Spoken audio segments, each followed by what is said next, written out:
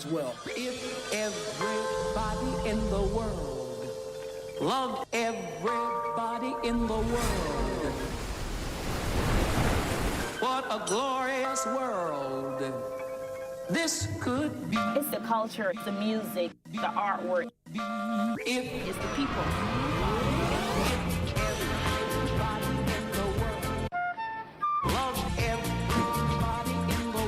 Deutschland by Nacht. A glorious world this could be.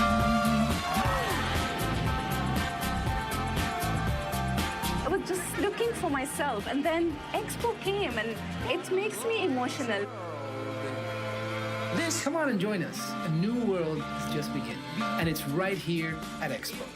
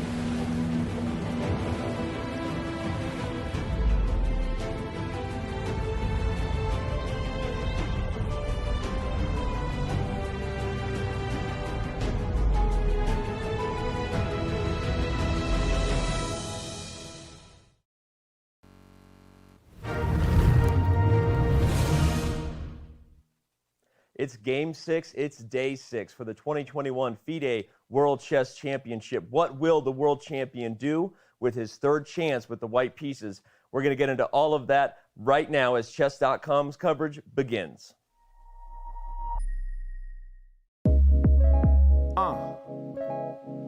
1, 2, 1, 2. Yeah, Chess.com in the house, come on. Harry Mack in the house, come on, yeah. Turn your volume up right now, y'all. We about to make this happen. Look, come on.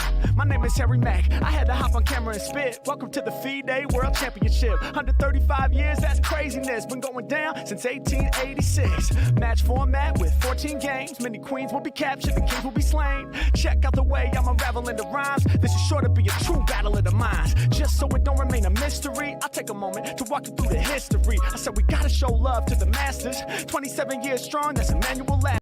This next name here is an honor. Said it's the end game master, Jose Capablanca. Can't forget Alexander Alacon. Ayo, his technique matches my style of rhyme. Why is that? Well, he's the master of attack, and I'm the master of causing disaster over tracks. But when he died, who's gonna be the next leader? FIDE came with a 3-year feature. Soviet reign for 24 years. Cold War pressure, it had us in fear. In comes the American Bobby Fischer. He had to get the crown, I'm just painting a picture. I be in the shuttle straight blasting off. I be slaying my rivals like Kasparov. When it come to spitting, son, I'm about to get it done. Won't stop till my rating 2851. I'm getting loose with the style. That was the past, let me take it to the now. Coming off top with the clever words. Time to introduce your first competitor. If you don't know, this is a reminder.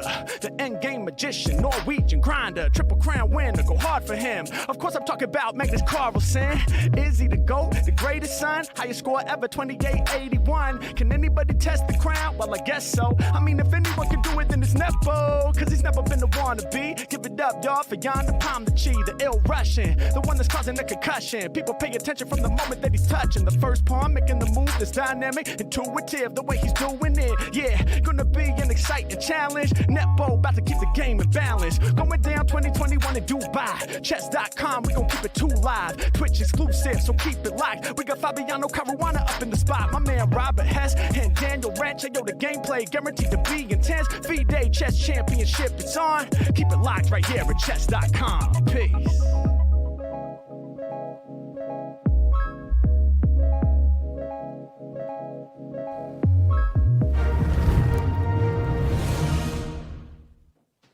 We hope everyone, especially the two competitors enjoyed their rest day, but now we're back. There is no rest for the weary, and right here on the edge of the couch on our studio is, of course, the man, Grandmaster Robert Hess. Robert, are you feeling rested? No, because our game of Avalon lasted pretty late, but I'm feeling good, ready for game 6. Yeah, we have to cap it at just like one game in the future, Fabi. I know that you love yourself when you're lying to us about being Mordred, but I just want to say I was actually not lying to you most of the time last night. Like maybe 66. The problem is you started out with such a strong lie that you were just suspicious for the rest of the I think you gave him too much credit for his chess success. Yeah, okay. Well, there you have it. Now you know what we're up to on the rest days, throwing down with some Avalon, some coup, all the things that we do when we're just hanging out. But right now, we are hanging out with something very special. We have to give a shout out to the fact that sitting on this table before us is the world's most valuable chess set. It was brought here courtesy of the artist and alchemist Colin Byrne. It's amazing. We managed to catch up with Colin yesterday. We're going to play that interview at some point for you later in the show. And at some point today, Fabiano is going to be making his first move predictions on the board and hopefully not breaking any of those incredibly valuable and beautiful pieces. Anyone who's interested can go to firstclasschess.com for more info on the amazing art that went into this this incredible chess set before your eyes. So, all right, but before we dive into the next game, make our first move predictions on this set, make our result predictions, and try to set the tone for all the things we anticipate might be going down when the world champion has the first move for the third time. It's time to take our last look back at what was Game 5. If you happen to miss it, this recap, of course, is brought to you daily on our YouTube channel. And without any further ado, let's take it away and see all the drama that was our last game before the second rest day. It's Game 5, it's Day 5. The 2021 FIDE World Chess Championship rolls on with the challenger getting his third chance on the first move. The first time we have an Italian. Right now we're looking like we're headed down a road of Bobby was right again. He's played this against Le Bon with both colors. Yeah. I don't remember the year, but they played this line and they had very exciting games. So Magnus actually has experience on both sides in this line, massive experience. I think that this is quite a tricky situation for Magnus to be in, and judging by his reactions here, I'm not sure he's the happiest. It's almost impossible, yeah, to break Spanish easily, yes. So, but overall, I'm pretty satisfied with what I got out of the opening because, despite the advantage was, sort of slowly fading, but I believe it's quite unpleasant to perform here as black. I had a nice pressure, but probably I chose the wrong plan.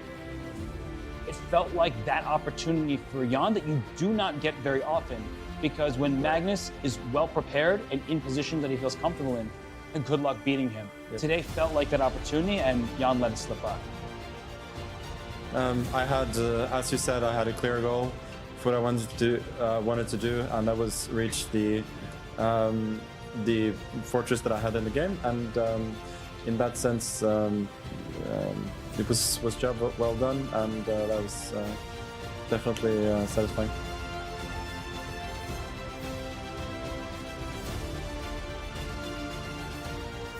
Your general feeling about the result, given the position that you had and the potential opportunities that you had? No, of course I'm disappointed.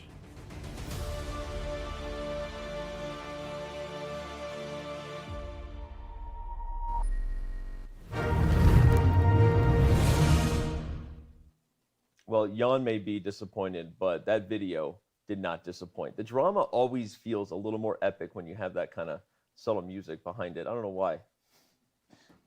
I digress. Okay.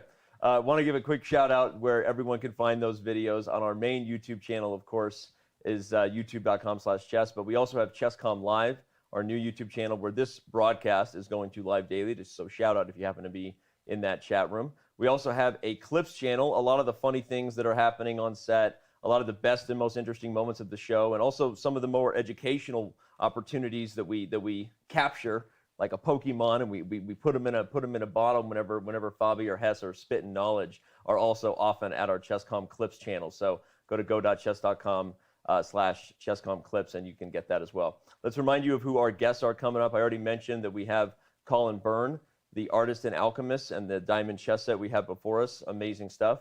Fedoseyev will be joining us again, the Big Fish 1995. We actually have some fun questions for him today. You're not going to want to miss that interview. And then perhaps the most talked about man on the internet this week with his absolutely huge announcement that he is leaving Twitch for YouTube Gaming, which is ironic because he doesn't play video games, as he said so himself. But Ludwig is joining YouTube Gaming, and he is no longer a live streamer on Twitch. We're going to catch up with Lud, talk about how closely he's following the match. We'll get his breakdown of the World Chess Championship and see what he thinks about Robert's performance so far. Can't wait to hear Lud's very honest take on that. So tune in at the top of the post show. As we say every day when the game ends, our show is really just beginning, and that's when the fun kicks off. So we will see you on the other side of the game. But right now, it's time to talk about our first move predictions and then our result predictions. Fabi, you have the honors of not breaking the chess set before you and predicting the first move of today's game. Well, thanks for not putting pressure on me, Danny. Okay. So we just learned that Magnus knows how the knight moves. So I'm going to make a prediction that he's going to move his knight out, knight to c3 on the first move. Is that because it's closest to you? It also helps that that piece is very close to me, so I don't have to reach across the board and risk the integrity of the chess set. Okay, knight c3 is actually an interesting transposition move word, but do you want to actually tell me your real prediction on the first move? My real prediction is that he'll play e4 okay, go on ahead, the first you move. You can do it. I trust you. I trust you.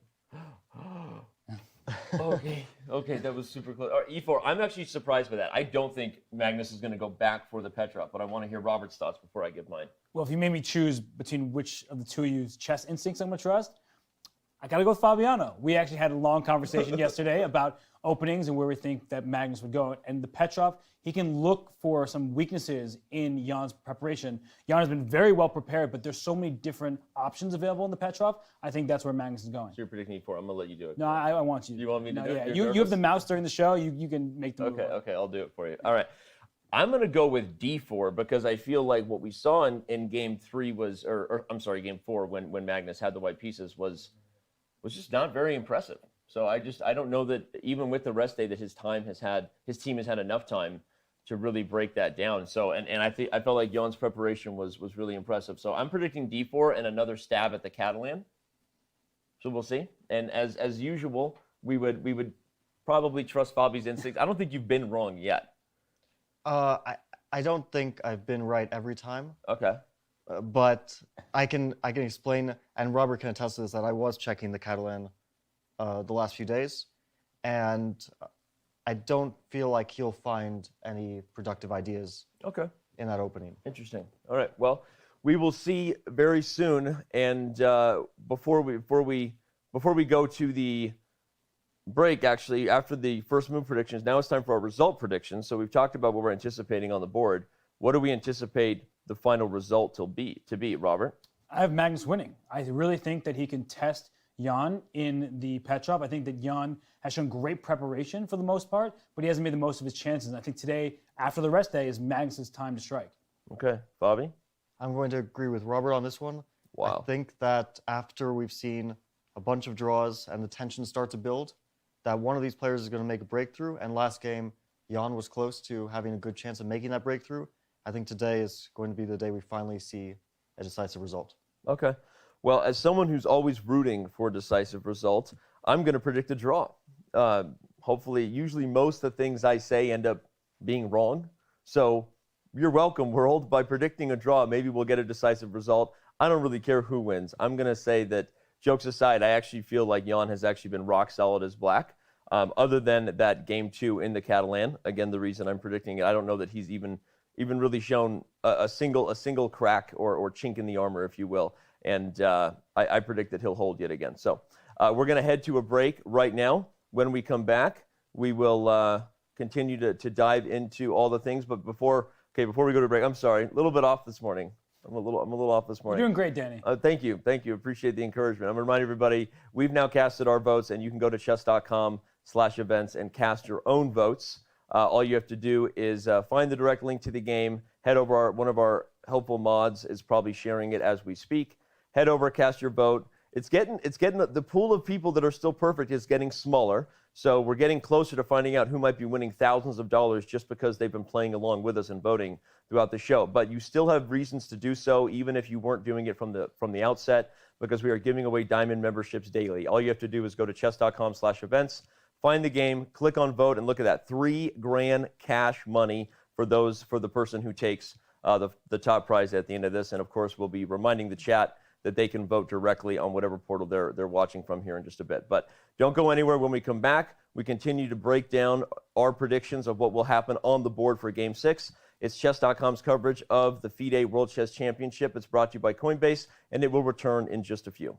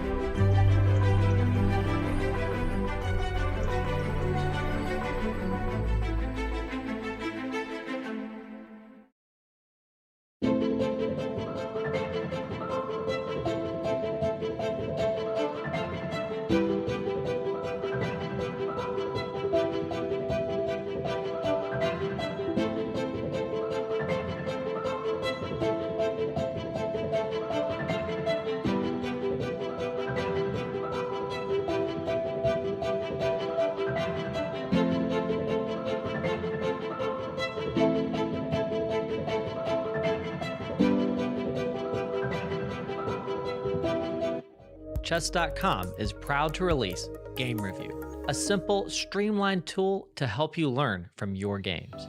Immediately see your accuracy and your opponent's accuracy and how many brilliant and great moves were played. Then select Start Review to dive into the game. Learn about the opening and get helpful stats on your performance.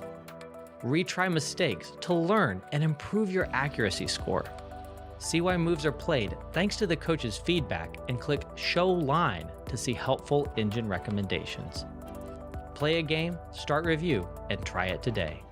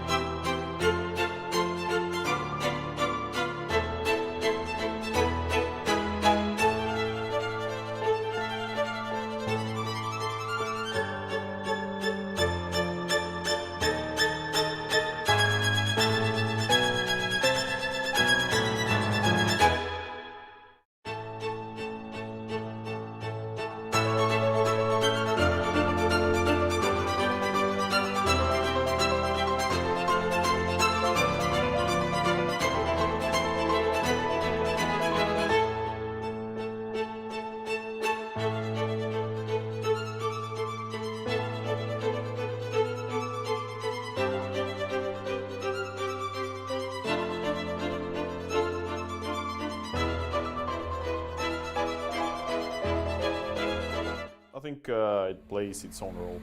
It's I mean, if trying to be serious, it's hard to evaluate because I think in modern chess you got to be a very universal player if you want to be successful. Mike Klein with Chess.com, and well, we're back in the Expo Media Center, and we have another draw. It's Groundhog Day. Everybody's waiting for something to happen. Some very important feature will have to change in one of these men to pull out a win. Now, when the players entered the press conference, I must say that both were down, but for different reasons. Magnus, not particularly pleased with his play or his passivity. He said the only active moves he played were the final few that ended in a repetition. What about Jan? Well, he was really upset about not playing this C4 move, and actually Magnus was amazingly candid in admitting that C4 would have put him under duress. But you know, I want to go back to the prior World Championships I've covered. Magnus, when he started a press conference in a melancholy mood, he would pretty much stay that way the entire press conference, but his sea change in these press conferences has been amazing. He almost always ends with a smile on his face. Even questions that he doesn't quite think are worthy of a press conference, he thinks about and gives a funny answer to. We had one today about how one of the pieces moved, and Magnus honored that with, well, a straightforward answer. This was probably the most down I have seen Jan, simply because of a missed opportunity, not because he was worse at all. So we're going to see how that mood is affected because they don't play tomorrow thanks to the 50th Jubilee anniversary of the United Arab Emirates. And finally, much has been made about Magnus playing football and soccer. He actually says he does a lot of water sports, although weirdly, he doesn't like being on the jet ski. He likes being towed by the watercraft. He likes tubing, he likes water skiing, but I don't know if he'll hit the water tomorrow. He actually says he likes wakeboarding, which is a little bit difficult. And what about Jan? I actually asked him privately backstage, what other sports would he be really good at as compared to Magnus? And he said, well, he's actually catching up in basketball. Now, how cool would that be to have one-on-one for the World Championship? Okay, it's not going to happen, but we're floating every other idea in the world. We might as well try this one. There you go. Mike Klein from the Expo Media Center. We will see you for round 6 in 2 days.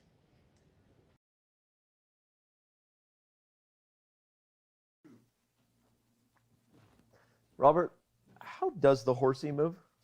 It's a really great question, an interesting one, in fact. And I believe it moves 2 squares forward to the side and then 1 square either up or over. So, you know, it's hard.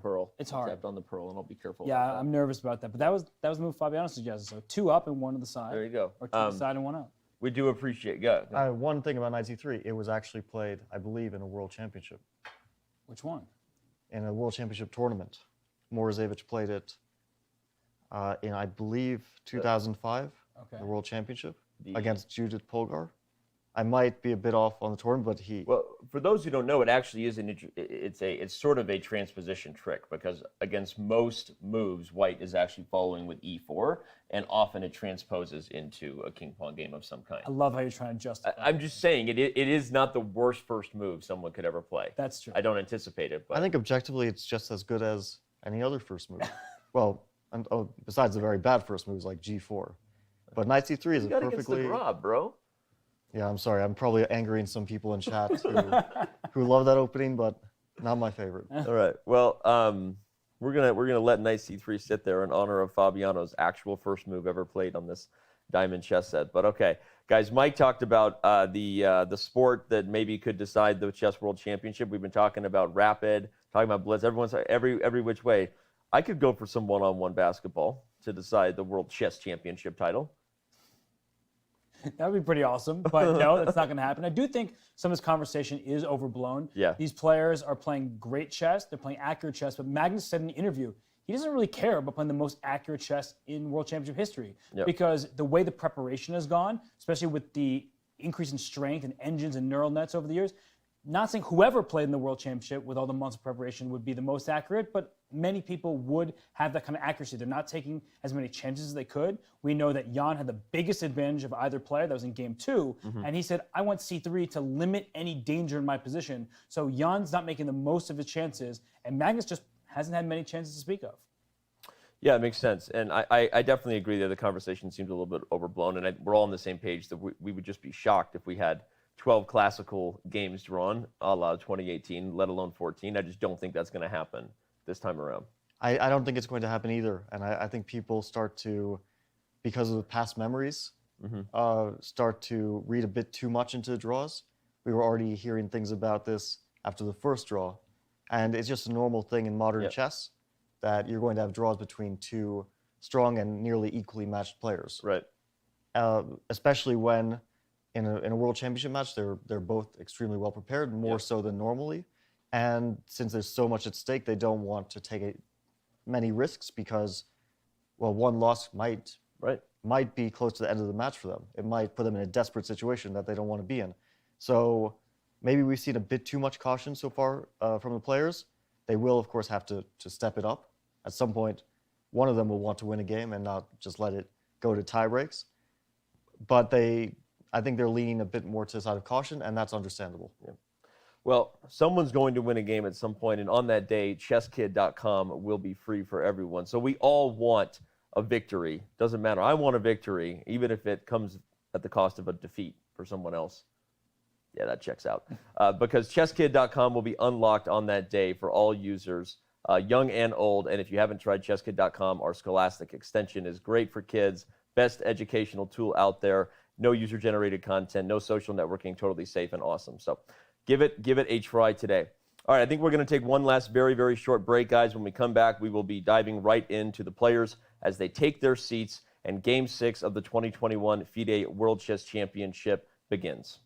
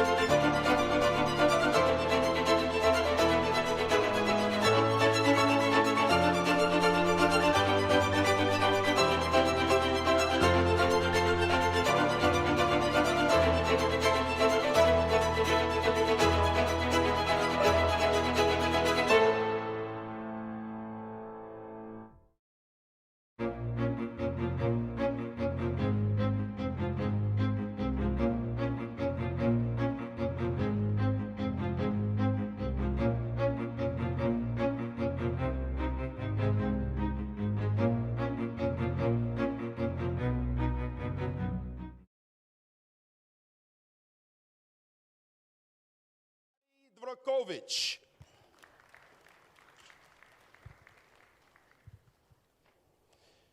And two special guests accompanying him.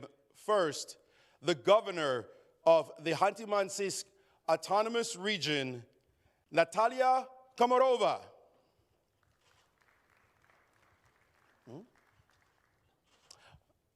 Apparently, she will not be accompanying us, but she is there in the VIP suite.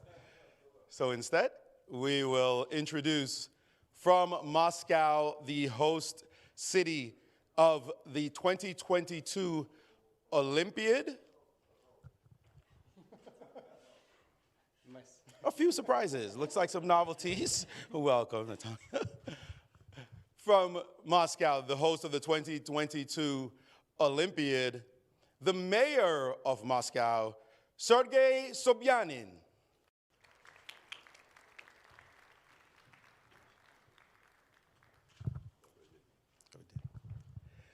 And the mayor will have the honor of playing the first move. Mr. Mayor.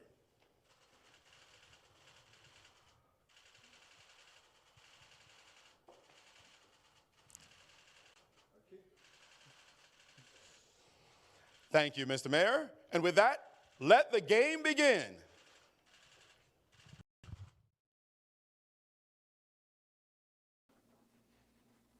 Well, we're going to find out. We'll find out right now whether it was a troll or you guys were right. I think I was right. LOL. Oh. One win for Dan. Can someone let's make sure that is noted and shared throughout all the interwebs. Danny, I don't know what's more shocking, that the first move was d4 or that you were actually right. Well, they came to, oh, look at this. Okay. If he plays a London, I'm going to find Eric Rosen. I think this is suggesting it's not going to be fun. the only reason to do this is to play the London. After d5, he will. I think no, we I may think see he'll play c4 and transpose here. But then why wouldn't he? Oh, g3. Oh, wow. What an interesting. Now, in theory, I could still be even more right. I'm already right, but my prediction was a Catalan. In theory, we're not fully away from that possibility yet. No, you're pretty much spot on. So I suspect that he can play e6 here. Mm-hmm. This is in line with what he did in the second game. If White plays c4, we get directly to a Catalan there. Yep. White normally has no reason to play his move order except to delay c4 by playing e6, bishop to g2. Right. And Black can play bishop e7. There are also moves like b5 if Black wants to get an independent game to stop c4. That's actually a fun line to note, yeah. But Magnus himself has played that as Black. So. It's a bit unlikely that he'll go for that. Okay. So the question is, after bishop e7, and let's say White castles, Black castles, what is White's plan to avoid what we got in the second game, which is c4, d takes c4. By transposition, this is what we had already. So there are moves, I guess, like b3. That's the only other really sensible move I can think of is b3 instead of c4. And of course, it's not a very threatening opening because Black has a lot of freedom. There's not really much pressure on Black. It's more of a slow positional game. So, yeah. The question is, of course, Black doesn't have to play e6 as well. Mm-hmm. And Jan is thinking here, for example, bishop to f5, taking advantage of the fact that there's no pressure on d5 yet, so Black is free to develop with a bit more liberty, playing bishop f5, getting the bishop out of the pawn chain. And Black also has the option of g6. This transposes to something that Jan is certainly very familiar with, which is basically a Grunfeld with g3, where Yep. Black at some points plays d5 and we get a symmetrical structure. Yeah. Robert, your thoughts on whether that's exactly what Magnus wants, actually? See, that's exactly what I was going to say, Yeah. is because right now Jan isn't thinking about what move can he play. He's thinking, what move should I play? Mm-hmm. Because with Magnus's approach, he has been non-committal. He hasn't played c4. Mm-hmm. He hasn't allowed any captures, no tension just yet. And as Fabiano was suggesting, a move like bishop f5 is possible, but that takes him away from the opening that we saw in game 2. And perhaps Jan wants to get away from there, but he doesn't know what Magnus has in store for him. Mm-hmm. So he's playing without the full information of Magnus's intended repertoire. And with that in mind, he is going to spend some time here thinking what is Magnus anticipating in this game? What has he looked at with the engine, with his team of seconds, and can I avoid it? And G6 makes sense because you go back to Grunfeld-like positions, but because Jan has a long-standing history of playing the Grunfeld, perhaps that's exactly what Magnus wants. That he was looking at the Grunfeld prior to the match, and so going back from the Catalan lines where they're very concrete variations, very direct lines, maybe that's where Jan should go back because he's been doing well with that approach with the black side. We see Jan standing up and taking off his jacket, despite the fact that it's his turn. No, it's a great point, Robert, about G6, because one of the things we talked about coming in was the fact that Jan is well known as a Grunfeld player, but would he stick with that in a World Championship match, given Carlsen's many months to prepare? And he showed in game 2 that that was not necessarily going to be what he was going to do. If we talk about the fact that in game 2, we had a much more direct approach, which was c4, e6, knight f3, and then d5. Jan showing on move 2 in game 2 that he had no intention to play the Grunfeld. So, but with g3 being played, you have the option to play certain variations of the Grunfeld that maybe aren't the most topical these days. Although, as we say all that, we now see Jan's commitment on the board says, you know what, I'm willing to get exactly what we had in game 2. Show me what you got, big fella. Yeah, I think that this was the most likely choice from Jan. Yep. It's, of course, G6 is a good move, and it would be in line with Jan's repertoire prior to this match. Right. But his repertoire for this match clearly indicated that he's not fianchettoing his bishop. He's more playing the classical systems. And this is exactly what he did in game 2. So I think it's most likely what Magnus expected. Oh, and but B3, you were right, and that's really interesting. So now no Catalan. So I'll call it a wash. We were all wrong. Even though I got the first move right, I was convinced Catalan was about to appear until b3. But the reason I like this choice is because it doesn't have the same options in some of the lines. There's no forcing variations that trade off some pieces or say you need to go down a certain variation. Right. This is the type of opening that Magnus is suitable for Magnus, I should say, because he likes to have wiggle room. Yep. He wants to be able to outplay his opponent over a stretch of time rather than just concretely beat them by calculating a 6-move series better, because Ian Nepomniachtchi is one of the best calculators in the world. What Magnus really thrives in is these positions where you have to come up with plans every single turn, and you have 4 different equivalent-looking options, but he tends to pick his options better than his opponents, historically speaking. So I do like the move b3. Fabiano gave us that as an option, and I like the opening choice, even though it's nothing special just yet. Well, it also seems from a practical perspective in all the games we've had so far, or at least the last few games, Jan has been able to play very quickly. He was clearly pulling on prep. This is the first game where it feels like the tempo is changing a little bit, right? Jan is already going to be a little cautious with every move. Well, I get the impression that, and this is not just based on the speed of his moves, but I believe that people generally are well prepared for sidelines. And so I'm sure that he's familiar with his line. He's also playing quickly. But nowadays, modern players, they don't just focus on the main lines. They know that also they can get out-prepared or tricked inside lines, and they have to spend maybe not just as much, but they also have to spend a significant amount of energy analyzing sidelines. So this is actually... I saw that face you gave, and Robert wasn't on camera. Robert gave the same exact face Fabiano did. No, it's not. So if we go back a little bit, because I was checking this recently, if we go, let's say, to a Catalan, but let's go from the classical move order, not c4. Okay, so wait. But just from the start, d4, knight f6. Yep. c4, e6, or knight f3, e6. We'll go with what happened in game 2. Yep. c4, e6, knight f3, d5. Okay. g3, bishop e7, bishop g2, castle. And here there is not a very popular move, but it's kind of popular topical move, b3. And black usually, not always, but usually takes on c4. B takes c4 and c5. And there's been a bunch of high-level games here. And white can castle here. Black takes on d4, knight takes d4. And we have pretty much an identical structure to what we might see in the game if black takes on c4. White has the split pawns, a2, c4. The advantage is, the compensation for that is the bishop on g2 is extremely strong and limits black from developing. And here we have some high-level games. For example, Wesley So played queen to b6, I believe against Sam Shanklin. Other strong players like Lanier Dominguez have played queen to b6. So this is one of the main lines of the Catalan.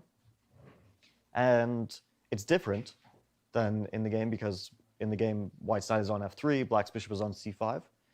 But it will bear a lot of similarities. This is interesting. Robert. One question I have in the game continuation is, we're talking about essentially d takes c4 as black's main move, which does make perfect sense. Can white make a move like queen to c2, pinning the pawn on c4, trying to win it back? And the only way that I can see to try to maintain extra material would be very slow in terms of development. Now, this type of position, black can just develop and give back the pawn, and that should be all right. Right. With a move like knight c6 or a number of other moves, but at least it asks some questions, to Jan. Though Fabiano's point still very well taken with these lines, where even if your pawns are split from white's perspective, you still have some chance of long term. But I think with the knight on f3 remaining there, b takes c4 doesn't feel quite as strong as the other variation. Excuse me. Lost my voice already. I'll finish your point because it's a really good one.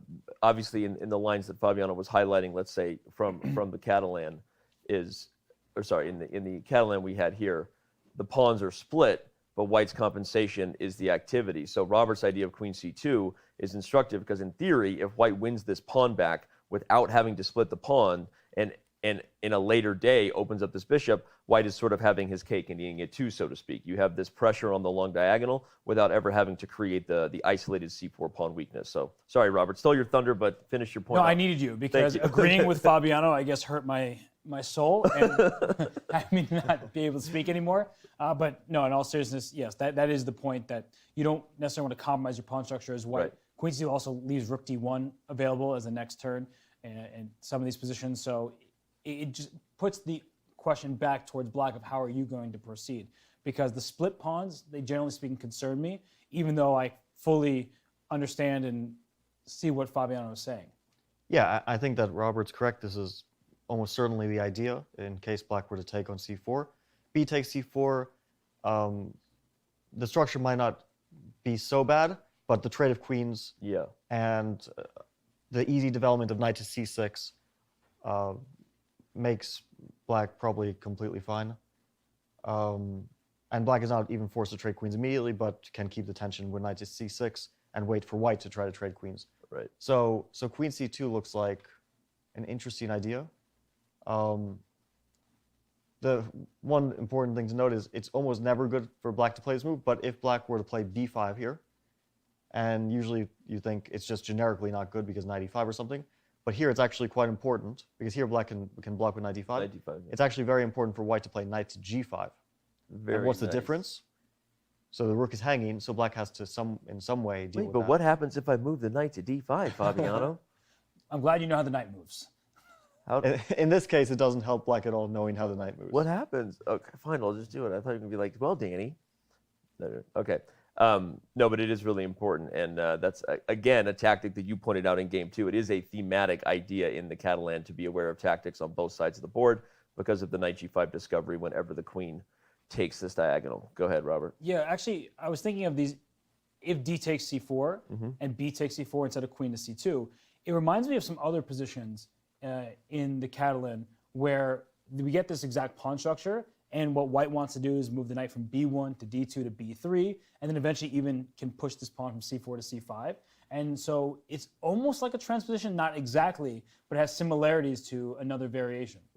It's a deceptive structure. I agree with you guys, obviously, that as if my opinion matters that I agree with you, but I agree the endgame is... It matters to me. Is not going to give white the best long-term chances, but that idea you're highlighting, Robert, is really instructive, because I think optically when you first look at the isolated pawn, you go, no good, right? But in this particular Catalan structure, because of the combined pressure on the long diagonal, this pawn getting to c5 would be an absolute thorn. And we've seen games that look close to equal, yet white has this just nagging grind, right? The nagging grind that doesn't go away. And combine that with what just looks like a move order that has put Jan a little bit in the think tank here. I'm already in that practical camp of, you know? So once Robert started that sentence, I knew it. Sentence. Once Robert, no, copy's on the way, guys. Once Robert started that sentence, I knew exactly which variation he was talking about. Yeah. Okay. So let's just show that line. If we go back to the Catalan. Okay. Main line again. Catalan. We joust. Knight of 3, d5, g3, and so Okay. Jan played bishop e7, but there is d takes c4, another main move. And after bishop g2, one of the most popular moves is c5, striking back in the center. And after castle, short castle, knight to c6, one of white's main moves, if not the main move, is d takes c5. And after queen takes d1, rook takes d1, bishop takes c5, white plays knight b to d2, and black, in order to break up the structure, plays c3.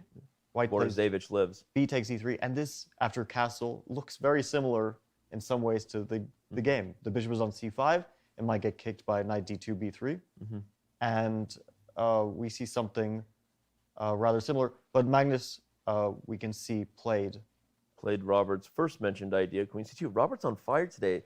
You shaved? You look good. Can we get a close up on Robert real quick? We don't gotta do that. I think we should. I mean, you're looking great. So I know you shaved to try to change the momentum here, right? Yeah, I thought that the reason they weren't getting decisive games was because of your because I had a beard. Yeah. Yeah. So I decided that I would shave. That way, maybe I could try to regrow it and live up to the expectations people have. I'm trying to be MVL. I'll get there one day. But in all seriousness, I mean, those transpositions are very important to recognize. And when I saw the move c4 and possibly b takes c4, I immediately thought of that opening variation that Fabiano had mentioned. And I was thinking, well, is that something that Magnus wants to go down? Clearly, he says queen c2. Let's not trade queens. Let's not get there, because those variations, even though white does have some pull, it's been studied to the nth degree, and many players have found ways to equalize. Wesley So has so many games in that opening. So queen c2, it doesn't liquidate. It leaves more options available. And Jan is the one thinking. Magnus, in an interview, it was in Norwegian, but we had it translated. He was saying that Magnus likes his own time management. He thinks Jan has been very well prepared.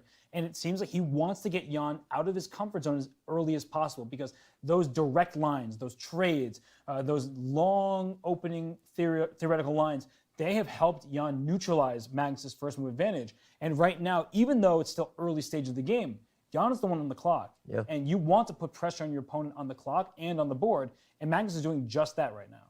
We see Jan here on our in-studio monitor. And, Fabi, let me ask this question. As Robert was giving that advice there, I wondered, just because you put the queen on c2, is b takes c4 out of the question? Because this idea of Robert's knight to b3, transposing into the Catalan idea with the eventual c5 thorn in your shoe, is that still a possibility?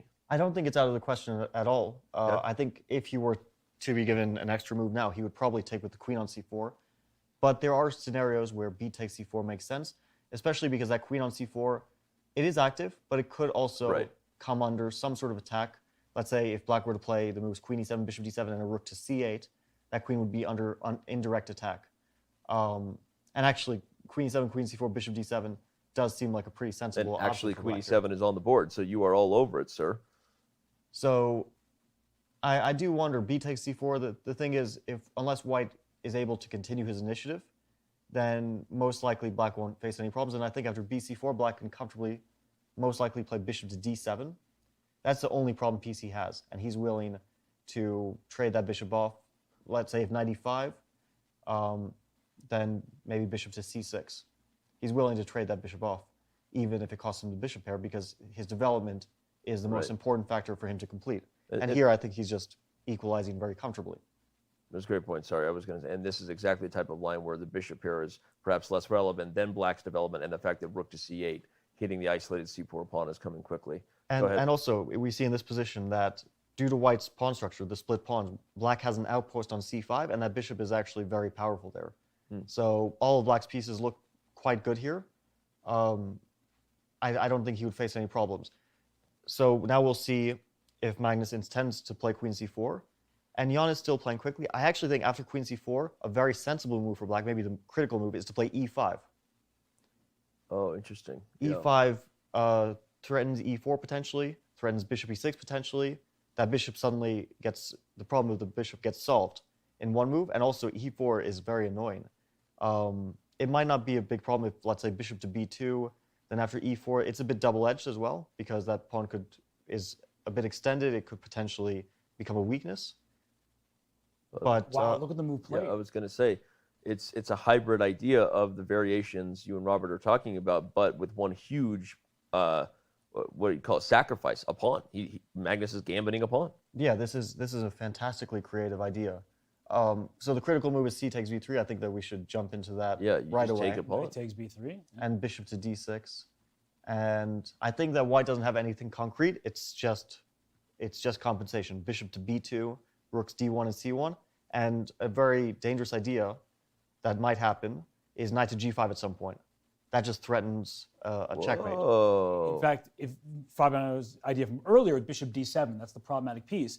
After bishop b2, bishop d7, you already have knight g5 ideas, because bishop c6 is the way you want to meet the attack of the pawn on b7, but bishop takes f6 ends the game on the spot, removing the defender of the checkmate on h7.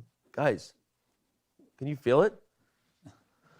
I know I shouldn't call it. Robert keeps saying not to call attention to it, but knight bd2. This is very interesting. If black doesn't take that pawn, and let's assume for a second that Jan doesn't know this position, because I have a feeling this is a super rare idea, maybe just a new idea completely. So Jan might intuitively just not want to capture material because it feels dangerous. And you think Jan is already going to be surprised by this? I mean, I don't know. I'm not an expert on this opening, but I would be surprised if this is a known idea. To me, this looks like a completely new concept. I thought you're an expert in every opening. Every single one. You know you're Fabiano Caruana. Not quite an expert in this one. Sure. No, I'm kidding, obviously. That okay, well, I'm not. You are Fabiano Caruana. We'll talk about that later. But the point is, it's always fascinating, I think, for the fans of the guys in the top 10, like yourself, when we see novelties on the board that could indeed surprise someone as early as move 10, right? You go, wait. And to me, this passed your criteria that if cb3, knight b3, initially you go, okay, black should be fine. Black's up a pawn. But the more you give the engine time to think and you just look at the position, you go, wait. Even the computer is kind of liking white's compensation here, which just has my spidey senses tingling. Yeah. I wonder what white's most accurate move is here, because when we played bishop to b2, we saw the eval bar drop a little bit. It's evil, yeah. So, the evil bar. So maybe bishop to b2 isn't the most accurate, although it looks like the most natural move. It might get blunted by e5, I'm thinking. I was going to say, your e5 idea strikes again, and this is a really common structural point in these Catalans where the d and c, and a lot of variations of the Queen's Gambit kind of declined and accepted. Black changes the structure with this e5 move, so go ahead, maybe Robert. there's something more accurate, but Robert, what are your thoughts? Yeah, it's a fascinating moment here for Jan. My first thought is, will Jan accept that pawn? Because Magnus went into this position, he's moving very quickly. In a way, you know, he kind of wants you to take because you're in his preparation and Jan is on his own. I really believe that Jan, he has studied positions like this, but when you see knight d2, he's already spent nearly 20 minutes on the clock, and we know that Jan likes to make his moves quite quickly in the opening, that he's caught Jan. And it's not that Jan's position is lost. So in that position, c takes b3, knight takes b3, bishop d6, those moves are very natural and maybe even forced. So you get here and you're like, well, white has bishop b2. White has rook d1 to start with. White has rook b1 that you could play just to see how black is going to react. But it feels like many of those moves look appealing, but I don't want black to just play knight c6, bishop b7, and get out very quickly. So I think my focus would be on stopping that very direct plan. I think it's possible that the bishop should stay flexible on c1 because maybe it wants to go to g5. Yeah. And a move like rook to d1 makes a lot of sense to me because this is a generally useful move. The bishop on d6 is a bit loose, let's say. It's not hanging or anything, and there's no real direct threat with this. But it's a bit loose, so rook d1 should be a pretty natural move. What if you play knight f3 to d4 instead of rook d1? Because we know black wants to play knight c6, so I'm stopping you directly. Your e5 move is well taken, but now if you play e5, right, you can play knight f5, getting rid of your bishop pair, and that seems to give white some compensation in the long term with the bishop on g2. And if not for knight f5, we could also have gone knight to b5. Maybe it's worth going after the dark square bishop rather than the light square bishop. So it's a position where white has a number of options, but we know that Magnus has looked into them, and so I'm going to trust whatever he plays. And that Jan has likely not. Go ahead. I think this is actually important, the line that Robert just mentioned. So let's look at it again. C takes b3, knight takes b3, bishop to d6. Knight f to d4, it's clear black's idea is to play e5 at some point, so knight f to d4 is a very logical move, stopping that. The question is, if black doesn't play e5, it's not easy to develop. You can move the bishop from c8 because of the b7 pawn. Your knight can no longer go to c6, or it can, but it's sacrificing a pawn back. Probably it's going to lead to some advantage for white there. The knight doesn't really want to go to a6 because, well, knights don't really like being on the rim like that. And if e5, I think instead of knight f5, which is the most natural move, knight to b5 is actually more dangerous because that bishop on d6, it doesn't look like a super important piece, but once it's gone, black's dark squares will be super vulnerable.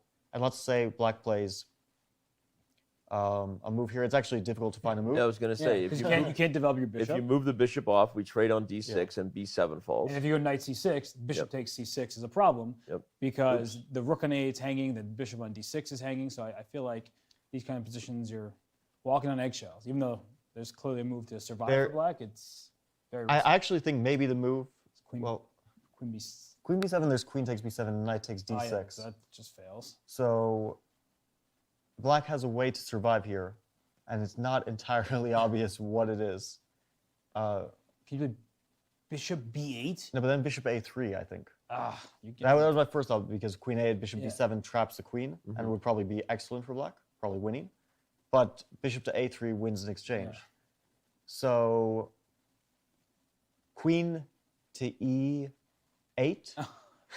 Oh my kind of desperate here. Wow. Oh my gosh. By the way, this was really fun because with the eval bar but no engine moves, Fabi is really put to the test in a position that just simply makes no sense. Queen, okay, but I doubt we'll get this, but okay, that's I think just out of elimination, there was no other move which wasn't losing. And queen t8, it was a funny exchange stack, but it might even be a relevant variation, which is kind of funny. Because we saw with the moves that we made that the bar was sort of staying relatively level. So, but of course, black is not forced to go into this. And queen 8 is very hard to see from afar, from a distance, right? So in that variation we've been looking at, to get into that position, and then after knight f to d4, you see that the knight can go to b5 after e5. But you have to think about this queen e8 move several turns in advance, even before taking on b3. Because this looks like a position you don't want any part of. And then you see this ridiculous looking move, queen e8, that doesn't make any sense because all your pieces are hanging, your rook in the corner, your bishop on d6. But somehow it holds for black. It's difficult. Jan would have to calculate it, but look at the clock situation. Jan's already down 20 minutes. So if he can keep Jan burning time while Magnus is either directly in his preparation or within the realm of his preparation, that will continue to make Jan nervous here because he was not expecting this opening today. You can sense it. There's this is going to be a game with some tension and for sure, at least at the early outset, some fireworks, given that the challenger is uncomfortable for the first time in several games. Not necessarily any game, but really for the first time in several games, Jan is burning up clock in the first stage of things. And let me remind chat really quick before we dive back in that now the voting is closed at chess.com. You can spam the emotes in chat. Let us know who you're rooting for. Use your channel points. Cast your vote on what the result of the game will be. You have a little bit of an advantage now because now you're like, oh, feels like maybe Magnus is going to have some pull. But either way, cast your vote. Spam the chat. Be kind. Rewind. Robert. You're seeing me with a Jack Black and Most Def reference there? What? I think I said on a show one time, like I used the term rewind the other day, and like one of my kids didn't even know what it meant for a second, but it's still used in culture, like, hey, rewind that moment. But overall, it was kind of funny. No, that was a good one. But I was about to ask Fabiano, if you were playing in this game, you know that Magnus wanted to get to this stage here, would you take that pawn on b3? Well, my instincts, my chess instincts, are not to capture material, especially this kind of compensation where I'm under pressure for a long time, and especially when I know my opponent's in preparation. So I would try to play something else. But the advantage of taking material is you probably know that you're not worse there, because you know white has compensation, but it's probably not enough, not more than an advantage objectively. And if you play a move like knight to c6, white might actually have just that free advantage by playing knight takes c4 and then bishop b2. And this would be my instinct, to try to play e5 and try to go for something like this. But I understand both approaches. I actually want to point out a parallel between this and the second game, because in both games, Magnus played Catalan sort of lines. This is not a direct Catalan, but it's very, very similar. And in both cases, he sacrificed a pawn early on, and it was part of his preparation. And I think we're all thinking of one player when we think about Catalan and pawn sacrifices, slightly speculative maybe pawn sacrifices, but based on deep preparation. And he's a player who also worked. I'm not sure if he still works with Magnus, but for sure he's worked extensively with Magnus. Dubov is known as exactly for this type of preparation and for this type of sacrifices. It's sort of his calling card in a way. Yeah, it's interesting. And that leads to a whole interesting topic on the influences that seconds have, especially with everyone has the same second, we keep saying. It's a super jet engine strapped to a Leela backpack with a Stockfish 14.1 neural net water bottle in the side of that backpack. And whatever else comes with it, but it's the players who are teasing out information, and how much does the creative mind of the player influence the engine the other way, Fabi? Like players who say, no, I know what they're saying, but let me push a little bit, right? Poke a little further and get them into a position where there's something unclear. And do you think that that's something that makes a difference in these types of matches? Yeah, I think the analyst is still the more important factor. Because the computer is a tool and everyone has it. Yeah. But the difference is made by who's using the tool. Yeah. And we could have an idea like this, which, 99 out of 100 people would not really analyze because computer probably says black is okay with knight c6, cb3, bishop d7, e5, and a variety of other moves. And people just put that down because they think, okay, black's good here, computer's telling me that. Or some people will think about the practical implications of this move and how it puts pressure on your opponent. I think that comes a lot with experience, which Magnus certainly has plenty of. And he understands which ideas might be unpleasant to face. And ideas where your opponent has a lot of possibilities are actually a two-sided coin. Right.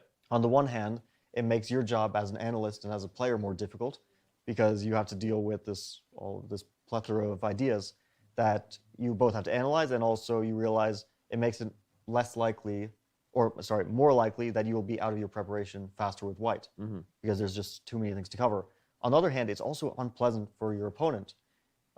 If let's say Jan had one clear option here and every other move was bad, he would easily play that option and then deal with the problems later on. But now he has to decide between several equal or equivalent looking options. There's knight c6, there's cb3 obviously, there's a move like c3 even. This is a difficult decision just based on the amount of options that black has.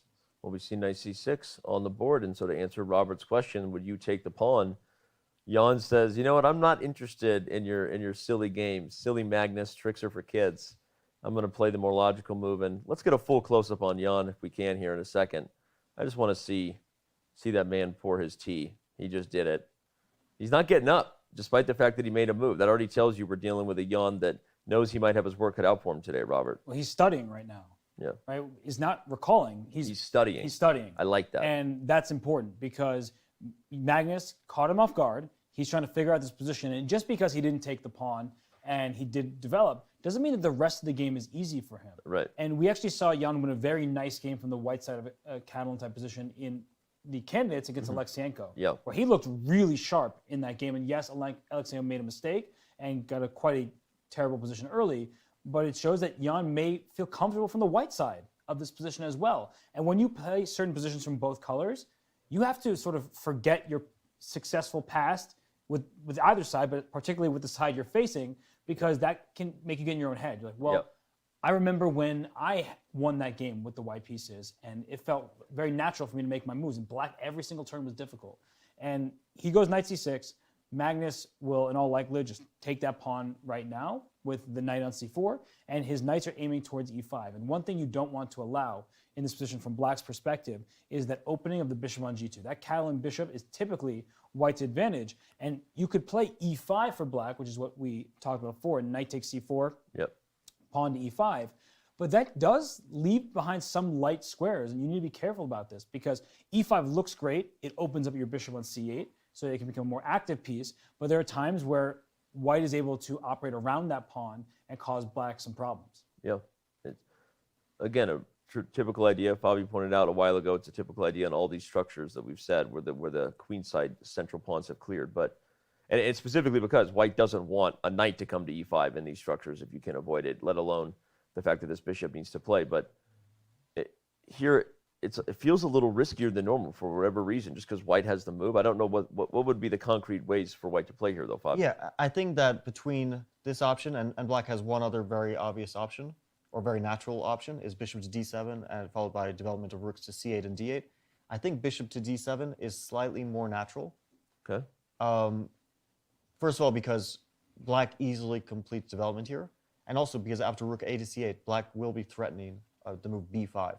That queen and rook are lined up, and white will have to deal with that issue. For example, if we were to play bishop to b2 here, I think the most natural move, rook a to c8, and let's say we make like rook f to d1. Maybe rook a to d1 is a more natural way, but anyway, b5 suddenly gets very annoying. If that knight moves to e5, for example, that would be very, very bad for white.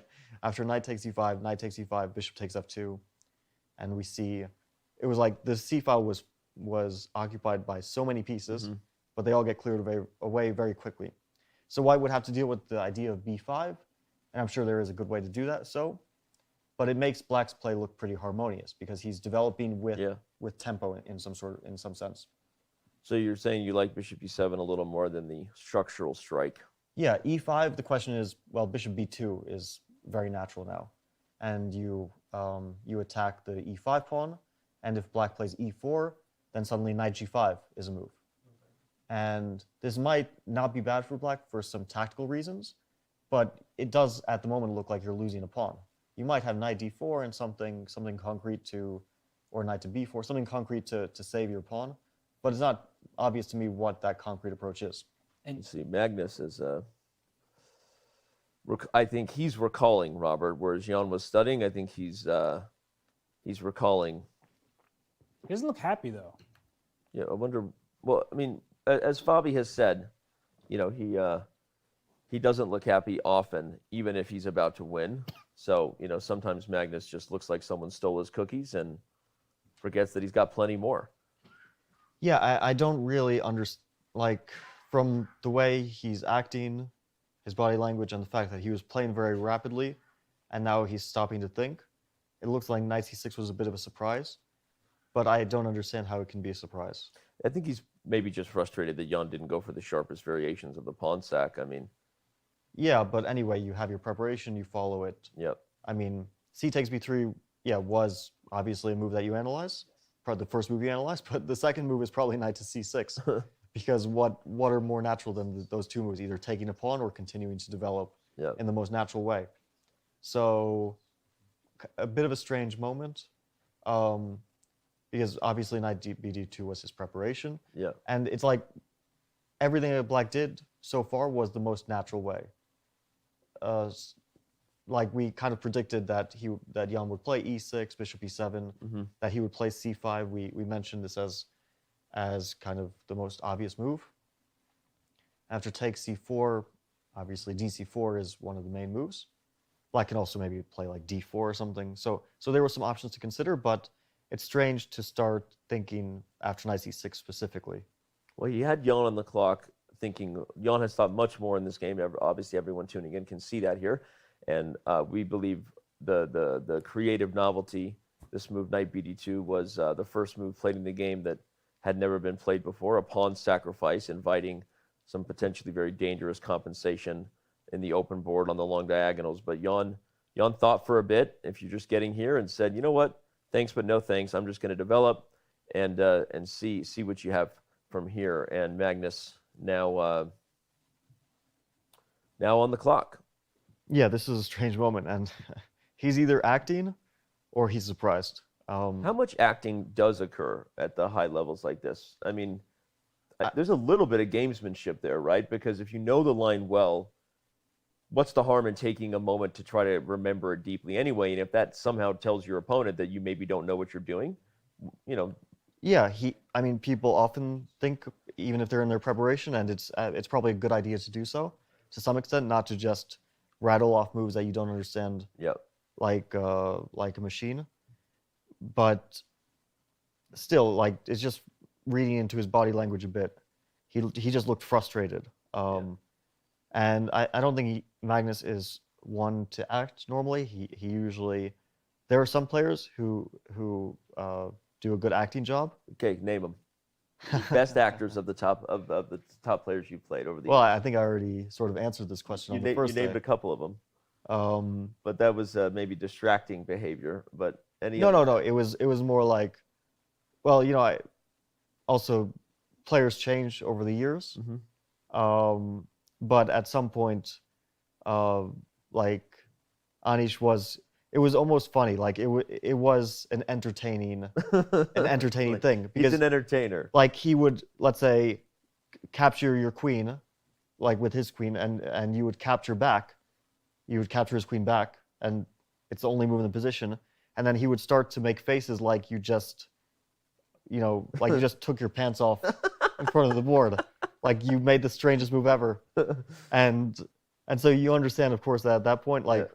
It's just some sort of, like, either it's supposed to get in your head a bit, but it's just a funny thing to witness. But sometimes, you make a move, and he makes an expression like, what was that move? What did you just do? Right. And the idea is maybe to get in your head a bit. Yeah. But I don't want to single out people because he's not the only one who's done some acting. No, I think it's smart to just continue to single out a niche. To just let him take to the Twitter sphere to get his revenge. Yeah, we might have some Twitter back and forth after this, but I do want to say that Anish and I are on good terms, and I do. Well, that makes one person who's on good terms with Anish. Robert. I thought you were going to say one person on good terms with Fabiano. Yeah, I think a lot of people are on good terms with Fabiano. But yeah, this deep dive here by Magnus. Yeah. It feels like he must have expected knight c6, right? That's what Fabi was just saying. Yeah, so something feels off. Trying to figure it out because he doesn't look pleased, and he didn't as soon as the move was played, and now he's really spending some time here. So I wonder what exactly that is, because it's Black's 10th move. Preparation runs much deeper than this 10th move. So I don't know. Well, and the reason we're speculating, Shad, not to add unnecessary drama to a moment, although we might be the most dramatic thing happening right now on these shows, so we continue to call it like we see it. Part of the reason it's interesting is because players at the high levels, guys, they don't take time just to take time. This isn't like when kids are learning clock management and your coach says take this amount of time for this many moves, right? If they're thinking, there's a reason for it, right? And whether it's recalling preparation, whether it's calculating something deep, it's not unfair for us to speculate that there's something to this. And so when someone has been playing quickly, they're the ones who surprise their opponent. They're the ones who play the first novelty, yet suddenly they go into the think that Magnus is. Makes you wonder. It's a strange moment, though. Right. Like, this is such a logical reply by Jan, and Magnus chose the variation. So I don't know what exactly he's thinking about, what he could possibly be surprised by with the move knight c6.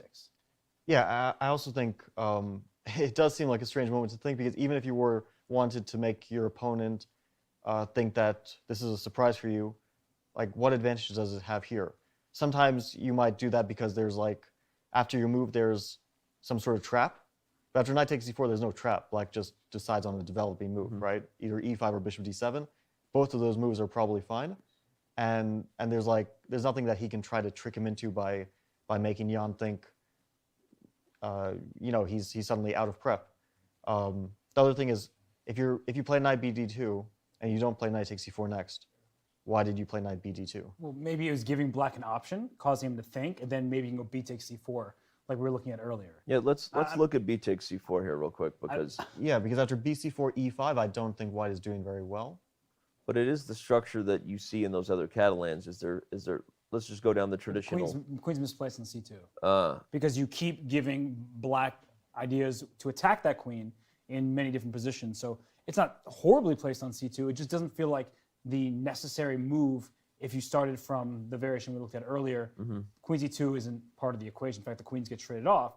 And without the queens on the board, it makes White's life easier to start making inroads and putting pressure on Black's position. So, yeah, I don't think b takes c4 is what he's really wanting to do here.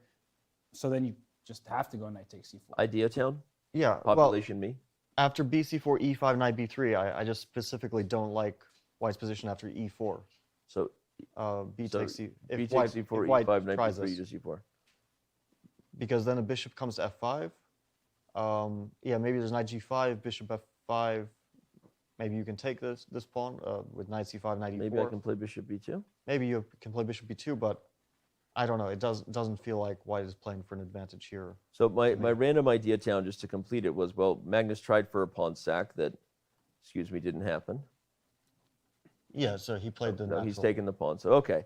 I thought maybe he'll continue to try the pawn sack, but in hindsight, I was just looking for something here to talk about in terms of why the world champion was burning up so much time, but he indeed plays the most logical move, which is knight takes c4. It's a slightly bizarre moment. Not because of the move he played, but because of how long it took to play it. Because of the time he spent, and also because he doesn't look happy, and he didn't look happy playing this move, and now he looks concentrated, and I just don't understand how, like, it's possible to miss things in prep all the time. There's a lot to look at, a lot to be overlooked, but this particular move is a strange thing to not consider in your preparation, especially when you're playing, a new line. You want to, and let's say you have this idea and you're happy with it. You think it'll put pressure on your opponent, and so you don't want to, be out of book right after he plays the most natural move. It's even a little bit embarrassing over the board to start thinking, and not only that, it also gives your opponent some, like Jan was worried. It gives him some peace of mind now. Right. That, well, maybe things aren't as scary as I thought. Unless Magnus is trying to get nominated for an Oscar. Unless he's acting. I don't get that sense, but maybe it's a good time to start his acting career. I mean, okay, if he's acting now, I mean... Right? So he's been a Porsche commercial. He's acted. He's acted some. Was he actually the voice in The Simpsons, or was he just a character? Don't know. I never actually saw the episode, if I'm honest. Yeah, Queen e7 was officially the first novelty in the game, although it was played so quickly and seemed so natural. Fabiano suggested it right as Jan played it. It didn't have us shocked. Obviously, knight bd2, a much more head-turning move to sacrifice a pawn and potentially be all in on a gambit idea. But yeah, Queen e7, the first official novelty in the game, although, again, Fabi, after knight bd2, knight c6, and knight takes c4, whether we got into this position via some sort of novelty, it is obviously not a very novel idea necessarily. The structure now looks very familiar. It looks like a very typical Catalan position. For me, the most interesting thing is, will Jan go for the more aggressive approach, e5? Mm-hmm. We considered bishop d7 a bit, but let's have a look at e5. Okay. Because white can play bishop b2, but it's not the only move. Another move which makes sense is bishop to g5. Okay, so e5, bishop to g5 is what you're saying. It certainly makes sense. It's basically saying, I'm going to give up the bishop pair. Black might play h6, white takes on f6, black takes on f6, and white maybe can play a move like e3. Basically, white just wants to say, okay, so e5, you weakened your structure a little bit, you weakened your long diagonal. My bishop now has huge scope, and if I play knight f to d2, your bishop on c5 is a little bit blunted. Mm-hmm.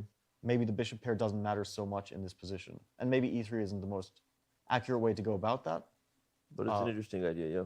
But this is some sort of idea for white. The other thing was, of course, bishop to b2 instead of bishop to g5 is a very natural way to do it. But in that line, you were looking at e4, although, again, after knight g5, bishop f5. Well, here, yeah, so let's see. This is interesting because black sacrifices a pawn, but certainly gets compensation after. Bishop takes f6, let's say. Yep. Queen f6, knight e4, and maybe queen to g6.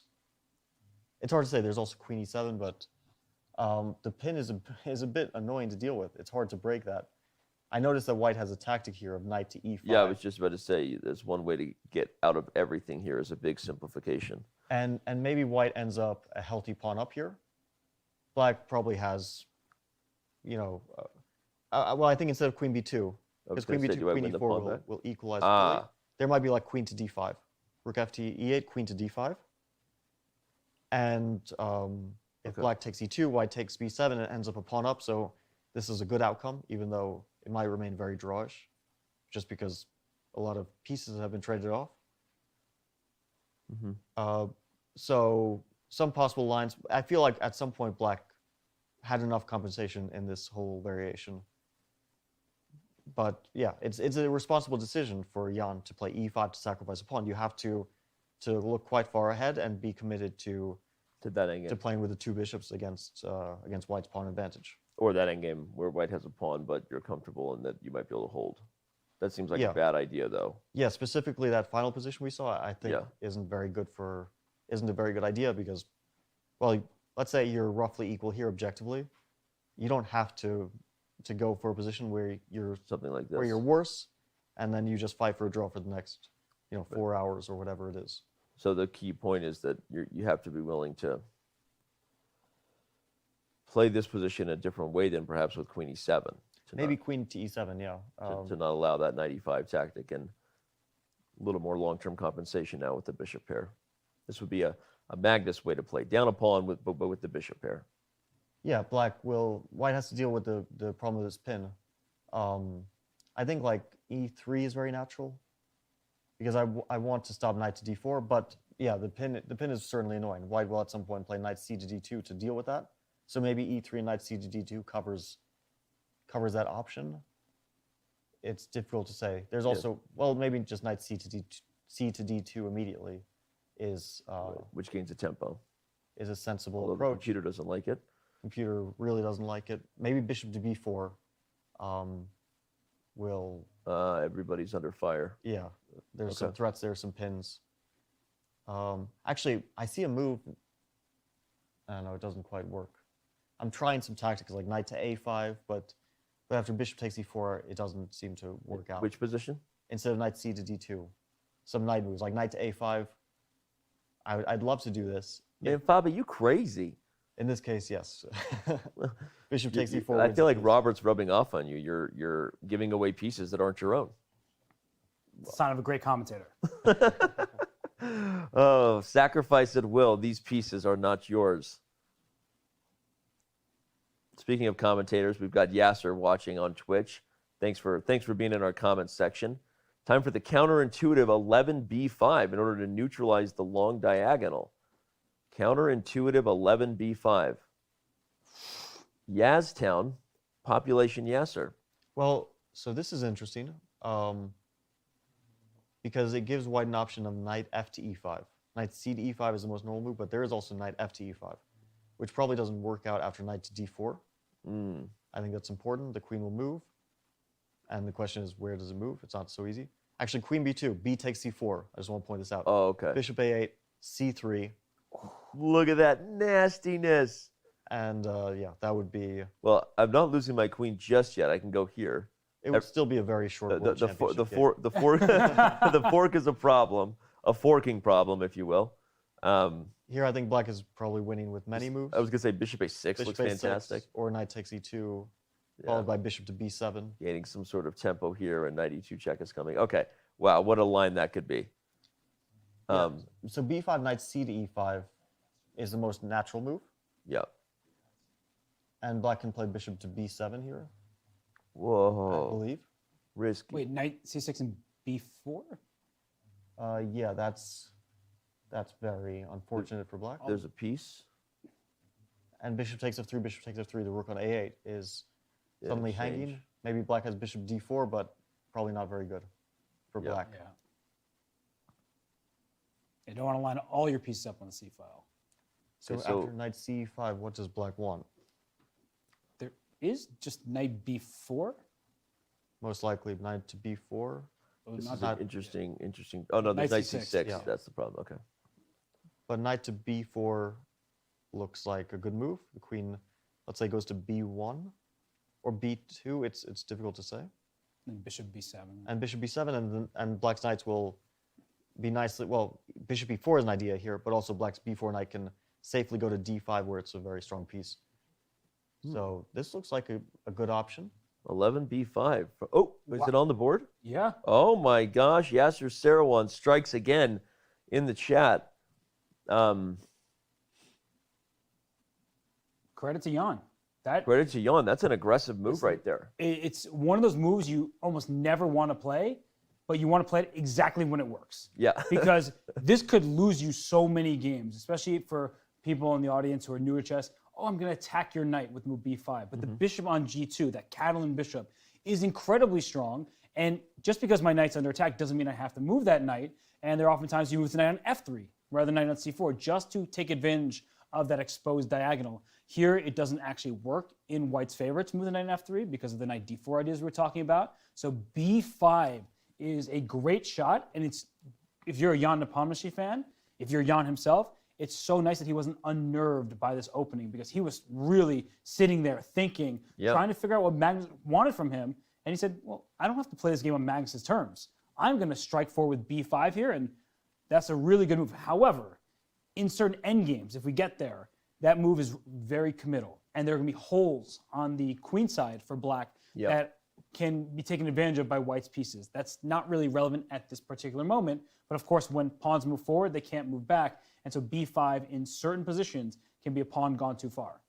I think you make a great practical point that it shows, is it the nerves we've been looking for, Robert? These are, I won't go as far as nerves of steel, but to play b5 when your opponent surprised you first.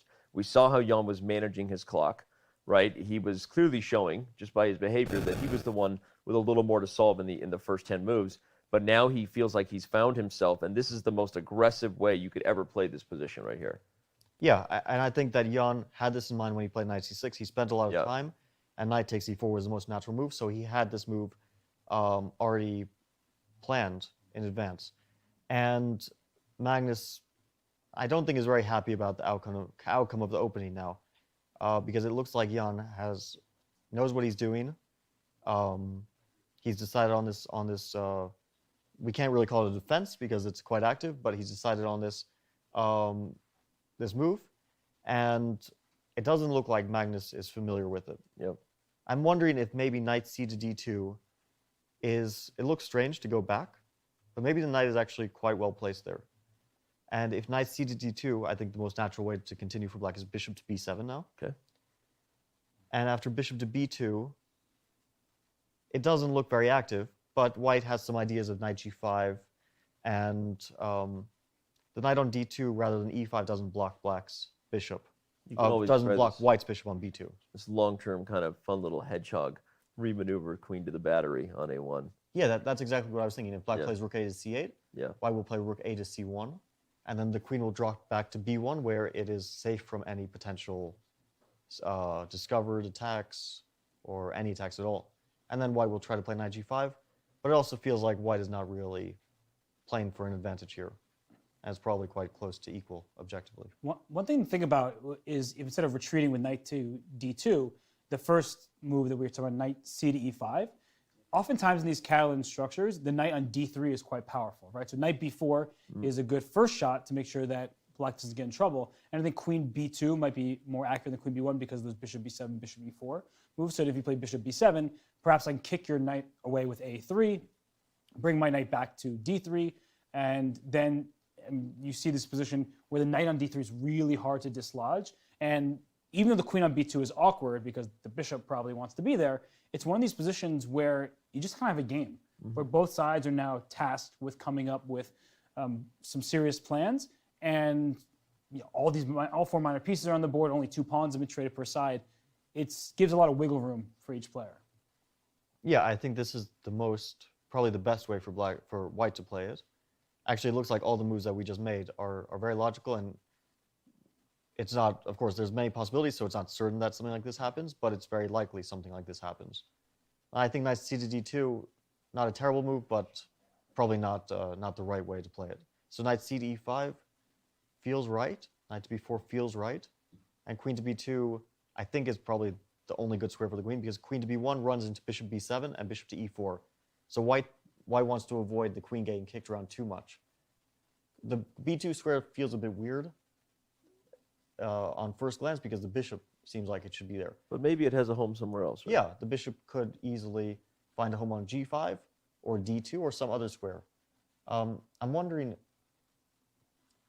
Yeah, here I think knight to e4 is annoying. Okay, yeah, so you actually have to be careful there. So I was thinking if white moves the knight, maybe knight to d4 actually. It both attacks a pawn and frees up and protects the e4 square. So, but the knight also looks a bit loose there. Maybe after a simple a6, there's there's no real point to the knight being there. It's a very weird position. Just like Robert said, it's just a game, right? It's going to be a game where both sides have the opportunity to outmaneuver and outplay the other, which we always say those types of games favor the world champion. He has been the best chess player in the world now for quite a while, and he tends to outplay his opponents. But still, you again have to acknowledge Jan for what he's achieved with the second move, with the black pieces here, right? You have to acknowledge the position he's managed to get. It might be the best move Jan has played in the World Championship as well. That's why I use the nerves term, right? Yeah. Wow. This isn't the best position he's had, but in game 2, which he had a serious advantage there, it was kind of Magnus just making a big mistake that was uncharacteristic of him. Not to take anything away from Jan, who played an interesting opening gun position that but was in hindsight, not this 95 was bad. This 95 move was very bad and uncharacteristic of the world champion. But here, this is Jan in territory that he's not familiar with, just playing this b5 move, striking, so he doesn't get a passive position. Instead, he can kick White's pieces around to fully develop his pieces, and then now we'll see how he plays from there, because this isn't the end of the story. You can't just be content to say, I played b5, I got out of this opening unscathed. There's plenty of game left here, and now they're going to have to continue finding ideas. It is not the end of the story, indeed, not even close. Our show is just beginning here. Chess.com's coverage of the 2021 FIDE World Chess Championship Game 6 is going to continue to roll on. You're not going to go anywhere. I know you. I'm watching you. All tens of thousands of you are going to sit tight. We're going to take a very quick break. When we return, Chess.com's coverage, which is presented by Coinbase, continues.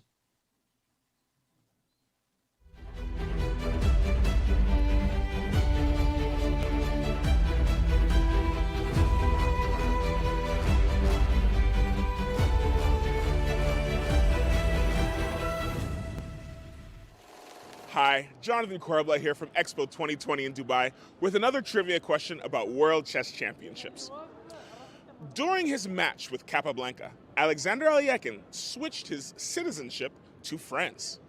Now, despite having a rich history in chess, there has only been one World Championship that took place on French soil. Name that match.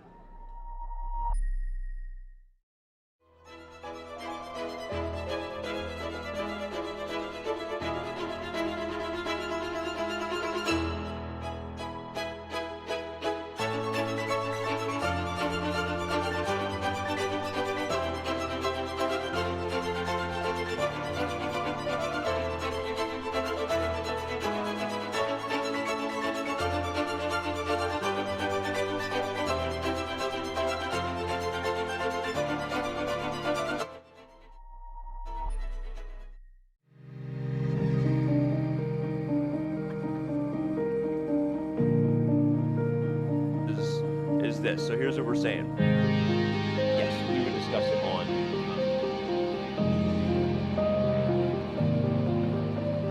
first game of the 2021 FIDE World Championship. And what better mean?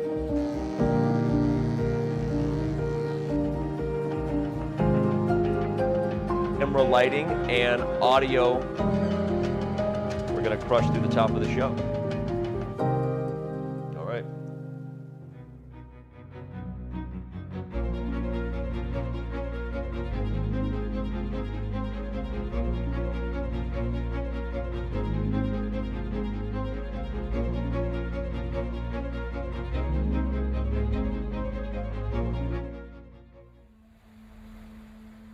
Am I supposed to feel ready? Yeah, but I guess when you prepare for such a major event, you always feel like you could do more.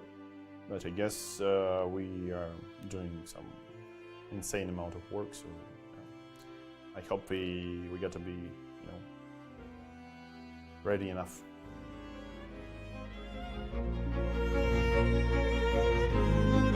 Did you know you can watch top chess events right on your phone? You don't even need to download an app. Just open any mobile browser and head to chess.com/events. You can see what's happening right now, check out top games, see results, and so much more. Try it for yourself at chess.com/events.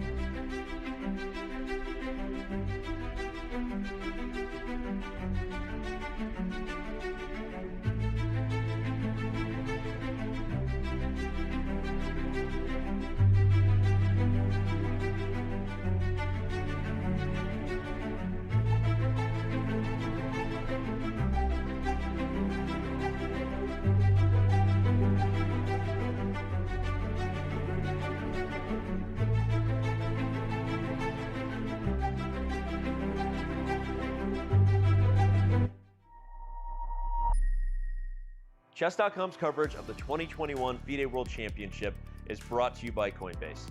Whether you're an experienced trader or just looking to make your first crypto purchase, Coinbase has you covered. Visit coinbase.com/chess to get $5 in free Bitcoin just for verifying your account today.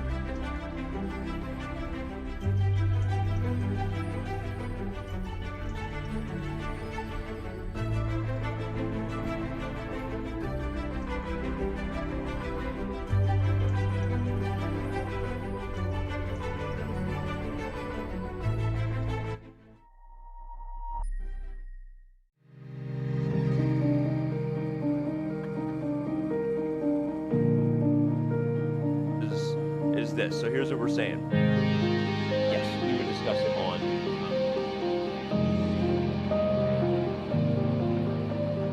first game of the 2021 FIDE World Championship. And what better meeting?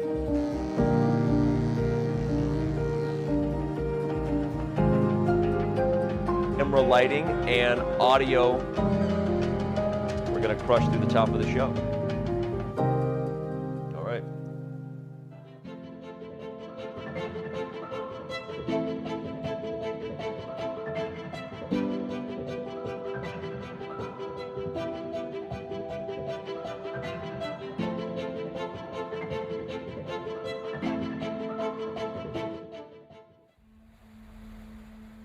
Am I supposed to feel ready? Yeah, but I guess when you prepare for such a major event, you always feel like you could do more. But I guess we are doing some insane amount of work, so I hope we get to be, ready enough.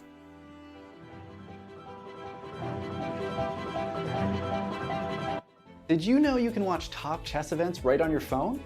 You don't even need to download an app.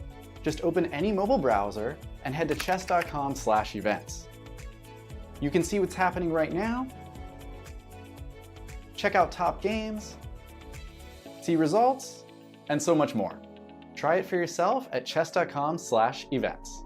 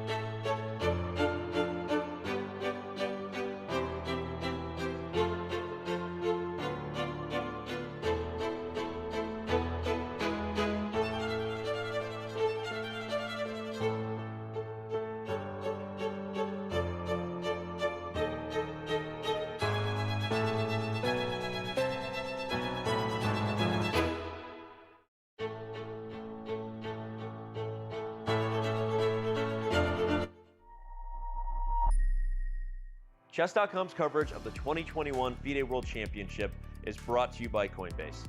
Whether you're an experienced trader or just looking to make your first crypto purchase, Coinbase has you covered.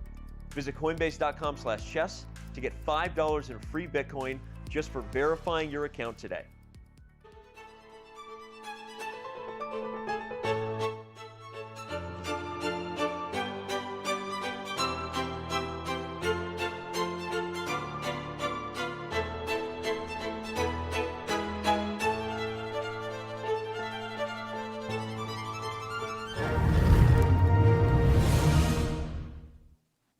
As we went to the break there, you all saw today's trivia question. Let me remind you how to play.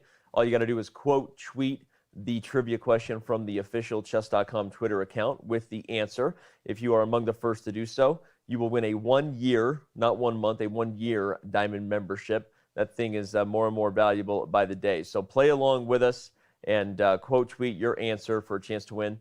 A lot of you gave us your answers in regards to who you thought was going to win. Our percentages were 59% Magnus wins in the chat, 11% draw. And over on chess.com/events, though, it was actually closer to the rough coin flip. We have 38% thought Magnus was going to win, 54% of you thinking a draw. I think we're going to, as we get into the potential for decisive results, guys, we're going to start seeing that vote chess competition at chess.com/events whittle down to only a few people in contention for those several thousands of dollars. Right now, Magnus is still on the clock after b5, Robert, and you called b5 maybe the best move Ian Nepomniachtchi has played in the World Championship thus far. Shows a great understanding of the position. He's not allowing himself to get in a bind that Magnus Carlsen thrives in. And so he's forcing Magnus to come up with moves here. And we've been talking about these variations, knight c4 to e5, eventually bring the knight back to d3. I think those make sense. But even once you visualize that position, where to go to next is not that easy for Magnus. So I think is a great move, practically speaking, by Ian. He is not going to struggle without a fight of his own. So I'm really kind of happy to see the move b5. I think Ian showing great understanding of the current position. Yeah, I think b5 is an excellent move. And obviously Magnus is not very pleased at the moment. He's spending a lot of time. I think that he will decide on the move knight c to e5 because other moves simply don't look very promising for him. And so I think it's very likely that at least the next 3 moves will be knight c to e5, knight b4, and queen to b2. I think that is almost not it's not a certainty for sure, but it's something that we can comfortably predict. And after that, I was actually thinking about the line that Robert suggested first and that we were considering a bit. So knight c5, knight b4. Queen b2, bishop b7 is by far the most natural move. a3 is not forced, but the knight on b4 is super annoying, and black will not voluntarily leave that square with the knight. So probably white will at some point have to kick that knight back. And knight b to d5 is the first moment when I think black has a very difficult choice, because knight c6 also just trying to trade off some pieces. The knight on d5 looks very good, but it's also vulnerable to, at some point, an e4 push, kicking it away. So black might also consider trading off knights with knight to c6, which looks like you lost some time, but on the other hand, did you really lose time? That knight spent 2 moves to get to the same square. On the other hand, white played a3 and queen b2 with those 2 moves. And those moves aren't particularly useful, let's say. Well, Mike Klein made a Groundhog Day reference, and you're asking, did you really lose time? This is getting philosophically complicated. Well, we have knight c to e5, so it might be about to get concretely complicated here. If we get the variations you guys have been predicting, it as you said, Robert, it's anybody's game, and it's going to be a real maneuvering battle, which I'm excited for. I think it'll be interesting to see. I'm just wondering what took Magnus so long to play that move. Yeah. Because it was the most natural move. And knight back to d2, as Fabiano highlighted earlier, it doesn't feel like you're taking a step in the right direction. Right. Retreating, you're not, you may have some ideas later in the game, but it does feel like black should be happy to see that move. So knight c to e5 felt like the intuitive response, but maybe there were other options that Magnus was exploring. I mean, we can't discount even moves like knight to a3. We wouldn't talk about it, but knight to a3, which is a very weird-looking move. The point is the c file has all sorts of issues here, and okay, clearly it doesn't work out, but I'm trying to get into Magnus' head. I'm doing a bad job. Well, I think also sometimes, when you're in that position, you're not just calculating, of course, knight c d5, but maybe trying to go as deeply down the rabbit hole as you can before committing to it. But I agree. Magnus's time management started out fantastic, but ever since knight bd2 was met by knight c6, it's been rather curious. Well, I think that's a good point that you just made, because we wonder why he's spending time. But even though we know that this is the most natural move, and it's the first move he considers, very often the most natural move is not the best one. And if you rush through these decisions, sometimes, not in this case, but sometimes you will miss better moves which are not quite the most natural. Right. And the time he spends here is going to be useful later on, because he's calculating through lines that will happen. When he calculates knight c d5, he is looking through the variation which which we're starting to see on the board, and that will save him time later on. So this time is not wasted just because he used it on a move where maybe it seems like an obvious decision. And concretely, in the line that we were considering, queen b2, bishop to b7, a3, and knight b to d5. Not force move, I should mention again, but let's just say that he does this. Knight to d3 and bishop to b6. I was thinking about a move here which looks interesting. We were mentioning bishop to g5, knight to d4, moves like that, but I'm wondering about the move a4.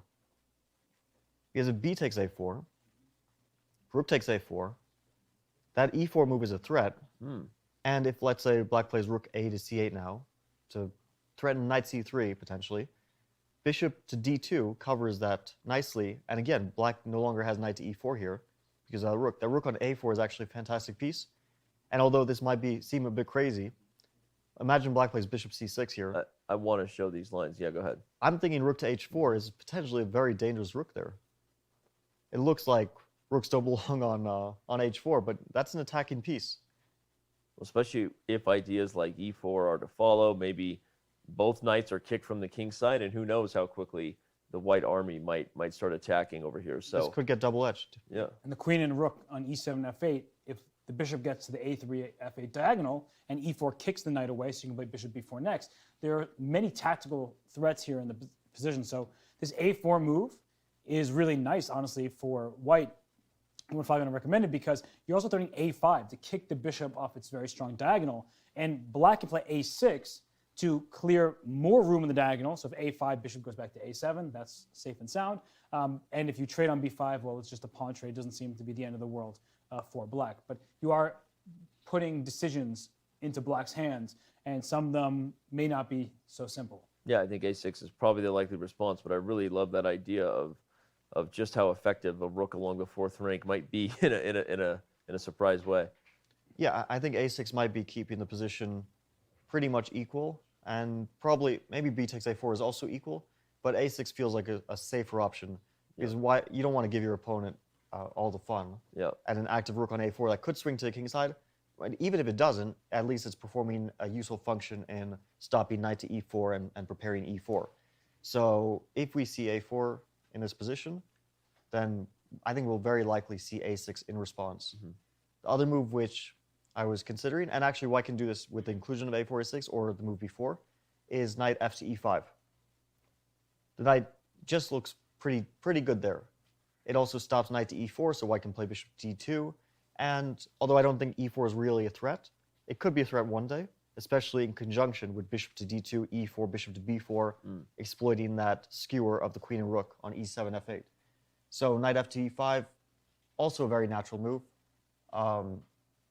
I don't know what black will do in response. Maybe rook f to d8. That looks like a good response. Just, putting the rook on an open line. And also, white's knight on f3 was defending d4. Now it's no longer defending d4. Right. One day you might see a bishop to d4 tactic. Yeah, knight c3 actually could be a move for black in the near future. Let's say white plays h3, some kind of random move. Like ideas with knight c3 are possible in many of these positions because there's bishop d4 tactics, right? So you just have to keep an eye out on these things in such a position. But yeah, that looks very reasonable for black. And it goes back to your earlier point, Fabiano, that knight b4 to d5 after a3, right? That move seems very sensible. You're bringing your knight to the most advanced retreating square possible. But knight c6 as well, because now you're not allowing both the white's knights, one firmly entrenched on d3, the other coming to e5. And so both those moves have their appeal. And that's why oftentimes these top players, Jan and Magnus both here, spend this time. And they're trying to figure out which will allow my defense to be easier, which will give me more chances to try to play for a win. So these decisions are not easy, even if both of them, or maybe especially because both of them, have the same evaluation. And the players are using their internal evaluation function, their brains. And is that the internal eval bar? Your brain? Exactly. And even with the eval bar live on the screen, two options that both say zeros, or maybe like 0.1 better for white, whatever it is, how do you choose between them? They're both equal, right? They're both level positions, but they have very different dynamics. Not just a hat rack, an internal eval bar. Sometimes if you have two moves like that and you can't really decide between them because they look roughly equivalent, you can think, what would my opponent rather see? And I think that Magnus would actually rather see knight b to d5 because it allows him more options. After knight to d3, bishop to b6, we already saw a4, knight f to e5. These looked like interesting moves. After knight c6, white doesn't really want the trade of knights because that would pretty much liquidate any potential advantage. Like knight takes c6, bishop takes c6. I don't think white is playing for anything here.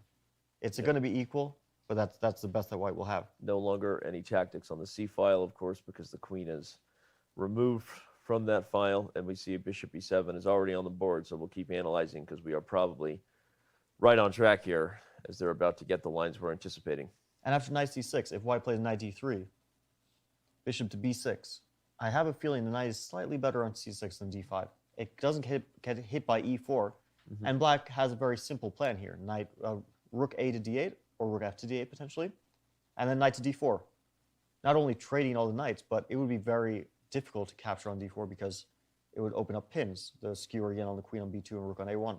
So here it seems like black has a slightly easier plan, while with the knight on d5, he has to worry about that e4 coming at some moment, which he would rather not allow his pieces to get pushed back like that.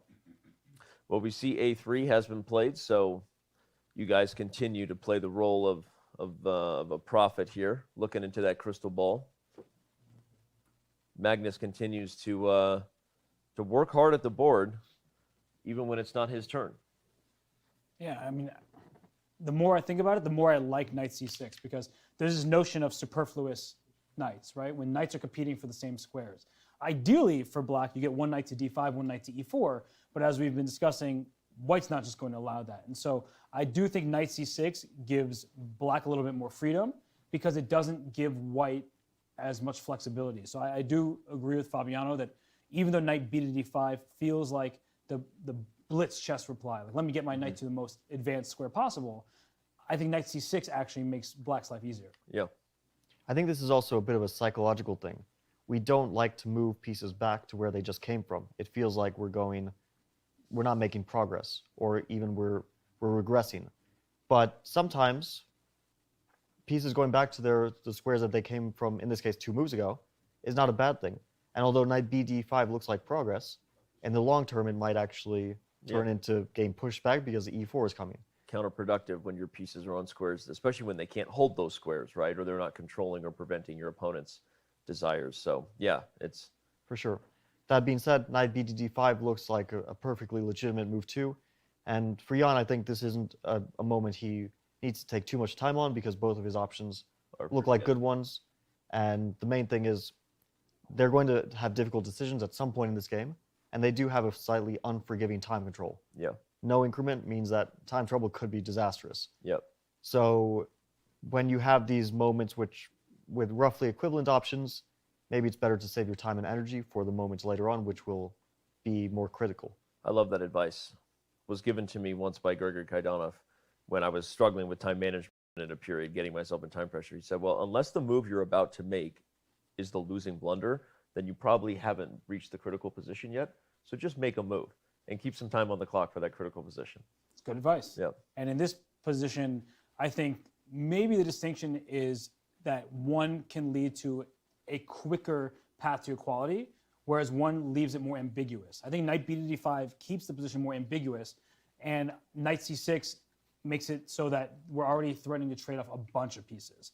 Yeah. If those trades happen, we know that for a fact the position should be level. Whereas if all 4 minor pieces remain, that's where it becomes a struggle where both sides have chances, and that's good, right, for a combative game. But on the other side, we've seen the players sort of try to minimize risk, and especially Jan with the black pieces. Yep. Coming into today, he had already had 3 whites to Magnus's 2. Magnus is an advantage. Having the first move is an edge. We know that statistically speaking.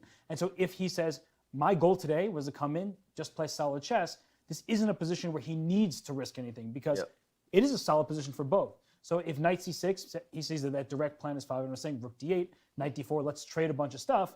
I think that is the best plan for Jan today. Well, I think that Magnus was hoping to put serious pressure on Jan today. He had an interesting idea, but something went a bit wrong in his preparation. He shouldn't have been surprised at the moment that he was surprised. And although we can't speak yet about the result of the opening because it's still in the opening phase and neither side has made a mistake or made some sort of brilliancy that has led to an advantage or change in evaluation. So we're still waiting, let's say, to see the end result of the opening. I think, though, we're all hoping, and I don't know if I can speak for all of speak for chat. They've empowered you to do so. But I think we're all hoping for knight b to d5 because that will keep more pieces on the board. Right. And we all want to see, although it feels like this is a position which could potentially get simplified and become a bit less exciting. For the moment, all the pieces are on the board except for 2 pawns, which means that there's a lot to play for here. To be fair, knight to c6 doesn't have to be met with an exchange. If we bring up the analysis board, obviously, all the points you guys made, fantastic. And I'm leaning your way as well, that it feels like knight c6, from Jan's point of view, with the black pieces, makes sense to offer the liquidation. But white can play other moves here, not just maybe the idea of retreating, which I agree doesn't optically look as good as it did with the knight on d5. But you could also develop the bishop and leave the tension if, never mind, you don't want to do that. So that might be a good move, but we will see a lot of trades in the center in that case. Although the move you just pointed out, bishop to f4, has an idea that after knight takes e5, the bishop on e5 is super annoying. Okay, maybe it's not so bad. I was worried about some knight h5 idea or something to hit the bishop, but maybe. Yeah, knight h5 could be, but again, white can move that bishop to another square. For example, white can take on c6 and then play bishop to e5. Oh, okay. Or there are moves like bishop to g5. So knight h5 is a bit of a responsible decision, moving the knight away from the action. Okay. Just to move white's bishop to a potentially better square, because e5 might actually be a better square than f4. And if you're going for that sort of approach, maybe knight d5 is a more natural way of doing it, because the knight feels better on d5 rather than on h5. Okay, so maybe you just made my point, but better. My point was white doesn't have to go for the forcing exchanges, whether it's bishop f4, whether it's, again, knight d3. Some moves are available for white to build on this tension rather than break it. Robert? Yeah, I mean, bishop f4 is an interesting choice, right? Because it does, once again, ask black to figure out the resulting position. But I'm still thinking that knight c6 makes black's life easier because there are already pieces staring at each other. And even if we go forward in that position, right, bishop f4, knight e5, bishop e5, knight e5, sorry. Yeah, here, bishop e5. Well, white doesn't really have a threat, because if you take on f6, yes, black gets double pawns, but you get the bishop pair. And black's moves, rook d8, rook c8, these are all quite logical and natural moves. And if you move your rook away from f1, maybe there's a timely knight g4. Right. And so I think black's moves are pretty consistent in such a position, whereas with the knight on d5, and that potential is 5 for e4, fewer trades happening, that leaves it a little bit more difficult for black. And these decisions, right, they actually change the entire game, where on one hand, the evaluation bar still remains level.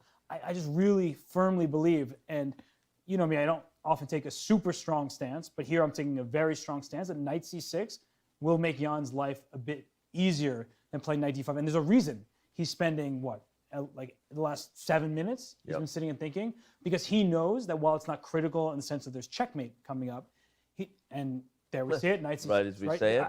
I think I'm very impressed by the way Jan has played this game. We're only 14 moves in.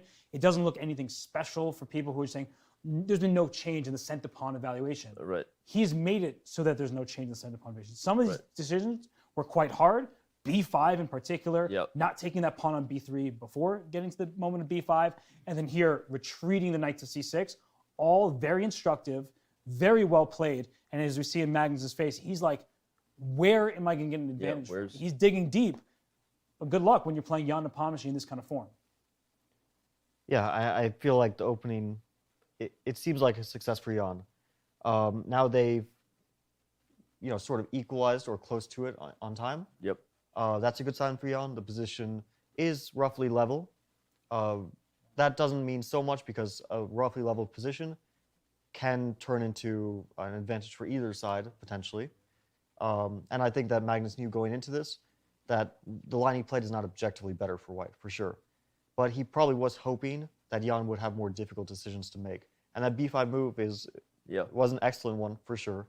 It, from an objective point of view, solved all of black's opening problems. I think that we're going to see knight d3 here, though. If Magnus doesn't play knight d3, I don't imagine any sort of hope for an advantage for him. Right. At least you keep that knight on d3, and importantly, the knight on c6 is at least still blocking the bishop on b7. You'd rather keep the knight there rather than trade it off for a piece which doesn't block any of your own. Like the knight on d3 is simply a good piece. It doesn't get in the way of any of white's pieces. It also gains a tempo, right? In a sense, because black doesn't want to give up that bishop or trade off that bishop on c5 for the knight on d3. That would lead to a two bishops advantage. We saw the importance of that two bishops advantage, even for a pawn, in the first game. Yep. Magnus obviously values the two bishops, so don't give it to him for free. And I think we'll very likely see bishop to b6 there. Let's look at knight d3, because I want to come back to the idea you mentioned earlier, which it's not as effective as it potentially was when the knight was on d5. But what about your a4 idea again? Is this still something to consider? Obviously, it doesn't threaten a5 in the same way because the knight and bishop are here. But the other points to the move in regards to gaining a little bit of potential space, adding some tension, the exchange here, of course, would bring the rook to maybe an even more dangerous spot now that the knight's not on d5. Maybe this is a plan Magnus can go for. Although I wonder if black can ignore it and play a move like rook to d8. Because that's rook, say, f d8, just gonna give me a the takes pawn. b5, knight d4. You can't take my knight on d4 because then I skewer your queen and your rook with the bishop, and otherwise I could take back on b5. I'm threatening to take on f3, which would win a piece. Well, Robert, one small tactic. Yes. White can actually take on d4. It's true. Bishop takes d4 and queen a3. And white is a pawn up.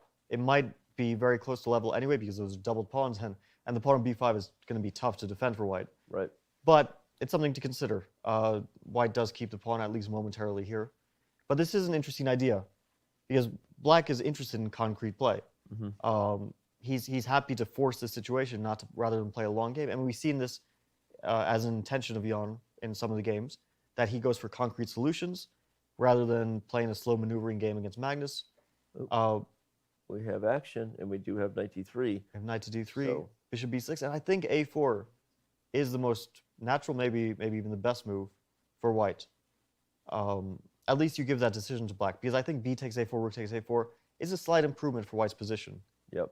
It's not a structural improvement, but it's a piece activity improvement. That rook on a4 is developed without having to move any of white's pieces out of the way. It's just developed on, not a starting square, but basically on a square that you normally don't develop rooks to, right? You normally expect you play like rook ac1, rook ad1.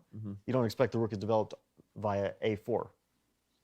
Although I respect that rook lift so much that I don't want to allow the activity. So that's why I'm still sticking with that rook d8 move. I really believe that if you put on your calculation cap, that this position, even with queen to a3, black can play queen d7 perhaps, and just say, I'm not going to trade queens, and your rook's under attack, b5 is hanging, I'm going to trade light square bishops, and it seems like we're just in a level position. We both will have 5 pawns remaining, 2 minor pieces, and I think that if Jan can find a way that he doesn't have to have questions remaining, he'll go for that, and this seems to be a variation that succeeds.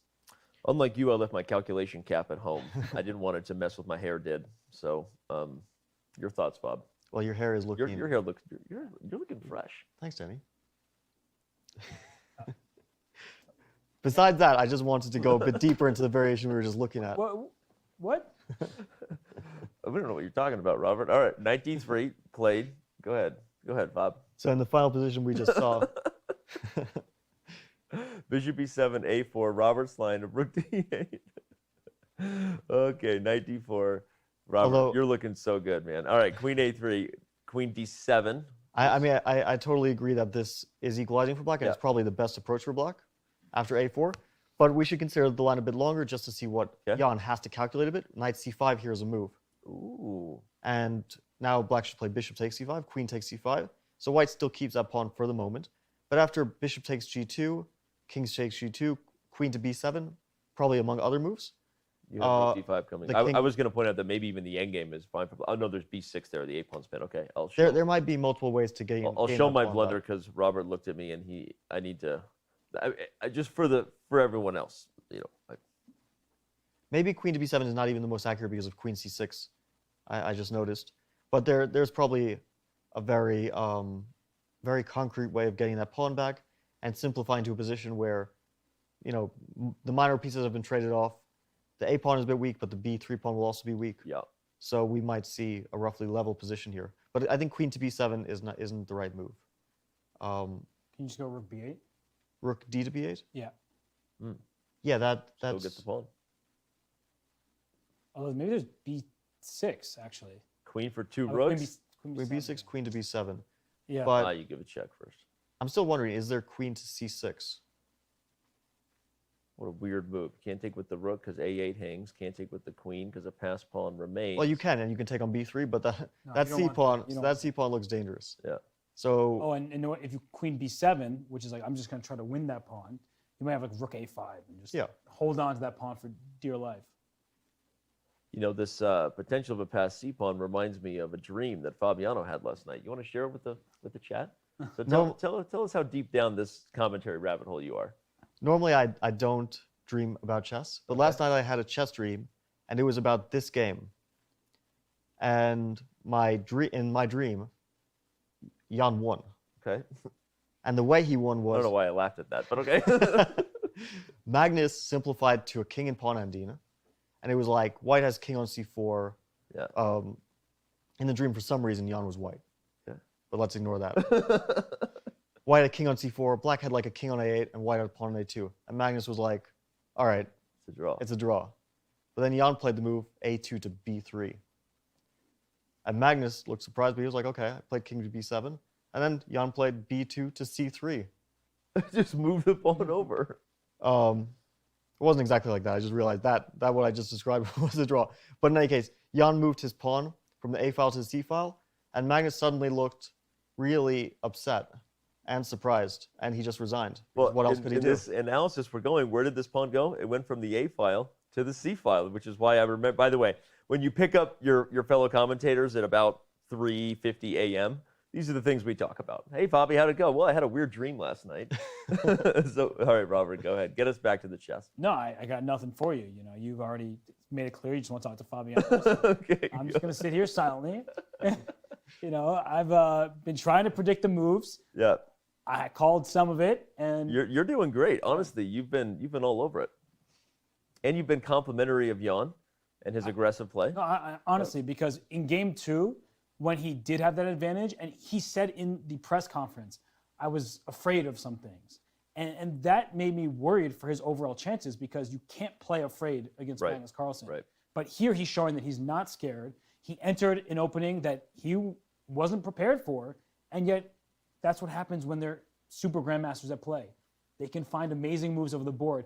And b5 shocked all of us. And Yasser Seirawan was there calling for b5.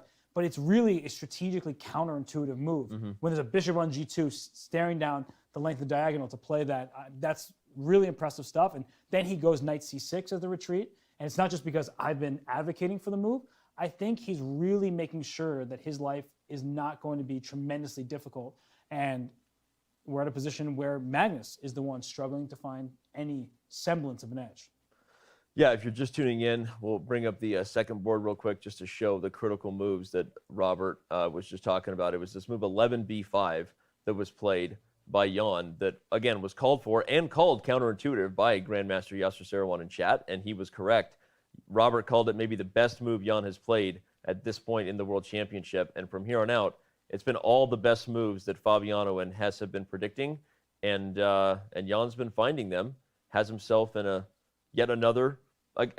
Bobby, you said it's too early to call this an opening win yet for Jan and his team, but are you ready to say now that Black clearly did fine after the first stage? Yeah, I think we can comfortably say that Jan did very well in the opening, mostly through good play, because I don't think that he was ready for this line. Yeah. But knight c6, b5, these were both good decisions and good moves.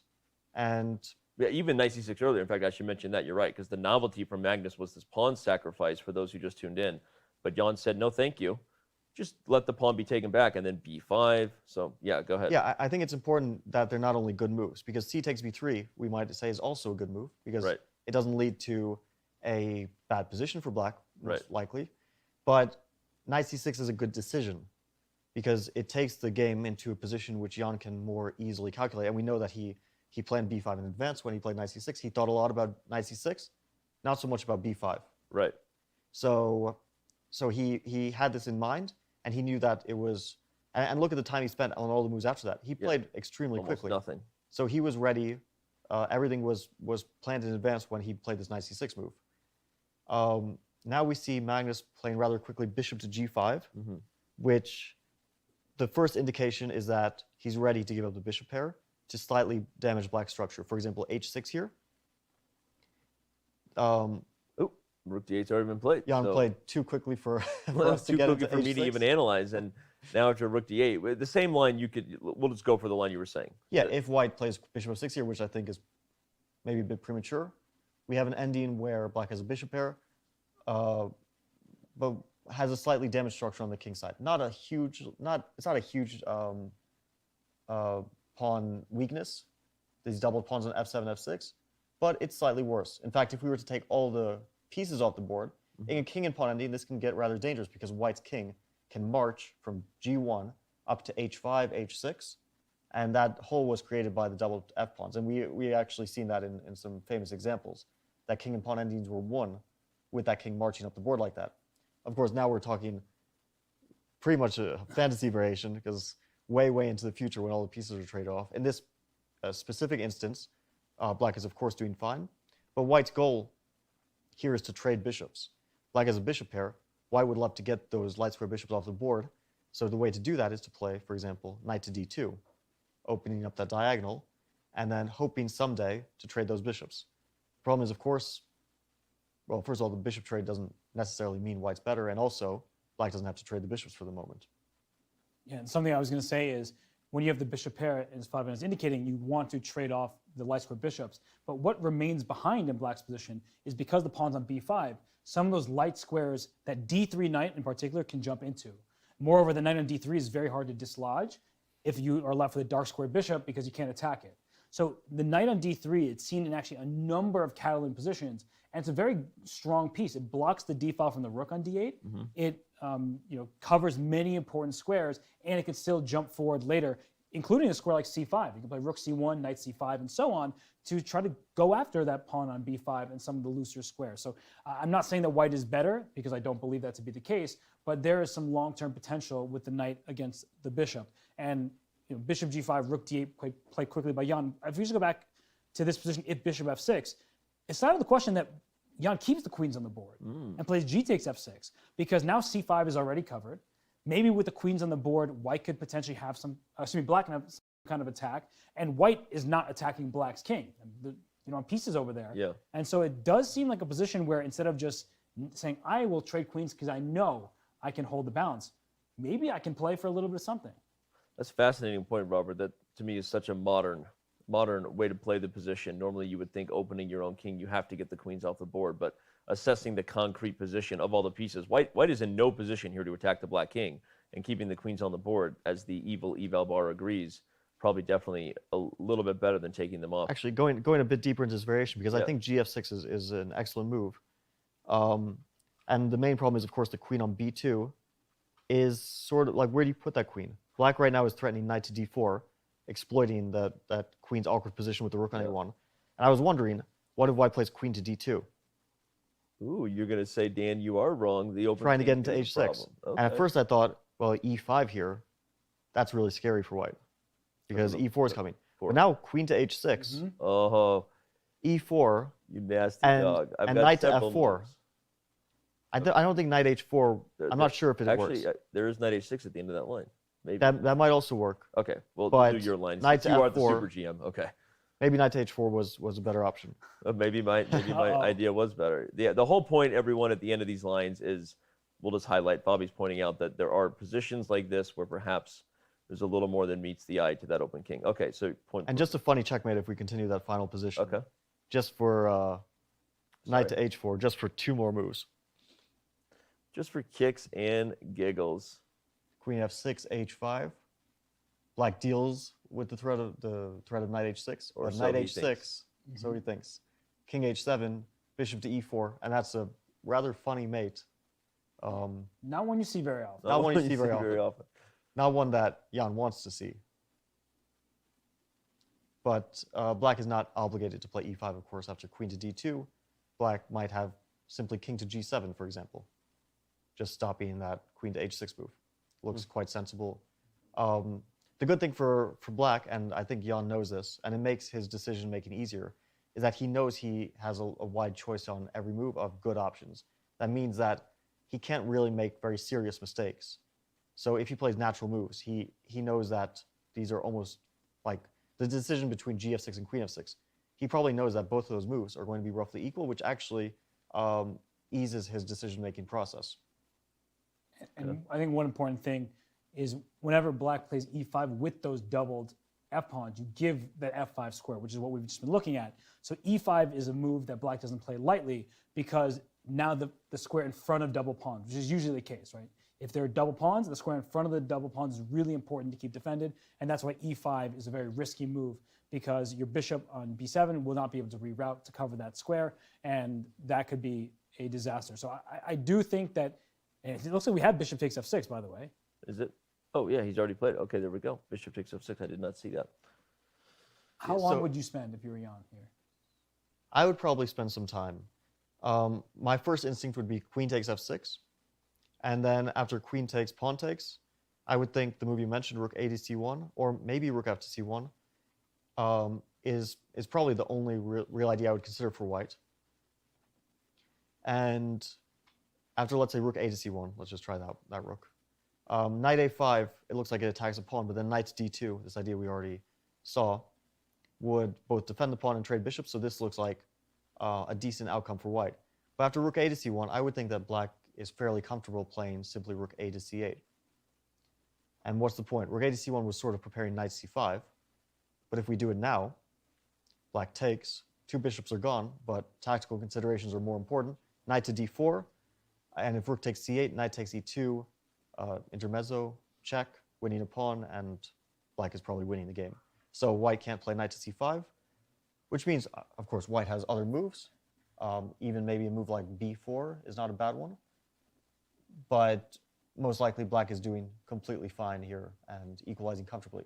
So for Jan, this is actually an interesting moment. He knows queen f6 is pretty much equalizing and also the safest option. And g takes f6 is probably also okay, but it's a very sharp option. So this is an interesting moment. I would suspect he will choose queen takes f6 because, well, it's a World Championship match, and you might shy away from the super aggressive options when you're playing with the black pieces. I don't know. The way he's played this game so far. I really like how he's using his time. Knight c6, really important moment to retreat that knight, which square to go to. Here, you could play queen takes f6. He knows he's not worse there. Jan could just play it, and he'll say, all right, I'll be all right. I'll probably be able to hold. But the fact that he's thinking here shows a willingness to compete for a win, even at the cost of exposing your king side, playing double pawns, risking an attack that white can build up. So even if he does not play g takes f6, I like that he's digging deep and thinking about it. This really has been the most impressive game Jan has played.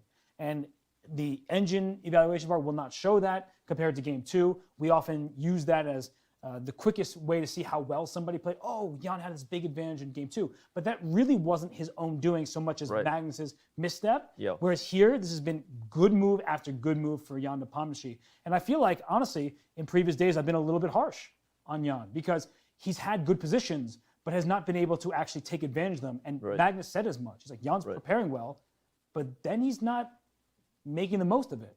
Here, I feel like he was in a very tricky spot.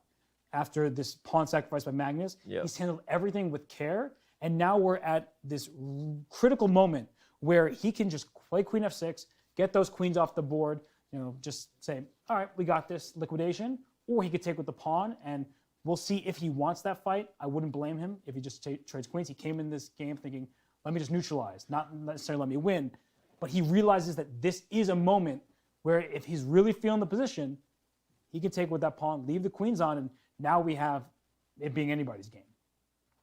I'm on the edge of my seat here. I agree with Fabi that the more likely result or the more likely move here is queen takes f6, but I wonder what chat thinks if we can throw up a poll. We are going to find out what chat has in store for Fabiano and Ifan here, because right here at the end of this break, Ho Ifan, 4-time women's world champion, is going to join us. subscribers will have an opportunity for their questions to be answered by Fabiano and Ifan. Hess is going to take a quick break. He's working hard over there. And so we're going to let him take a quick break. But Ifan is about to step into the studio with Fabiano. So again, subscribers, give us your questions. Keep them good. Whether you're on YouTube or Twitch, let us know. If you have any thoughtful things that you would like Fabiano or Ifan to answer to, and we will get to those questions right at the top of the break. It's Chess.com's coverage of Day 6 from the 2021 FIDE World Chess Championship. It's brought to you by Coinbase, and we just had G takes F6 played on the board. Don't go anywhere. We'll be right back. Guys, what's here? Robert, it's here. No way. It's here, dude. Hold on. Hold on. And boom. We did it. Yeah, baby. It is the World Chess Championship. Woo! That's what I'm talking about. This one has the copyright C. What is that, Danny? But you get it. No, look at it. Look at it. You'll see. You'll see. Here, there's a few others. The design, the cool thing. That one's nice. Here, I want that one. You see it? Bobby, you get it now? You see it? No, I have no idea what. No, his face, there's missing C's. I don't get it, Danny. Robert, you want to explain it? You know my name. The game you play, it's called chess. Right. And there's no word championship. It's championship.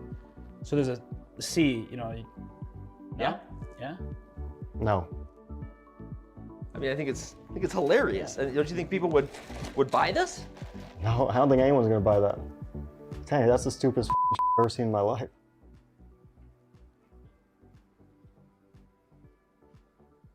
Well, holy Do you think it's too late to send it back? I ordered a lot.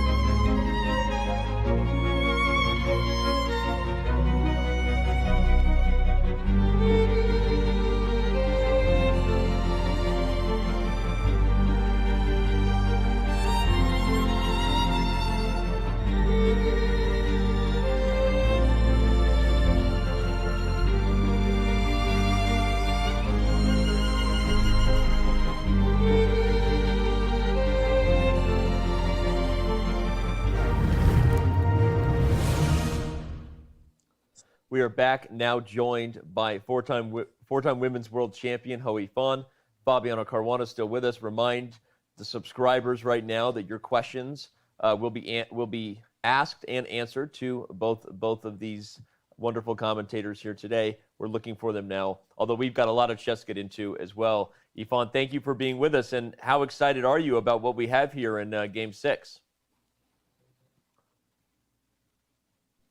Yeah, I mean, when I saw this move G takes F6 right before I joined, I saw that that's going to be a wild game. I mean, relatively, because at first I was thinking that there will be Queen F6 play. They will be more or less an equal position. But the more I look at the position, I realize G take F6 is a very interesting, but also a very brave choice under the match circumstances. All the way back when you were the challenger, we know you were obviously defended your title many times, but can you recall back at all to the nerves of playing a move like that, a risky move when you had an option, of course, to go for something that is probably just equal, but you go for the spice of your choice, perhaps making a double-edged position you might lose. What are the feelings that Jan will be feeling in a game like this? Well, I think this movie is actually making sense. At first, we thought that, of course, we want to trade off the queens. But with the dark square bishop on the board, when white do not have the bishop here, the king shouldn't be that weakened, right? If we look at the location of white pieces. And also, this d3 knight is better placed in the end game compared to middle game, it looks like. But unless there will be some knight f4, knight h5 in the future after f5. But now black also keeps its flexibility to push the pawn e5. So g takes f6 maybe just like looks scary, but maybe it's very, very, very stable, as rook c1 still do not have the move like rook c4, right? So the rook can also not maneuver to the king side. Therefore, maybe this is just a move both, let's say, wants a real game, but also maybe Nepo just wanted to avoid those end games. You know, probably he might even worry for a slightly worse Interesting. position. A question from chat for both of you. Peaceful Knights wants to know, would you have played G takes F6 or would you have played Queen takes F6? Bobby, for you. It's difficult to say from the sidelines. You really only come to this decision after calculating intensely at the board. And although we are calculating here, we don't have that same sort of intensity, not only of looking at the variations, but also of the decision-making process. Because for us, we have nothing on the line sitting here. So when we suggest moves, we don't have to worry about the potential result of the game. That being said, I understand G takes F6, and now that I see it more and more, I think that it's a more attractive choice than Queen takes F6. Because here it feels like black can also take over the initiative. And after rook a/c1, it looks like black is kind of spoiled for choice. There's moves like knight to d4 looks like a very interesting move, because that a3 pawn is sort of hanging. And there's also the move, well, this is a very risky one, but there is the move e5, and I wonder what Magnus has in mind there. It's probably going to be knight h4, and we're going to see a mess. But from Jan's point of view, it's not just about drawing. If he wins the game, he will suddenly become a favorite in this match. Yifan, your thoughts on that? Would you have also played G takes F6 or been happy for the endgame?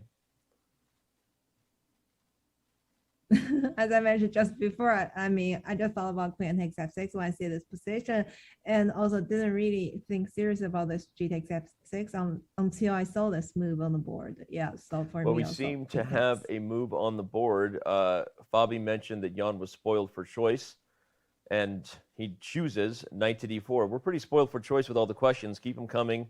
Subscribers on Twitch, subscribers on YouTube. I've got many. I'm just going to say now, we're probably not going to get to all of these, but please keep them coming. Bobby, your thoughts on the choice of knight to d4 here? Well, I think this is sort of asking white to play rook f to d1. Because if knight takes d4, bishop takes d4, white's queen will probably have to place itself on a very sad-looking square, the a2 square, which might not be bad. White has some structural advantages here. Long-term, white has good chances, but short-term, black is way more active. So I think we're more likely to see the move rook f to d1, a trade on an f3 at some point.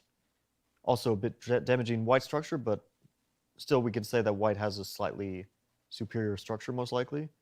but it feels like black is doing completely fine. Even here, there's bishop d4 move that queen has to go to a square it doesn't really want to go to because of the weakness of a3. Yeah, I think knight d4 was a good move, and Jan is doing excellently at the moment. Interesting stuff. I'm almost a little. I kind of wanted even more of a spicy move like e5. Knight d4 does offer a little bit of liquidation. Just feeling a little nervous. I certainly don't want all the pieces to come off the board, regardless of the result. But perhaps Jan feels like knight d4 is more of a 2-result chance to kind of really ask White how he intends to deal with this. Yeah, it looks like Jan he's playing ambitiously, but he is not taking a lot of chances in search for the win. Let's say if he was in a must-win situation, if he was down a point and this was the last game of the match, I think we would more likely see e5 than knight d4. So knight d4 is sort of in between ambition and safety. Mm-hmm. Okay, well, we'll let it pause for a second. I'll give you guys some rapid-fire questions. A fun one from George Jublina on YouTube wants to know, in a must-win situation, would you ever play the King's Gambit? Well, Yifan, you take that one first. No. Okay. No. I think in my chess career, I almost never tried King's Gambit so far. As white pieces. Thank you, George on YouTube. Fabi, your answer? I also like to keep my pawns, for the most part, at least on the second move. So I think I would shy away from the King's Gambit. But in one of the most impressive Armageddon games I've seen recently, Firouzja was playing, I think it was Jan. I think Firouzja was playing Ian Nepomniachtchi in the Armageddon game. In Norway. In Norway. Yeah, that's right. Yeah. He played the King's Gambit and he totally crushed him. It was over in like 20 moves. So, by the way, we have exchanges now. So you're saying you can play the King's Gambit at under the the right levels. circumstances, it can work beautifully well, as we saw. But yeah, I don't know if that would be my choice. Interesting. Knight takes d4 was Magnus's choice, and after bishop takes d4, queen a2, this was sort of the line you were predicting. And Jan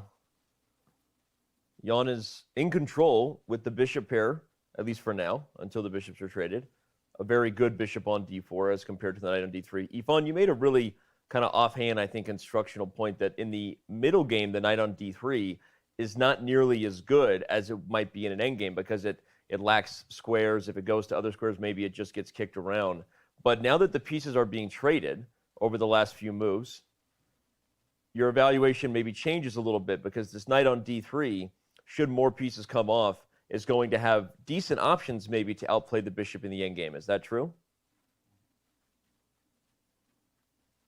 Well, actually, you mentioned a very good point that I was also thinking about, because after a few pieces has been traded off the board, and now I suddenly wondered maybe Queen Knight, who has some very good coordination, because seeing this position suddenly reminded me that I actually lost at least one or maybe a couple of similar positions with black pieces, like Queen Bishop versus Queen and Knight.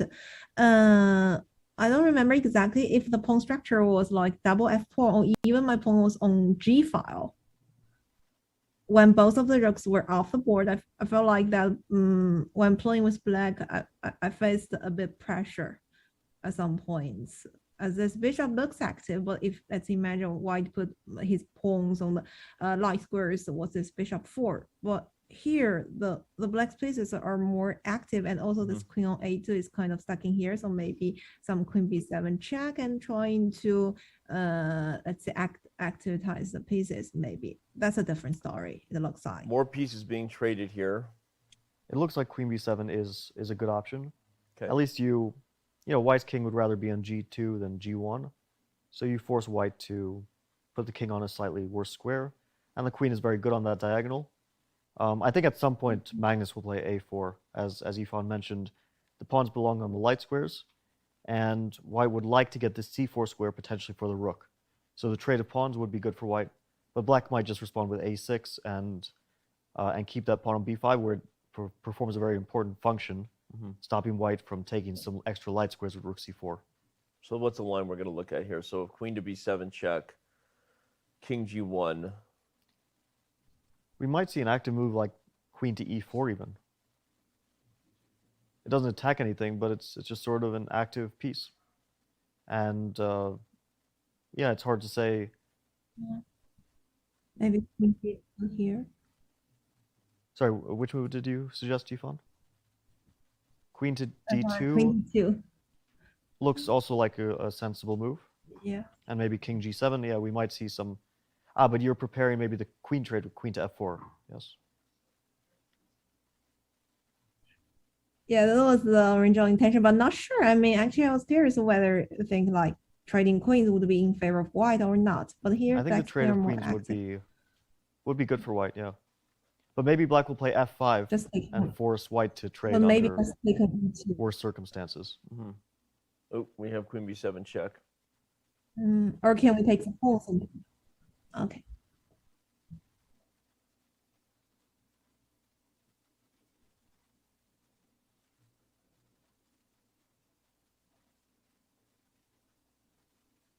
Yeah, I think we'll see king to g1 rather quickly. I mean, f3 is a move, but I don't think white wants to weaken the king like that.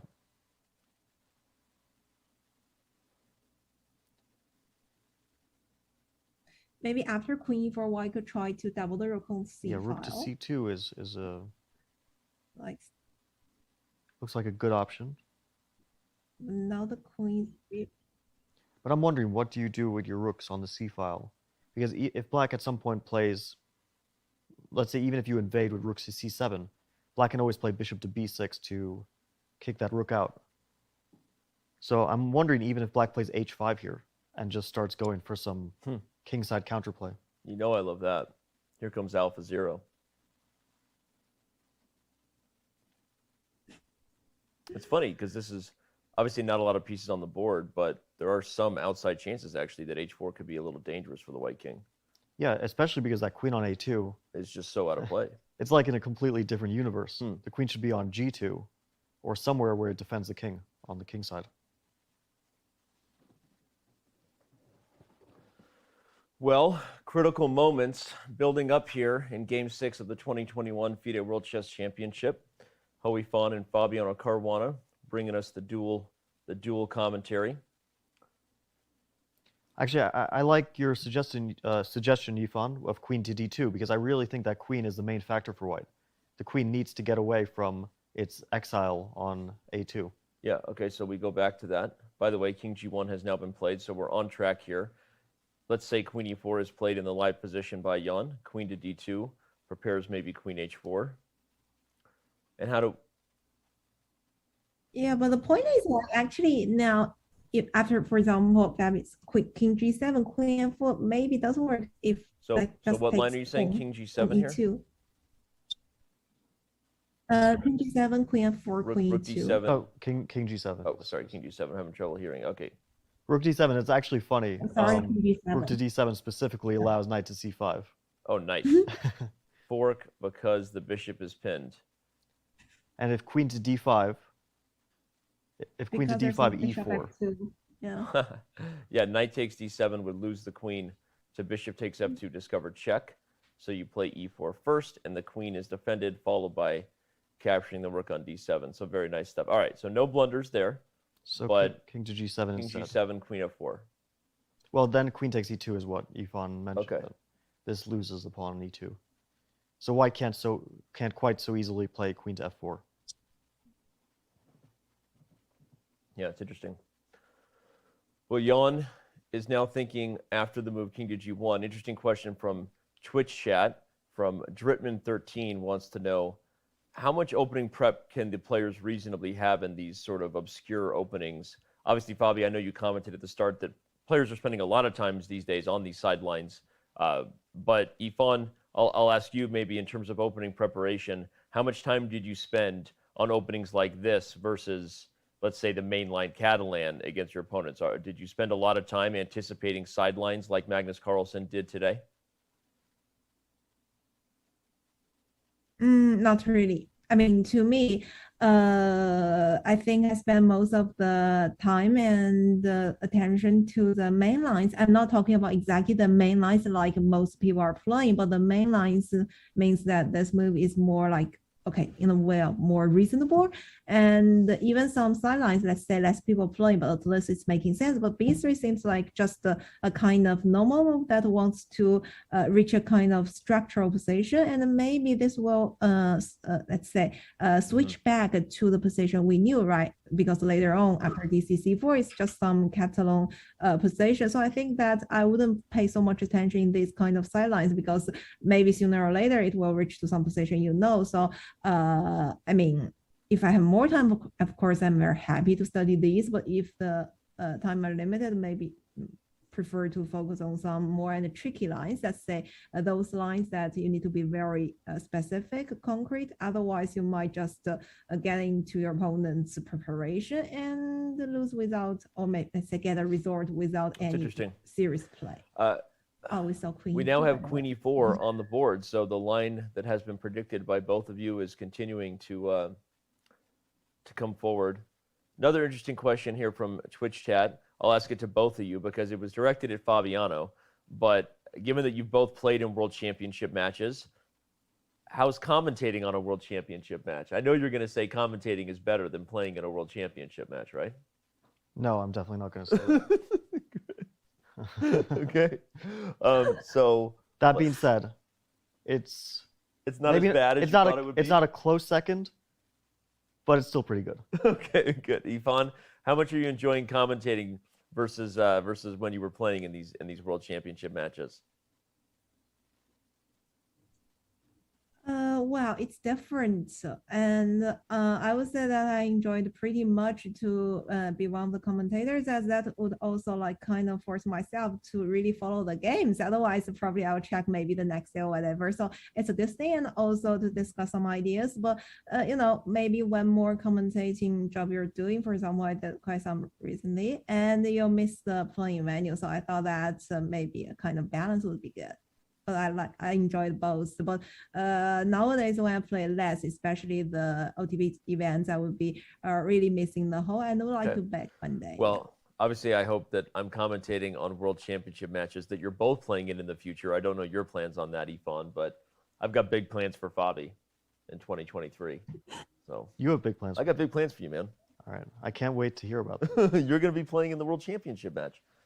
That does sound pretty good. It does sound pretty good, and I'll be commentating on it because obviously you'll have invited me to be your second, and I'll have declined because I have previous obligations. That seems like a very likely outcome. Okay, we're teasing. But Ifan, what are your plans? There was a question earlier about, I forget it was from YouTube, so I apologize I didn't get your username, about you balancing your studies and your professional career along with chess. Do you have any plans to ever return to competing for the highest titles in chess again? Well, just to continue with the conversation that you just had, maybe I think they're more likely that I might join Danny to commentate the next match with Fabi, let's say his match. So I think that's most likely than I play, let's say, some. Well, to be honest, I have no idea, maybe or maybe not. It really depends. But I didn't have any, let's say, very serious chess tournaments for recent, maybe 1 or 2 years at least. Yeah, I think my last major one, I mean, a very serious one, should back to 2018 Tata Steel, probably. So that's just a comment from Max Hedman in YouTube wants to give a message to you, Ho Ifan. I don't know if you'll see this, but your play has been an inspiration for me over the years. Thank you so much, and it's awesome having you commentate this match. So some love for you from YouTube, Ifan. That is great to know. Yeah, I'm very happy to is hear it more that. likely that Ifan returns to winning the Women's World Championship, or that Fabiano Caruana chooses me as a second? Let's have chat vote on that. I'm not going to ask you to. Don't give me that look, Fabi. Okay. All right, we have Queen C2. So a little bit more analysis before we let you go, Ifan. Queen C2 played not the Queen to D2 idea, initially suggested to trade queens, but maybe a similar one, in that the Queen does threaten to go to C6 in some lines. I think that the idea is to trade queens, but not with Queen C6. I think he wants to move the knight. I see. Possibly to F4, possibly to B4, but he is looking for a trade of queens. And Black does have ways to avoid a trade of queens. Once the knight moves, Black's queen can also move. Black has another option, which is to put the pawn on F5, and then tell White, well, if you want to trade queens, you have to put my pawns in the center to do so. Yeah, what's a line like that, just to show if something like this happened, maybe knight to b4? Yeah, maybe bishop moves somewhere here. It's hard to know which diagonal I want, because I kind of want to keep this square in mind. I feel like bishop to b6, because in an endgame, it's of course difficult to say, but okay, yeah, something like this could be advantageous for black. White would probably not want to trade pawns, because this looks, maybe it's not a big deal, this structure, but it takes away the d3 square from white's knight. So now after a5, for example, the knight will get kicked to an uncomfortable square. Okay, Yvonne, your thoughts on where this game's going to head here before we let you go. Queen c2 played, maybe a little bit harder for you to make a prediction than previous games, but not just on the result. Give us a little bit of insight in terms of how you feel Nepomniachtchi should maybe be approaching this position as black to maintain some decent chances. Well, I think actually it might be a critical moment because the black needs to decide whether, like the line that Fabi just showed, like f5, maintain this, or maybe there will be some other interesting option like rook c8, trying to convert the game to a different stage, which I thought that white would take on c8, then it's queen versus pair of rooks. But the good thing is like the rooks coordination with knight wouldn't be that dangerous, and the black spaces are, let's say, well placed. There's queen e2. They're also like mentioned h5, h4, and maybe f5, f4, like these kind of threats. And I think the f1 rook would need quite some time to bring to the seventh rank, and attacking f7, and also this bishop could return to b6, defending the square. So I don't know if this could be an option, but this is a very, let's say a critical decision, because it could be lead to a different result. That's an interesting dynamic, not something you would first consider to invite a two rooks for the queen exchange, normally better for the rooks, but this idea of h5, h4 adds an unbalanced dynamic here, right? Yeah, I think this is one thing we've learned with our modern understanding of chess, is that even though numerically we consider two rooks more than a queen, 10 versus 9 points, sometimes a queen in open positions, when it has a lot of targets, can be more powerful than two rooks if they don't have open lines. If we imagine that white's two rooks were to be on the 7th rank, c7, d7, this would not work out very well for black, because black's king would get in trouble. But because white's rooks are rather passive for the moment, and will find it hard to get active, black probably has his fair share of chances. And it actually seems easier to find ideas for black rather than white. Like you mentioned, h5, some pawn breaks, or even played on the queen side, maybe a5, a4, things like that. So this looks like a legit strategy as well. Which is really interesting, and I like Yvonne's point too, that the fact that this bishop can always retreat, especially if you keep the pawn on a7, is going to make it rather hard that the rooks would ever get doubled on the 7th rank, right? I don't see that happening. This is a really interesting idea, Yvonne. I want to see it. I hope we see rook to c8 for the unbalanced dynamic of the queen versus the two rooks. If not rook ac8, excuse me, what other options are there? Is h5 right away still a possibility, or at that point the knight removes itself from the diagonal and offers the queen trade, and maybe not what you want? I think that's sort of asking for knight f4. Yeah. It also puts a target on the h5 pawn. Yeah. So black probably doesn't want to do that in this situation. Okay. The funny thing is that after rook ac8, white isn't really forced to take on c8. If white plays queen d2, it feels like a lost tempo, but maybe white is happy to trade those rooks off. Yep.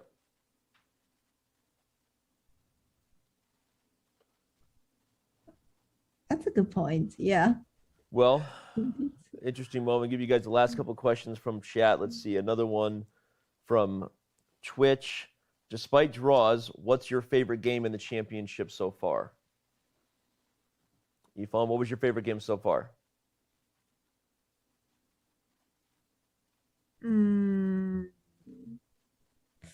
Well, I was choosing between the, let's say, last game and game 2. Probably game 2. Bobby? I don't want to be super critical of the players. They've played really well overall, very high quality chess, but there hasn't been much of note in terms of outstanding ideas. So I can't really pick a favorite game yet. Okay. You're punting on it. I like it. All right. Last question here. Another one from YouTube. What would be a more likely way for someone to beat Magnus? Outplaying them in a positional game, or outcalculating them in a technical game? Sorry, what was the question? It's right there on the. I kind of misread it a little bit. I went to the school for kids who don't read good, but I'll let you read it. What would be more likely way that someone can beat Magnus? Outplaying in a positional game, or outcalculating him in a technical? I think technical is meant to say a complicated game. A game. Technical, not necessarily the most accurate term. From what I feel, is that the way I won against Magnus was usually in long technical games, which sounds a bit surprising, but the wins I remember against him were in slightly more technical fashion. Okay. What did it take to beat you, Ifan? Someone trying to outplay you in a positional game or a technical game? Wait, is the question being changed? Say that again? Yeah, I'm asking the same question to you. Is it the same question or different? What would you struggle more against? Someone trying to outplay you in a long positional maneuvering game, or something with a little more of a technical, accurate calculation battle? Outplay me or if you wanted to outplay Magnus, I want to we'll say outplay that. someone. Sorry, I didn't get the point. Sorry. Okay. No, because I was prepared for this question. Something I thought I didn't understand the meaning of this this question. Okay. Well, unfortunately, I've never been Magnus so far, so I don't think that I have this credit to answer this question. But I could try to, let's say, make a conclusion from the games I've played with him, especially the let's say the last games. I think most of the games I lost due to this long end game with very accurate and saddle play. So I guess if try to avoid that kind of position, then might get more chances. So get back to that question should also be something like more complicated ones. There you go. We have A5 played on the board, and so the chances for Jan remain. We won't get a 2-rook for the queen offering, but it looks like there's still plenty of life ahead. Ifan, we're gonna let you go and say thanks again for joining us. We'll obviously see you tomorrow for Game 7, hopefully in another complicated battle, and we appreciate your time. Okay, great, thank you. Bye, Ifan. See you tomorrow. All right, everybody, we're going to take a quick break, but before we do, I want to remind you how you can register yourself to win a chance for a private group lesson with Fabiano Caruana.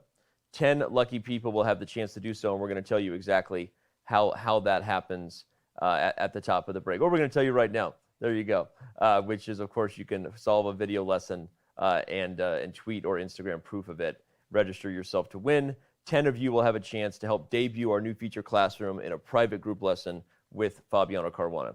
Don't go anywhere. We still have a lot of action here in Game 6. When we return, Robert Hess rejoins the Sofa Boys on the couch, and Chess.com's coverage, which is presented by Coinbase, continues.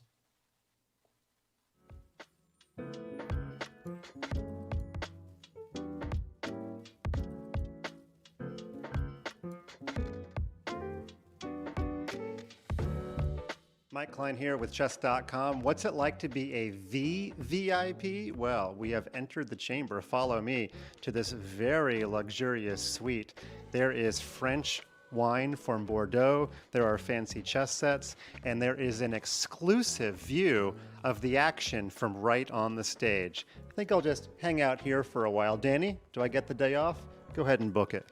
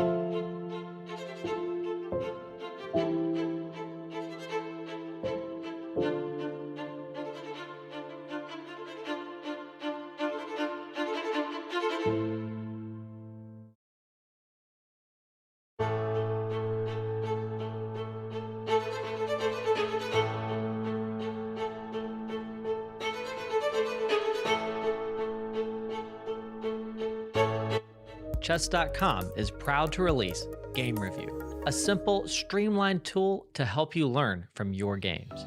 Immediately see your accuracy and your opponent's accuracy and how many brilliant and great moves were played. Then select Start Review to dive into the game. Learn about the opening and get helpful stats on your performance. Retry mistakes to learn and improve your accuracy score. See why moves are played thanks to the coach's feedback and click Show Line to see helpful engine recommendations. Play a game, start review, and try it today.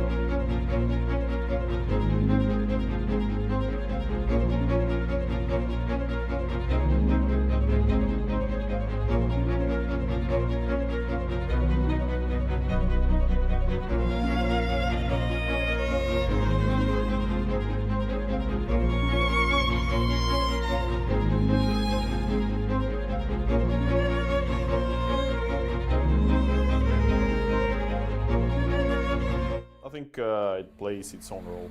But, it's I mean, if trying to be serious, it's hard to evaluate because I think in modern chess you got to be a very universal player if you want to be successful, and you can't rely on the intuition alone. So they would like to to say that, for example, a player, a world champion with the best intuition ever is Mikhail Tal, but I guess he also had, he had to calculate a lot, yeah. And for example, today, if you try to stick to his playing style, it would be sometimes it would be very costly to your performance. So I think, yeah, the intuition is always good, but I mean, sometimes you basically can't choose the move because of your calculation or evaluation, and you need to, for example, sometimes you are given like two similar opportunities, and you gotta pick one, and okay, probably here the intuition comes.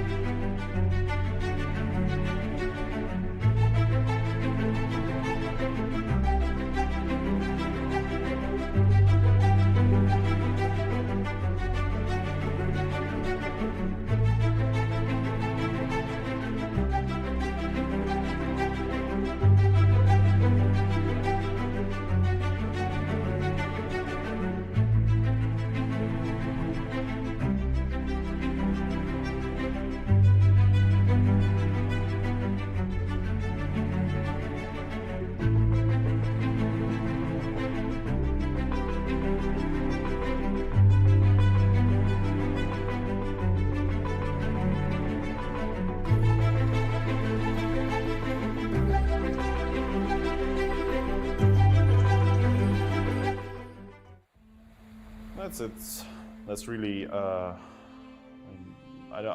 can't say I have like some habit or something. So sometimes I feel like I'm like in a sleepy mood or something, and then I'm listening to some hard rock music or something. Yeah. So to feel the energy, I feel the power. But I mean, in general, it's. I mean, it really depends on the mood, and the mood can be different, from one day to another. So it's not some kind of a ritual I'm trying to.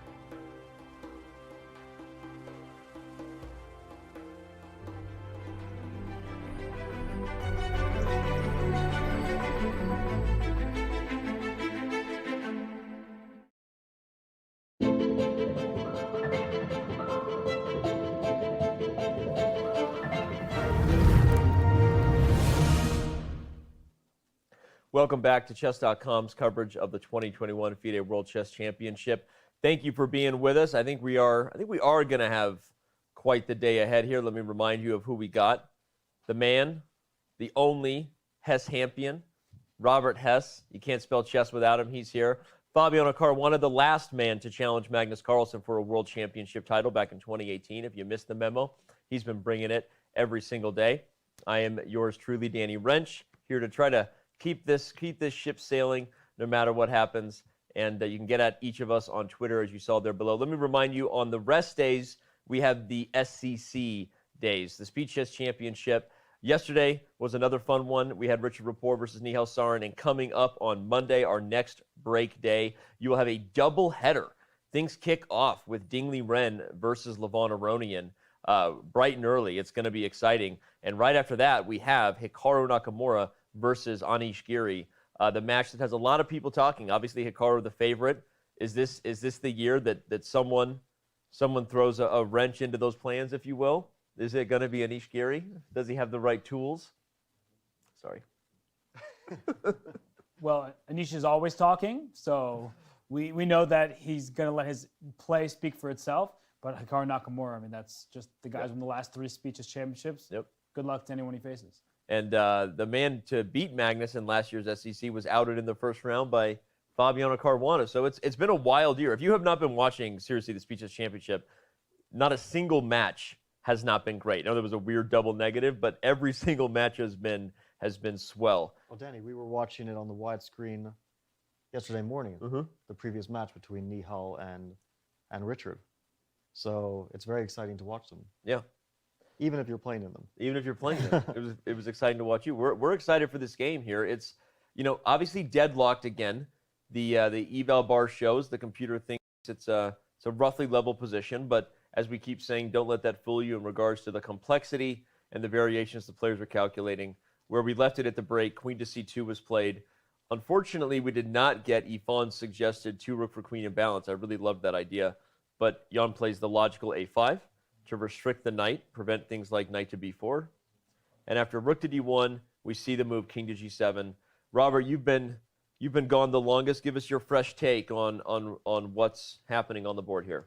Well, when I initially suggested G takes F6 rather than Queen takes F6, this was not the position I would have wanted from the black side. Yeah. I feel like we had a few too many trades, not enough of an initiative gained for black, and I'm actually starting to be a little bit concerned because I've had games where I felt like I've equalized, everything is fine, and then my bishop, as we go to the live position, the bishop on D4, it looks great. It's centralized, it's staring in all directions, but it can't really attack anything, especially if and when white plays the move A3 to A4. You have your pawn in the light square, that means that the bishop can't tag it. So the bishop is staring all across the board, but an empty space, whereas the knight on D3, it still can't be kicked off that square, and it's a very useful square to be on. So something about this position feels like it can start turning into an edge for white.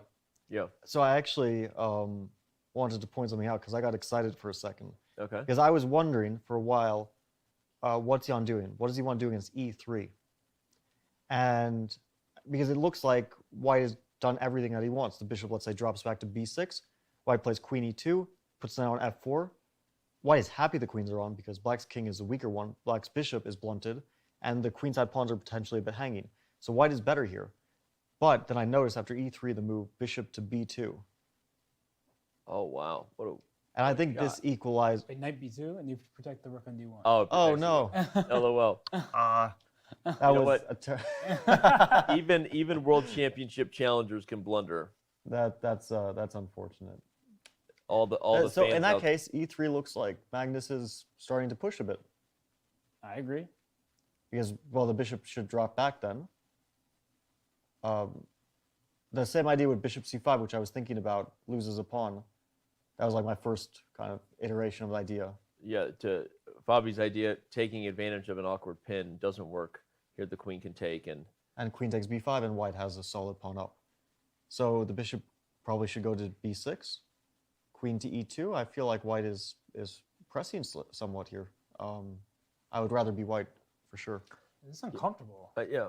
I want to come back to the point Robert made because I agree, and it was something we were discussing at the break as we all quickly grabbed a snack.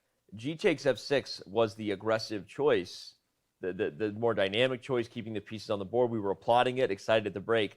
But the immediate knight d4, even though obviously it was one of Black's many good choices, was not suggestive of the reasons we thought G takes f6 would play. There were other moves here, whether it was Fabiano's, albeit kind of risky, but aggressive e5, still a little better for Black. Even just another move that just sort of builds up the tension on the position. As Yvonne pointed out, Robert, while she was here, as long as we're in a middle game, the knight on d3 is actually not a great piece. Right. But as pieces come off the board, the knight on d3 gets better and better. Absolutely. And that's exactly what's happening. So it's weird. Knight d4 being the follow-up choice to G takes f6. With every passing move, we're getting closer to a position where that knight on d3 looks like it might be the better minor piece in the endgame. 100%. And that position with e5, I understand why Jan refrained from making that move. But it's kind of like you say A, then you have to say B. Mm-hmm. And e5 makes sense. But like we talked about, you want to take control of this square in front of double pawns. Knight h4 could look a bit worrisome for Black to deal with. You don't want to allow the knight to come to f5. And if you play knight d4 after knight h4, I wonder if the move e4 is available here, because it's a very strange position. It's dynamic. We see that the bar is now dipping. But when you first look at this position, it's not entirely clear. Like if that knight can get to b4 and d5, it's a fight for the light squares for white, but Black has some beautifully placed pieces. And the bishop on b6, particularly happy because the last thing that bishop wants is a pawn on e3, like we might see in the game, whereas here it's fully open and can make use of the diagonal. So I'm wondering here if maybe the reason that this isn't good for white is because of f5. What? And okay, knight takes f5 loses a piece because of that hanging knight on d3.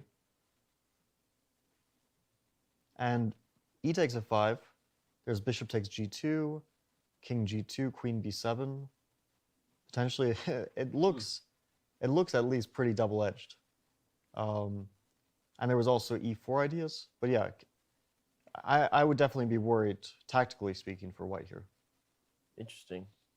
It's funny because how much time did Jan put into calculating e5? Did he play g takes f6 just with the intention of playing knight d4 all along? We don't know, but what we do know, again, just to catch up, is the simplification here is leading us into a moment where it's because the lack of tension on the board makes it so a knight that can maneuver, a knight can switch colors, poke and prod and back and forth. Those are the types of things you want in an endgame where all other things are roughly equal. The bishop, as Robert said, is optically pleasing, but kind of empty in terms of its purpose, right? Unless you somehow cinch this pawn to a dark square or somehow manufacture tactics on the king side, there is still this outside idea, by the way, then this bishop is not going to have the same long-term chances that a knight, which can flip back and forth and poke at different weaknesses, will have. So Magnus really taking a second to think here. I think it's the right time management. Yeah, this is a responsible decision because he can play, the pawn on a3 is potentially a weakness, and he can play a4 to deal with that weakness right away. If he plays what I suggested with e3, bishop b6, queen to e2, then Black can play a4 and sort of fix that pawn on a3. But after b4, although it's fixed and Black has a dark square bishop, that dark square bishop has no way, for at least the immediate future, to ever attack that pawn. And the b5 pawn is also fixed as a weakness in a sense, because now white, let's say after knight f4, that pawn has to be defended by a piece. It can't move anywhere. So there are things to consider here. And it just feels as though that e3 is the right move, at least from my point of view. There may be maybe a better move. Maybe it's premature to do it right away. But it feels also like his last move was preparing that. Rook f to d1. If he had made it the previous move, instead of rook f to d1, it would lose a pawn to bishop takes e3. Right. So this would be very bad for white. So it felt to me like rook f d1 was preparing this e3 move directly. And now he's starting to consider, I guess, the implications of it. Interesting stat, by the way. Carlsen has a very good record in his game sixes of the World Chess Championship. 2 wins, both of them coming against Vishy Anand in his 2 matches against the former world champion from India. And then 2 draws against Karyakin and Caruana. So not bad, 3 out of 4. Great. I'd take it. It looks like Magnus is hovering over his rook on d1. So he may be thinking about doubling with rook to d2. And the other thing that rook d2 does is it allows the knight to move from d3. And we keep talking about how great the knight is on the square, but let's say you play knight f4 right now. We'll show why that's a blunder. Queen takes c2, rook takes c2, now the rook on d1 is left hanging. So bishop f2 check wins the exchange, and a pawn for black, this is a winning position. So rook to d2, and it seemed like he was hovering over the rook, that allows white to play knight f4 next.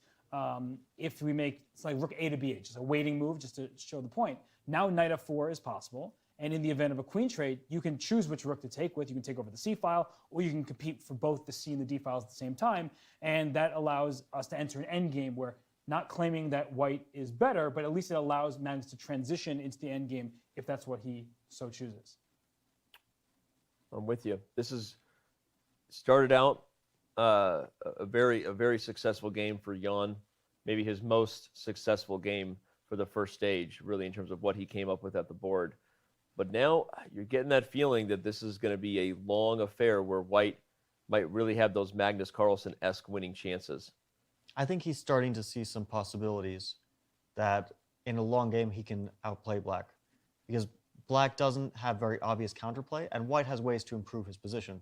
As Robert mentioned, if you start to take over one of the files, then there are ways that you can invade, and that bishop on d4, if it gets kicked back eventually, can be a bit loose. Let's just imagine that the bishop goes to b6, and then a rook on c6 starts to attack it, which doesn't seem like a very important factor, but a loose bishop is a far worse piece than a stable knight. And the knight on d3 is for the moment stable. It might even find stability on another square, for example, f4. Right. Now for the moment, as Robert mentioned, the tactic with bishop takes f2 wins for black. So yeah, he's considering his options. Rook d2, it doesn't look like the most natural move at the start, but it might actually prepare, maybe not even rook d1, but queen to d1 is also an idea, because that pin potentially is very annoying, and the queen to d1 could at some point jump into g4. It doesn't look like it's that way now, but if white plays e3, knight f4, the queen could jump to g4 and potentially attack some stuff on the king side. The other thing rook d2 kind of prepares is ideas of queen c6 at some point. You keep talking about this idea. You can't do it right away as long as e2 is on pre. But rook d2 is one of those really flexible moves, because e3, as good as it is to kick the bishop back, what does it do? It permanently undefends that square of the knight, right? And we see how important that has been to Magnus's setup. So rook d2 kind of just opens the door for a lot of things, whether it's Robert's knight f4, whether it's your queen to d1, whether it's queen to c6, all kinds of things on the agenda. And you keep challenging black to find the plan, because king g7 was a very useful move. It protects f6 preemptively. It also covers the h6 square if queen d2 was ever on the agenda. So I do like the move king g7, and that begs the question, what is black's next turn? Like if we handed black a free turn, right, what would the move be? And a4 comes to mind. Well, I was going to just answer it with Yvonne's suggestion, because I do think that's it's not as good as it maybe was because the rooks are more coordinated, but rook a to c8, I see Fabi nodding. Oh, that feels so good when he looks at me and nods, Robert. Well, I was nodding. Just give me like the chills. I was nodding about the second part. Oh. White's rooks are more coordinated here, and I think that makes a difference. So you were nodding at the dismissal of why this is not as good. Yeah, I think it really, because the last time the rook was in f1, and that sort of forced white to play rook c2 and get a bit more passive. But even here, like, this still might be okay for black, but I would be a bit concerned if, let's say, knight f4 is coming potentially. Now this may allow a perpetual with queen b1, queen e4, something like that. But but if white's able to get e3 and a rook to d8, that king is sort of under attack. That's how you lose. It might not be really weak, But yeah, I don't know if I'm feeling this one so much for black. Okay. The interesting thing is that also after we asked the question of what's black's next move, h5 was very often mentioned as an idea, and rook d2 deals with that idea by now knight f4 is very strong. The trade of queens, and h5 is a problem black has to deal with. Maybe he can play king h6, but at least that pawn is a bit of a weakness for the moment. There's no real reason for him to play h4 yet. In fact, one of the things I noticed from the SEC match yesterday between Nihal and Richard was that in one of the games, Rapport played h4, and Nihal played g takes h4. And then Rapport played a5, thank you. and Nihal played b takes a5. And he kind of wrecked his structure in a way, but he won a pawn, or in that case, 2 pawns. So sometimes it's okay for black to sacrifice a pawn in this way. Sometimes it simply ends up that white has an extra passed pawn. And even if you lose the first or the most advanced h-pawn there, you're left with the second one that's an outside passed pawn. And because black has those double pawns, many of these endgames will be problematic for black. So I like Fabi's suggestion of taking that pawn. It isn't the first idea we come to, because in a position like this, when you open your king, sometimes that can be a problem. But with the queens off the board, there's no real danger. And I like the look of just g takes h4 in such a moment. So if we go back to the live position, one of the essential questions that I always ask is, what pieces do we want to see traded? Rook c8 is a move that tries to distract the white queen from the e2 pawn, and I get that. But does black want to trade 1 pair of rooks? Does black want to trade 2 pairs of rooks? Is black okay with the queen trade? And if we trade the queens, do we want both pairs of rooks on, or just one, or none? So these are really difficult questions to answer, especially in advance of those trades being offered. But you know that Jan is sitting here thinking, what trades can I afford to make happen? It doesn't seem like white is in any danger no matter the trades, with the exception being the 2 rooks for the queen. That could get white in some danger. Otherwise, it's just a series of trades which leaves white perhaps with some chance of the press or a level position. But that's what both players are really deliberating right now, is what trades are acceptable in this position. To be clear, Jan is not sitting there thinking. He's actually done very little sitting and thinking. But he's thinking. He's thinking for sure in his head. Obviously, I'm kidding. The surprising thing for me is that Magnus is thinking for a long time here. And I understand rook d2 is an interesting move, but is there, I don't feel like this is a hugely critical moment. And you have this very obvious move, e3. You can save a lot of time. Of course, it's possible that Magnus is really going deep into the position and will come up with a very good idea. But they might potentially get a bit low on time soon. I think this is a moment when it's possibly more practical to play e3, queen e2. And I mean, it's certainly not worse than other suggestions, like rook to d2 or equivalent moves. And it's sometimes the most natural way to play is the best way. Yeah. I think Magnus also is appreciating the moment, though, right? I mean, he doesn't want to let another, maybe his best opportunity slip. It's funny to say that in a position that's kind of tame looking, but the truth is we know just what Magnus can do with one imbalance in the position, a knight versus bishop. All things being equal according to the engines doesn't mean all things equal in terms of the results. Whoever plays better wins, and Magnus doesn't want to commit to something that he doesn't feel leaves him with very good long-term chances to squeeze this one. It's true, and I like the e3 move as soon as it was suggested by Fabiano. I think it just opens up many different pathways for white to press for more. And that pawn on b5, right? We loved the move when it was played. I was especially enthused about it. But now in some positions, it's a bit of a target. Well, and I'll give you credit. Even when it was played, you were enthused about it, but you also pointed out right then that the one thing about the pawn on b5 was what? The end game leaves you in situations where any pawn you've advanced, there is no way home, right? And that makes them more easily accessible targets. So I'm thinking one reason why he maybe doesn't like this e3, queen e2, and this is a bit speculative. Okay, we'll look at it. Is after queen e2, and maybe bishop b6 is actually not the right move. There is also bishop to e5. It looks a bit funny to put the bishop there, but maybe after e3, bishop to e5, it goes to d6, and it attacks that pawn on a3. This might be some sort of idea for black. But let's just say that he plays the most natural move, bishop to b6, queen to e2. And if he tries e5 here, I remember we were speaking about this idea, and it potentially creates a huge hole on f5. On the other hand, the d3 knight is an important piece. If it gets to f4, it will be better placed than on d3. At the moment on d3, it's wondering where to go, you know? It's no longer supported by a pawn, so it's a bit loose. So e5 does ask white the question of what do you do with your knight? And it also, if black gets really aggressive, potentially prepares f5, f4, some sort of like aggressive pawn breaks in the center. White can still play knight e1 here. and that's why it's kind of risky for black, because imagine the knight gets to f4 and then to to f5. We're already speaking about white having a decisive attack without even sacrificing material. That's why e5 is super risky, but it's something for white to consider also. You know, it'll start to get very concrete. Is black in time or is white in time?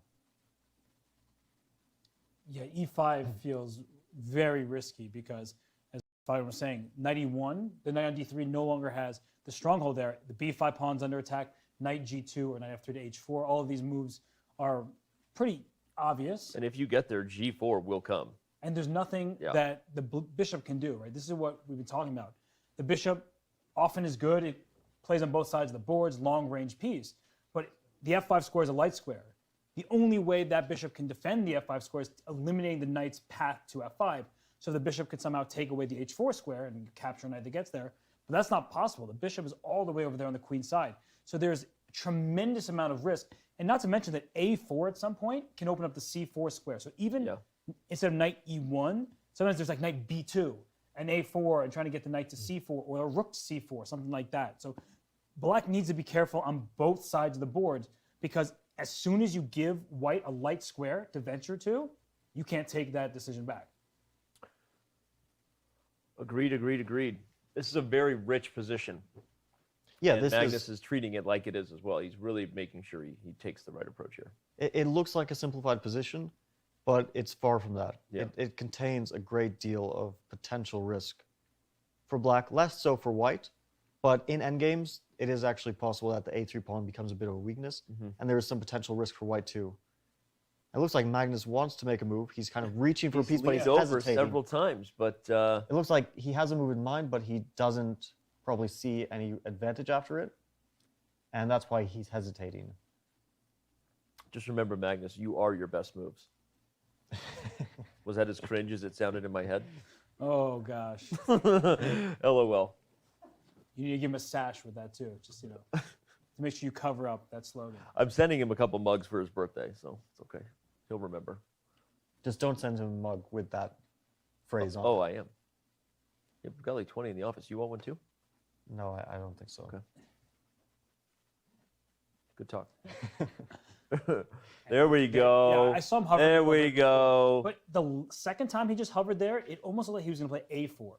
So he was hovering, at least it seemed to me, at different spots on the board. But rook d2, he at first looked like he was going to grab it. He went back to thinking, and now does play rook d2. And maybe he's leaving the possibility of e3 open for later, keeping the knight firmly defended for now on d3, allowing himself to play knight f4, knight e1, knight somewhere to trade queens safely. And Jan is back at the board quickly, and he's up now 13 plus minutes on the clock. And that's a serious time edge. But the position, I think, is more difficult to play for black. 100% agreed, and we'll continue to highlight that because at move 25, which is where we are, the players still have 15 more moves to make. So this is not dire time pressure, but let's remember, everybody, the time control for the World Championship is not what it once was at different stages with increment. If these players are down, really get down to trying to reach move 40, there's a very good chance that that the game is decided at the turn of the time control. No increment coming. Yeah, although this move makes sense, rook to d2, it maybe opens up a square for the queen or for the rook on d1 or prepares knight f4. It still feels a bit unnatural. I don't know if I really like this decision, especially with how much time he took. But it's difficult to criticize this move because it's probably neither better nor worse than some of White's alternatives. Now the question is, what will Jan choose? Let's say, because he didn't play rook a to c8 before, so he probably wasn't sure about, it's a super committal decision. He wasn't sure about that trade of queen for 2 rooks. Right. Let's assume that he's still not sure about it and doesn't go for it. Okay. especially since white isn't forced to. White can play queen d1 there, and I don't really see a downside to the trade of rooks for white. A very natural move for black, to me, is to actually get that bishop away from d4, to play bishop to b6. Because that bishop at some point will risk getting kicked away from d4 anyway. So why not open the rook's influence on d8? White can still try to trade queens, knight f4, for example. But maybe the trade of queens is not anything special for white. Should we trade with queen c6 instead of knight f4, perhaps? Possibly queen to c6. And is there f5 in some of these positions? So, but okay, queen c6. This is more forcing because you attack. Maybe this is the downside of bishop to b6 because the bishop. We mentioned earlier that the bishop is a bit loose, and here we see that black has to spend some time and get a bit more passive, like rook a to b8, play a bit more passively to secure the bishop, and then rook dc2, and white has gained the c file, a solid knight on d3. Not a huge advantage, but definitely an advantage. This is exactly what Magnus a wants. nagging advantage where black could make one inaccuracy and then the position kind of collapses because black has no active plan here. You're certainly not playing e5, e4 in this type of position because there's a rook on c6. By playing e5, you open up that rook's stair to the f6 pawn, and you're not playing e5, e4. You're just leaving squares behind as soon as you push pawn. So this would actually be very dangerous, and it's sort of the standard Catalan advantage if you can get this knight on d3 against a dark square bishop. And I was hoping, in a way, for a knight on d3 for a long time ago, and at first Jan handled it well, but if you get to a position like this, black is in serious trouble because every single move there is a difficult one that could cause your position to collapse, or you'll have to push a pawn that you don't want to push. And any light square that white can get is a square the knight can get to and the bishop cannot contend with. Jan is now taking his time, taking his turn. We see him kind of leaned in there at the board and to continue to show the line that we were talking about. This would not be ideal. And for those who couldn't see Robert Hess on camera, I could. When this position was here, he gave me quite the face that said, "This is a game Magnus wins." This position is.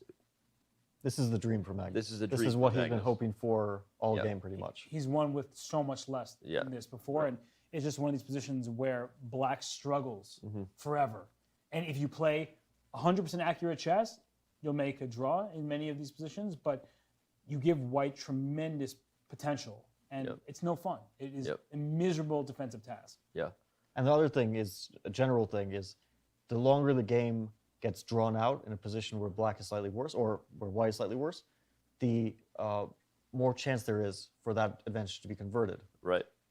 Because it's easier to play, in this position, it's easier to play for white. Not only is it an advantage, white's moves are easier. Black struggles to find ideas, which means that over time, those difficult decisions build up, and at some point, it will lead to a mistake. Maybe not immediately, but it might be on move 60, for example. Right. So. No, I mean, it's a position where like what does black do, right? White owns all the avenues. You can bring the king up comfortably, try to create weaknesses on both sides of the board. You maintain long-term winning chances because of the broken structure, and there's ways to poke at this, right? I mean, here black waits. That's what black does. Black just waits around. Yeah, black's just sitting, which is. But that's why Jan did what he just did. He went for rook c8. Okay, here we go. The offer of 2 rooks for the queen is on the board, and boy, would we have fireworks if Magnus chose to welcome the imbalance. It's that is a 3-result game, one that we have been waiting for. I'm like Mr. Burnsing my fingers together here. Yes, here we go. We will have decisive chess. That wasn't awkward at all. Yes. Well, you made a good point that Magnus does not have to take on c8. Do we want to look at that line? I think we should. Queen d1? Let's give queen d1 a shot. Yeah, let's do it. So here we go. Queen to d1. So I'm almost wondering if there's like bishop c3. Yeah, I think actually this we can rule out. Oh, that's actually a really good bishop move. c3, rook c2, b4 just leaves white with 0 space. Sorry for my tone. That's actually a really good move. It's actually a really good move. I was looking at this. Actually, I was thinking about some other positions. Yeah. This b4, bishop c3.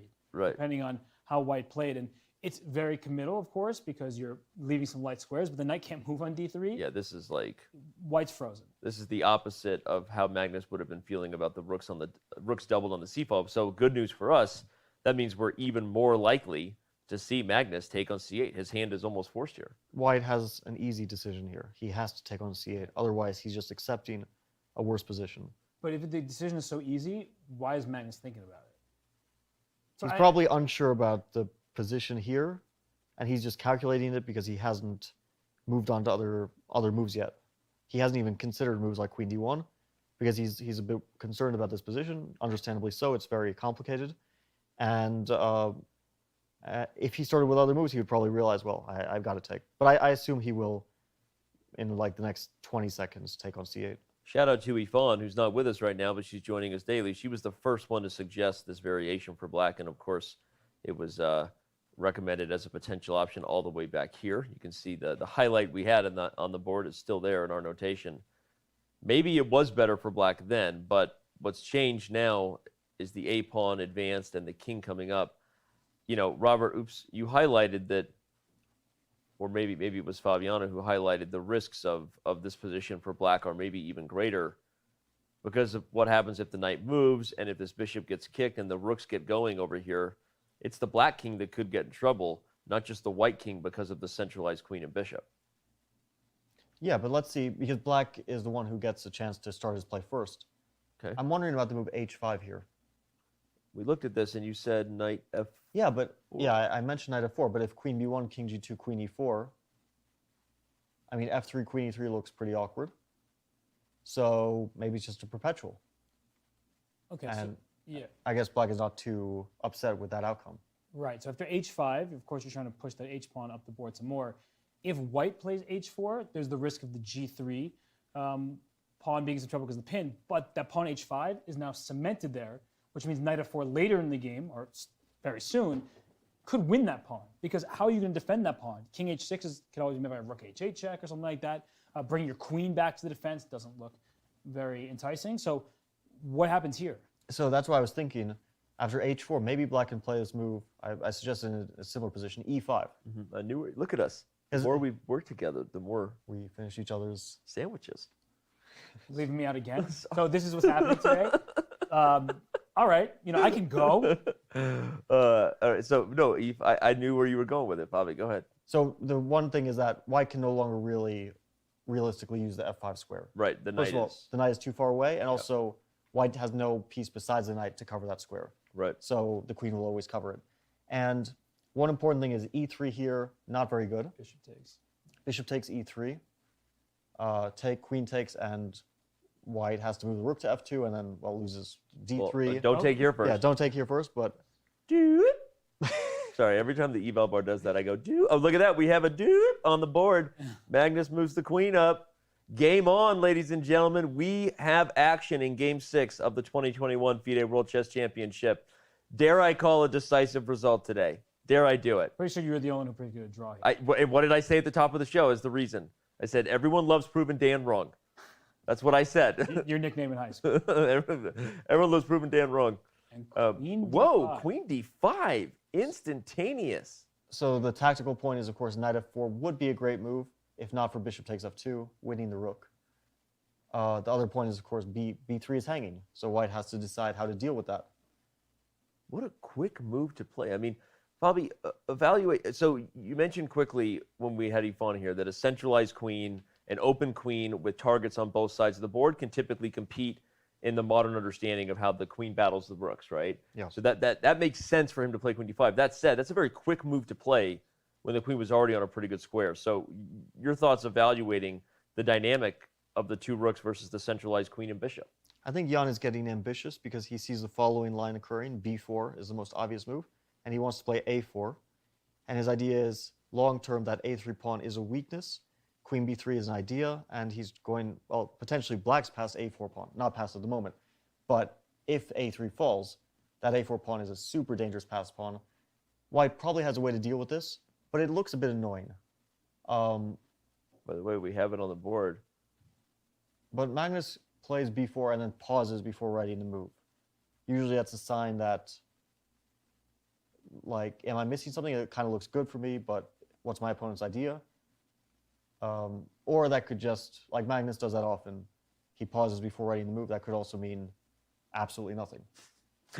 Sorry, I love that. Robert, go ahead. And the big problem for white is the ways we saw Magnus trying to continue knight f4, e3, both of those moves look shaky for the time being. Knight f4 just loses material, as we were discussing. E3, there's this pin on the d file, so the queen on d5 is perfectly placed and centralized. And Plays A4, yeah. This makes a lot of sense. But the thing is, for white as well, like, you can't easily move your piece. You would like to make a move like knight e1, get your knight to f3, work on that pin bishop. But anytime you move the knight, you drop the f2 pawn and the rook on d2. So can you go for a checkmating attack for white? Can you get both your rooks on the 8th rank? Seems very difficult. Can white retreat with rook c8 to c2? That way you can free up your knight. You have to watch out for queen b3 and things like that going for the a3 pawn. But white can actually take a passive defense in some of these lines. Like if you bring your rook back to c2, and even if your rook ends up on a2, it's not very clear how black proceeds from here. And so, well, hold on. So rook c2? What's the line? So I think queen b3. Okay. I was thinking you go rook a2, and it's like let's bring up the analysis board. It's not appealing, right? You don't want to have your rook on a2. Your rook will be much happier on c8. But where does black go from here? Not saying that white has anything clear to do next, but I'm just trying to figure out if white goes ultra passive and then eventually tries to push e3 or reroute the knight, or go king g2 first and try to figure out things later. What is black's plan? Bobby, your response? Do you have a... Well, I think that black will probably start pushing his pawns. E5, I know I'm repeating this move a lot. It feels like the most natural way to try to get some play. I'm not sure if black immediately would want to play e4 because that gives the knight a square on f4.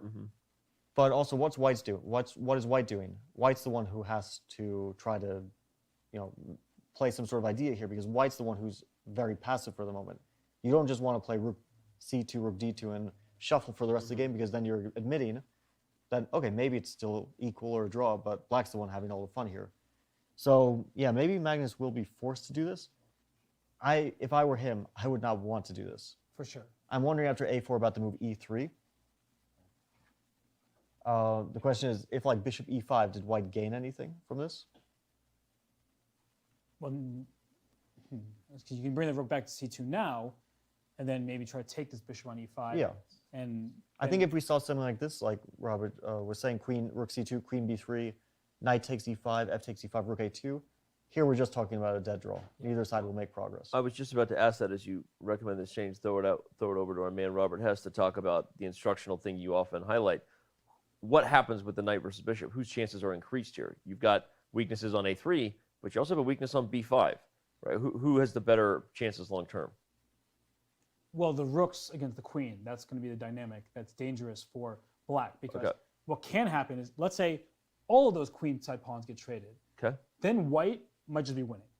Yeah, so that's what I'm trying. That's a really, I think, educational, instructive point. So if we visualize not just the knight and bishop coming off, but everything on the queen side, why are the rooks much better than the queen for Magnus long term? Because rooks, there are two of them, they can team up on a square, whereas a queen can maybe attack the f2 pawn, but you can't attack it with anything else. Right. So the rooks can line up on the 7th rank, and then even if the queen and king are protecting it, you can just take that pawn. Right. Because once the queen trades back for those two rooks, white ends up a pawn ahead. Right. So black does not want to trade those queenside pawns. That's in part why he played a4, because he could have taken on b4, which would have left the pawn on a dark square. But you don't want those trades. You don't want all those pawns to come off. Yep. And one other thing I was considering, at least I was wondering, after e3 here for white, can black even try like bishop b2? Because the knight is pinned, so you can't take with the knight. And if the rook takes on b2, then we get queen takes d3. And now a3 is under attack, and you can't protect it because rook a2, queen b1 check, and that's an issue. So this rook on d2 being loose is such a problem in my estimation that's why my instinct was to bring this rook back to c2 and just say, I know it looks weird. We have such a beautifully placed rook on c8, maybe going for an attack, but sometimes the best way to go forward is to first cover your bases and then later in the game move forward. So if we just show rook c2, again, queen b3, rook a2, and then that move e5, which we were talking about for black, like this type of position, if white can somehow strike with knight c5 and try to take over some of the light squares, black does not want to take that knight Yeah, on c5. we can show why. This is how you lose quickly. You lose immediately. Rook behind pawn and push. Done. Done. So if I can play knight c5 and you have to move your queen back, well, now I'm really happy because here comes rook c2 and you win a piece because the queen only has d5 and you have e3. But the point stands that I'm starting by retreating just to protect everything. And then once I go knight c5, black is left with these really difficult decisions because you can't really take that knight on c5. Yep. And then you have to be concerned, like, does queen b1, does this cover everything? Probably.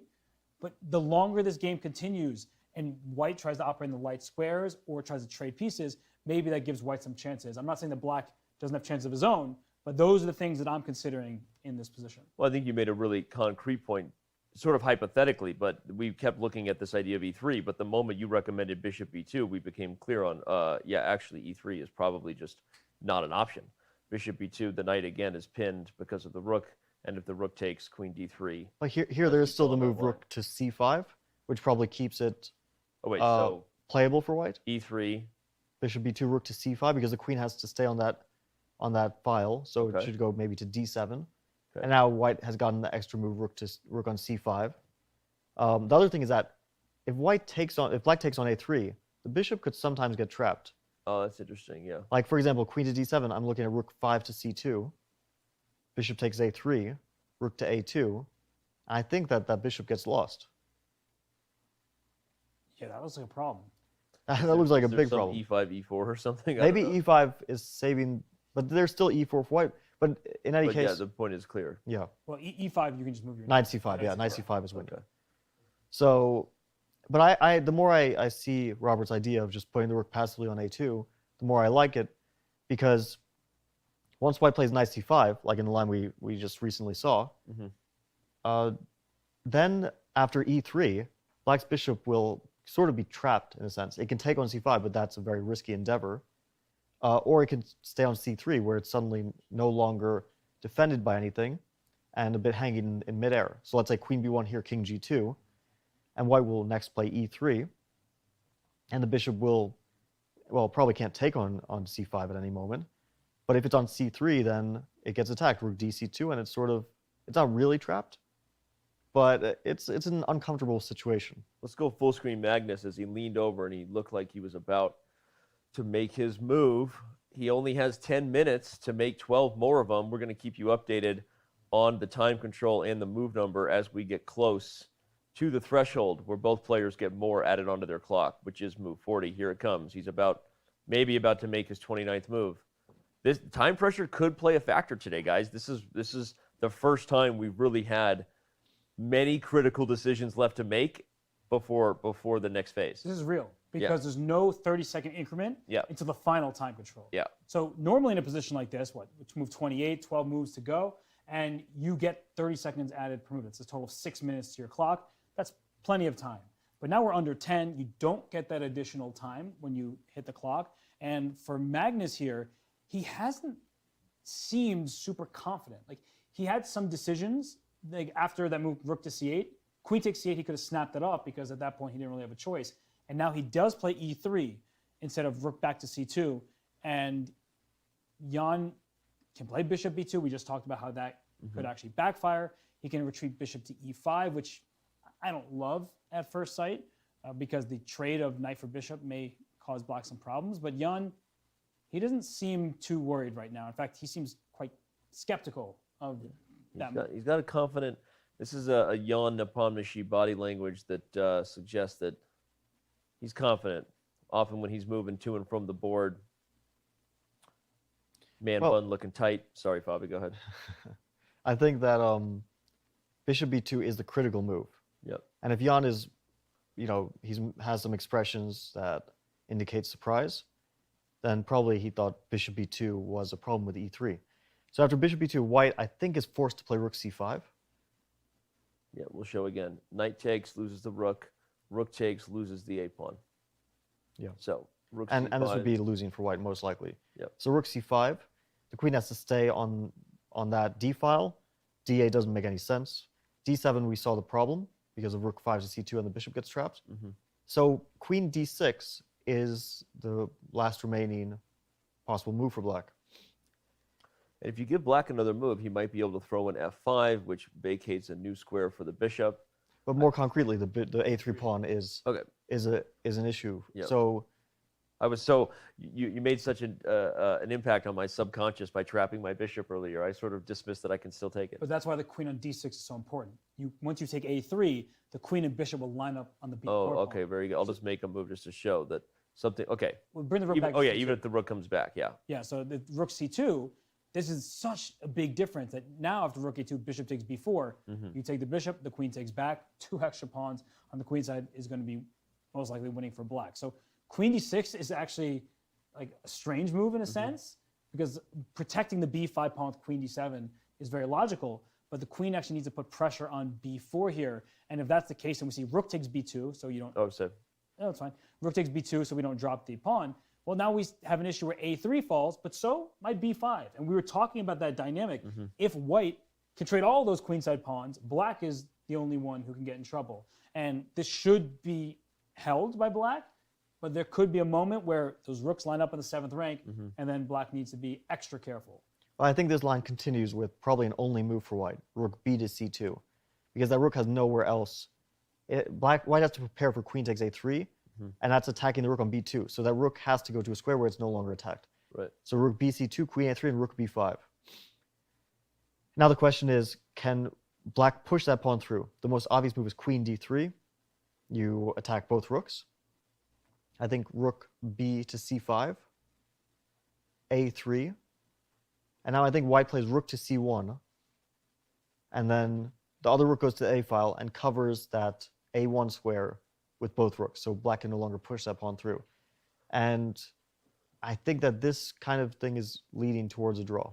Well, what's funny is, but maybe only white can win because of Robert's points. If these pawns disappear, we have 7th rank problems. There's one important point here. That if you don't go rook c1, just half step ago, if you go rook 5 to c3, hoping to get that pawn directly, queen d1 check, king g2 and a2 now is a big problem because queen d5 check, and you end up winning the rook, and that is bad news bears for white. So this position still has some life in it. Both sides can go wrong, but it does feel like in the 2 rooks against queen position, black is the one who just needs that extra caution because you don't want those rooks lining up against your pawns. Wow. Jan plays bishop e5. Another perhaps suggestion that if we are going to have peace, it's not going to come easily. Jan played this move, g takes f6, much earlier if you're just joining us. He goes for rook a to c8, inviting the queen versus 2 rooks in balance, and now doesn't go for the forcing bishop b2, but instead bishop e5. He's maintaining the tension. You know what he might be smelling, Robert? Roses? You smell what Jan's cooking? What was it cooking? It's on the clock. I think he's looking at Magnus's time pressure with a little bit of blood in the water. Well, although the time is a bit scary, I think white is an absolute safety after, for example, the move rook to c5. Okay. I don't think there's any risk for white, because probably black will play queen to b3 there. White will take on e5, take on b5, and we have a very similar position to the one we just saw, where white's rook drops back to d1. Let's say rook b5. Black might even have a perpetual with queen b1. Yeah, don't take there. Rook d1 looks like the right move. Queen somewhere, b2, b3, rook to f1. The rook is completely secure on f1, of course. The other rook will go to the a file at some point. Let's say a3. We might actually see this 4 against 4. Rook to, well, maybe not rook a5 even immediately. this, though, because the rook's coming over. Oh, no, queen b2 here, okay. Yeah. Okay. Let's say rook to b8. You wait for a2, and then you play rook a8. And now you have the line I was looking for, although I actually see, like, here queen b1 in the end. I actually realized the eval bar suddenly went a bit haywire, and because rook b8 was a mistake, because of queen to a4, I think that's the reason. Queen to a4, and that pawn actually kind of pushes through. White will lose the b pawn to cover that pawn. But instead of rook b8, a better move, rook to b6. If queen a4, now b5. And you have rook a6. Yeah, the rook is better on b6 going to a6, and we'll see a2, rook a6, traded pawns. I think that one is a draw, though. almost Because- like you're 2,800 or something. That was impressive. We are regularly impressed by the commentary here from Fabiano Caruana and Robert Hess. Remember, everybody, we are going to have other guests joining us regardless of the result at the top of the show. When the game ends, the show here on Chess.com just begins. Coming up, we have the artist Colin Byrne, alchemist of the world's most valuable chess set that we had here in studio earlier today. Fabiano made his first move prediction on it. We also have Vladimir Fedoseev joining us. Once again, we'll talk to him. We got some fun questions for Big Vlad, maybe about a particular blitz match that went down between him and Magnus Carlsen on Chess.com a little less than a year ago.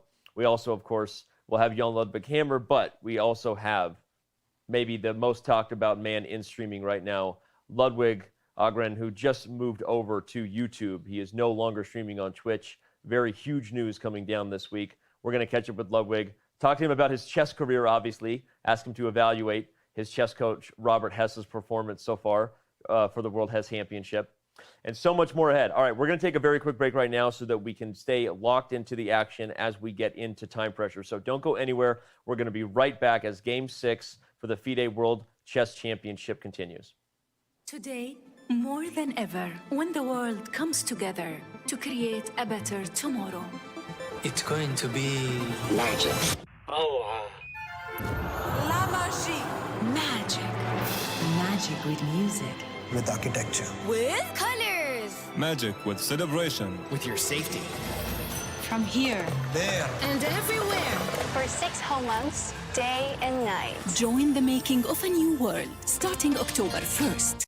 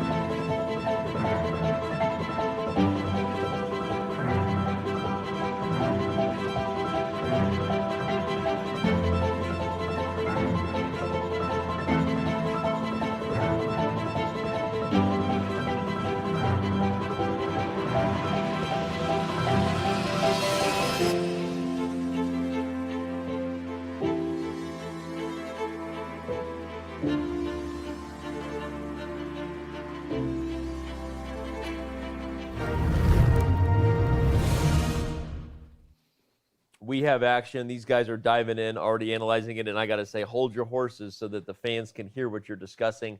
Robert Hess, Fabiano Caruana, Danny Wrench with you. Thanks for being with us for Chess.com's coverage, which is presented by Coinbase. Get at us on Twitter. Maybe you tweet something special at Robert, and maybe he gets back to you. Probably not. Well, maybe not. You know, all right. But okay, you guys started analyzing, and now we're going to do it. So H4 was played by Magnus, a big commitment, but even bigger, Jan just immediately responds to H5. Robert, your thoughts first. Yeah, my immediate thought is Rook C5 was a move we were talking about anyway, and Magnus really does not have a lot of time. So he needs to get to move forward at 10 moves from now in under 3.5 minutes. But Rook C5, what I'm wondering is if Queen B3, we just go through this sequence, Knight takes E5, Pawn takes E5, and what if I take Rook takes E5? So I don't take the B pawn, I take this pawn. I guess it's just bad for white, but I was wondering like if somehow you could try to like go Rook D4, but it might be too slow to get the rooks behind the pawn. Well, you can't take this pawn, which is key because of this move. So that kind of is a problem, I guess. So right before we came back on the break, Robert said, I have an idea. I was trying to figure it out. And I actually thought the idea might be king to H2. And he just made the move. And I'll explain this move because we're probably going to see stuff fly by pretty quickly now since they're getting low on time. What happens if queen to B3? Now I think white can play knight to C5, queen takes A3, rook 2 to D8. Oh. And let's just say queen takes B4. Let's say black keeps getting greedy. Oh, yes. Don't give a check. No? Rook H8. Maybe rook G8 also wins. But rook I think they're both made because of E4 in the end. Okay. Rook H8. But yeah. Yeah. Probably no. Oop. Oh, queen takes H4. H4. That's the move. No, okay, but rook G8. Yeah, you give checks and E4 in the end. Yeah, okay. Or actually just rook takes H5 is mate. Okay, or rook takes H5. All right, we're all good. So I think this is his idea to play knight C5 here, and it starts to look like a dangerous, because if, let's say queen B3, knight C5, queen takes A3, rook 2 to D8. If F5, you run into this knight D7 stuff. Yeah. Maybe rook G8 first, maybe knight D7 first. There's some checks here, by the way. But maybe that bishop covers H8, so actually black can move the bishop, or even move the queen to B2, and then the king finds refuge on H7 or H8. Maybe if I go. Well, here there's queen takes F2. F2. Yeah, so just to show the line Fabi's talking about, the king can hide here, and suddenly black is actually in much better shape than it looks like. This is, I mean, if Magnus in time pressure is committing himself to an idea like that, by the way, I mean, we are at move 31. This is how you lose games when you are in time pressure and you try to go for aggressive ideas like that because it's the opportunity to miscalculate something. Yeah, and I mean the idea that I was trying to drum up for white, as I was suggesting, was instead of taking the B5 pawn, we're taking E5 because the pawn H5 is also loose, and that means the black king could be in some danger. But it doesn't seem like white can get both of the rooks like around in time. So it's a tricky scenario. Well, this move doesn't commit Magnus because after queen B3, he can go back to that same knight takes E5 and rook C5 because with the king on H2, there's no queen C1 check. So that king H2 is a generally useful move to get away from the checks on C1, on A1 that might potentially fork. So let's talk about that again. So king H2, even if we go for this, now lines like this, and again, it's not forced, I'm just illustrating your point, and it looks like it might actually be fine. The whole point is at the end of lines like this, there's no longer a queen C1 check picking up the rook. There may be something else. There is queen C3, and you can't bring your rook to A2 because queen C4. Maybe queen C1 is better, but the point is you can't get your rook to A2. So queen C1 could be it, and now you're struggling to stop that pawn. That's very annoying. White would have to go for some rook D7 stuff, but this is like, I mean, this is where like you go for it, and even if queen F1, queen F1 oh wow, very even annoying. better. Queen F1 hitting the rook and the pawn. Yeah, so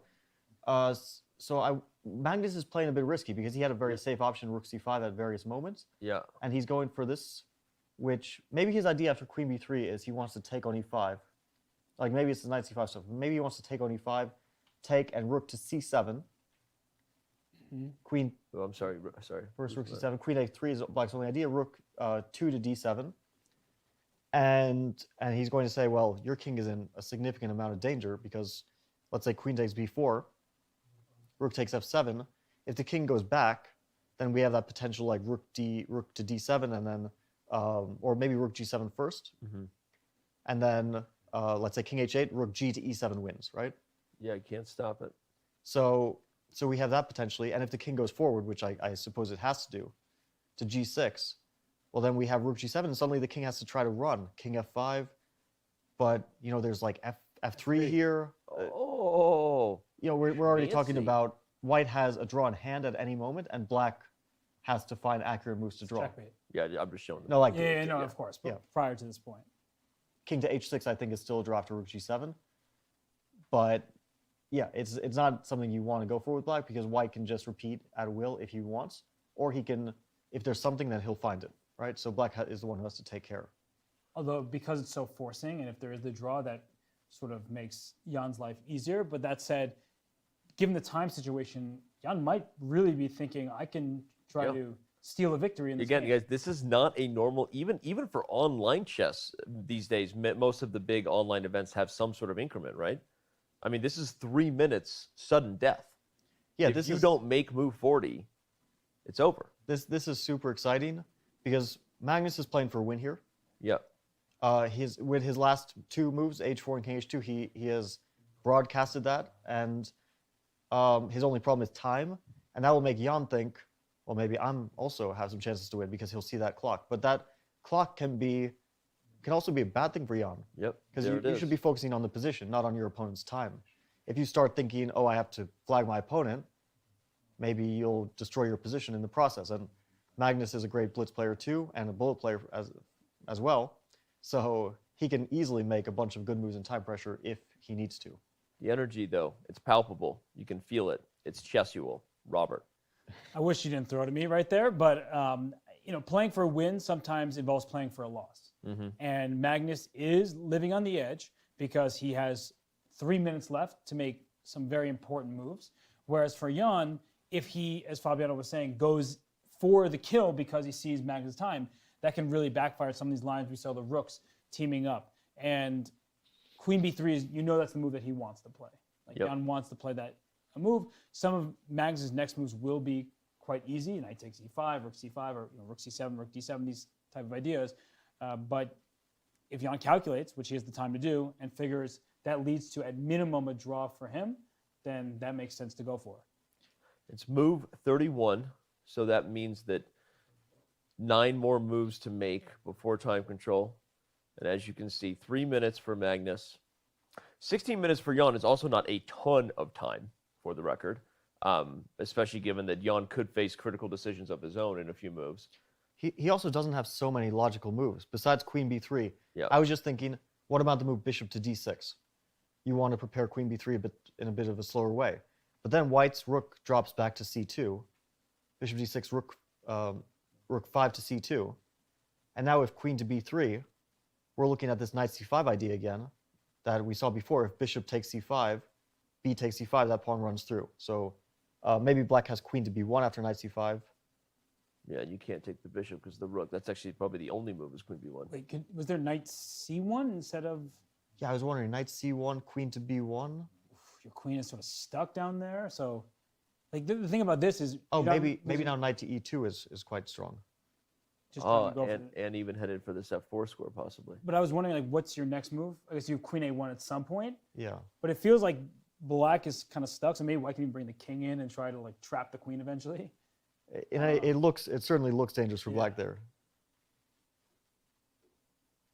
Well, Jan is correctly taking his time though here, right? We're all nervous here and excited, especially with Magnus's time pressure. But we should give credit here, Robert. Again, this is a poised Jan right now, right? He's not rushing this decision. That's what time management is all about, making sure that you leverage the clock as a weapon when the critical moment comes. So he really should use whatever he has here to make the best decision. Yeah, if you play too quickly, you might just lose in a couple moves. So he knows that Magnus is more than quick enough to make it to the time control, and he does not want to just play for Magnus to falter. You have to really come up with ideas yourself. So queen b3 is what we keep talking about. He's just working through those lines that Fabiano pointed out with rooks in the 7th rank, barreling down at black's king. But if he sees that he can just make a draw in that position, that's what he should go for.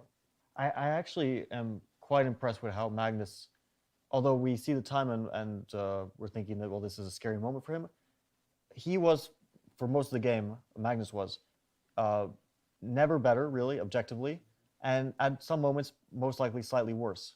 Oh, well, he goes in for bishop b2 the second time around? That is surprising. And Magnus quickly responds rook c5. We know time pressure is real, and Magnus was ready to make his next move. Queen d6 is forced now. I think he'll quickly. This is the line we looked at with queen d6. It's the line we looked at with But the without inclusion of the h5, h4, and the king was on g1 before. Now it's on h2. This might not make any real difference. Okay, and let's show real quick on the analysis board the line that we looked at before our last break. Queen d6, the key is you can't take with the knight because the rook is hanging. And if you take with the rook, the queen can take on d3. We have trades of pawns for others. But another really key point is that if a move like rook to c2 is played, the bishop does not get trapped in these variations because the queen actually attacks b4 and can get the bishop out of its tight box. I'm starting to wonder, after bishop a3 here, Okay. can I go knight f4? Can I go for your king side? Like, I understand I'm risking a lot by giving up my a and b pawns, but that h5 pawn is quite important to defend the black king. Yep. f6 should fall next. Maybe I'll bring my rook up to d4 and swing it along the fourth rank over to g4. Wow. Like, the black king is really not that safe. And Fabiano's idea of rook d7, rook c7, knight takes e6, all of those are in the air, and black's king could be in some serious danger. I have to say, this is terrifying for black. Now that I see it, this is an excellent idea. Let's look a bit deeper into it, because Magnus has time to think. He doesn't have his own time to think, but he has his opponent's time to think. And Jan is thinking. So now, let's see, black should probably, I don't know if black should play queen ace b4, but let's just say black does it. Now I'm thinking rook to d7. Rook d7, yeah. Because we don't care about the material, we care about checkmate. And that contains the idea of knight takes e6, or knight takes h5 is always on the cards. But more importantly, I think rook to c7. Yeah, I was going to say, this is... And there's no way to defend that pawn. That's a mating net. This is fascinating. Look Two rooks and a knight is checkmate. And as soon as that pawn, we were looking at a previous line with h4, h5 included, and I was saying that pawn is cemented on a light square, and knight f4 comes with even more force because you're winning a pawn in the process.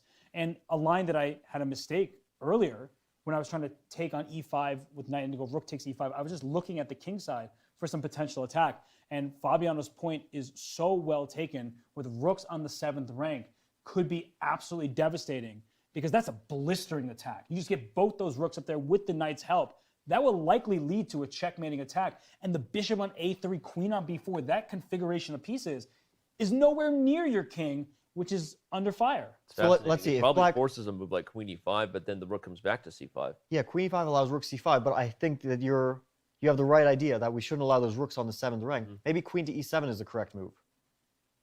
Giving up the h5 pawn, but preventing the most dangerous threat of all, which is the mating net. There's a second most dangerous idea, which is rook to c8, and I think that's still super dangerous. Oh, wow. Bishop takes b4, rook to d8. This is the problem. That king cannot escape. And actually, it's because of the structure. Imagine black's f6 pawn is on g6. That king easily escapes to f6. Yep. But because of this structure, black's king is sort of boxed in by his own pawns, and after f5, there's always going to be knight takes h5. So if we just continue the line, bishop takes b4, because I think white is already winning, rook 2 to d8, let's say f5, knight takes h5, king to g6, rook h8. I think rook h8, probably among other moves, but rook to h8 at the very least, and rook to g8 next, that's checkmate. Yeah, that's mate. That's... Guys, has Jan blown this? Was bishop b2 a blunder? Well, what are his other moves here? He only has moves on the d file, right? Queen to d7, rook 5 to c2 is winning a piece. Yeah, and again, everyone, the reason this is the only line we're looking at is because moves like bishop e5 are maybe other things, but f4 is it looks like it wins material. Yeah. And even if not the material, then you have knight c5, rook d7. Yeah. You didn't even lose the a3 pawn, Right. and you're still continuing your attack. Oh my so goodness. Magnus, Jan looks nervous. Yeah, and Magnus's quick response to rook c5 showed he was ready, and I think he's feeling it. And we were talking about this as soon as it happened. Once the queen was captured as two rooks, it felt like black was in danger. He just brought his queen back to d6. Rook d1. Whoa. Rook d1 by Magnus instead of rook c2, and the eval bar does not like that move. I've never been so disappointed. Sorry. That came as a glass of cold water. What's the idea? He just wants to play bishop a3, rook b5. I don't know. I'm shocked. Well, especially because he had time to. He was thinking that whole time on Jan's clock. Yeah, I don't know. I mean, this idea of rook 5 to c2 and knight f4 wasn't immediately obvious, but rook d1 is a weird move, and this looked really good. I mean, this is not immediately obvious, but it is an idea we've been looking. Okay, wait a second. We've got rapid fire moves, so we got to stay with the live position.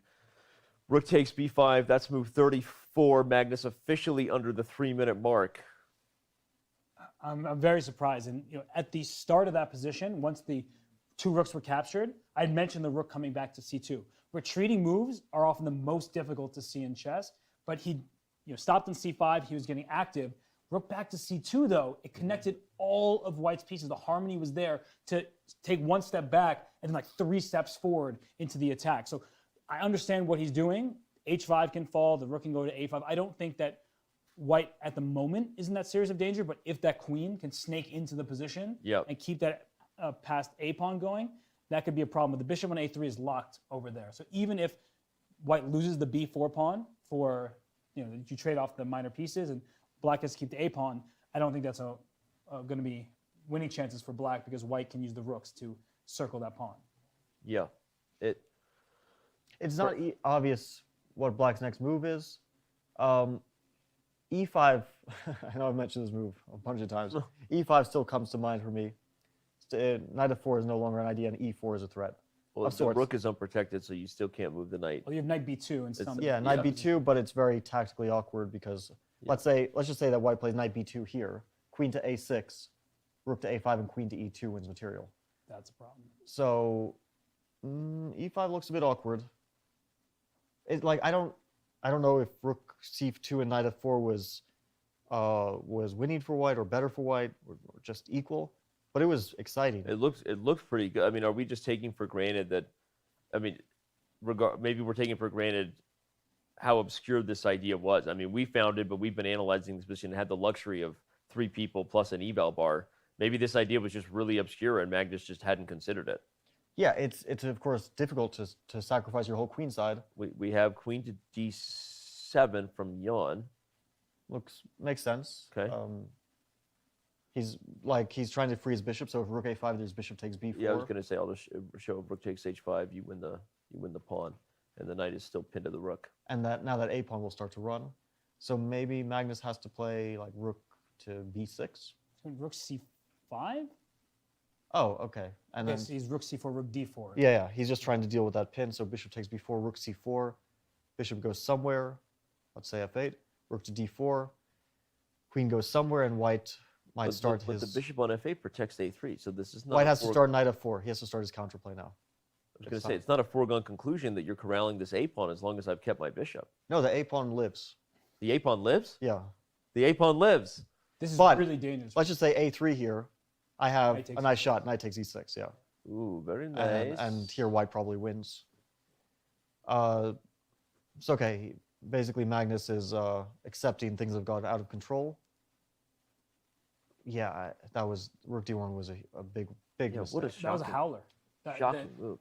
That was a moment where this is a clear illustration of a moment where being able to talk through your moves can be very helpful. Because rook c8 back to c2 was my initial passive plan. And at that particular moment, it was just like say 1 step back just to be passive for a moment. Then you can strike forward with getting the bishop out of play and connecting your rooks with each other so the knight was free to go. And Magnus doesn't have much time. The pressure's on him, whereas we can sit and ponder about all these different moves. But that's a moment that can make or break a world championship. Right. And he's in some danger right now. No, he's in real danger. I mean, it's Magnus, so I'm always giving the Magnus bias-itis here, suffering from it for years. I assume that he'll figure out a way to set up some sort of defense, but Black is the one pushing for a win. Yeah, I think his time was not such a huge factor when he had safety, and he had safety for quite a while. Yeah. Until he made this rook d1 move. Now there's no longer safety because Black actually won that queen side, and will come away with a passed a pawn. White will get his counterplay. There's still 2 rooks and a knight, which are very dangerous and very sharp and tactical. But now it's out of control, and his time puts him at serious risk, especially here. Robert, you made a really good point. We were initially considering that rook retreating idea as you said, just almost an instructive point, right? About how sometimes you have to coordinate and retreat before you can go forward. And the more we looked at it, the more we were like, hey, there's actually something very, very strong about that idea. The rook's being protected frees up the knight and all the ensuing potential tactics against the king. But I feel like we were almost in our own echo chamber. We were convinced this was the idea. Maybe in hindsight, Magnus clearly didn't even see this idea.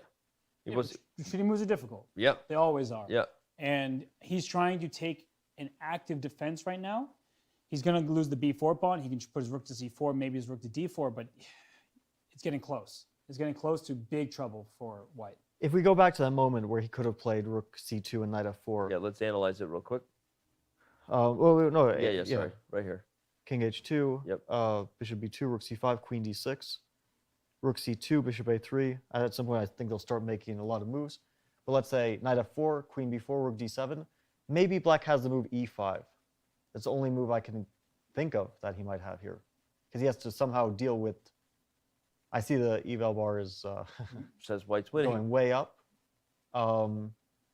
There is probably something very strong. Maybe it's simply knight to d5. And then followed the other by, rook comes in. Maybe. But yeah, the queen on f8 actually defends things. And if knight h5, king g6, that's why I thought things weren't so easy. Whoa, wait, Jan did not. Let's see the game, yeah. Take the pawn. Knight takes h5 was the answer, though, so at least we solved that. But all right, e5 instead of bishop takes b4. Well, we mentioned this on the previous move as an idea.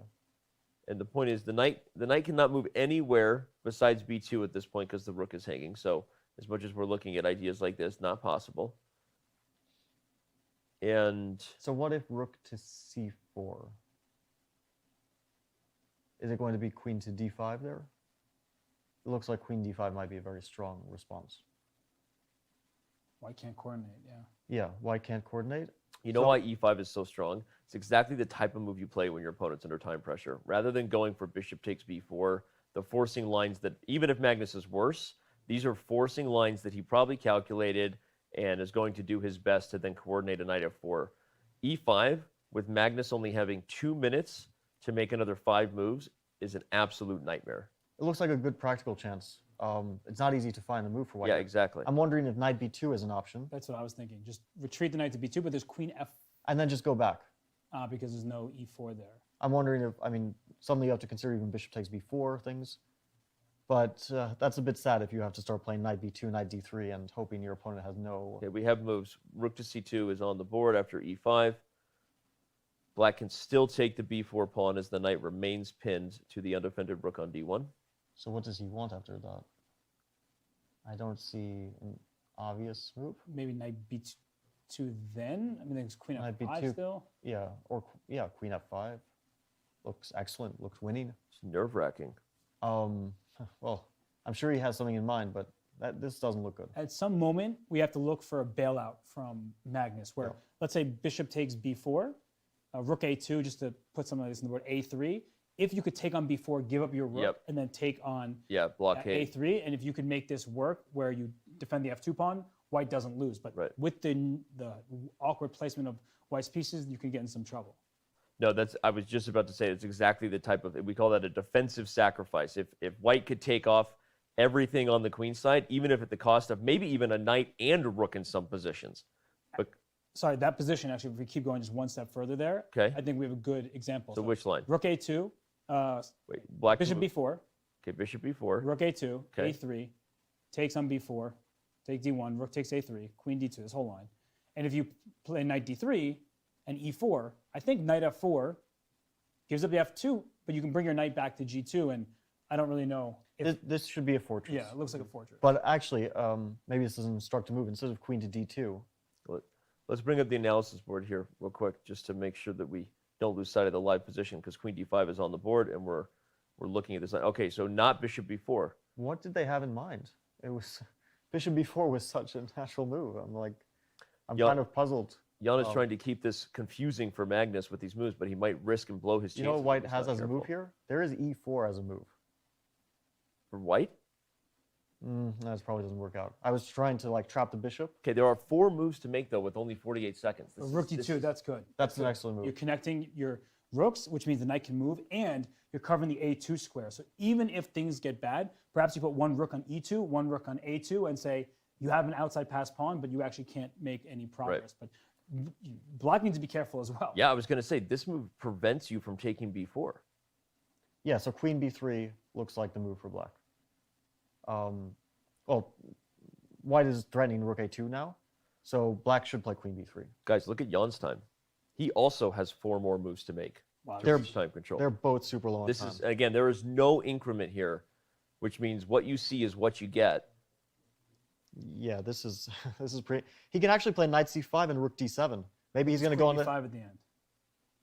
And oh, wow. knight e6, just king g6. Yeah. Yeah, but he goes rook a2. See, this is what we were talking about earlier. That if we get the trade of the minor pieces, then I don't think White. But White wins the pawn directly. Right. Bishop b4. Yeah, rook White might d even to b2. win in that endgame. Rook d to b2. Rook d to b2. Yeah. We should see that. That's what I'm saying. No, if we get happen. bishop b4, rook d to b2, queen takes knight, rook takes bishop, and the a pawn falls, White is the only one with winning chances in that endgame. Yeah, White is the only one winning chances, but I think that it's still a draw because White's king will always come into perpetual if the rooks get too active. Okay, 1 minute for Jan to make 3 more moves. 2 more moves from Carlsen will be required before time is added. We have 32,000 of you on YouTube, 87,000 of you on Twitch for the hypest moment we've had so far in the 2021 FIDE World Chess Championship. And what's so scary is Jan has to recognize that the 2 rooks against queen scenario, with all pawns the same to the board, that's a draw. Because in your head, you may think the rooks will team up against a pawn like we talked about earlier, and I'll lose. And so you might be afraid to do that. Wait, what just happened? You played went E4. knight f4, knight c5? Oh, no, this could be trouble. Jan is blowing this position here with no time now. Well, like queen b4, if rook d... Look, knight e4. Because if you take the knight, you lose the bishop. Yeah, I was also thinking if rook d to c2, those pieces are all trapped. They can't move, but maybe White can't make progress. We're at time control, by the way. Magnus Carlsen has reached time control. Ian Nepomniachtchi has 1 more move to make or he loses on time. Oh my gosh, and what's the move here? Like, it's not easy because queen takes e4, rook a3 is the worst version of all of this. That might just lose in the spot because White will bring the other rook to a2, win a4. Jan has made his move. Queen b3. Oh my gosh. Rook dc2 still seems like the right move to play knight to d2. But wait, I want to go back one moment since they've reached time control and neither of them has blown the game away. Yeah. I'm wondering about this moment. Rook d to c2 here. Black cannot move any piece besides his king and pawns.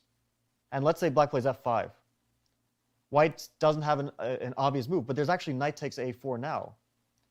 And the bishop is lost. And this is a very different version. The pawn on e4 actually takes away all of Black's perpetual check possibilities. This one might be really bad. This could have been winning for White. This one might just be winning because you gang up on f7 and there's no way for Black to create a perpetual check possibility or to create f4 counterplay. Black's pawns are fixed. You can even try to gang up on f5. That might be the real pawn. Yeah, because if you win f5, you defend f2 and a lot of sharp lines. And then Black's done. So this one was really dangerous for Black. I think Magnus might have missed. What a tough move to see in time pressure, obviously. A subtle rook shuffle rather than the forceful knight capture. I think there's also queen b1, I guess, after... Queen to b1, but White can play knight takes a4, and... Yeah, the pawn e4 is not where you want it to be. Yeah, we might... Yeah, the bishop on is also like, where does it go? Because let's say bishop to d6, then knight c3 comes and e4 is hanging, right? Also, could we have taken on e4 in that position? After queen b1, then go knight takes e4? Maybe. Yeah. Because now Black's pieces are all over the place, and knight c3 becomes a threat. If you go bishop b4, there's rook c to b... Oh, no, it's not rook c to b2, because rook a to... Or maybe knight d... But it's like, it's right there. It's very thin. It's a very thin defense for Black. There might be... Yeah, it's difficult, but for... Bishop b4, rook a to b2, queen to d1, knight to c3. Maybe we pick up that pawn slowly. We just corral it with rook a3, rook a2, etc. And now Black is losing on the king side, so he might be in serious trouble here. That looks losing, right? Because once you get that pawn, you have rook on f4, which defends f2 while attacking f6. That looks done. Well, even in the live position, I think we might still be.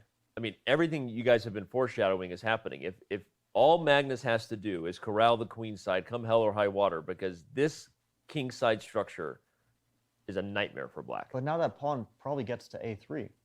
it's a very concrete. The bishop backs position. up and a3 comes in. Yeah, let's say rook d to c2, and the move you said, bishop to f8, and white has no way of getting that pawn. The pawn remains on a3. Although you could argue Magnus's losing chances are almost zero here as well. Now that the e4 pawn is fallen, you could even give up the knight for the pawn in some lines, and I don't know that the queen and bishop can really beat the two rooks over there. I think Magnus was super close to losing this game, so he's probably happy to escape to a position where he isn't in any real danger anymore. But that moment, queen to d5 by Jan, I'm still super. Yeah, this was the moment where I don't understand was it. screaming to be played. I mean, it's a pawn. Yeah, it's a free pawn.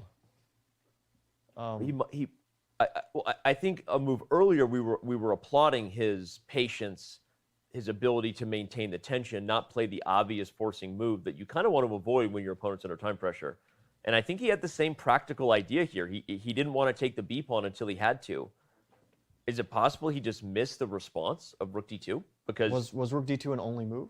I don't know, but that's an easy move to miss, right? It's also an easy move to make because you're dealing with this pin for so long. You can't move your knight. Rook d2 connects everything, and that's the placement of the rooks that we wanted earlier. Yeah. When it probably had great winning chances for white. So it's honestly sort of both players trying to win in certain moments.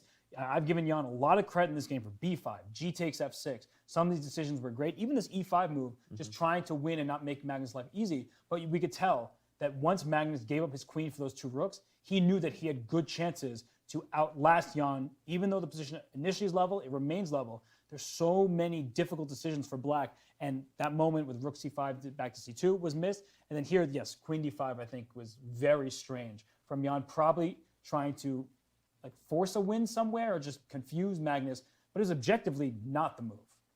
Yeah, I think Jan was in this sort of blitz mode where he was thinking, okay, Magnus has something in mind after bishop takes b4. Rather than find out what it is, let's make a move that will surprise him and make him burn time or something. Wrong approach. In general, you should be trying to make the best moves, not the most confusing moves. And they're playing a World Championship match, not a blitz game, you know. They get more time after move 40, so these moves are super critical. If one side ends up being winning, and I think they were both close to winning at some point because of this queen d5 move. Bishop takes b4. I think Jan would have been close to winning. Later on, Magnus was super close, I think, to being winning. So, yeah, this is a game that's, I think, it had a lot of impressive ideas from both players and also a lot of serious mistakes, which is understandable because they were so low on time in such a complicated position. But this queen d5 move kind of strikes me as like, what was the thought process behind it besides just I want to confuse my opponent? Well, one question for you is, we keep saying they play the board in front of them every single game, no matter the previous results.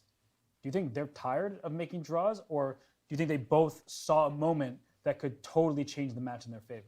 Well, they both had ambitions in this game. Like, we can see that. I think they were going in their minds between, should I play for a win? Now I'm worried. Should I try to try to get to safety?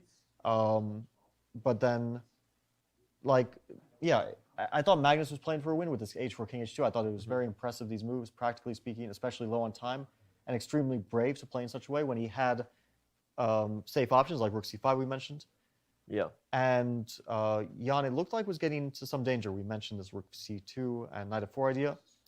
It's, of course, understandable that Magnus missed it. Rook d1 was a serious mistake. I think he felt like things were getting out of control. Maybe he missed this bishop b2, queen d6, and then he started to panic in this position. And he thought, I'm getting low on time. I can't start to burn time here and potentially lose on the clock. So he just chose something. Turned out to not be very good, but he went with it. It's fascinating because, again, if you were missing our analysis in this moment, Robert and Fabi both really highlighting what a brilliant potential turnover we could have had here, right? Where offense becomes defense and vice versa. This move, rook to c2, a defensive retreating move. If bishop takes a3, met by knight f4, and you start to see that black is actually maybe in very serious danger. Because not even because of the pawn, but because of things like this coming. And as Fabi said, forget the pawn. When you've got a mating net, this is exactly what the doctor ordered for Carlsen. What a shocking finish that could have been I think if he had played this way and played it quickly, he would have had good chances to win the game. Yeah. Like we see that the eval bar is not suggesting that white is winning or anything, but it is possible that the computer is underestimating white's attack. Yeah. That's one thing. Another thing is maybe black has some miracle defense, but that's not relevant in a practical game. Fascinating. Rook c2 was a very tough find, one that Magnus was unable to come up with. And after bishop a3, queen d7, and equally just as good of a chance for Jan seemed to have slipped away after the e5, rook c2, bishop takes b4. I mean, this is, if this bishop gets to f8 and this pawn gets to a3, we're probably talking about a black victory. I think Jan will be kicking himself over this one move, regardless of whether it's a draw. I mean, especially if he loses. But even if it's a draw, I think he will really see this as a missed chance. Magnus had that chance, but it was a tough one. It was a complicated one. Here, you're just taking a pawn. You're making the move that that comes to mind for everyone. The first candidate move, bishop takes b4. Queen d5 was chosen, and then, oh man, did we have a time scramble? Queen b3, rook a2. Was there anything else besides e4 as we see Magnus back at the board now? I think bishop takes b4. Was still. We mentioned it. This version is probably, I guess he wasn't sure about it, but it's probably a draw. Bishop b4, rook d to b2, queen takes d3, rook takes b4. The a pawn falls, but since black has a flexible structure, not the pawn to e4, but the pawn to e5, I think he can just harass that f2 pawn and white's king and stop white from getting active with the rooks. And one critical point, by the way, is bishop b4, rook a to b2 may look pretty enticing, but the problem is, as rook a to b2, you take the rook on d2. So you give up your queen, right back for those two rooks, you get this pass pawn, you win the game. So yeah, of course, rook d to b2, as Fabian was saying, you just get the bishop, give up the knight, and you win the a pawn. So yeah, I mean, knight takes e4 is a hard move to criticize. Fabiano's rook c2, just keeping black stuck, right? You can't really move very easily for black. That's not that easy of a move to play, even though it's extremely understandable. And if you give Magnus one more minute on the clock, I think he could play rook to c2. But knight takes e4 seems so strong. You're taking a central pawn. You're leaving black with all of these isolated pawns on the board. And if you take that knight on e4, you then lose the a pawn and just lose the game on the spot. So that would just be a disaster. And just noted everyone, a simple idea like rook d4, rook f4, guards f2, a4 falls, and white wins this easily. I think that we could pretty much figure out if rook d to c2 was actually a winning move or not, because after rook d to c2, black's options are extremely limited. He only has basically two moves. One is f5, one is queen to b1. After f5, knight takes a4. I think black will probably take rook c3. Let's move the queen somewhere. Probably doesn't matter very much where. Or something. Yeah. Rook take with the c rook. Black makes a waiting move, queen e1, for example. Queen f1. Rook to a5. King to g6. You have to defend that pawn. Now, let's say rook to b2. So you teleport your rook to f4. Yeah, I don't know that you can win, though. Well, which move do you make? f6? Okay, but you're going to get into Zugzwang, right? Rook b to a2. Okay. You can't move your king because rook takes f5, so you have to move your queen. So queen d1, I guess? Yeah, okay, now queen to d1. As long as you're never threatening to go here, then I'm not in Zugzwang. Well, let's play rook to a7. Okay. Okay, now rook to... I see that eval bar be creeping, but I don't believe but it. You want to go full Nigel Short. I'm going for full I'm Nigel waiting for you to go here. f4, king f5, king Hey, don't you turn your back on the ocean or Nigel Short. I mean, those are two equally dangerous things, depending on the right setting. But that probably doesn't work, actually, because in a lot of these variations, white can take with the g pawn.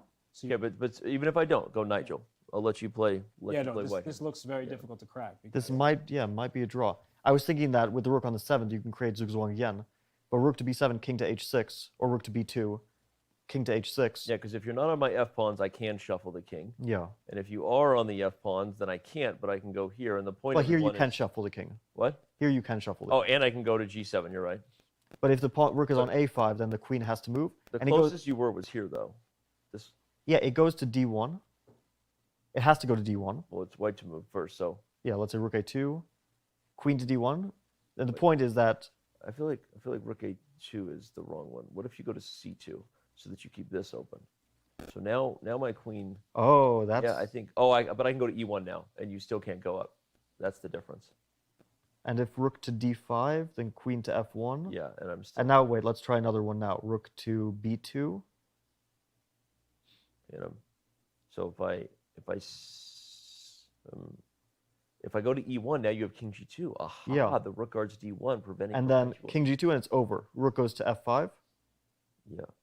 If this happens, king g2. Rook to f5, rook to b5 takes f5, and and if f4, white just plays g takes f4. Okay, but hold on. So I was helping you out there to break down my own blockade. I'm not going to help you anymore, Fabi. Well, then I have no chance of winning this. Well, you have no chance against me. Your move. Yeah, rook to d5. I think the d5, the rook on d5. This was a really key point. You can't go to d1 anymore. You have to go to e1 or c1, and then rook to b5 comes. Again, everyone, the queen wants to stay hitting the f pawn. If the queen is not hitting the f pawn, the rooks are doubled, and this pawn will be captured defending. If the king ever moves off, the f pawn falls. So the only way to maintain this is queen here, but that allows the king to help himself, big fella. This is resigns. And I'm frozen, just like Elsa. I always appreciate a good Frozen reference. I'm trying to figure out a way for like, even if I could pass the move here. Yeah. So that I understand you're going to rook b5, then I'll play f4 and hope that I have some kind of. I was thinking about that. You get mated. Well, maybe not so quickly. Yeah, you might have queen to e2 to g4. Yeah, a little perpetual. But I don't know what my waiting move is here. Okay, so hold on. So where are we back at? This is king g6. So king g6, rook b2. I think this one is winning. Like that's my feeling. So not rook a2. The improvement is rook to d5. Yeah. Which I like a lot. Maybe black had to keep the queen on d1 in general just to stop rook to d5. So rook d5. Can we just go for it really quickly here? If I play queen c4. Rook b5. Rook b5, and then I try f4. Ah, yeah, a gf4, queen e2. Oh, Robert. This is probably a draw. Very nice. Yeah. You gain a tempo. Note that the rooks cannot come back to help, and the king not helping himself to a victory at least anymore because of the perpetual check. Well, if you go too far. Just queen h. Queen h. Yeah, just go here. Oh, this too, right? Yeah, this one. Yeah. And if the king goes too far, then f2 falls. Yeah, okay. But after queen c4, I just want to play rook to d1. We can play this one as slowly as we want. The queen can't get to f1 anymore. Now rook to d2, king g2, very slowly we build up. King g2, rook d2. Eventually one of the rooks comes back and the other one joins the party. And then I'll have the same thing. You have f4 at the end even? So at the end of all those lines, you have f4. Oh, but white can go for a checkmate. Rook to d7, rook b7. I don't want your f pawn. I wanted to play king g2, rook to d7. You want Bob Barker on this? You want the whole thing? I want the whole thing. The Price is Right. Yep. Anyway, like, if this is not losing, it's super, super difficult to hold. Yeah, that's a really good point. So rook d1, black. We'll just shuffle just to show when you're ready, you go here. Or rook to d6. Forget the pawn. Maybe the f6 pawn is the real target. I mean. So what we're establishing for those wondering was whether or not Magnus Carlsen perhaps had a winning opportunity with the brilliant suggestion from our own Fabiano Caruana. Rook to c2, sort of freezing black, and we were trying to figure out, is this endgame winning for white with f5, where you sacrifice the knight for the pawn, you regain the bishop, and it seems indeed that just miserable for both. There is a way to coordinate. It takes a little bit of shuffling, but eventually, this idea here is that's just some instructive stuff right there. Yeah. That's brilliant. Flushing the queen out so that you can then move the pieces on your terms. Preventing the queen from having any which square that would have a perpetual. Oh, well, I think that Magnus saw the idea of rook dc2, but didn't realize he was down to like 20 seconds. So we can understand. Mm-hmm. He didn't realize that knight takes a4 was a threat. And so he thought rook dc2, f5, and we wait. There's nothing to do. But knight takes a4. If he had seen that, I think he would have played rook dc2 for sure. well, it looks like in the game, even though we didn't get that variation, he took on e4. He did bring a rook to c2. And we were talking about bishop f8, pawn to a3, and black better be in time for that, because otherwise rooks can start going to the 7th rank if you're not careful, and that could cause some problems. Okay, bishop f8's on the board. Rook to c7, if a3. The nice thing about my queen is she guards f7. Yeah, so you don't have time to go for rook to d7. Yeah, I don't think you want to start abandoning that pawn so No. quickly. Maybe after bishop f8, knight to c5. Wait, sorry, what? Maybe bishop f8, knight to c5 is his idea. Okay. If queen to b4, there's rook to d4. That wins a pawn. Indeed, it does. I don't understand why the eval bar is not agreeing with me. Is it like bishop? What's oh, queen to b1. Oh, yeah. with a tempo. Yeah. Black okay. still has this, so. Okay. But yeah, it feels like we're entering territory where black is no longer in much danger. White is not in danger either. But I guess we'll see what Magnus has in mind. Well, it feels like Magnus might be about to go in for a long post move 40 think, so we're gonna give ourselves a break. I mean, my adrenaline was up and down. Gonna need some post traumatic. I mean, I'm gonna need some therapy after that moment right there. But definitely, it has been worth the wait for the excitement that we just had with both players scrambling and time pressure, and we still have a lot of action ahead. So don't go anywhere. We have much more for Game 6 for the 2021 FIDE World Chess Championship. We take a very quick break. When we return, we dive in to all that we'll be analyzing at the break, because that's what we do. We can't stop talking about it. Don't go anywhere. Chess.com's coverage brought to you by Coinbase will return. Turn it up, come on, hey, yeah, let's go. Chess.com, and you know you gotta love this, cause we're bringing all of y'all the best coverage. Commentary that'll keep you into action, plus you get rest from yours truly, the Mackin. So you better keep it locked in, no doubt, man, you know what you're watching. I'm a king, never no pawn. FIDE Chess Championship on Chess.com, peace.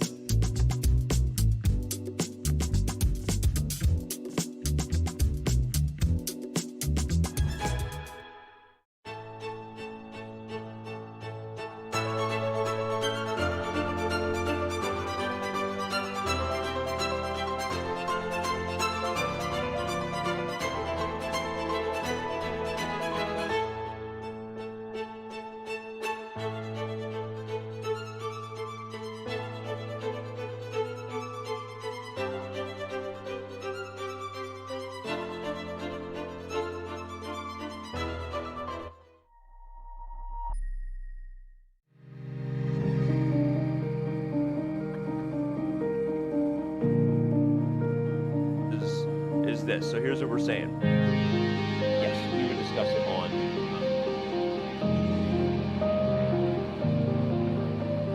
first game of the 2021 FIDE World Championship. And what better meeting?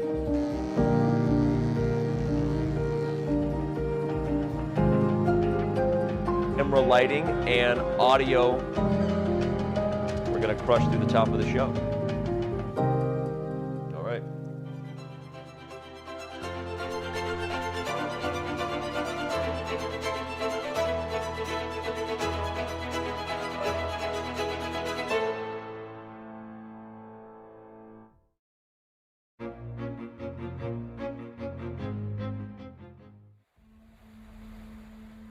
Am I supposed to feel ready? Yeah, but I guess when you prepare for such a major event, you always feel like you could do more. But I guess we are doing some insane amount of work, so I hope we get to be ready enough.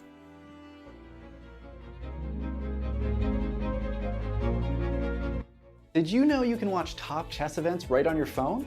You don't even need to download an app. Just open any mobile browser and head to chess.com/events. You can see what's happening right now, check out top games, see results, and so much more. Try it for yourself at chess.com/events.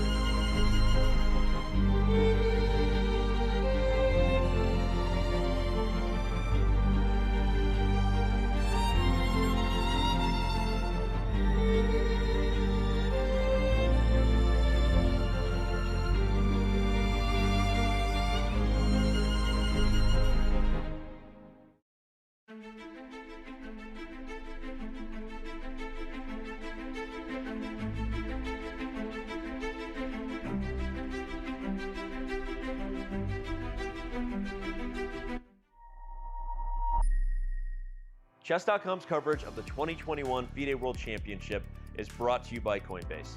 Whether you're an experienced trader or just looking to make your first crypto purchase, Coinbase has you covered. Visit coinbase.com/chess to get $5 in free Bitcoin just for verifying your account today.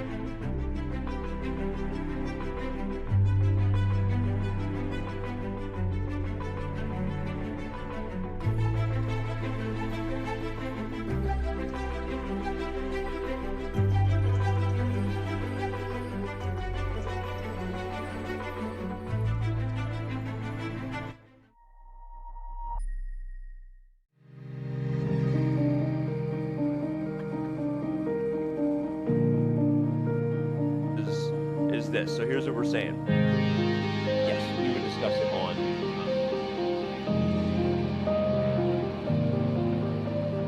First game of the 2021 FIDE World Championship, but what better be?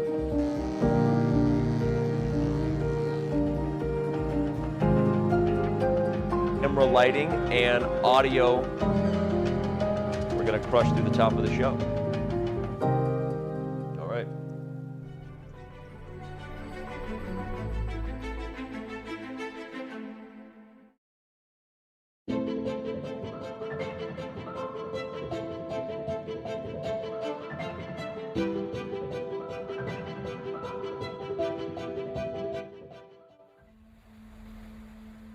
Am I supposed to feel ready? Yeah, but I guess when you prepare for such a major event, you always feel like you could do more. But I guess we are doing some insane amount of work, so I hope we got to be, ready enough.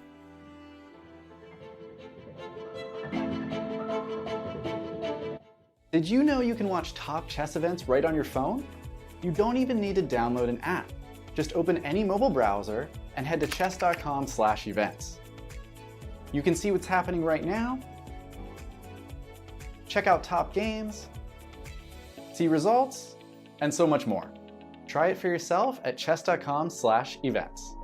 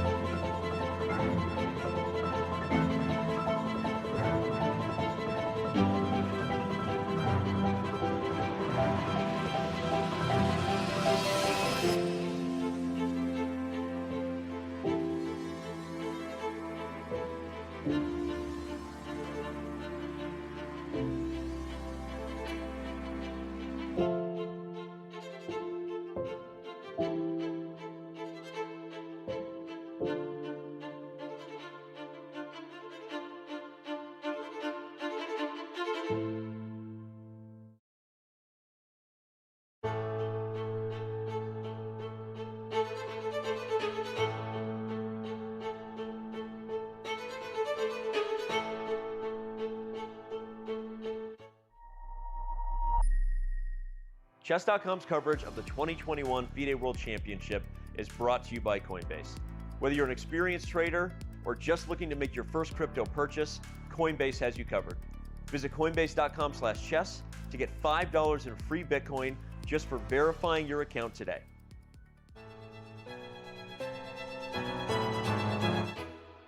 What'd you think?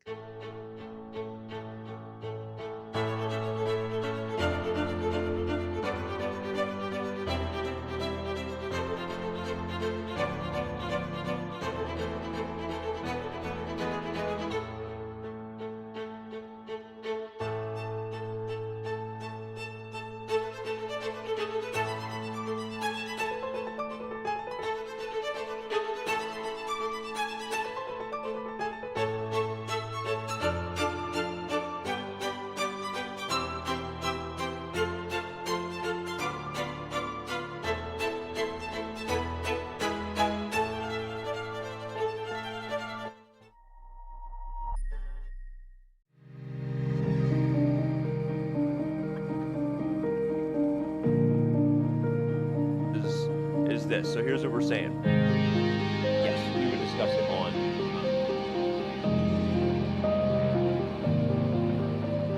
first game of the 2021 FIDE World Championship. But what better be?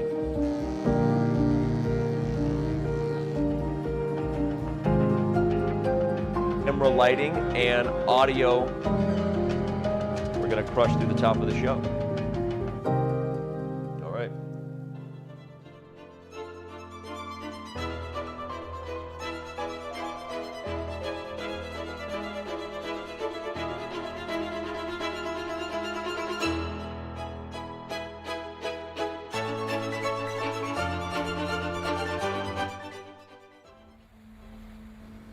Am I supposed to?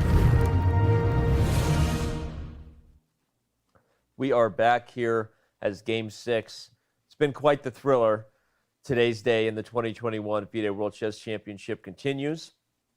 We have a little more action on the board with the move knight to d3, but let me remind you first who is with you. Robert Hess, Fabiano Caruana, Danny Wrench. We're going to be here until this thing comes to a close at some point in the middle of December. So if you haven't hit that follow button before or that subscribe button, now's the time to do so, to make sure that you're a part of, some are calling it the greatest show in Hess. Appreciate that, Danny. But the game we have here, it seems like the players have calmed down after reaching the time control, no longer have to worry about losing on the clock. And we saw queen to b5. You do not want to take that knight on c5. Jan figured that would get him in trouble. We keep talking about this two rooks against queen dynamic, where the rooks can team up on pawns, so that's why the queen went back. And ideally, black can get that pawn to a3 safely. And for Magnus, he wants to just get that pawn a4. If he could somehow go after it, it would be good news for him. Well, I thought you were highlighting wants to get that pawn on h5, because you were talking about a dynamic earlier where there's a world where this pawn is lost. I'm not sure who ventures far enough to take it, but either the knight or rook. And if this a pawn doesn't become anything more than just something pretty on a3, this is still a 3-result game. Yeah, it is. And I think knight f4 must be Magnus's idea. Yeah. But the word you used is very good, venture. Because white's rook, to take that pawn, white's rook has to go on an adventure, abandoning the a pawn totally. Right. You take the h5 pawn, but that's not a game-deciding pawn. Mm-hmm. It's a big pawn to win, but not if it costs you a rook in the process. So let's say, I was thinking black might play bishop to b4 here as an idea. Asking white, do you want to play rook e2 or do you want to play rook d5? I want rook d5. If you want rook d5, then there's queen to a4. Let's say you play knight takes h5 and play king to h6. I don't know if rook to c8 is suddenly some sort of mating net potentially, but that has to be calculated because white is promoting, black is promoting a pawn there. And if white plays rook to a2, well, that would be very bad because of queen to b3. So maybe white has rook c8 there, but there's a huge amount to calculate. It's not at all like white is playing without risk. Let's see, rook c8, if a2, then rook to h8, king to g6, knight to f4, king to g7, and rook to d8. I think this wins for white. Okay, I thought we had a mate that way, but yeah, we made this way. f5, knight h5, and mate on g8. So yeah, it's dangerous for both. Black might end up with two queens. White might end up with checkmate. With checkmate. Well, which is better? Which is two better queens than two or queens. checkmate? Depends. One is rarer than the other. One is rarer than the other. But, okay, a funny idea too. This isn't the aggressive version of it, but if that h5 pawn falls, there's a world where this rook has to give itself up for a pawn, and the position is still a draw. Possibly, but in that case, black is the one who's playing for a win. Maybe white has a fortress because, well, especially if knight and bishop are traded, then it's just a draw. The rook on f4 is cemented, and black with the extra queen can't make any progress. With knight and bishop, that's a kind of unusual endgame, but not what Magnus wants for sure, to try to draw in a manner where he's down a queen and he holds a fortress, potentially. Well, this is one of those positions where the eval bar may be hovering around 50-50 because the struggle is real, but that doesn't mean we're lacking fighting chess. This is what the people pay for. It's an unbalanced material exchange, two rooks for the queen, and then a battle as old as time, knight versus bishop. And we were just talking about a time trouble phase. And Time travel? A time trouble phase. Oh, yeah. Time travel is for a different show. But it feels like just a few minutes ago they were down to seconds. Yeah. But you can already see the time trouble looming on the horizon. It's amazing, yeah. It happens very quickly. It's a complicated position, and it's easy to think here for half an hour on one position because it's so complicated. Yeah. And then suddenly you're down to a few minutes again. The time control on the other side does have increment for the record.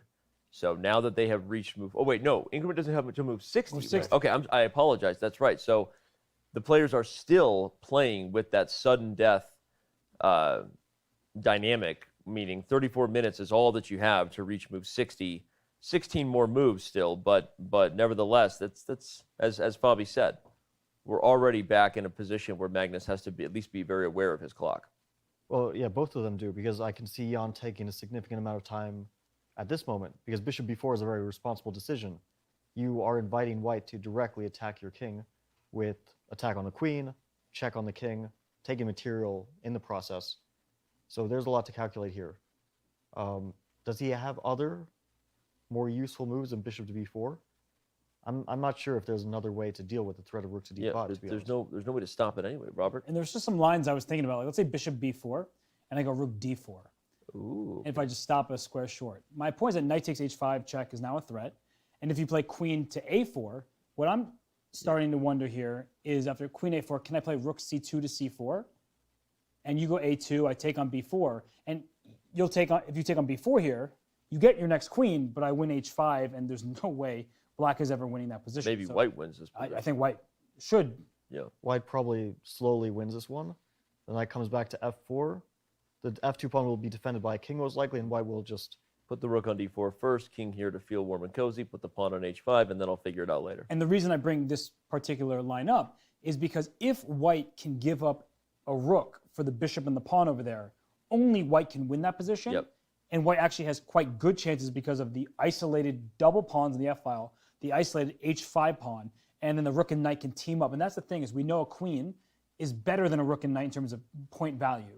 But what a rook and a knight can do that a queen can't is team up on a square. Mm-hmm. So a queen can attack one pawn, then white defends the pawn. You're not bringing anything else into the party. The rook and the knight can pile up pressure. So my rook d4 move was just trying to get, is a means to an end.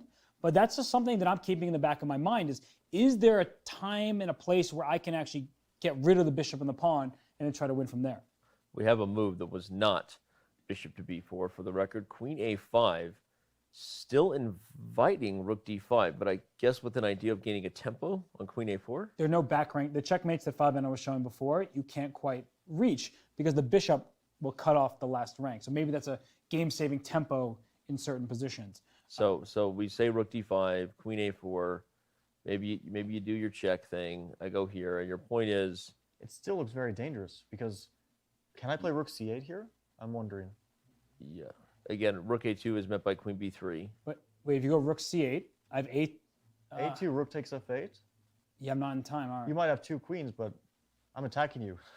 This is the weirdest material balance I've ever seen. But rook h8, king g6, knight f4.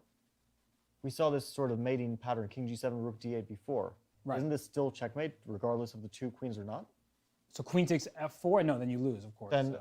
well, there's queen a2 at the There's end? maybe queen a2.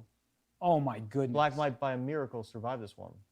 But maybe not, because that king could actually hide. Like, let's say h5 here, king to g7, rook to d8, queen takes f, no, the other rook to d8. Queen takes f2, king to h3.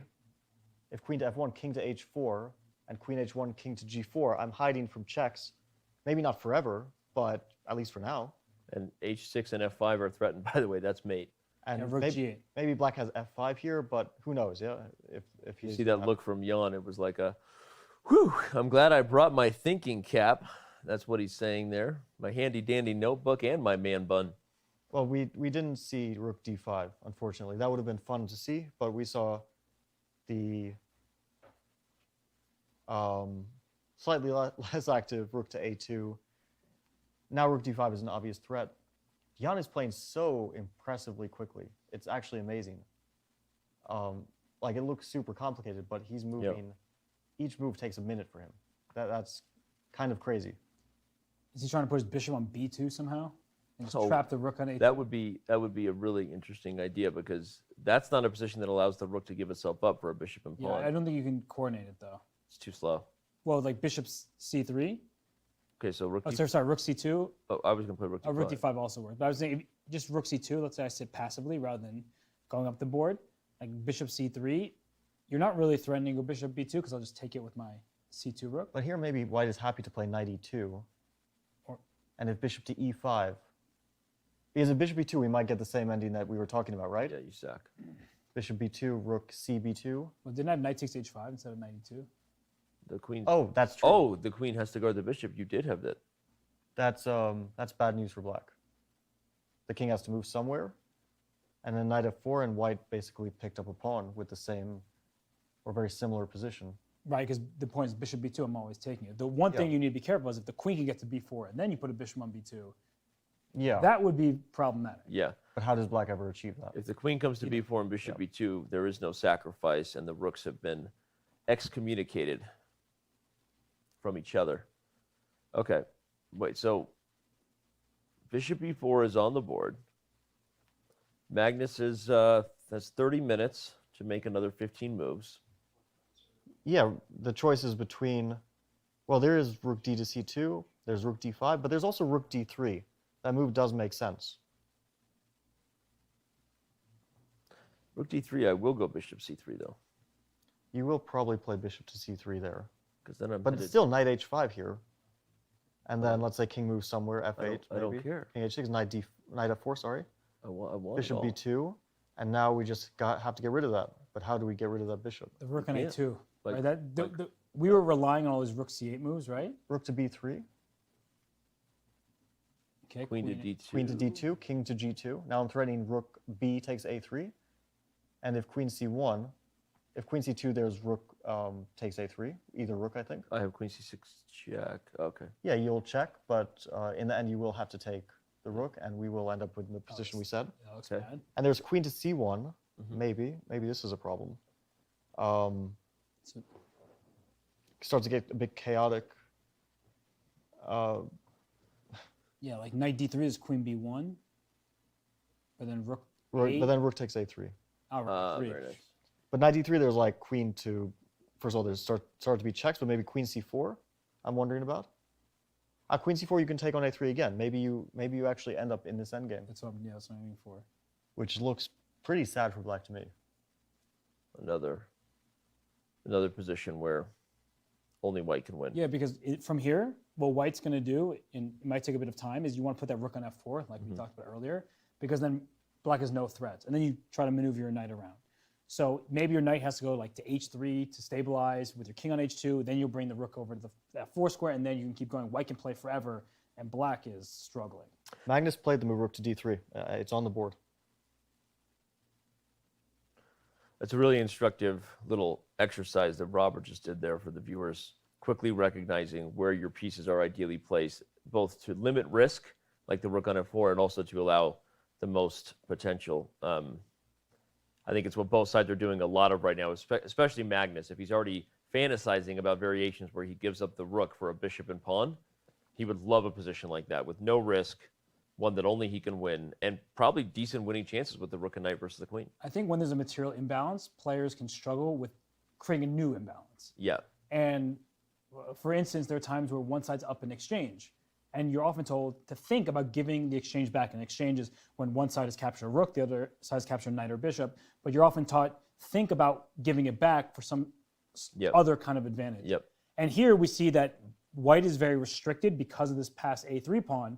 And what the claim is that the black's pawns are so weak that if we eliminate the biggest threat on the board, which is the least valuable piece, it's a pawn, but it's a very powerful pass pawn, that if we can get rid of that, then the rook and the knight can team up, coordinate, and cause black some serious issues. So that's why I've been thinking about it. It's a play that is going to cause Jan some really big trouble if he allows it, and then white can play freely with zero risk whatsoever. I think the main thing that's scary for Magnus now is the clock. He has 29 minutes for 14 moves until he gets that much desired increment that he's probably been waiting for a long time. And it's a complicated position. Things can still go out of control, although to me it feels like white is the one pressing for an advantage here. You never know how things turn out. If things, in time trouble, just like we saw in the first time trouble phase, Magnus lost control and suddenly he was on the brink of losing. That could potentially happen again. It's not like this is a one-sided position. But it still feels like the momentum has, if you're rooting for a Magnus victory, has finally gone the Norwegians' favor here. I'm having a harder time imagining any way for white to lose this, given how many options there are to part ways with the rook and with the bishop and pawn on the queen side for a rook. I think that Jan will avoid that at any cost. Let's just make a move here. Queen to f5, which is a terrible move, but just to illustrate a point. Maybe it's not even a terrible move, but let's say now I want to take on a3. The h5 pawn is alive, but I don't think that pawn is alive forever. White will, unless black can somehow threaten perpetual forever. If white gets rook d3, rook d5, that pawn is going to drop off. Maybe queen c2, king g2, queen c6 still keeps that that sort of dynamic fortress, where wherever white's king moves, black attacks the f2 pawn and so on and so forth. So maybe concretely here, white doesn't get it. But if white's rook was on d3 here, he would already have rook d5, win that h5 pawn long term, and get in an endgame where Jan really doesn't want to go for it, even if it's somehow holding. It's a torture. Maybe here Magnus would throw for the content. Maybe he'd throw for content. No? No. Okay. No. All right, rook d3. Yeah, Jan is going to take a think here. We'll open up the chat for questions from our subscribers for Fabiano. We played that game earlier today. Took some questions only from subscribers for Fabiano and Ifan. We'll do the same for the next 10 minutes or so as we continue to analyze this. So, if you are a subscriber, get us an interesting question, maybe about the game. We might go back to one of the critical positions. Maybe about the psychology, the pressure, the emotion of the moment. Danny, I said that this queen f5 is a terrible move, my first instinct. And now I'm thinking maybe it's the right move. Because if the rook moves to d5, then queen to b1 comes. That queen gets an express lane to attack the rook on a2. But all these lines are just going to allow what we were talking about. Yeah, but here I don't see a way for white to continue the game after take queen c2, because you can't defend that f2 pawn. Maybe you can play knight h3 here, bring the rook to f4, and very slowly try to win that h5 pawn. But it's a different story with the pawn still alive. It's not going to be easy to win that pawn. God, it just feels so painful for black. I mean... It might be. It might also be that you can't really do anything with I'm going to go here. Eventually, if I do get here, then I can rethink this whole situation. Well, let's have a look. Let's say black plays f5. Or maybe f5 will... All right, you play black, I'll play white. Let's go. I got you. I'm just thinking, does black go for f5? Let's just say black can wait for the moment. Okay, so I'll just play king to h6. Okay, if I beat you here, what do you give me? I'm not giving you anything, Danny. Okay. Queen to d2. I'm going to let your rook get to... Going to give me what I want, what a girl wants. King g6. What a girl needs. I don't know if you want to play e4. Oh, you know I do. Well, e4, I could still play king to g7. So you're not winning a pawn directly. So it's your choice, Danny. I say that in coup a lot, Yeah, I know. What are you, the ambassador and the captain? Would you call out an ambassador? If you claimed ambassador right here, I'd call you out. I see how it is. Okay, let me try this. Okay, king to g7.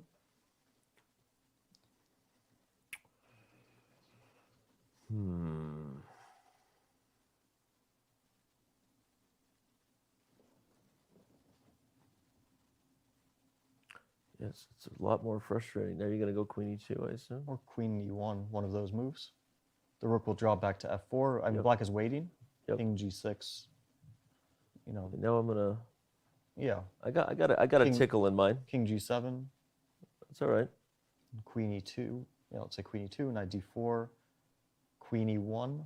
Yeah, I got you. I got you, boo. You're getting knight e3 to d5. Yep. I have a goal. It's called the f6 pawn.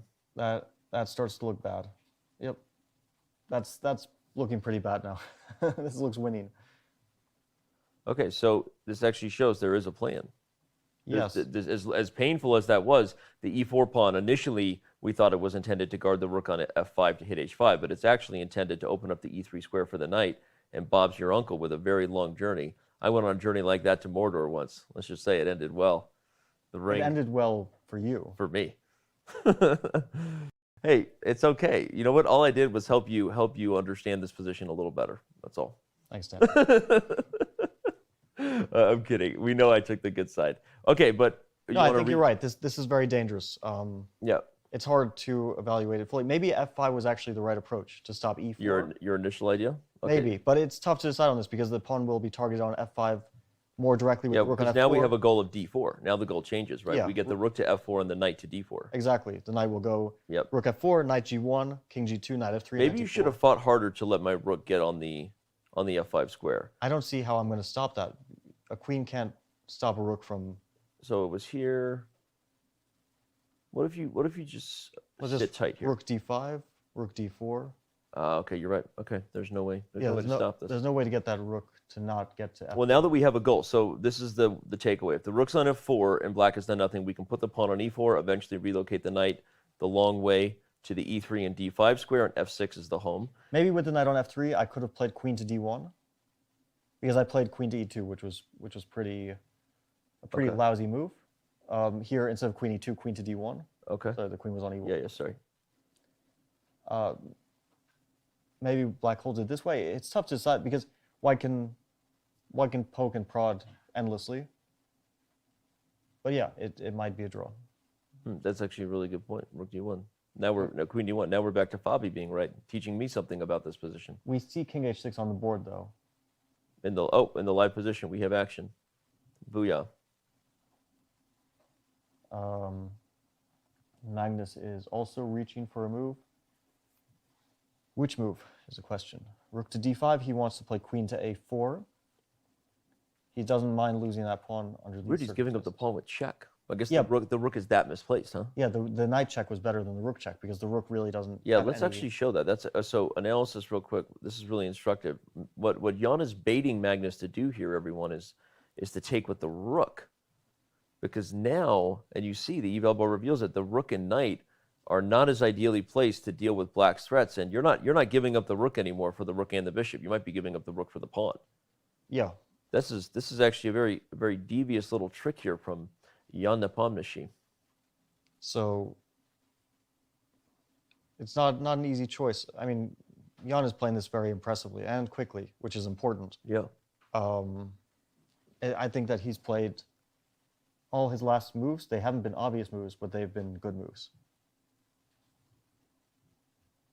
I wonder if Magnus will try for Robert's idea to put the rook on d4. It feels like pressuring that bishop a bit is actually, although the rook, he didn't do that the previous move, yeah, so. A couple of interesting questions coming to us from chat. We appreciate it. I'm actually going to start with one that says, do you think at this point in the game, or at any moment since time control, do you think Magnus knows that he blundered rook d1? Paraphrasing a little bit, but... I don't know if he'll go back to that moment. I think he will go back to move 39, and he will be upset with himself. Like, he's definitely thought about... he missed the rook c2 idea. Yeah, I think he will have noticed that in his head, yeah. The one before that, it's like, it was so long ago. We'll bring up the analysis board just to show everybody real quick, because it is instructive. Fabi is saying that this particular position on move 39 is probably eating at Magnus, because he probably has a better sense that he missed this trap than he does that he missed the question from Twitch chat, which was to play the move rook 5 to c2 rather than rook d1. Yeah, so I agree with you. I think that seems like the more reasonable thing. The 40th move will be more fresh in his mind. Yeah. And also he might not have spotted that idea of rook c2 knight f4. He didn't spot it at the time, so why would he go back to that moment? While on move 40, his 40th move, there is like this common knowledge that the 40th move often comes with a mistake. Mm-hmm. And that's because, well, it's the last move before time. At the highest levels of chess, I think there's a thing, moves 36 to moves 40 are like the worst moves in chess. Yeah, this is at the highest level. You guys don't make many mistakes, but moves 36 to 40, we've run some accuracy reports on chess.com. Like, those moves are where most mistakes are made, north of 2,700. Yeah, I think it's purely due to time trouble. Yep. And the pressure and stress of the moment, that's where you get under the most stress. In this case, we can blame their mistakes entirely on the fact that they were down 2 seconds. Yep. And considering how low on time they were, they actually handled the complications pretty reasonably. Apart from that one, I think Jan will really regret that one mistake, not taking the pawn on b4. Yeah, I was going to ask, because you were saying Magnus will be thinking and sort of reminiscing about the position, what he could have done. But do you think he also takes into account that his position was bad and think like, wow, Jan also had chances? Or do you sort of get singularly focused on what you missed and not what your opponent had? Yeah, I think chess players tend to remember the points in the game where I was going they to were say, better. I think we all know that emotionally, if you know you had a chance to win, you don't care because the karmic justice is irrelevant to you. If you had a chance to win, that's what's emotionally eating at you. I think it's also a timeline thing. If you were winning early on in the game, but you messed it up and then you were like dead lost before the time control and then you save it, now you feel better. You're feeling relief. Yeah. If it's the other way around, even though in both cases you were winning and losing, if it's the other way around, you feel like, oh my God, I missed a winning opportunity. You forget entirely about what happened earlier on in the game. Yeah, 100% agreed. Contra something on Twitch says, if Carlsen does win this match, do you think only having 1 year between this match and the next World Championship will lower his chances of defending again? First of all, it'll be slightly more than 1 year, knowing what I know about when the next FIDE World Chess Championship will occur. It will likely not occur in November of next year. We'll just say that. But still interesting question. There will be less time, likely. I don't see what it changes. Yeah. Okay. Like his opponent has, I guess, less time too. Like, he's only going to know his opponent after the candidates is finished. So he's going to have the same amount of time regardless of when it happens. It's the same amount of time he had with you. Yeah, the gap between the candidates and the World Championship will be roughly the same. Yeah. Queen A4 has been played on the board. Another question from Twitch from a username I won't read wants to know your opinion on Magnus's beard, Fabi. Can we get a close-up on Magnus's beard real quick?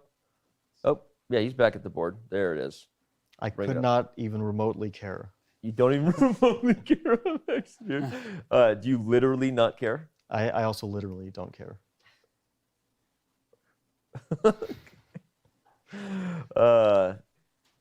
There you go.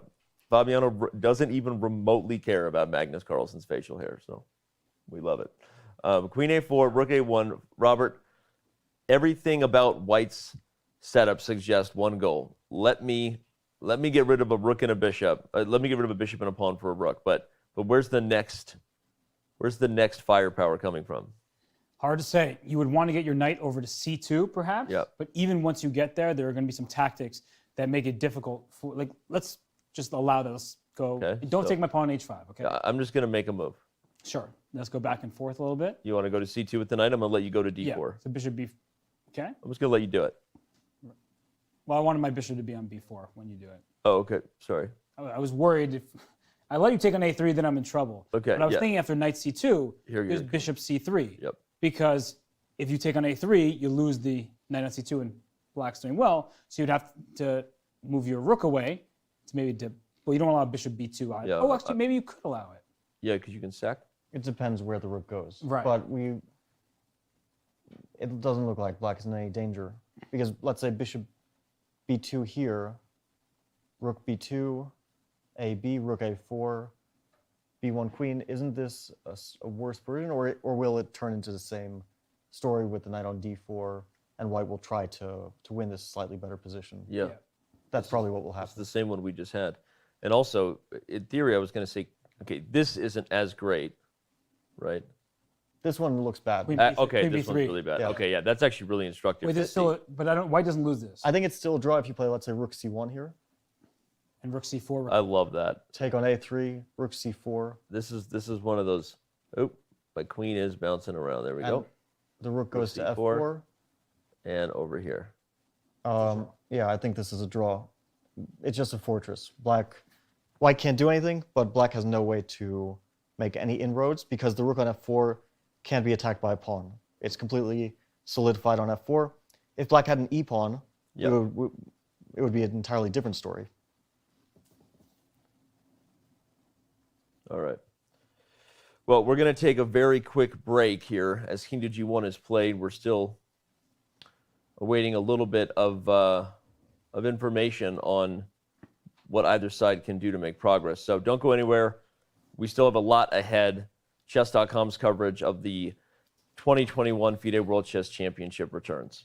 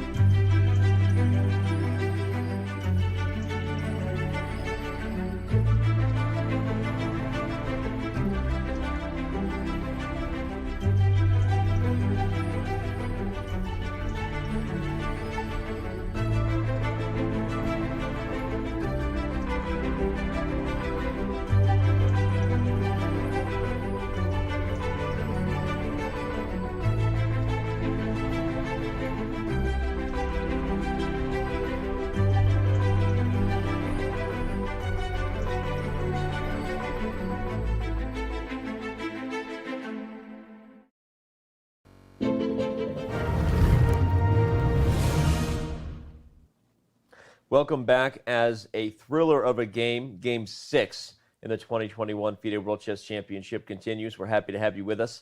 Take a real quick moment to remind more than 70,000 of you on Twitch. We got 23,000 on YouTube that the rest days of the World Championship are Speed Chess Championship days.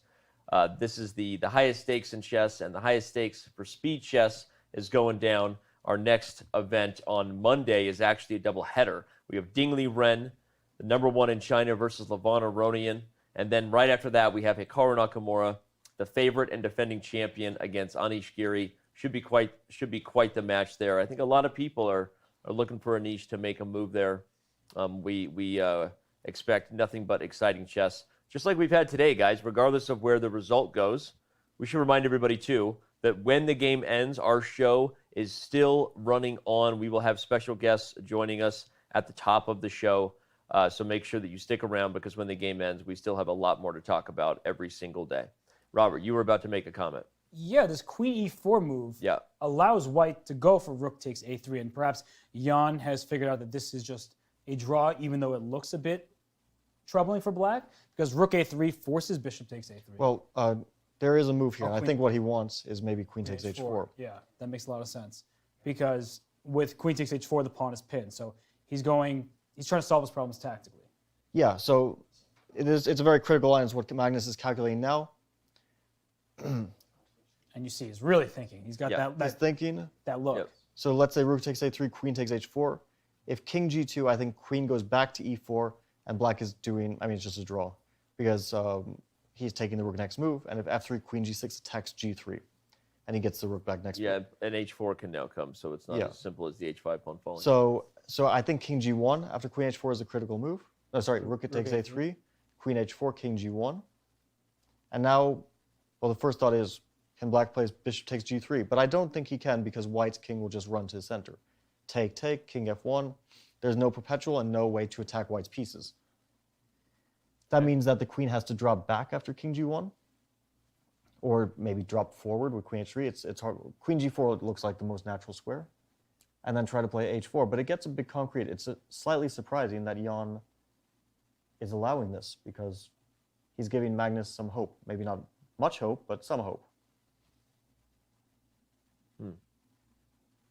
And actually, if we go back as well, so not only rook takes a3 is an option in the start, knight b5, can we somehow get away with that? I think bishop to e5 after knight b5 is a fine move. Maybe queen takes h4 is also, actually that looks also pretty good, but bishop e5, at the very least, black can play. Yeah, this doesn't look like a step in the right direction. Rook takes a3 feels like the try at some point. You can, of course, move your king, so there's no pin on the g3 pawn, but rook a3, these lines we're looking at can be quite forcing, and white can never lose these positions. And I'm just wondering if this change of position benefits Magnus's chances. Well, we analyzed this a whole bunch, so just taking is really exactly what Magnus wants. Fabi and I were breaking down all the different ways white can make progress in this endgame earlier on the show. You should back up and check it out, but let's just quickly summarize that no real way to stop the white rook from coming to the f-file, and when that happens, f2 is guarded. The knight can maneuver itself either to squares the target h5 or f6. It seems like white's winning chances are actually very real in this endgame. Yeah, so he must want queen takes h4. Yeah, only idea. Maybe we should look into the specifics of this after king to g1, because black has a decision, where does the queen go? If queen to g4, I'm wondering about rook to a4. And if h4, there's knight to b5. That's the reason why h4 doesn't work out so well for black. If bishop to b4, I'm not 100% sure, there's rook to b1, but black does collect a bunch of pawns. Wait, bishop to b4 in that line? Yeah, h4, knight b5, bishop b4, rook b1, hg3. Wow. Rook a takes b4, I think, well, no, black should definitely not take. Black should play like queen h3, force white to take. And then take, and we end up with a strange endgame. If it was just two rooks against the queen without, well, black wins the e3 pawn. If black had no f pawns, I think white wins this endgame. But with the f pawns, it's hard to say, but Jan doesn't want any part of this. If we go back actually to the start, after your rook a4, h4 move, maybe white can just play knight c2 instead of knight to b5. Knight b5 is like the obvious move, going for the bishop, but this just wins the h4 pawn directly. This is even better. That's much better, actually. Yeah. After white wins that h pawn, I think white is winning, slowly but surely. So rook a4 officially prevents h4. We've established that. That makes black's next move a difficult one. Well, now that the e3 pawn isn't protected, now we could consider taking again. You could, yeah. Take, white would be obligated to take. King f1, queen e3. Like rook a3, a3? maybe, yeah. White slowly coordinates and tries to pick black's pawns off, which he very likely will do. This is a 2-result game, and I don't think it's a small chance that white might win this one. By the way, we have liftoff. Rook takes a3. Here we go. This is... Wow. Why did Jan allow this? Yeah, that's what I'm wondering. Queen e4 directly threatens h4, but taking on h4 doesn't solve all of black's problems. It's a really curious moment there by Jan. And he could have made a neutral move. That's what I was thinking. Bishop f8. Instead of queen e4, anything else holds on to the pawn. Well, here I'd actually like to keep the bishop on e5. Right. Just because on d6, just because I want the option of bishop So e5. play like this. Yeah, king, yeah, g7, g6, one of those. Yeah, this was the way to just get a draw. What is he doing allowing this? I mean, only he can lose this game. It's just a strange choice because it might have the same evaluation objectively, but at least, I mean, Magnus gets an easy choice to play for. It doesn't. I don't think it even has the same evaluation objectively. Like, this is like shocking.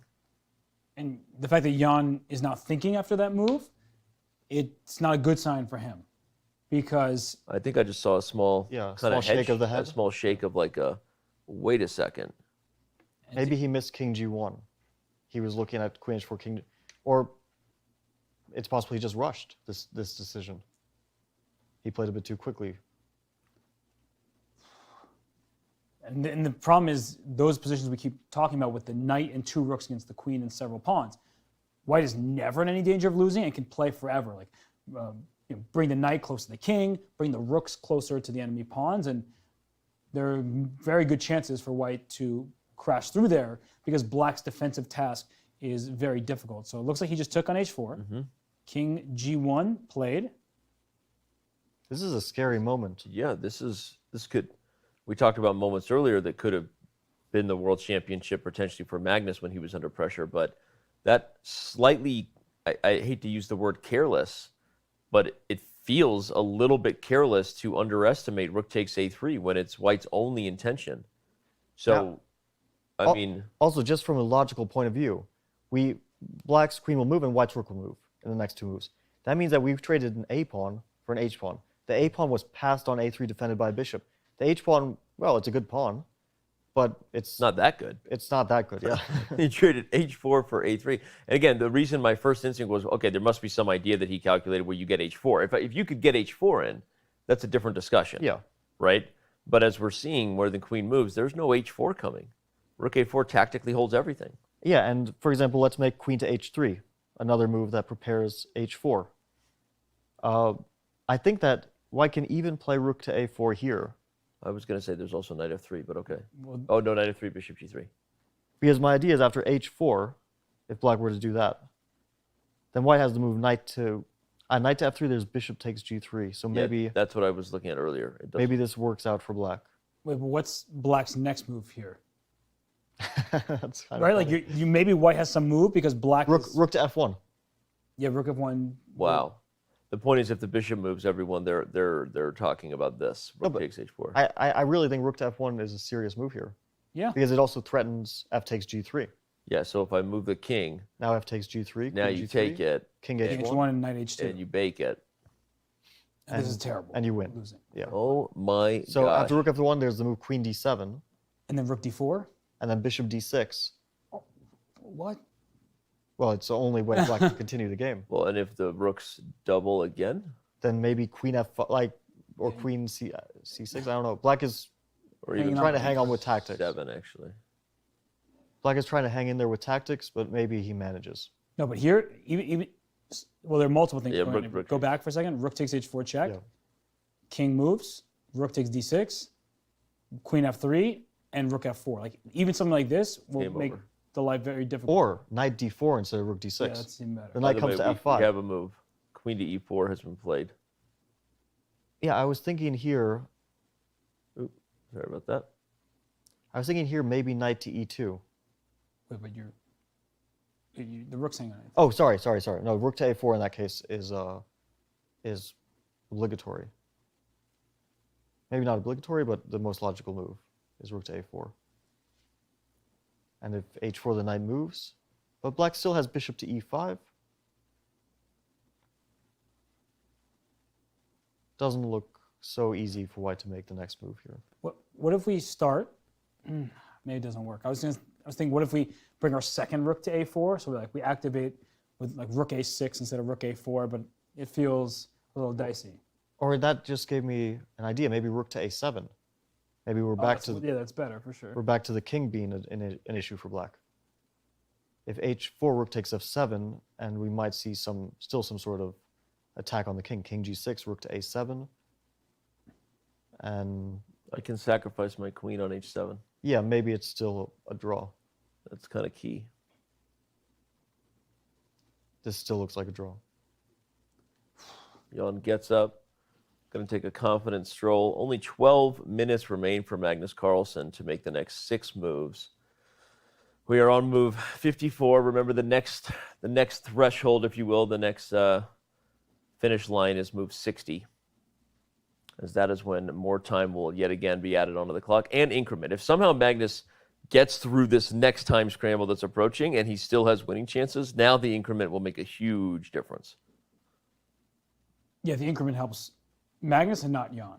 Mm-hmm. Yes, big time. Because more time allows white to find winning chances, whereas black needs to react to what white's threatening. And such a difference now without the a-pawn and h-pawn. I mean, look at the rook on a4 active. The rooks are connected with one another, not just staring into a black pawn, but staring over towards the king side. And if you're not careful, that h5 pawn can always be targeted. The knight can reroute to f4 at some point via e2. I mean, that was Fabiano's suggestion. Of course, we got the rook out of the way first. And the rook can come to h4. Like, it feels like black's initiative against white's king not really amounting to much more than a bunch of checks that you hope leads to a draw. And white, on the other hand, is looking just pile up pressure against black's pieces. Bishop e5, I think, is the only move the more we look at it. Yeah, and I think white can make a simple move like, well, you have to keep your rook on a4 protected so that after h4 your knight can move. That's actually the difficulty, because if rook c1, for example, h4 comes. Right. And your knight can no longer move, so black trades off these pawns, which is really necessary for him. And h4 in the initial position is not a threat, because after bishop e5, I mean, I don't know how to pass, but if I could just pass and you play h4, then I move my knight out the way and take on h4 with check in some of these positions. I mean, maybe white's pieces all over the place, so tactically black can get away with it, but it's not clear to me that h4 actually is available to black if white could just pass his turn. But it should be noted likewise that bishop e5 is not, it's not really a threat because you intend to take here. In fact, that would be the last thing you want to do, is trade the bishop for the knight and allow the rooks to coordinate to pick off one weak pawn after another. The bishop on e5 is really just an active sort of, whatever he's doing here to the white camp is sort of confusing the situation. You can't move the rook off of the pin without undefending this rook and therefore opening up h4 possibilities. You can't move the knight without the rook falling. You can't move the rook off the last rank without opening up tactics here. Well, maybe you can play rook a2 because after h4 there's knight to c2. You don't allow a check on. That's really key. Essential. Black can give a check on b1 first and then play h4. But then maybe you can just take it. Maybe you can take it and put knight on f3, but then there's queen g6 and that the threats along those squares b1 and g6 look like a draw. I don't see white's king hiding anywhere. The perpetual check. So maybe after bishop to e5, the best move is knight to e2. It looks very awkward, but there's one thing that white needs, which is to stop h4. White can try to slowly reorganize the pieces, just don't allow h4. And here, okay, let's say queen c2 is the most natural move. Now rook to a2. Check somewhere. King to g2. Or Or even h2, because the rook on you a2 can't play depends. h4 anymore. Well, you allow queen f1. Yeah, but then the knight can actually organize itself in any way it wants. For example, knight to g1 suggests itself. Knight to f3, slowly you try. Yeah. This isn't, white will not organize quickly. Bishop e5 is on the board. For the record. It just goes to your point you've been making time and time again, Fabi, that the longer this game goes, it feels like that increases white's winning chances. Because if black is going to be able to just immediately end the game with some move, that's the dream. And you want to play h4, not happening.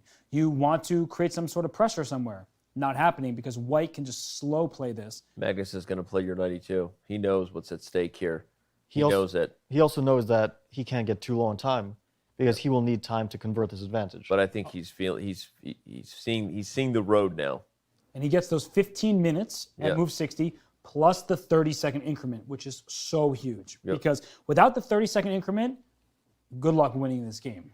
It's beyond difficult because you don't get to rebuild your clock. But you can shuffle. When you get the increment, for players or for people watching who are not used to tournaments, you shuffle a bit. You repeat a position twice, not three times, because that would end the game in a draw. And that way you just build a minute on your clock here, a minute on your clock there, and you have time to think. Whereas for Jan, he is going to be defending for the next 50 moves, and one little slip up, one reorganizing of white's knight that Fabi, you were just talking about with knight g1 to f3, that really could put black in pressure that you can't get out of. Jan missed knight e2. You can tell from his. He probably thought bishop e5, white has no way to organize to stop h4 in the short term. But now he realizes that even though it looks a bit awkward for white, there's no immediate way to equalize this.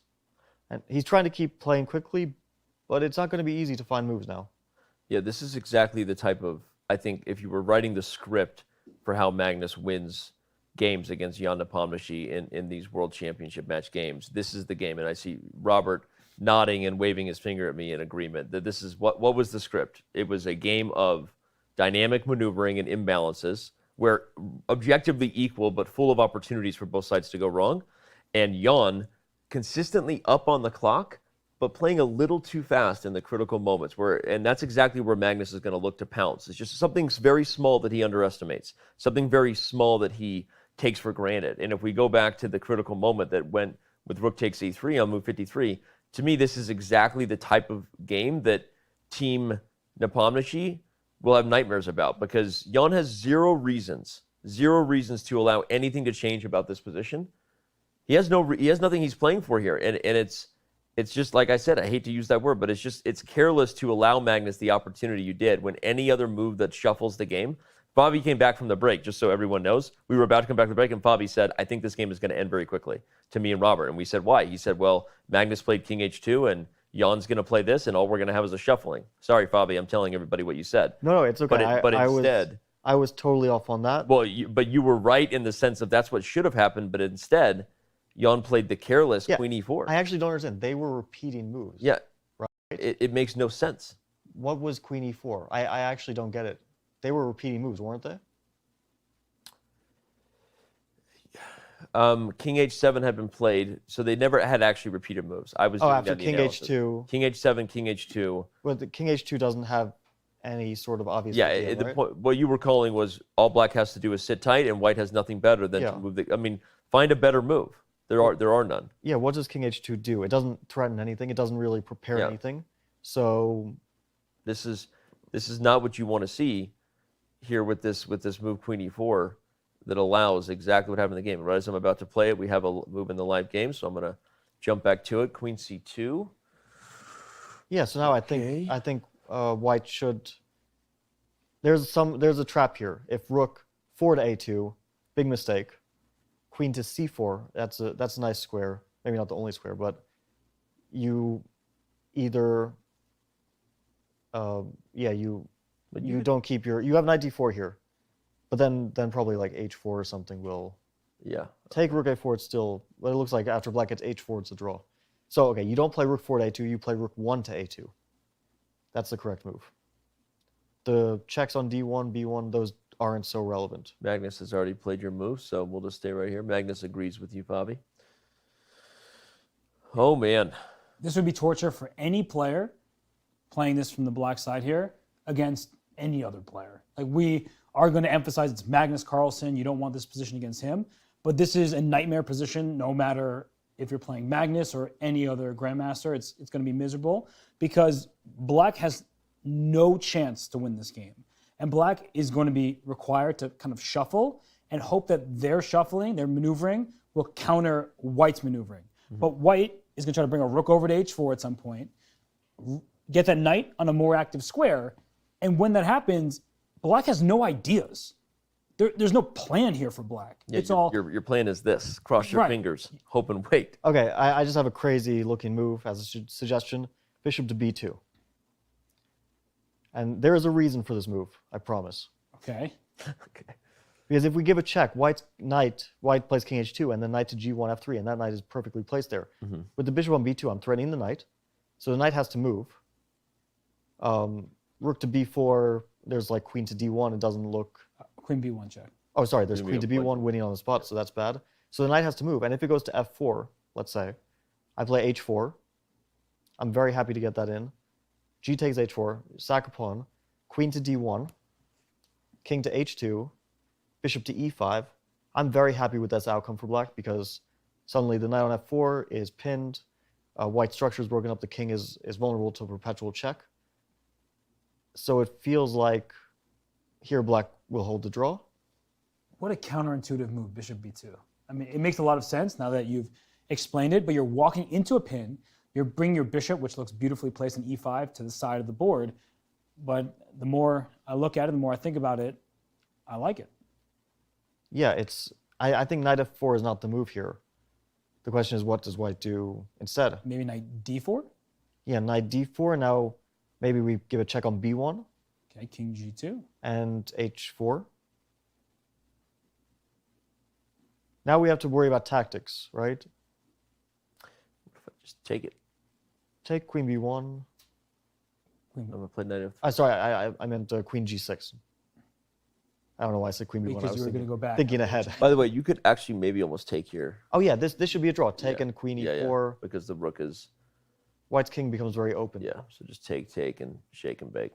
All right, that is where we find the beauty in repetition, as someone once said. Yeah. Should we find the beauty in repetition? Let's find the beauty in repetition. There is beauty in repetition. Okay, well, Jan is on the clock. After the move rook 1 to a2, we are on the edge of our seat, potentially about to witness the first decisive game in classical chess of a World Chess Championship in more than 5 years. So if you're waiting for that moment, you might not want to go anywhere because today could be the day if Magnus Carlsen finds a way to grind out this victory. And bishop b2 is such a phenomenal move. That's a Fabiano move. Yeah, I mean, giving a check with your queen and not walking into a pin seems like the way you'd want to go. But as we've been highlighting for a while now, as white reorganizes the pieces, black's trouble increases. So bishop b2. That was such a good rhyme. Okay, he made a white move. Organizes the pieces. He made a move, but I actually want to suggest something kind of crazy after bishop b2. Okay. King to f1. Okay, bishop b2, king f1. Oh, I see what you're doing. Queen d1. Queen d1, g2. king g2, queen e2, rook b4. Wow. And we get that, and then we have our winning chances. White would have been winning. Okay, so in the live game, he's played queen b3. Magnus... So why not simply king h2 and then knight g1? Looks like a good plan for white. Yeah, it's a great plan for white. You can't play h4 because I take with check. Yeah, he's trying to dominate the rooks, like a bishop on b2, queen on b3. He plays king to g2, by the way. Makes sense. Good enough. I think his idea is anyway to go knight g1. Yeah, it's the same idea. You're bringing the knight around. Oop, knights don't move like that, Dan. And they don't want to move like that. Yeah, they don't. I learned from Magnus in the press conference that knights move more like an L. They move 2 squares and over. So that was super helpful. Great question. Great question. Thank you so much to whoever asked that brilliant question in Game 5. We know her name. So queen b7 check is a question here because now if you go king h2, then knight g1 to f3 becomes a little harder to make work because the queen covers the square. But I think we're happy just to have knight g1 so that we can play rook to h4. And black's queen will have to stay on that diagonal to stop king g2, knight f3. So white will play even rook h4 and then knight h3, knight f4. You might get at that pawn a different way. I think once white's rooks are free, right now they're a bit stuck together. The queen is holding them in place because neither of them can move to the side or lose the other rook. Once they get free, we're already talking about white having serious winning chances. Question for you, Fabi. We see Jan fiddling with that pawn. Do you think that he believes this game still for sure should be a draw with proper play? I think he thinks that it's a draw, but he's probably getting nervous because just because you think a position is a draw doesn't mean that you know how it's a draw. Right. And I assume also that this position is a draw, but I don't know exactly how black should play it. It feels to me like if black sits and waits around, then he might lose, which is already a bad sign. Because passive defense is it's sort of the go-to here. You suspect that black just waits and white can't make progress. But if you have to start making weird counterintuitive moves to hold it all together, that's a different story. That's a much harder way to defend. So okay, I think Magnus will play king h2. It's pretty much an only move at this point. I mean, king g1 is where he came from. King f1 allows some weird checks. And e4, probably E4 you not don't what want. you want to do because it cut the rook. I was wondering about that. Obviously, you don't ever want to play that move until it's necessary, but I think at some point it might. If you could get your knight to f5 Yeah, exactly. afterwards, It doesn't eliminate white's winning chances. but it does cut off the rook. Yeah. Yeah, it cuts off, and it allows black to play h4 at some point. There's a funny plan here if white could somehow coordinate it. I'm looking at the open h file, and we're talking about the h4 square. I wish any way I could get my rooks to the h file. I'm probably winning. You can't do it because the bishop hits a1, but I was imagining some position where the king was on g1 and the knight was on d4, and I played rook a1. Well, I think that it doesn't matter which rook you get to the a file, and the rook on a4 can go directly to h4. Yeah. Not at the moment. The rook on a2 will be hanging, so white will play king to h2, and I think first you defend f2, so you play knight to g1. Then you move one rook. Let's say you move one rook to e2, one rook to h4. Then you move the other rook back. You slowly kind of shuffle around until you get the setup you want, which is a rook on h4, knight on f4, and other rook somewhere. It's really good to say that because I think it's instructive. The setup you want is the rook on h4, the knight on f4, because the bishop can never. The bishop trading is just a lost ending. Two rooks crush the queen when you have a structure like this. So rook on h4. Knight on f4. The other rook really just needs to be on any square that's tactically safe. Like, frankly, as long as that rook is not being lost, if it's on e1 even, just out of the way, the game is going to be winning for white. Because, I mean, I think that if people are underestimating the drama of this moment, I don't know that Jan is as confident that this should be a draw anymore because I'm not that confident. Maybe I'll just make it personal because I don't see how Magnus's plan is stoppable. Well, what is Magnus thinking about right now? Because king h2 comes naturally to us here, and a move like f3 seems to loosen up the pawns and the squares, and so f3 is typically not a move you want to make. If your king is coming under some fire, you don't necessarily want to push the pawn there.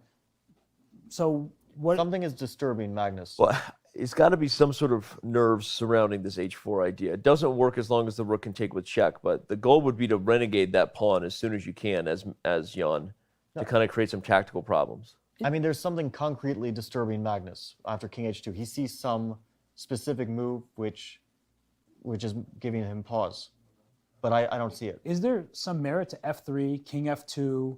That way you have everything protected in the immediate vicinity over here, and then you can reroute your rooks. F3 doesn't feel like a move you really want to play, but at the same time, I don't see how black immediately takes advantage of it.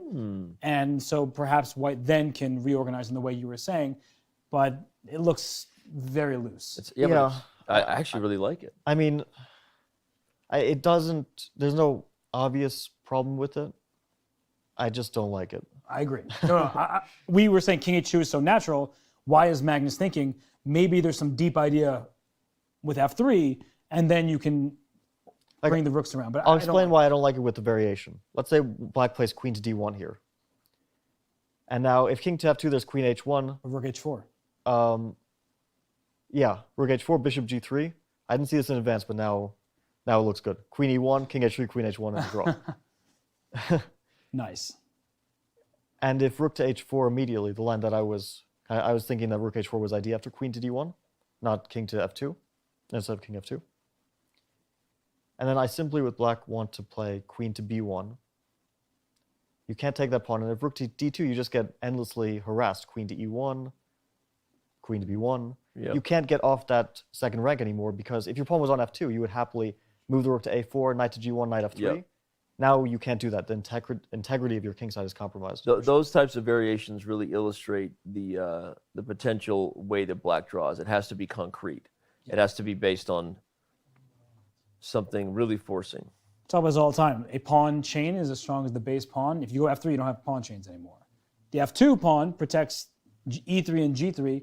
Black is the one with pawns that are in trouble because they're double nice in the f file and the h5 pawn's on a light square, and white can use his forces to team up on it. So f3 was a move I never wanted to play.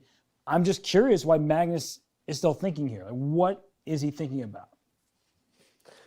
I don't know, but he's ready to make a move now. I mean, he's forced to. He has 4 minutes. He only needs to make 2 more moves to get to the third time control. But still, it's going to be a long game. He wants to preserve his time. So he's sort of obligated to make a move quickly. I don't see a more sensible move than king h2, and I don't see a problem with king h2. Oh. But he played f3? I was going to say, maybe he's thinking Arby's. Not the time, Dan. Not the time. But I am surprised by that move f3. I know I was the one who was speculating that he might be thinking about it, but the lines that Fabiano was just showing very directly seem to take advantage of this pawn push, where the g3 pawn is loose, the second rank can be in some danger. So queen d1 was the move that Fabiano suggested, and I'm really wondering how Magnus is going to maybe react. knight f4? Okay, we'll look at it. Queen d1, knight f4. But it's kind of annoying to deal with that. But if you take on f4, yeah, rook f4. How are you going to line up your rooks against my pawns? Because the second rank is open. That's different than before. Like if king g7, for example. Yeah. It seems that you ever bring your rook up, I check you forever. So you really would love that pawn to go back to f2. I really don't know. I feel like this f3 is a shocking move. Just unless it was absolutely forced. Yeah, but just so we were so responsible. It wasn't forced. King h2 was. Maybe there's something after king h2 he didn't like. I don't see it, but I don't know. But f3 is just so responsible. Like his king will be open for the rest of the game, and the main thing was that his king was sort of safe. It was sheltered behind these pawns, which can only be broken up by h4. So yeah, surprising decision. So what if the king moved? Yeah, I thought that anyway you can. Because now I'm threatening h4. This is probably what he didn't like. Because in this position, the rook is actually got double duties, guarding here and the h-pawn. So if you're not taking with check, h4 is an efficient But let's say I play rook a to c2. Now maybe queen to d3 is the problem. Or I was looking at both of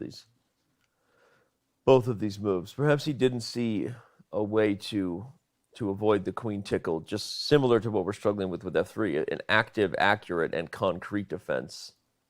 Yeah, this is hard because queen d3, for example, can't move your rook off the second rank because your knight's hanging. And if you bring your other rook into the defense, even on c4, like bringing that rook to c4, h4 is not stopped. Yep. So yeah, you have rook g4 here. King f8. And this is why the queen is important on d3. Rook g4, king f8, rook c8, king e7. It's not just the rook that was attacked. It's the queen on d3. Like if it was on b3, white could maybe play rook h4. Yeah. But on d3, it attacks the knight directly. No, it's so yeah, maybe this was leading to a draw, and that's why he played f3 out of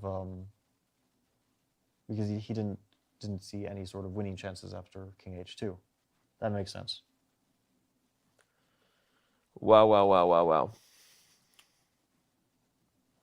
So now Jan and queen d1 looks very natural. What other moves even come to mind here? I'm trying to. I think any king move is very natural. King to g7, for example. We're one move away from time control.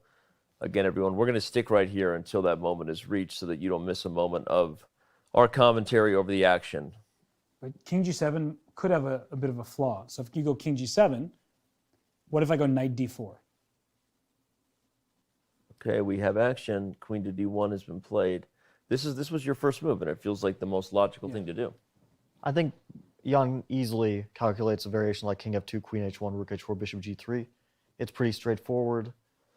King f2 is like the most natural move, so he could easily come to this variation, you know, in a matter of seconds. It's a draw on the spot. It's a draw on the spot. So king f2 feels like a draw pretty much instantly. That's why maybe knight to f4 makes sense. But yeah, bishop f4 might just be a draw. Yeah, the difference now, again, every other variation where the bishop trades for the knight, white was safely playing for a win. But with the king exposed on the second rank, it's a lot harder to coordinate your rooks no matter where you put it. Maybe white should play g4 at some point. What's funny is, yeah, I was going to say there has to still be some winning chances here for white. It's just a lot harder. I mean, if you put the rook even on a safe square and tried to coordinate g4 in some weird position, like if h4 is played, I don't know if you have time for that, but you can put your rook on h4 before playing g4. So okay, you can kind fair. of force. So you can force the exchange, right? So let's just play that out. So something like this, a little bit of tickle. I don't know, just because I'm having fun, right? Any king move. Don't if drop this f6. happened. Yeah, hg4, rook g4. Let's say king goes to center, king f5. Oh, God, that would fail. This is a scary mate. Yeah. Rook f1, yeah. Okay, even better. Okay. But okay, Actually, you're saying king goes... I think it was just like, let's just look at this for a second after king h7, because I think it was actually the slow approach, which ends black. I think it might be king h3. Is that possible? King h3, queen h1. Oh, I don't. I was trying to, No, I think maybe. No, queen h1. I got too fancy. Wait, Where is maybe it? What was wrong with? Oh, queen e2. Maybe rook to g3. Take your time. No. What was the answer? E4. Maybe e4. Just keep your king in checkmate and make sure you don't hang a pawn. Yeah, e4 might be the answer. Nope.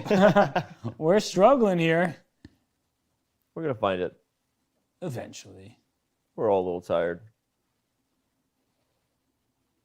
Where is it? Where is the end of this game?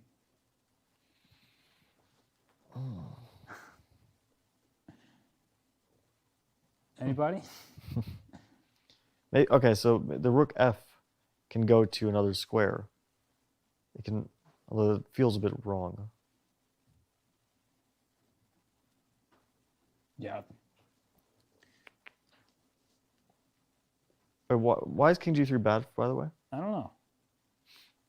Because queen g1, rook g2, queen e1, king f4, queen b4, e4, and queen d6, yeah? Wait, so not that. Not there, then where can you go? Queen e1. Oh, it's so frustrating. Frustrating Fabi.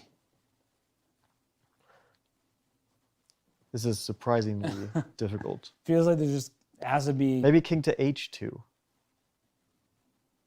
Aha. And then rook to g2 and rook to h4. Super slow. Yeah, because you can go rook g3. Like rook g2, rook g3, rook h3. Both work, actually. That's what I was trying with rook g3, but then maybe the queen on e1 stops it. Yeah. Okay, so yeah, it's here, and then you bring the king up. Okay. Whoa, you see the move he just played, though? Whoa, f4. I was wondering about that because there's no other way to win based on what we've been seeing. Wow. That was move 60. By the way, Magnus Carlsen has officially reached time control, which is why he now has 16 minutes on his clock for those watching. He was given 15 minutes extra, but most importantly, he was given the 30-second increment so that he will no longer have the heart-racing moments of running out of time. This means when you reach move 60, everyone, this means that the position on the board is going to decide the result in a different way. It's not to say that time pressure won't influence potential blunders, but increment is the great equalizer in terms of the battle between the X's and O's and the clock, because you really can never lose a position anymore on time, in theory. So the 30-second increment that both players now have is absolutely massive. Yeah, I don't like that the rook can't swing over to h4 anymore. Yeah. Of course, we were looking at these variations that seem to, end the game pretty quickly with a draw. So this keeps the game alive. It keeps chances alive, and white is not in any risk. So it does make perfect sense to go for this. But the question becomes, well, where are you going to challenge black from here on out? And white's king is super open now. It's open to checks along the diagonal, checks along the second rank if that rook ever moves. I think black can, bishop c7. Everything about this position was better when that pawn was on f2. That pawn would love to move back. Man, we just talked about this the other day. It's still not possible. I've been trying for years. We haven't fixed that bug yet. I don't know what white really tries here. It's everything's so loose now, and e3 is also a weakness. So it feels very difficult to make significant progress here. Well, with move 60 in the books, we're going to take a very quick break. Time control has been reached. The last time control where there will be time added back onto the clock. So what you see is what you get now. 15.5 minutes roughly for Magnus Carlsen, 24 minutes for Ian Nepomniachtchi with a 30-second increment throughout. How much more can Magnus create here in terms of winning chances? All I know is we're going to be here to the very end, and let's remember that we have guests joining at the top of the show. So no matter what, if the show ends, we are still here. So don't go anywhere. Today's special guests, let's bring them up for everybody. We have an interview with Colin Byrne, the artist and alchemist who recently created the most valuable chess set in the world, worth more than $4 million. It was in the studio earlier. It was an amazing thing to behold. We have an interview where we catch up with him about his love for chess and the process that went into making that chess set. Vladimir Fedoseev, the Big Fish 1995, battled Magnus Carlsen on Chess.com in a funny moment a little bit ago. We're going to talk about that match. There's also some funny things that had the chess community buzzing. And then we're joined by Ludwig. Ludwig, I mean, the guy. He is maybe the most interesting person right now in terms of the streaming community. Please don't inflate his ego. On Twitch and YouTube. I can't anymore anyway. You're trying. I'm going to try. And we can't wait to catch up with him. The first live interview he's given since leaving Twitch for YouTube is happening on this show. So you don't want to miss that. Stick with us. Chess.com's coverage of round 6 for the FIDE World Chess Championship, which is brought to you by Coinbase, returns in just a few. Yeah, check it out, come on. I said I'm coming off the top and I'm spitting it too fly. Peace to all the people who be repping in Dubai. Tell me how you really think it's going down. Place your bets, man, who you think's getting the crown? Keep it locked here, you ain't got no option. Come on, y'all, you know what you watching. We gon' keep carrying on. FIDE Chess Championship on Chess.com. Peace.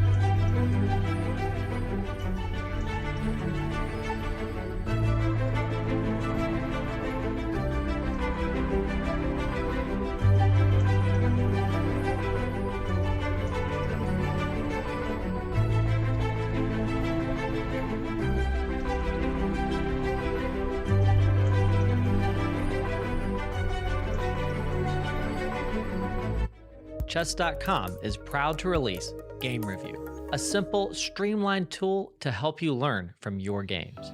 Immediately see your accuracy and your opponent's accuracy and how many brilliant and great moves were played. Then select Start Review to dive into the game. Learn about the opening and get helpful stats on your performance. Retry mistakes to learn and improve your accuracy score. See why moves are played thanks to the coach's feedback and click Show Line to see helpful engine recommendations. Play a game, start review, and try it today.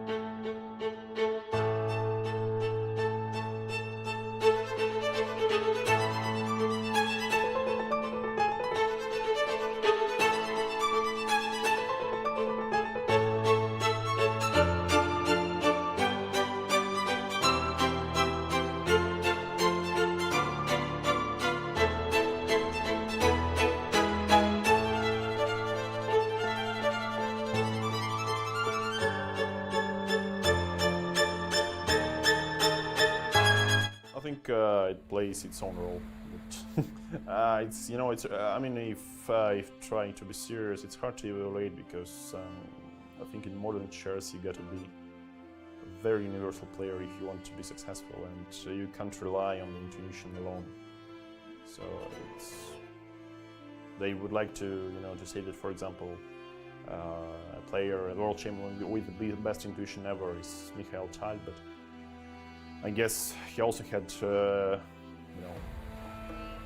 he had to calculate a lot, yeah. And for example, today, if you try to stick to his playing style, it would be sometimes it would be very costly to your performance. So I think, yeah, the intuition is always good, but I mean, sometimes you basically can't choose the move because of your calculation or evaluation, and you need to, for example, sometimes you are given like two similar opportunities, and you gotta pick one, and okay, probably here the intuition comes.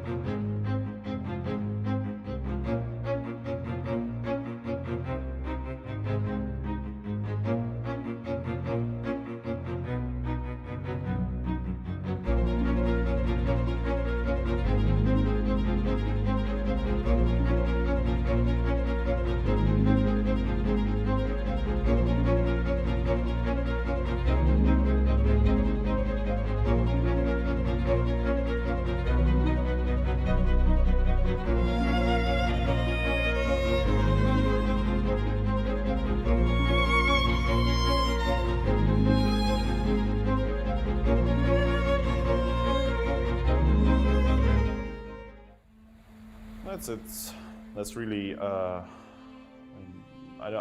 can't say I have like some habit or something. So sometimes I feel like I'm like in a sleepy mood or something, and then I'm listening to some some hard rock music or something. Yeah. So to feel the energy, I feel the power. But I mean, in general, it's.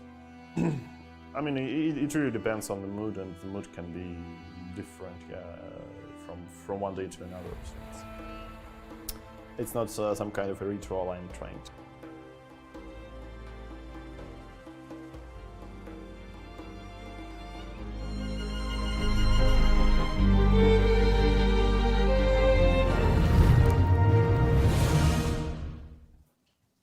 Welcome back, everyone. Chess.com's coverage of the FIDE World Chess Championship continues, and your opportunity to be a part of a private group lesson with Fabiano Caruana as we debut our new feature classroom has been running throughout the entire event.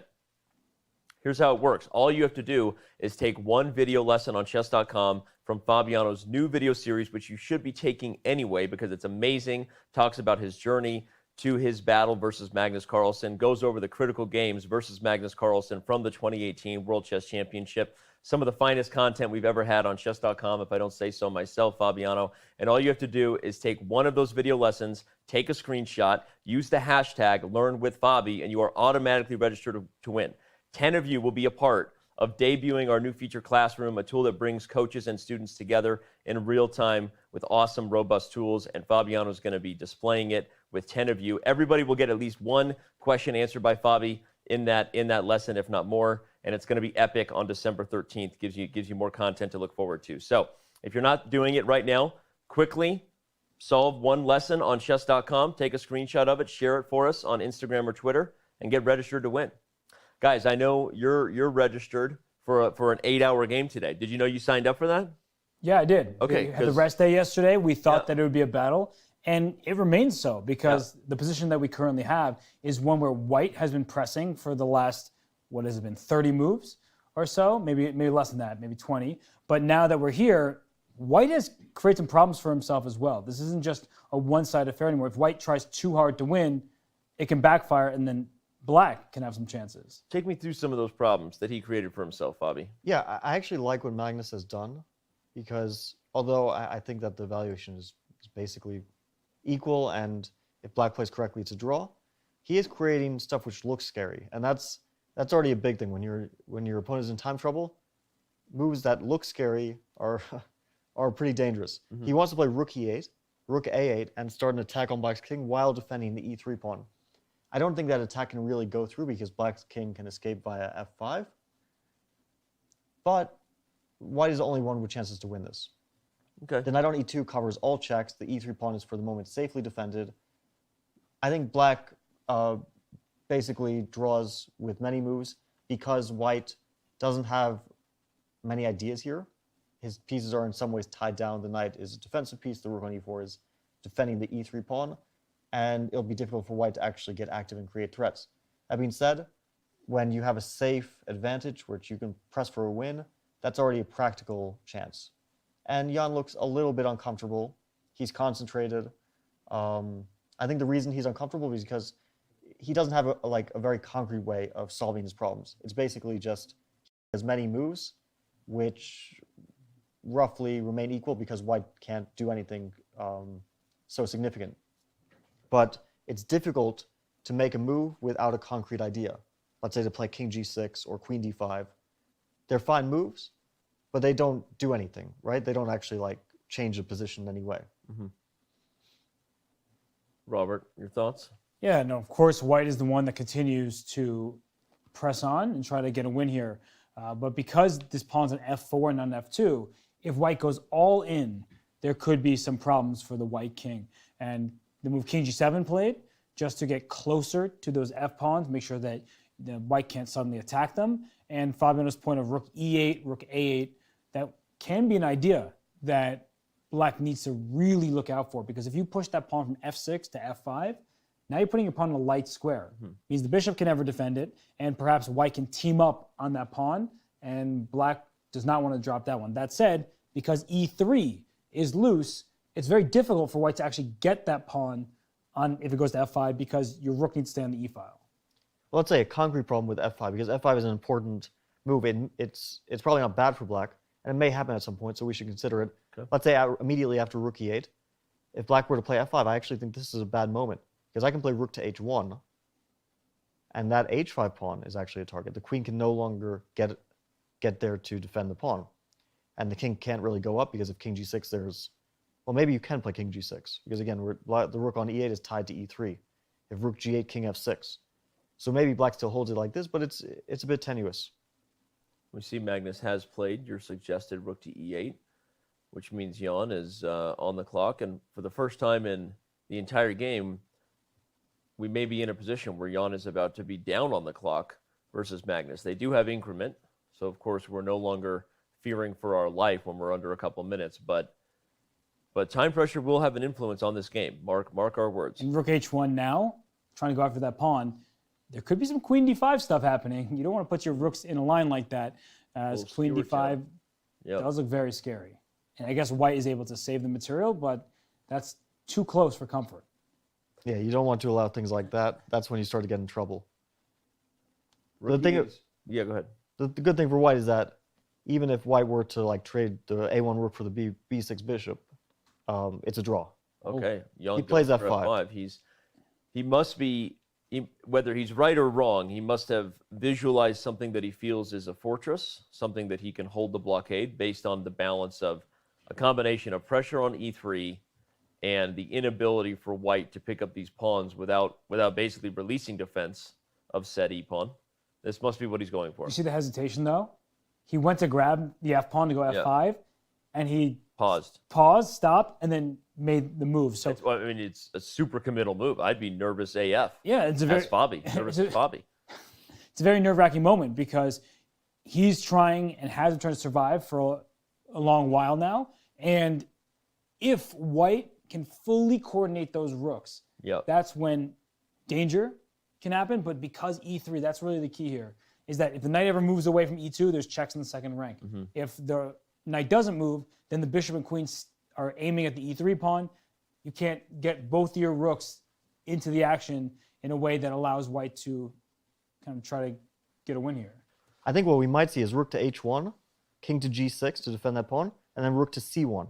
You lured the king forward a bit, and then maybe rook c6 becomes an idea. This is sort of a position of like, instead we see rook to a8, which also makes sense. It doesn't have a very obvious threat, but maybe he's hoping that rook to g8, king to f6, rook to e8 sort of traps that king on f6. Is he switching which rook is defending? Yeah, and just imagine that white has another move here. Let's say black plays bishop c5, yeah. Rook to g8, king to f6, rook to e8. And if white were able to play rook to e5 right now, then black would suddenly be in danger. Yeah, because of rook to g5. And also because of tactics like bishop d6, rook takes f5, things like that with a knight d4. Oh wow. Fork. I'm gonna show that just for the thrills. I don't actually know how to. It's difficult to make it happen. Yeah. Play bishop b6. Okay. Rook e5 and then bishop c7. Okay, there we go. And the whole point is we have rook takes f5. Yeah. With a fork, town, big town. The thing is that even if white, it starts to get dangerous. Like this is not a winning position, but you start with a small idea. Your opponent gets a bit nervous. That's the way you win these positions. It's just like it starts to get a bit of pressure, a bit lower on time for your opponent, and then eventually he makes a serious mistake. All big things start with a small idea, Fami. All journeys start with a single step. All rook endings are drawn. Maybe not this one. This is not. This is effectively drawn. You played me on unnecessary, out of place pop culture references. Yeah, Robert. I was gladly sitting aside. I felt it was better to ignore than participate. But yeah, it's actually getting very tricky here for black because these rook g8, rook e8 ideas, when you say that your king has no moves for black, you may see ghosts, but there also could be mating nets and ideas that are hard to meet. So even coming up with the move at this point for black isn't that straightforward. Queen d5 does come to mind as one option, trying to maybe reroute the queen over to h1, but that doesn't really threaten them much. The king can eventually escape anyway. So, yeah, this is a big moment for Jan. Has to be a concrete defense, something accurately calculated, because as you both have been pointing out, just there are different types of draws, right? And sometimes there's the type of position where you have to try not to change anything. Just say pass, right? Don't let your opponent trick you into doing something or changing something. This is the opposite. Black has to find something concrete and bring pressure against the white king before the rooks coordinate and finally start taking advantage of these weaknesses. Yeah, I think that Black has a number of decent moves. What was that look there? No, it's a bit concerning, but Fabiano, I think, is going to say that Black has options, though, right? Black has options. I don't think Black is in any way forced. Okay. I don't know if that's a good thing or a bad thing, because sometimes a lot of moves look the same, but one of them isn't, and you end up making that move. On the other hand, it should be a good thing for your defense, because you're never in that situation where you have to find that one path to equality. I like the move Queen d5 that was suggested. It kind of eyes that rook on a8. The only downside is it doesn't eye e3. But queen to h1 does seem like an annoying idea. Maybe it doesn't have an immediate threat, but if that rook on a8 moves, queen to h1, followed by queen to h2, bishop to a5 check, if white's king goes to e1, that king could get flushed out. What's the line there again? Yeah, d5. I'm not sure, but let's just say white continues with that idea. Rook g8, king f6, rook a to e8. King king f6. Okay, I was gonna. King f6, rook a to e8, and if queen h1, then I think Black has a threat of queen to h2, king e1, bishop a5. And this might just lead to a draw by perpetual. Yeah, and rook e5 now, there is bishop c7 possible because there are no forks against this queen, right? The queen on b3 would allow rook takes f5 with the fork on d4, which is what we were talking about earlier, but now the rook is forced to move. And yeah, this should be a draw. And also I think there's no rook c6, so at pretty much any moment, Black can start giving that queen h2, queen h1 check as well. So queen d5 is a nice looking move to me, but not the only move. I think Jan should be moving quickly now. I understand it's nerve-wracking. It's been a very long, intense game, and they're probably both exhausted by this point. But you don't want to get super low on time. That's when serious mistakes start to happen. And only 9+ minutes. They do get the 30-second increment, so you can build up time. But what you were saying has some serious merit here, that Black has a bunch of different moves that all look acceptable. Mm-hmm. They look pretty good, but then you make a careless move at some point because 4 moves look the same, and you make the inaccurate one, and then your king gets in trouble, your pawns may start falling off, maybe you walk into a pin at some point. That can be trouble. So, for example, I'm trying to think how to make this work. Let's say you go king g6, and you go rook a to b8, and you go bishop takes e3 check, thinking, okay, your rook is hanging there, right? Here, king f3 almost works for white, but there's bishop b6 check back, right? In order to save the bishop and save the queen at the same time. But these are moments that it's easy to overlook, a move like bishop back to b6. Of course, the players of this caliber will find that, but these sort of ideas, you just have limited time on the clock and you don't see that possibility. That's when things can get out of hand. Yeah, Jan is thinking quite a while, so now it's clear that he, even though the position is objectively equal, he's the one under pressure. This is shown in the clock. He was up on time the entire game, up until this moment. This is pretty much the first time that Magnus is only slightly, but it is something, slightly ahead on the clock. And that 8 minutes that Jan has, he's probably not going to be getting much more time than that. You know, Yep. He's now living pretty much off the increment. And he might at some point make some quick moves and garner a bit of time. Queen to b4 is an unusual move, but I don't think it really changes anything, but it's a bit weird looking anyway. Rook to g8, king to f6. So what's the idea if rook a to e8? Or is it just his idea is you can't really improve after that?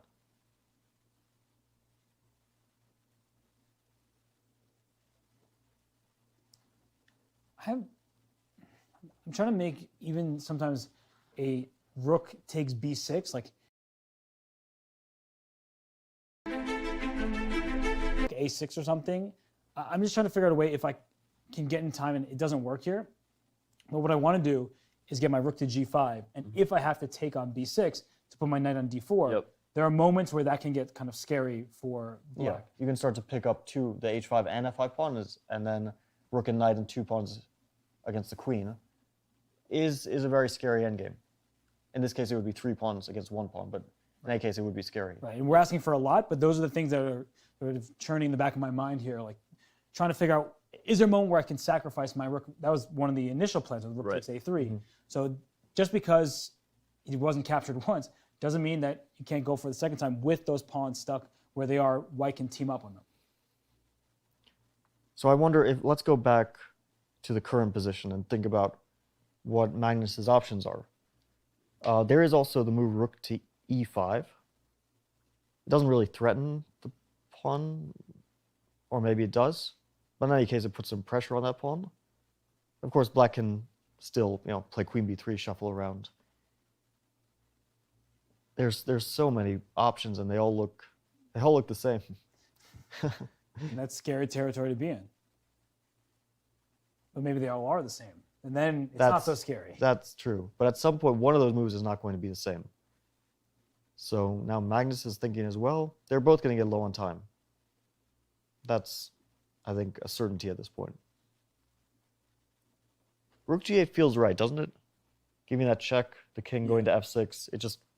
It's a vulnerable king. Maybe not immediately, but I'm wondering if he can play like rook a to c8. I want to really flush that king out.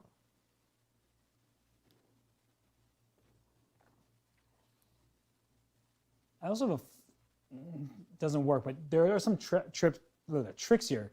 If we just go back a moment, like instead of rook c8, if I go rook g8 to b8, and to b8. I thought you said d8. I was like, wait, what? And black says, I'm going to go attack your e3 pawn with queen b3. And I go rook a6.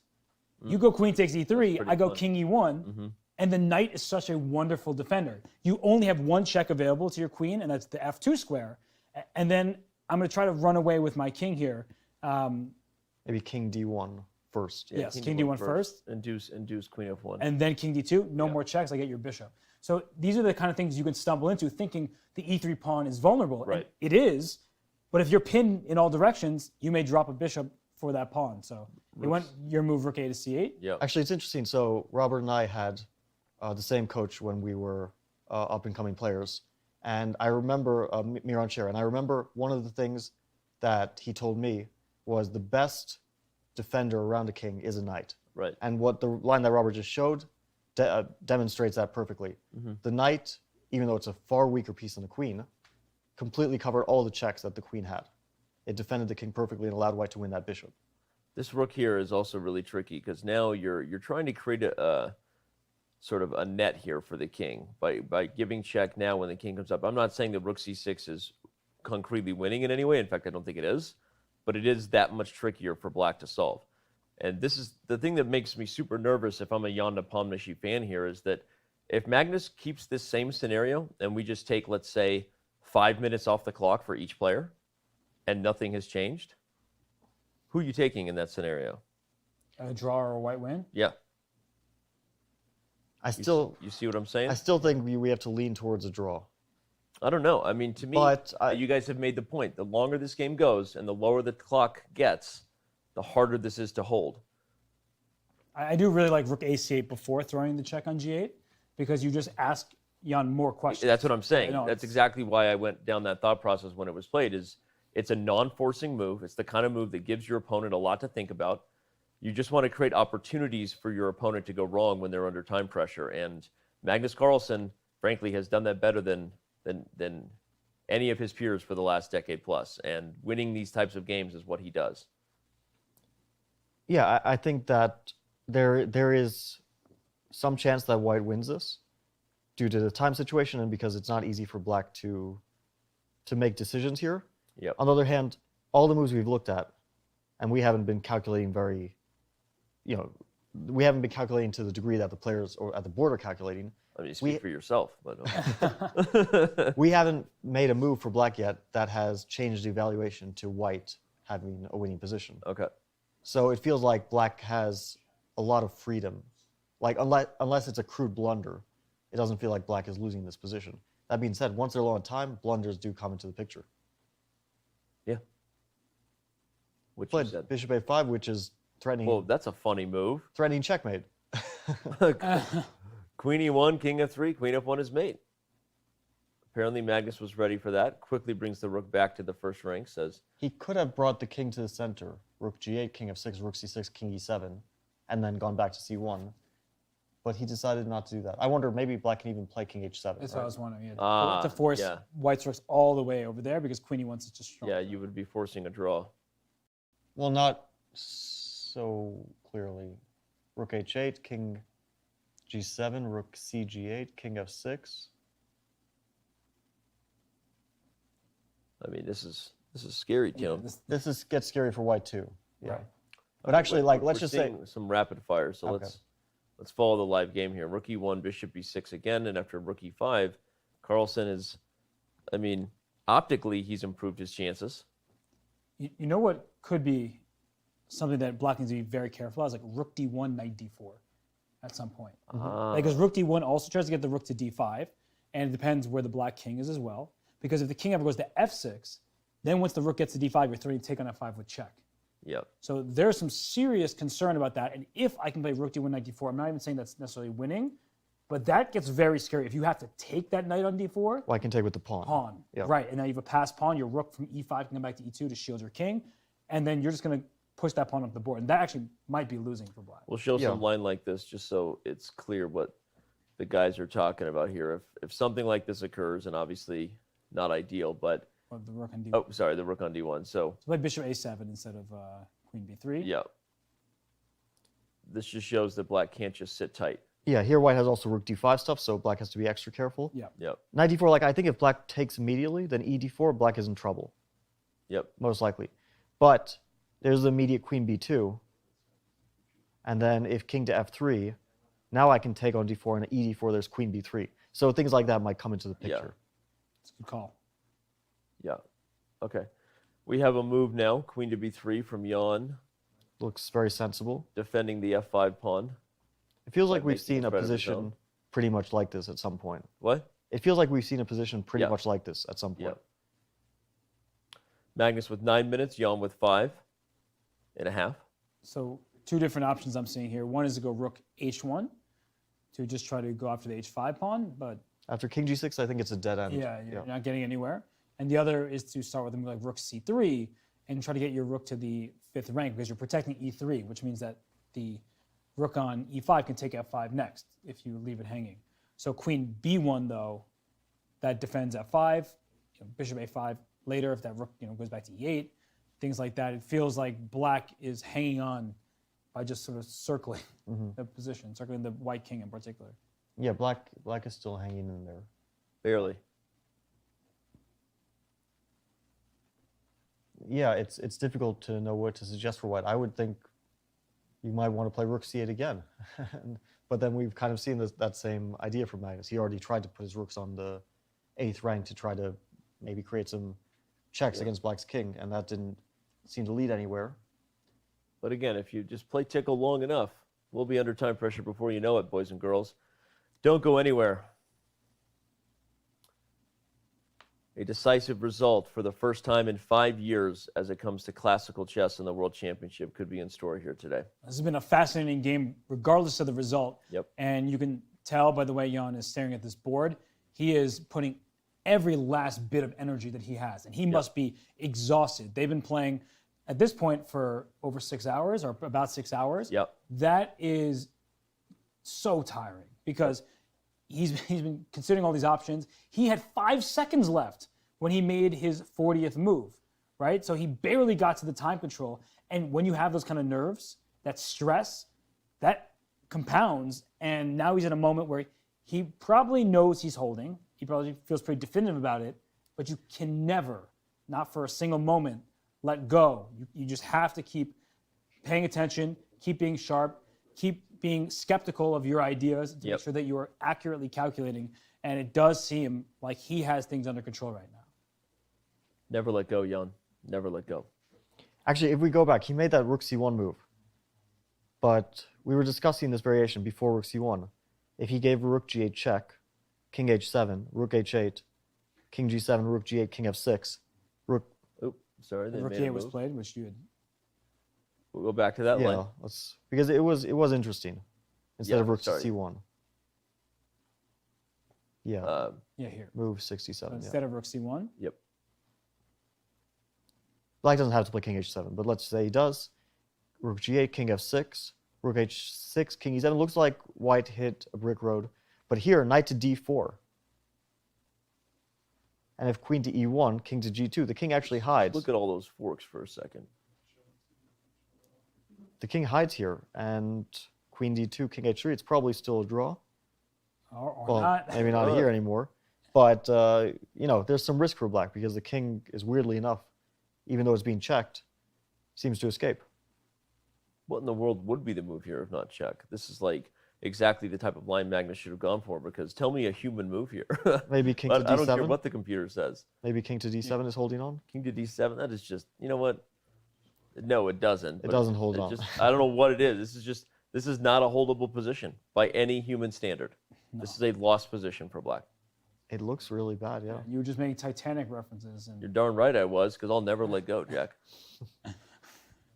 It's tough here. It's that line could be a line that Magnus pursues, because he can probably rearrange his rooks back to the 8th rank, and I guess the queen can come into h1. You could go for it right now. Things have changed a bit. I think the more you maneuver, although it helps get your opponent lower on time, it also helps him understand which defenses are that's safe. true. That's true. That's a really good point, actually. Ian is playing more confident and looking more confident now. He probably realizes that the queen on d5 can jump into h1 and it restricts white's rook activity. So if rook goes to c8, queen h1 happens.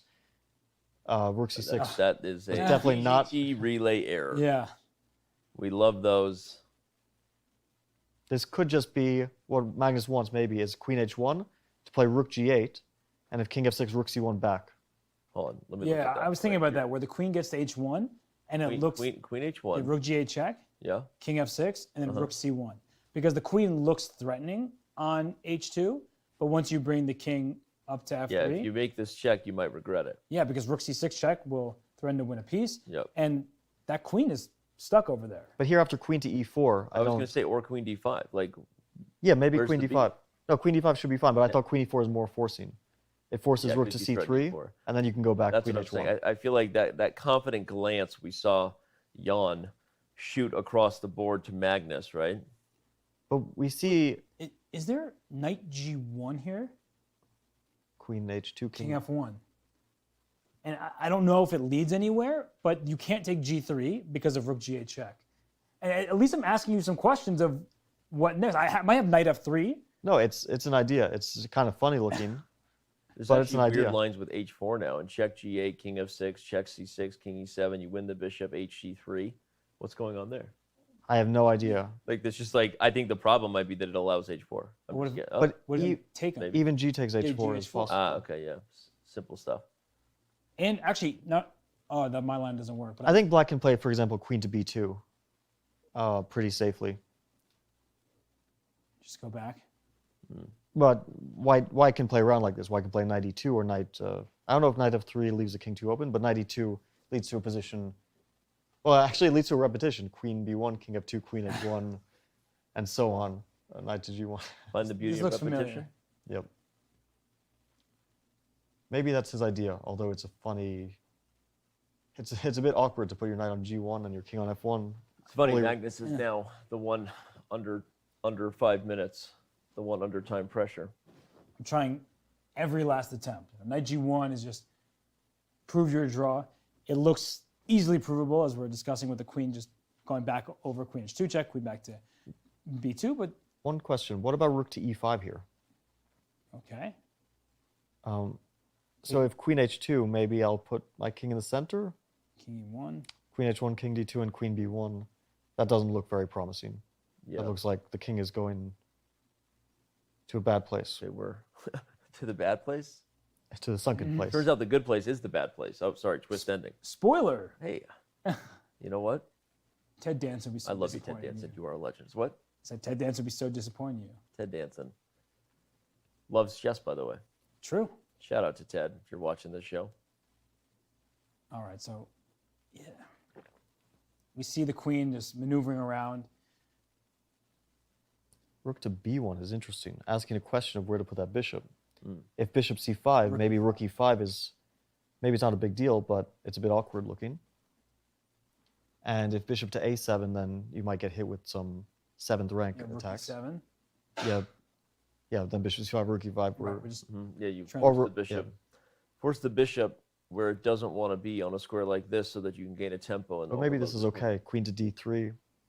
Did we actually gain anything? Well, if rook c5, knight d4, it's not here. But at some point, you can consider going for this, and it's clear that black should have a bunch of checks and be able to survive.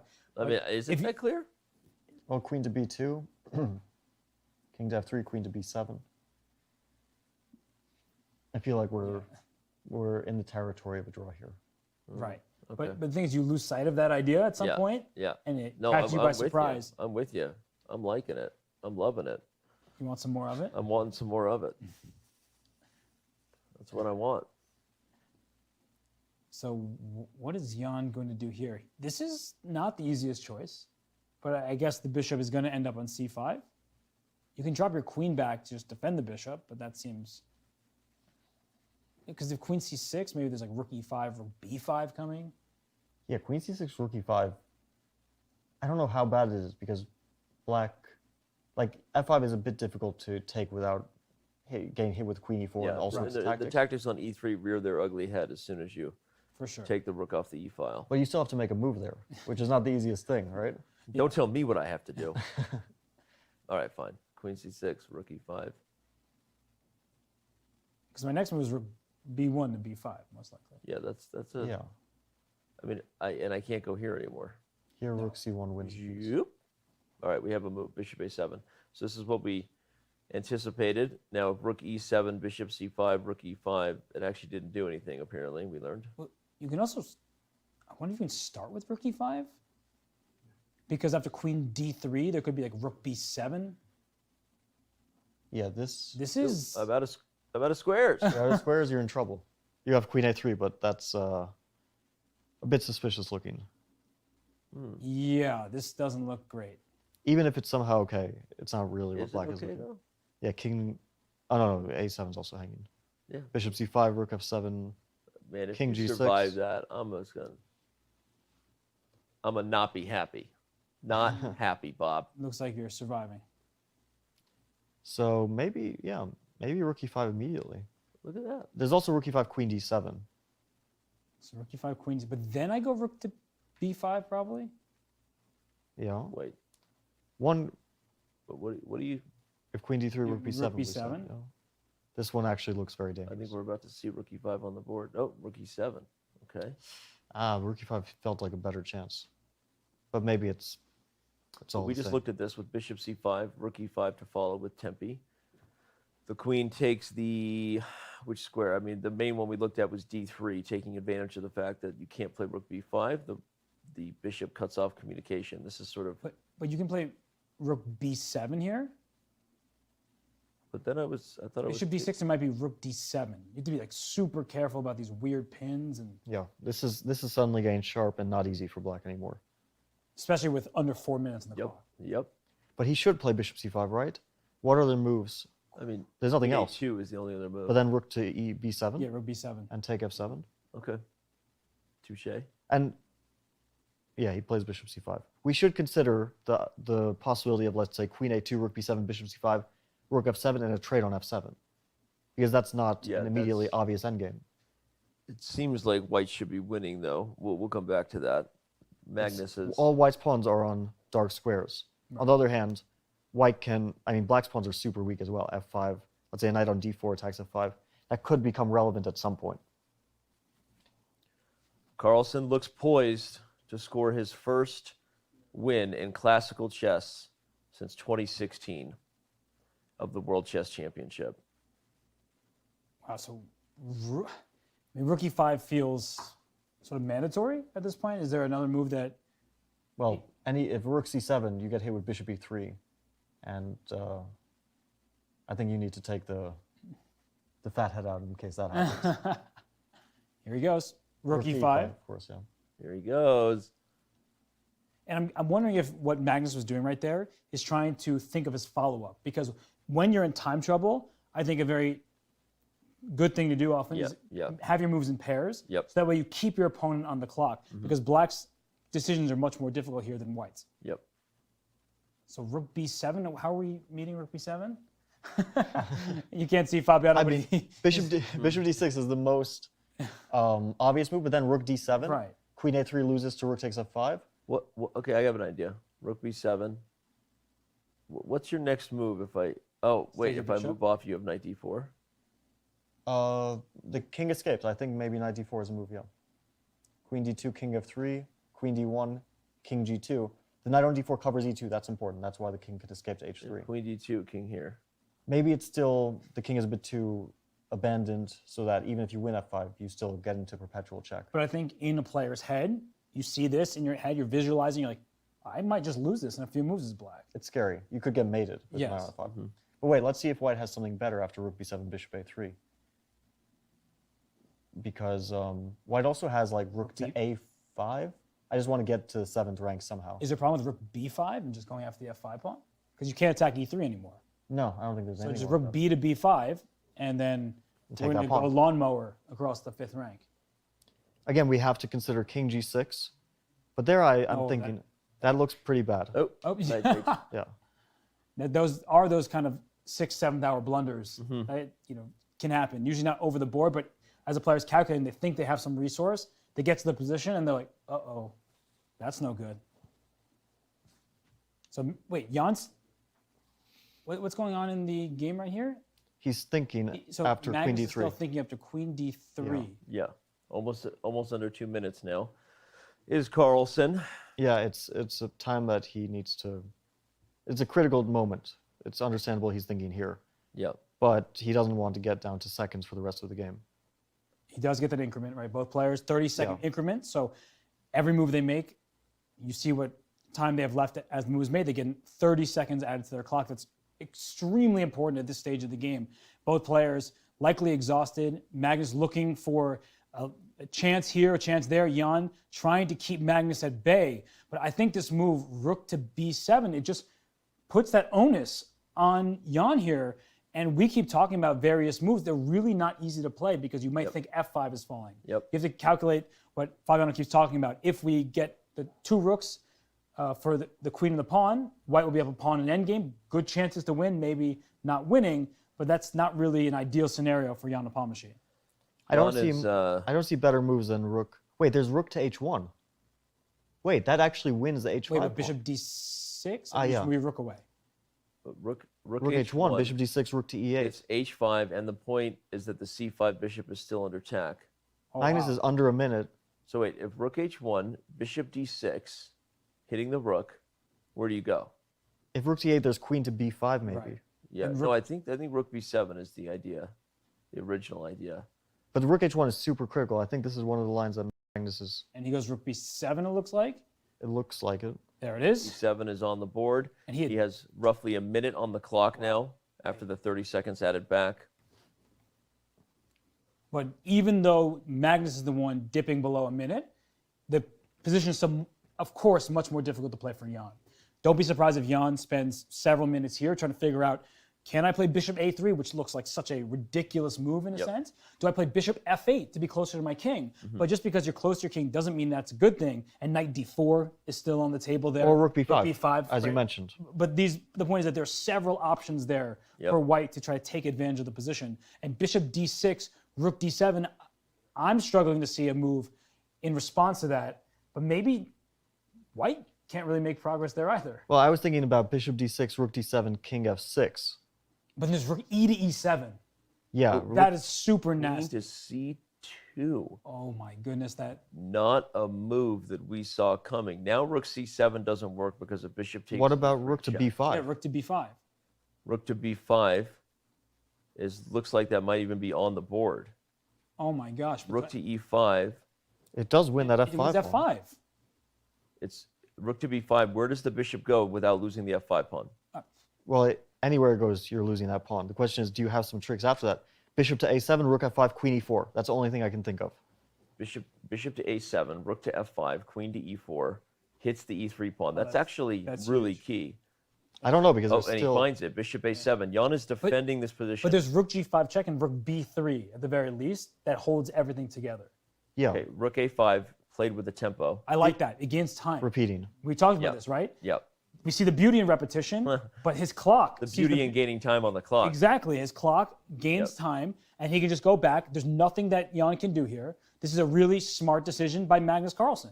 And there was that one line, I think if we can quickly show it, that Fabian and I were discussing in our heads. Which line? That if the bishop had gone to d6 when the rook went to b7, just right here, bishop d6, we're saying rook d7, and if king f6, there's rook e to e7, which is a really nasty looking move because it pins everywhere. So, I mean, there's a lot to figure out, but we should go back to the game. Yeah, I'm wondering, so rook takes f5, queen to e4, rook to g5. What does black do?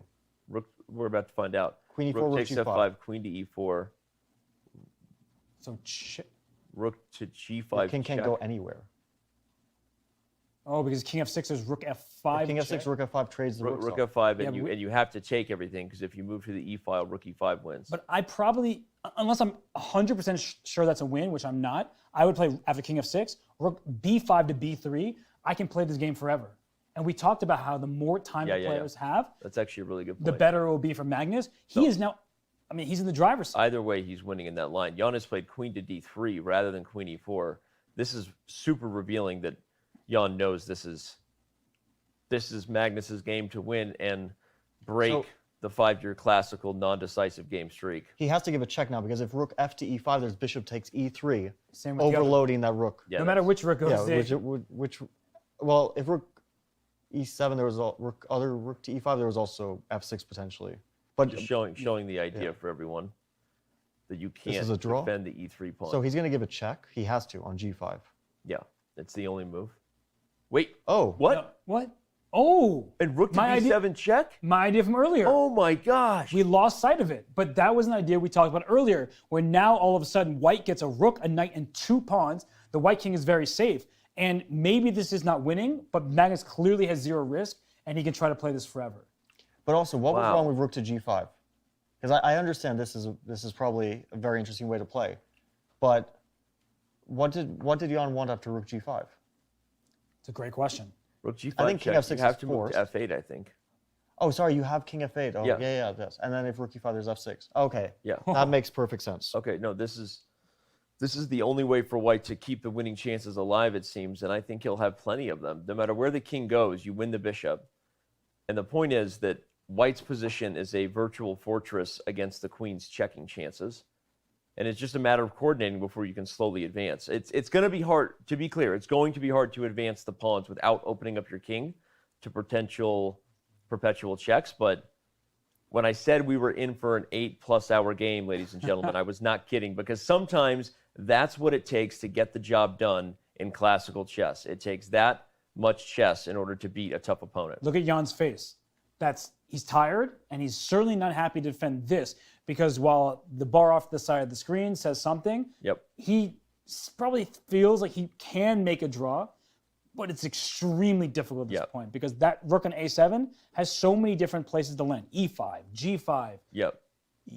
Magnus will pick and choose, and the king can eventually run. Like, you can end up moving your knight to d4, your king starts running. Actually, this is how white might coordinate very easily here. Knight to d4. And if queen h1, knight if queen h1, knight to f3. That knight forms both a defensive and an attacking function. Mm-hmm. You close off checks, and you threaten things like knight e5, like knight h4.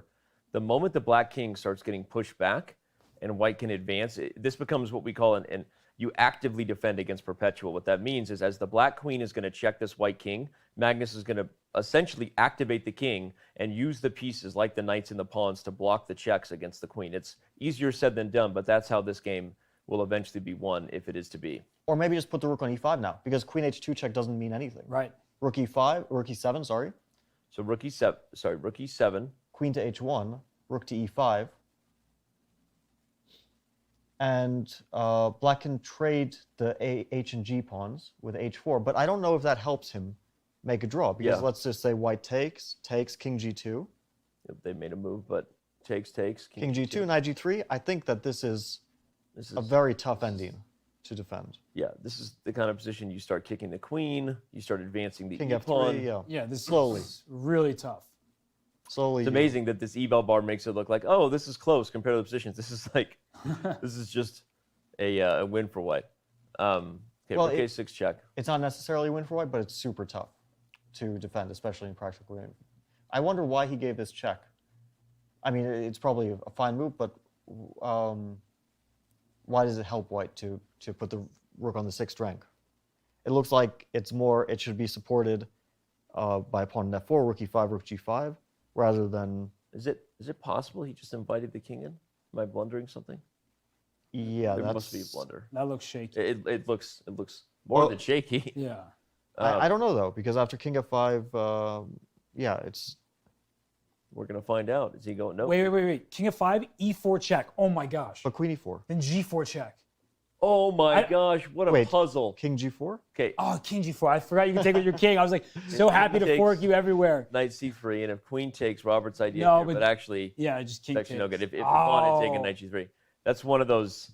You have an endgame puzzle and Puzzle Rush, and you're at your record 35, and they give you an endgame puzzle. And I you think just king wanna f5 was a shut good off move. the phone and throw it. I think king f5 was Jan's chance to... His best chance. To not suffer for a long time, to try to get... Because that king on g4, it starts to really pose problems for white. It can even go to h3, you know? Well, but in that position, right? If the king f5, just back here, knight d4 check, like your king is getting it all. Like rook g6 check. But maybe king goes to d3 as well. Right, but even here, like I was looking at this, and I was like, this is rook g. I mean, rook g5, queen a2. Don't go to f3. oh my gosh, is mate down there? Nice. Yeah, that's a problem. But you've like knight e2, and it's still knight e2. It's suspicious. It doesn't end very. Maybe the king is better on e4 and d3. But yeah, it's understandable. Jan is going back and forth, but Magnus has improved the knight's position. The rook guards any checks on the 2nd rank. What's the plan though for white? It's a very slow plan, but it probably involves getting the rook to the 5th rank, maybe rook to b1. It's not possible here, but trying to get that rook to like b5 and to g5. Because that... Yeah, okay, so Jan is trying to disturb that rook a bit, but there's rook a5 here, actually. Right. So he can... But then maybe queen b2, king f3, queen b7, e4. It's hard to say. It starts to get sharp, but rook a5 looks like a very interesting move. But that looks tough for black too. So if we just go with what Fabian was saying, rook a5, queen b2 check, king f3, queen b7 check. Now after e4, rook g5 check is up like a pretty big threat with knight f5 to follow. Yeah, and there's no b3. And let's say like queen to b4, for example, or something to disturb the pieces, then rook to g5, king to f6. Wait, which position? Queen b4? Here, queen b4, let's say. Rook g5, king f6, e5. King f7, you know, the king on e4 will, maybe doesn't go here immediately, but... Feels so good, but there's queen b1.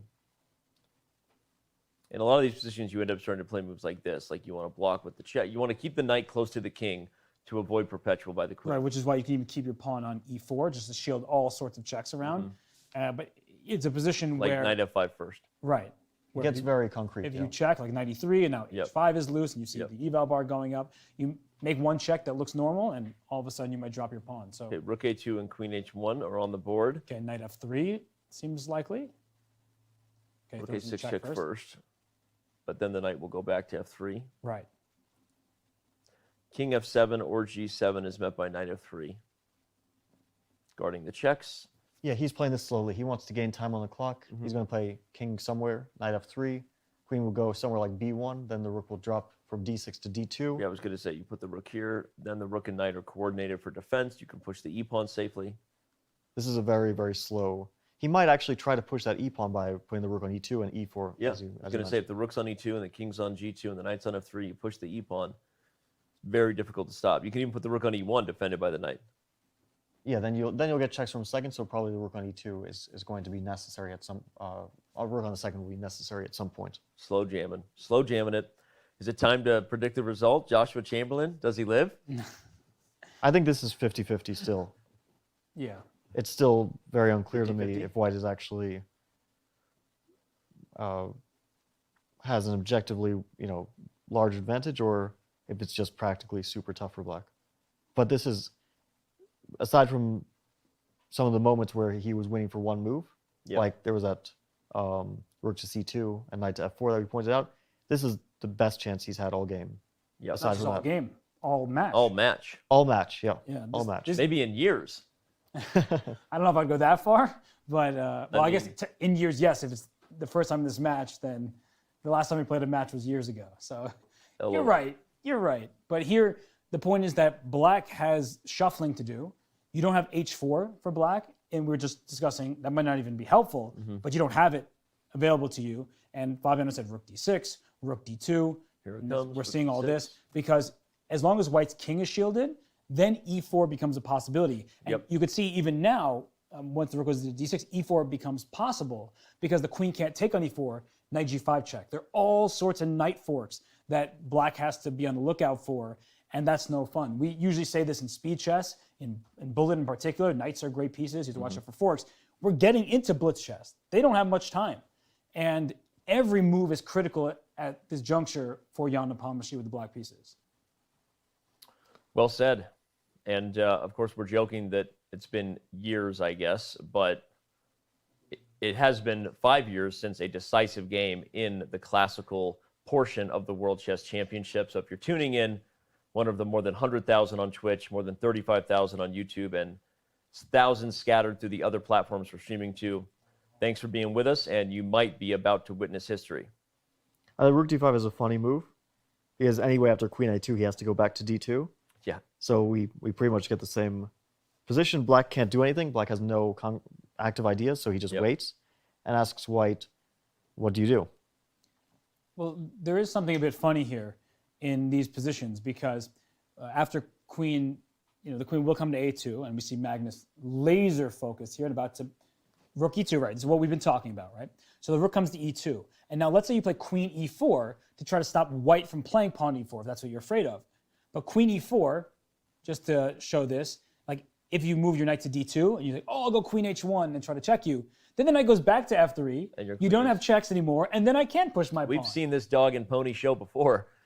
You can't stop that pawn from going up to e4 to e5 and potentially to e6. The question is, after e6, black will blockade it with the king. He'll play king to f8 to e8 or to e7. And how does white make progress there? And the downside of moving your e-pawn forward is that at the moment, black has no way to check the white king. Then black has queen b6 or c5, king g2, queen to c6. Black can start to harass the white king either with checks or with pins. Right. And then I guess my thinking is that white king will go over to h2 to limit some of your checks. Maybe I'll put my knight on h4 and then go after h5 pawn. So I may be willing to give up my e-pawn to get your h-pawn, and then my remaining two pawns are unopposed. And Well, the other idea I was going to answer that question with is, depending on where the queen is, if she's being sufficiently sort of suppressed by the knight, you also have the f-pawn, depending on how concrete those lines are. If you can get e5 and f5, that starts to look super dangerous. Yeah. The question is, can you actually get it? Because black will, after e5, maybe play queen to b1 to cover that f5 square. Black doesn't want to see both those pawns rolling for sure, because if white gets pawns on like e5, f6, then we're already talking about pawns that might be rolling on their own. Right. They barely even need the rook's help. And then knight to g5 coming, e6, suddenly we're talking about promoting pawns. So, okay, Ian is just trying to bother Magnus a bit by playing queen b6. White can play king to g2. Black will play like queen b5 and just try to annoy white with pushing that pawn forward, which is not so easy. And this is move 92, queen b6 was played here. We're nearing the century mark. And queen b6 is quite annoying because e4 not possible, the pawn is pinned. If you start going king to g2, maybe the queen will start going after the rook with a queen a6 or queen b5. That's what I was saying, rook e1. I mean, the rook's on e1, the knight guards it.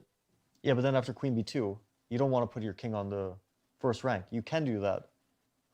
Maybe you will eventually get e4 if you play like that, but it's really not how you want to play this position. What does this move rook c2 besides just I passing? think he's preparing knight d4 and rook to c6 to try to cut off that king and prepare some knight f5 stuff. But he's just shuffling around. He's gaining time with every move. You see, he was down to under a minute. Yep. Now Magnus is at 4 minutes, 17 seconds. He can continue to gain time because black can't do anything, and black can only claim a draw after 50 moves without a pawn being Right. pushed or a trade. We So are white a has long plenty ways of away time. from that. Yep. Yeah, it looks like queen b1 was played and then knight to d4. Yep. So the black queen probes, the knight goes to d4 to protect the rook. There are some knight f5 ideas as well that need to be considered. So we see the queen going to h1. So I have a question. I don't know the answer to this. What is the longest game ever played in a World Championship match? Shout out to our daily trivia question. I don't know the answer to that, and I don't know that we had that question. But for those of you who played along, all you had to do was quote tweet your answer to today's question.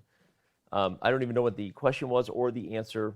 It's been a very long day, and it will be worth it if we get a decisive result. If we don't, Robert's walking home. That's fine for me. But the position that we're getting here, the queen is on h1. Yep. And the king went up to f6. So we see that black's king goes forward, which isn't that big of a deal right now. But if you could like play e3 to e5, that's when things get tricky because, as Fabiano said, pawns on e5 and f5 going together, they might roll themselves to the other side and become a queen. So e4 not possible right now because the queen takes e4, but that's the dream, is pushing the pawn to e5 in this position. Yeah, once Nepo sees those pawns rolling, it's over. It's very dangerous for sure. But maybe he's got the right defense going on. He's preventing e4, leaving queen h2 check. If you bring the knight back to f3, then the queen can just go back over to b1. The queen should go back to b1 because let's say knight f3, if black were to play queen to d1, for example, I think white would happily take the chance to play e4 in that situation. Yeah, because now there's no check here. Now there's no check here. at all, and that pawn moves forward. Are we about, is there like a 3-time repetition somewhere here? I don't think so. I don't think so because the king's on f6, but I'm just trying to keep track. They're going to have to watch out for that for sure. Knight wasn't on d4 previously. Right, but if the knight goes back to f3. Uh-huh. We've had positions with the queen on h1, the knight on f3, but the king on f6 and the rook on c6 look a bit different. Very easy to lose track of that, but Magnus will be very careful because he wants to play this until the very end, until the 50 move rule, if he gets that, or sorry, he starts pushing his pawn to restart the 50 move rule. For people who are watching who may not be so familiar, that if there are 50 moves made without a pawn push or a capture, the game concludes as a draw. So that's something to keep in mind as well, that at some point Magnus may have to make the move e4 or f5 to start the move counter over again. There he is, Magnus Carlsen. His legacy is at stake. He wants to defend his title for the 4th time. But Jan is defending this endgame extremely Jan is defending this endgame incredibly well. I think that this is, frankly, if Jan holds this, it might be as telling in regards to what we'll be talking about in the World Championship as anything else, because this is the test. We know Magnus is going to get opportunities like this, and will Jan have the discipline and the perseverance to hold? And it's a cool moment because e4 is possible now, because even if you could check and take the rook, there's a knight fork on e5. If you take the pawn on e4, there's knight g5 check. So neither the rook, which can't be attacked with check, or the pawn e4, which can be captured immediately, they're immune because of the knight forks. Now, we've been talking about if you play e4, you king gets susceptible to all sorts of other checks. Yep. But it feels like at some point or another, he'll have to play a pawn push. Yeah, we should show it if e4 takes, just so everyone's aware. That's not a good idea. Yeah, in this case, black will start to give checks, and white's king will be forced to the first rank, which it's not so clear if that's bad, but you probably don't want to go there. I don't even know what to do. I think you have to escape to the king side, yeah, king to king g1 or something like that. We have, okay, what do we have here? We have knight g5 check that has been played. So what does Magnus want now? Because the knight on g5 doesn't attack anything there except for the king, gives a check. He could be preparing e4 and then trying to run his king through the middle of the board to create an attack using the king. But I don't see that really working out. So probably Jan will play king e7. I don't know if king g7 is also fine, but king e7 looks a bit more natural. Okay, king g7 also looks like a perfectly good move. And the one benefit of having the king on g7 is there's no rook h6, where not certain that the rook wanted to go there just yet, but we've been talking about this dynamic. If we trade e-pawn for h-pawn, that means that white has a little bit more freedom to try to push those pawns up the board. But here, the king's on g7. Where is it? It feels like white should be relatively close to be inching forward. I'm not even sure I see a move right now. Yeah, I'm wondering about e4. And then I just want to run my king down e3, d4, e5, and try to create a mating net. Let's just see how that... Oh, wow. You're just going to ditch the G3 I'm ditching pawn? the g3 pawn. I like it. I know that's very committal, but... Okay, what's your line? E4. Let's say queen to b2, king to e3, queen to b3, king to d4, and if queen g3, king to e5. I like it. Going all the way, trying to create a mating net using all the pieces. You threatening things like king f5 in some positions, the rook goes to c7, and here you go. Maybe even the previous move... Start with rook c7. Yeah, maybe the previous move wasn't accurate. Maybe rook to c7 first, because if king to g6, there's f5. That wins. Yes, it does. Winning the queen and then promoting first. So, stuff like this could be possible, but it's tough. He gives a check, which is smart, just to gain time. It looks like he's going back to d4 now, because after king f7, he's probably going... I mean, I don't think he wants to play knight g5 again. He might, but it looks like he's just trying to go Could he play e4? Because you can never take this rook on c6. We talked about knight forks. There's a fork on d8 this time. And you can't take on e4 because there's a fork on g5. So this knight is such a tricky piece. He does go back to d4, which is sensible. It seems like he doesn't want to push until he's either forced to or he feels absolutely ready. But you can see Jan's chair shaking. I wonder if he wants to play f5. Now that looks like a really weird move. But let's say queen h1, f5. This actually allows the king to march up. In case of checks, queen h2, king f3, queen h1, king f4. Once the king gets active, we're talking about a mating attack. So it looks strange to try to move pawns together, right? e4, f5 slowly. But moving one pawn up is a bit unusual. It makes a lot of sense to me. Well, queen h1 has been played, and as Robert observed, Jan's chair was shaking. That's the first time I think we've seen either player's chair shake in the entire match. And you know that they're very nervous at this stage. Jan more so than Magnus. Magnus can't lose this position unless he blunders all his pieces. Yeah, right?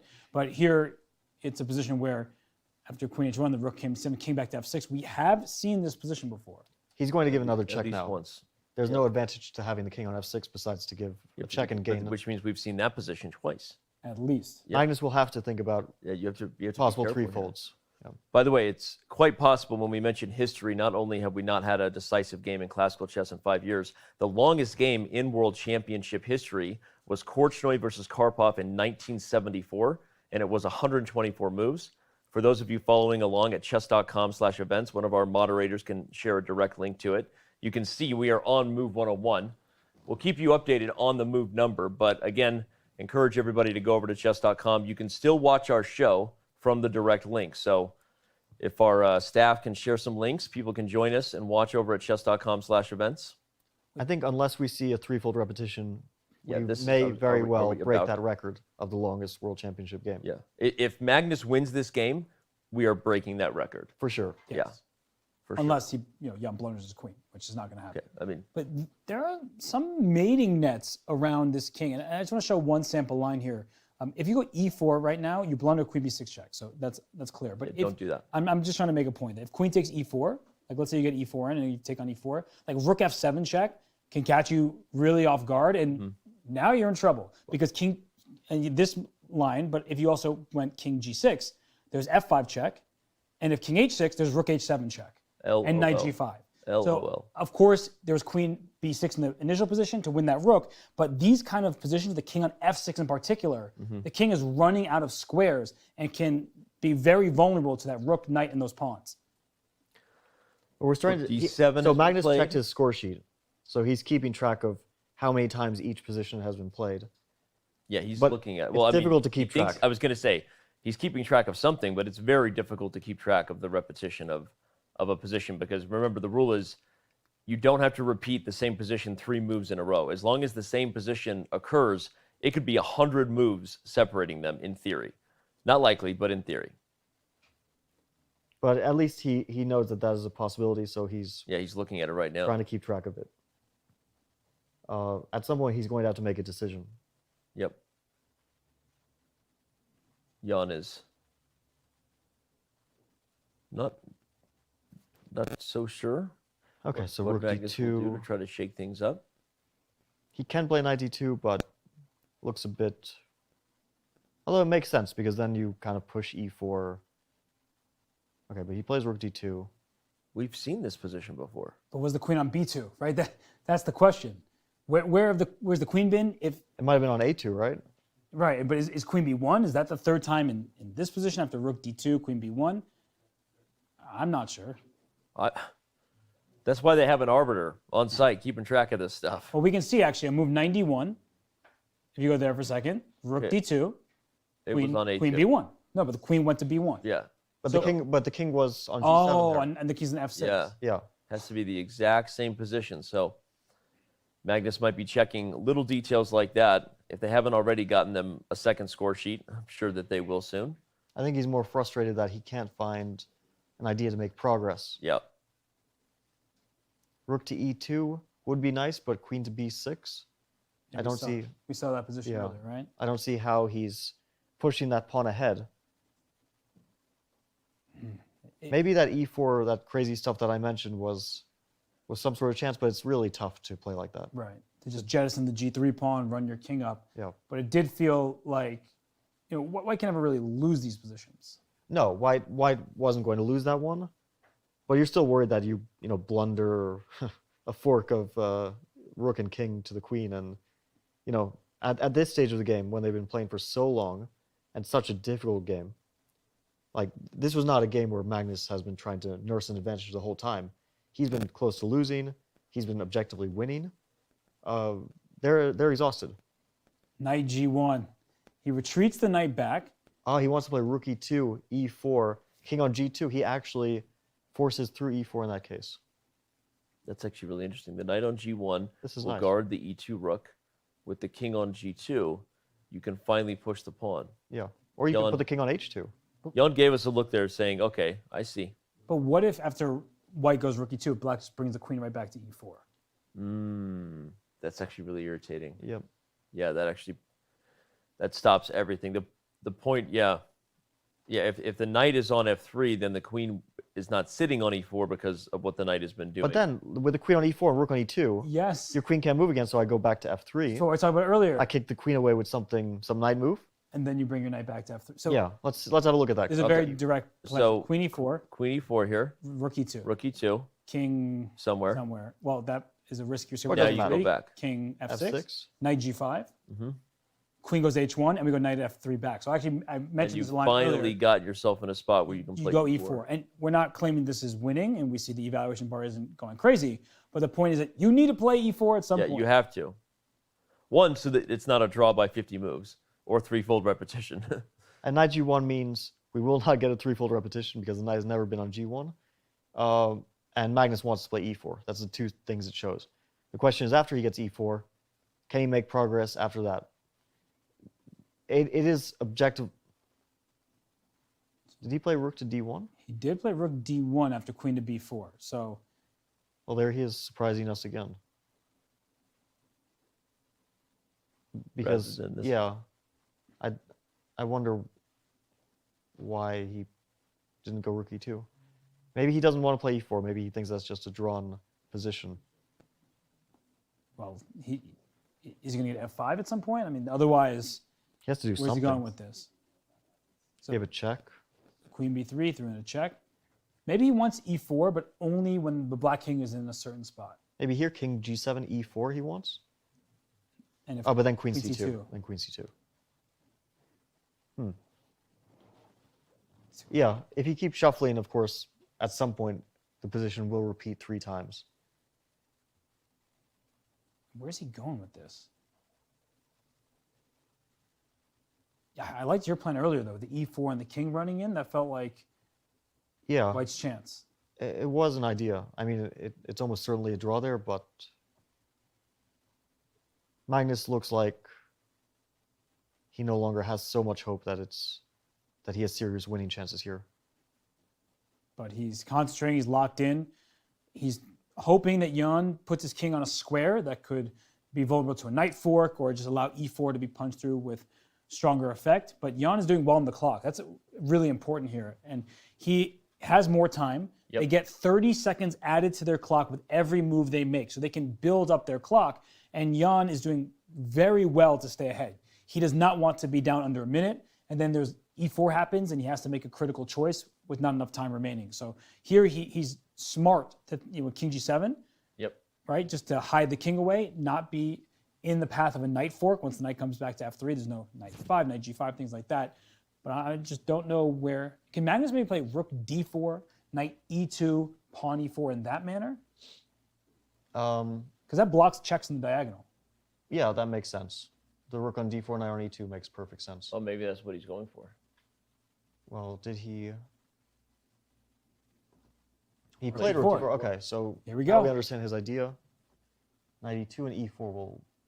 It's an interesting one. The reason I like it is because the knight on e2 not only guards the rook, it guards g3 and f4, making any sort of crazy tactics to blow this thing open less effective.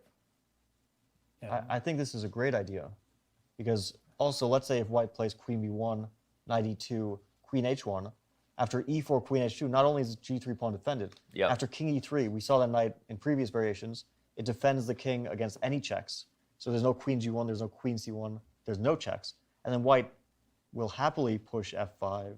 The question becomes, after h4, let's say that we see a trade of h and g pawns, Okay. will white have serious winning chances there? Or will the king still be a bit vulnerable? I think in that position, you'd want your pawn back on e3, which is kind Yeah, of it's funny. And it's one of the reasons Magnus has been so patient here. Once you commit, there's no going back, right? So he really wants to be sure that his knight, his rook, his king are all in their ideal setups for the rush. But there is also something to note that if like knight e2 happens and white can play f5 and put the rook on f4, that's very dangerous because you're going to push the pawn as far as you can. Yeah. And if the king tries to blockade the pawn, if your knight can free up for some checks, that's also a worry. Of course, if your knight starts going in for checks, your king is susceptible to checks against the black queen. So it's not that clear cut, but that's one of the ideas that Magnus can keep in his back That's a pocket. good point. We'll analyze that real quick. Like if, let's just show if like the king went to g6 and the knight went to e2 and the king went back, as long as there's no check on c2, hitting the king and picking up the pawn, f5 is an idea. Yeah, e4, f5, rook you f4, swing the rook here, and suddenly f6 is coming. There's no h4. The problem is your knight can't get in the game so easily because once the king sits on f6, you need your knight to get to e4 or something like that. But as soon as your knight leaves, there are a bunch of checks. So I think that we have queen b2 check, knight e2, and queen to b1 all on the board. Yeah, maybe Jan is showing his intention to play e4, queen h1, and to trade those g and h pawns. Yeah. The problem also with the knight on e2, even though we liked it for all the defensive reasons of the pawns, Robert, is the knight on f3 is the best one to defend the king from checks. Right. Now the threat of queen to h1 from Jan is renewed. Well, with the king on e3, though, it is completely covered from checks. Okay, that's fair, yeah. So let's say e4, queen to h1. I think white would love to get rook d5 and king e3 as one move here. Yeah. But it's not possible. Well, maybe we play king e3 anyway. So what if we start with rook after queen b1? What if we start with rook d5?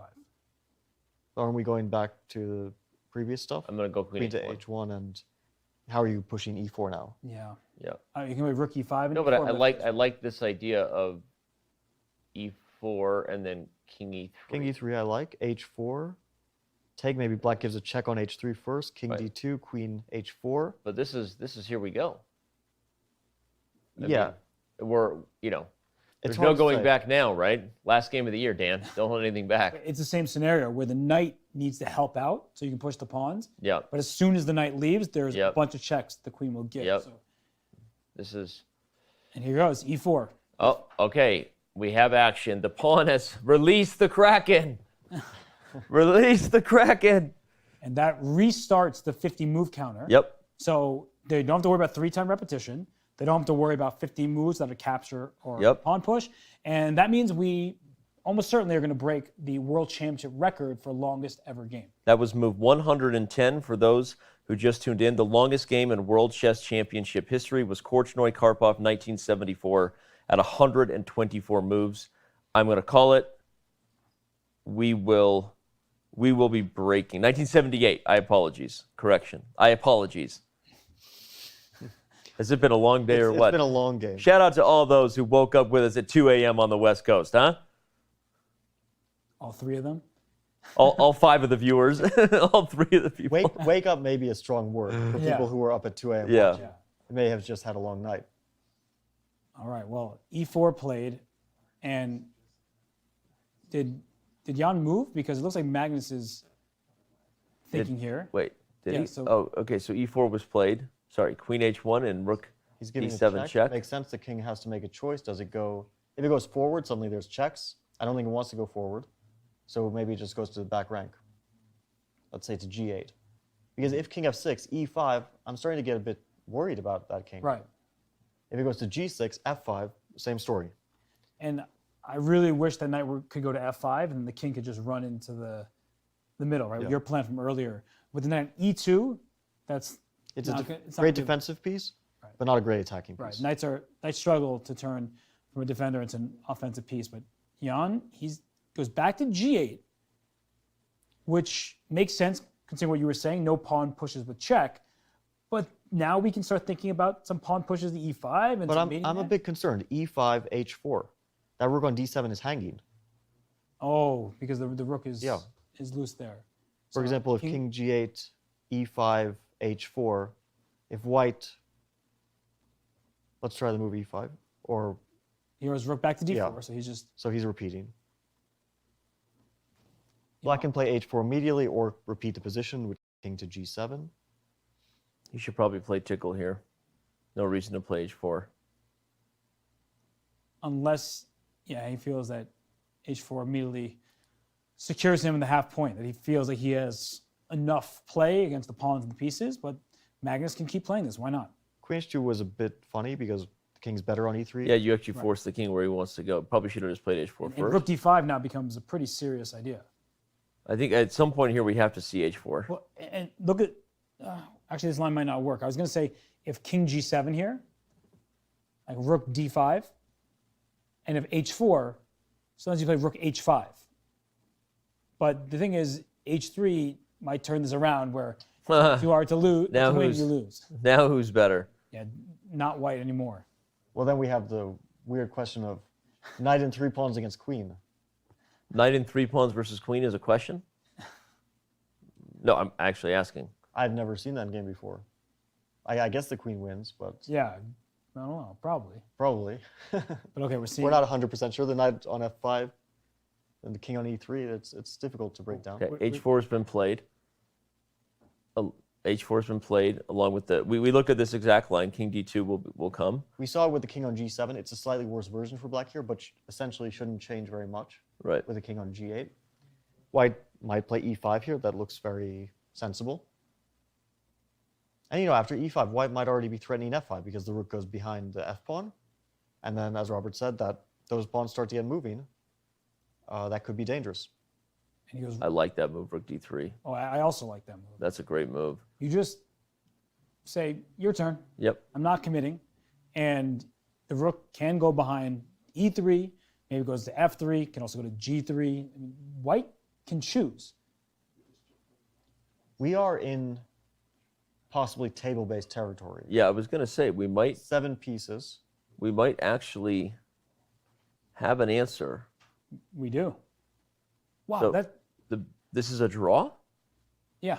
Well, that's not too surprising. Okay. Only moves which blunder the queen immediately lose. Yeah, I was saying I see options that lose, right? But they're all queen g4 walking into a pan. Giving up your queen. For those watching, all moderators, please share a link to the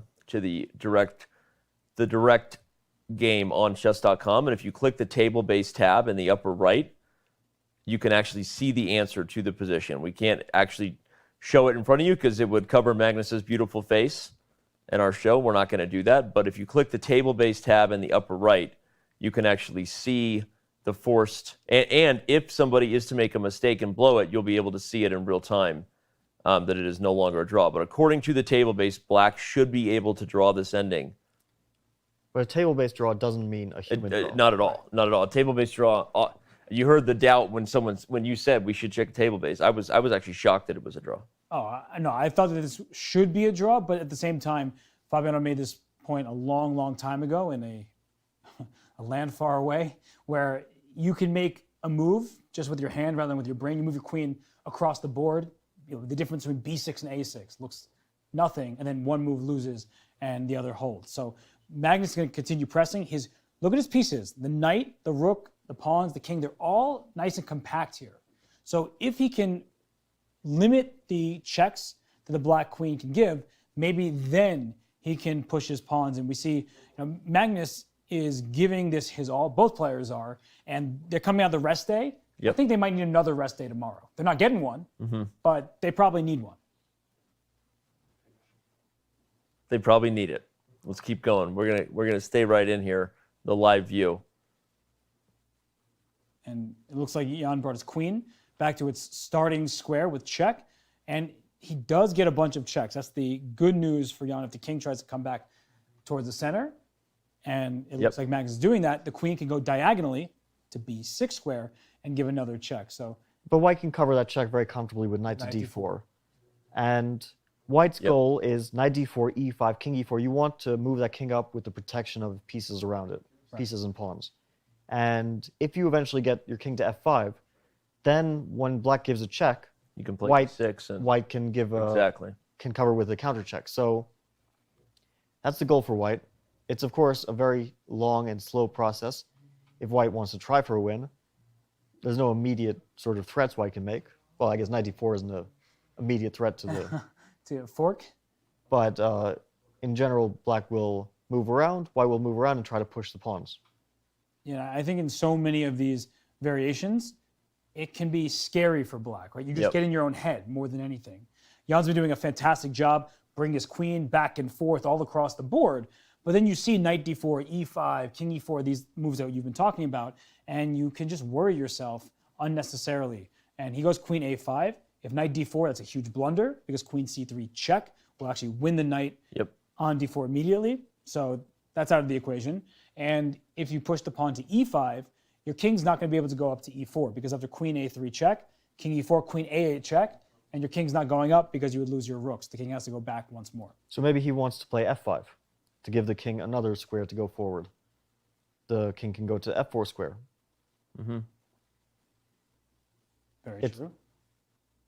It's possible. And just to show examples where it can go wrong, if you're giving careless checks in these positions, you're just helping your opponent advance. Yeah, sometimes it's a good check, like here after queen c4, it looks like black draws comfortably. Yeah, after here you have to go back, so that would be... But an example of a careless check, let's go continue with that line. Okay. E5, queen c4, king e3, queen c5, king e4. And now I think queen c6 is a draw, but if you play queen c4, knight d4, I'm not sure what kind of territory we're in anymore because suddenly there's no checks and white is super advanced. It could be that there's only like one or two moves that hold. Yeah, now we already saw that position. Only 3 moves were drawing for black and everything else was losing. So black has to be careful. And look at this. Magnus has switched which pawn his rook is behind, and at any moment he could just push e5, right? He doesn't have to push the f pawn, he can choose the e1, and he gets to dictate the action here. But this is going to be so hard for Jan to hold because he's just going to keep pushing this forever. Yeah, and anytime there is no 50-move draw or 3-move repetition here. The position will slowly advance, and at some point, the critical moment will come, and the queen will have to find all the accurate checks to hold. I think that at some point we will see a position where black has only 1 or 2 moves to make a draw. Yeah, exactly. At some point we will have this moment in the game where black has to play super accurately. Right now he can probably make any move and it's still objectively a draw, but that's not going to last forever. Yep, and that's why the table bases, although useful, it is a little bit misleading on the complexity of this position. I would lose this position with both sides. That's definitely not true. White has no risk of losing unless you blunder everything. Have you ever seen me play chess? I'm not going to answer that question. But here, the knight went to g3. So it's clear he wants to start pushing his pawns. Jan says queen d2 check. If you go king f3, there's queen d1. And then the rook can come back to e2. The knight is perfectly placed on g3. So Fabi, as I look at this, we talk about careless checks. I mean, rook e2 to block the check. You can check on the third. Well, not right now. King f3. Okay, sorry, king f3. In the live position. Check here. Rook e2. And if you give a careless check like queen d3 and king g4, the king's escaping. You go queen d7, I go f5, right? Yep. I can push forward. And this is what I was talking about in terms of careless checks, you know, and if you keep careless checking, you might careless check yourself off the board. Yeah, we're probably still in draw territory, but white is starting to advance. So after king f3, rook e2, queen b3, I suspect he'll play king g2.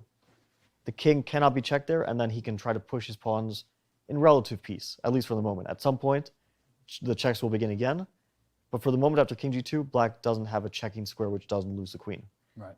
And then white will play f5 next, and then e5, and then the checks will begin again, and we'll have to start calculating stuff. So Jan is still playing quickly. They both have a healthy amount of time, and we're about to break the world record for longest world championship game. We are nearing history here. Will it be a decisive game today? I have no idea how to answer that question, but I know that either way, we have broken history here in the 2021 World Chess Championship, because the move rook to d2 officially makes this game the longest game in World Chess Championship history. These two guys made it happen. Maybe he doesn't want f5. Maybe he wants rook to d5, and then the king sneaks around, king h3, g4, and the rook and knight cover checks from pretty much everywhere. Do you think either of these guys, or ask it this way, do you think Magnus knows that this is objectively probably a draw? I would guess yes. That makes no difference to him, but I would guess he's probably aware that with best play, this should hold. I don't think they 100% know that. Right. Okay. But I think they assume, because this sort of endgame is known with, well, let's say not with E and F, but with other configurations of pawns. Yep. They assume that's a draw. They both don't look like either of them is thinking this game is going one way or the other right now. But that's still different from, knowing how to draw it or how to win it. Right. Magnus has won with a lot less. Right. He's at positions where you've seen even material, and he just squeezes, inches forward, finds a little hole in his opponent's position, and is able to take advantage. But one of the critical things here is e4 is protected, and even if the move queen takes f4 were possible, if we're legal, then rook f2. So the black king, well, it probably needs to establish itself in front of the pawns rather than off on the side of the board, because then the pawns just start going. It makes it harder for black to really attack the pawns, even when they're hanging. Sometimes you shouldn't take it because there could be a pin. And so I like the way that Magnus is doing this. He's not rushing, and he's leaving Jan with more decisions to make.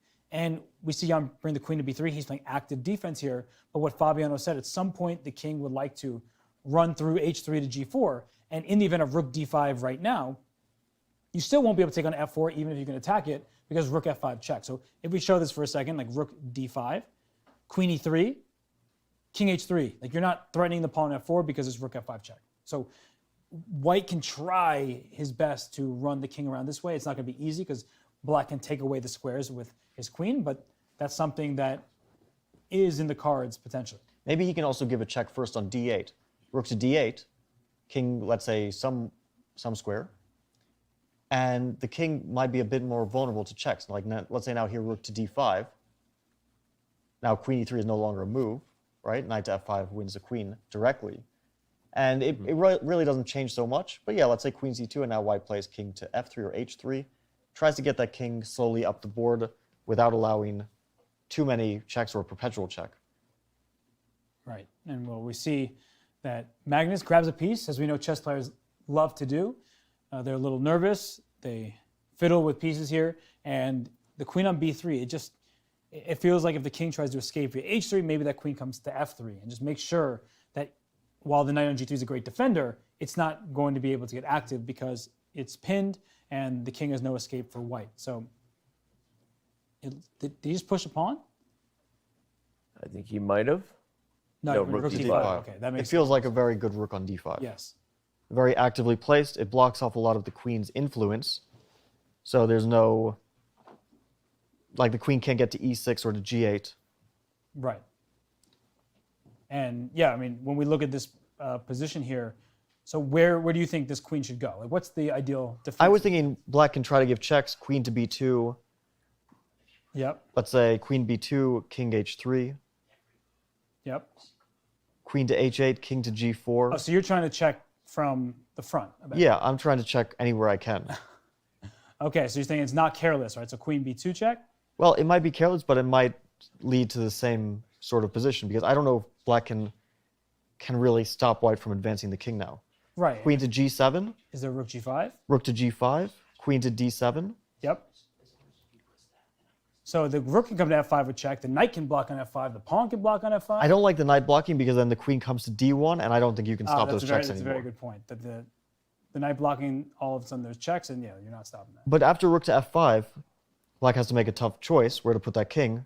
Anywhere it goes, it's either vulnerable to a check or a fork by the knight, potentially. Right. And it also gets in the way of black's queen checks. For example, if king to e7, maybe white plays king to g5, and then rook to e5, knight f5, you see how we're slowly creeping up the board. Right, and that's the idea you mentioned before, and black had an h-pawn in some of these types of positions. So this could be really scary. We'll hop back to the live position. Seems some moves were in fact played. The rook on d5, and king to e7, rook to e5 was played. Yes, right. So and king to f7. So the check on e5, king to f7, and I don't think much has changed. White will probably try to run the king down the board now, maybe with king to h3, or sorry, run the king up the board rather. King to h3 makes a lot of sense. Maybe then the queen goes on f3, and that's sort of annoying for white. Okay, Magnus continues giving checks because, well, he has time, right? He has 50 moves between every pawn move he can make. He actually, if we think about how many pawn moves are left, we're looking at 50 moves times a lot, which is more math than I am qualified to do. I think there's something really important, though, about the rook being on f5. Okay. That when the king goes to h3 and the black queen comes to f3, just to show this, white can play king h4. If the rook went on f5, f4 would be hanging with check. But if the king h4, now we're renewing all sorts of different options that black needs to consider, and it's really difficult at this moment. Well, and now we see rook f5, king e8 has been played on the board. And is it time? It is time. Is it time? Nope. Wait, no, we're pushing. He pushed. He pushed. e5. Okay. Now the rook might go to f6. That f6 square is a beautiful one for the king to slowly go up because look at how much space white is taking away from black's queen checks. Suddenly, where do you... Let's say the king is on h3 and rook on f6. Yep. Where do you check that king from? Yep. c8. It doesn't look like a great square to check from, and the king will anyway move up. If the rook is on f6 and king on h4, black has only one square to check from, which is h2. I guess potentially h7 as well. But it is interesting, I think, and instructive for the viewers to say how we keep saying this should be a draw, yet white is making progress. So what is it about the position that will eventually be a draw? It's that white will eventually have to expand far enough that the board opens up fully for the queen to chase the king, right? And it's easier said than done, but or I ask you guys are the what is I was assuming that's the reason, but what is the reason? This may be bold, but I think that's more likely that white wins a position like this than black draws. I'm starting to feel that too, especially with the rook coming to f6. Yeah. It's a draw, objectively, but it might come down to only moves at some point. Right. It might be that white's pawns advance all the way, and at that point you have only checks here and there. I don't think that that's realistic for black to find. Right. It's much easier for white because he has there's no risk. He can just, he also doesn't have any responsibility with time.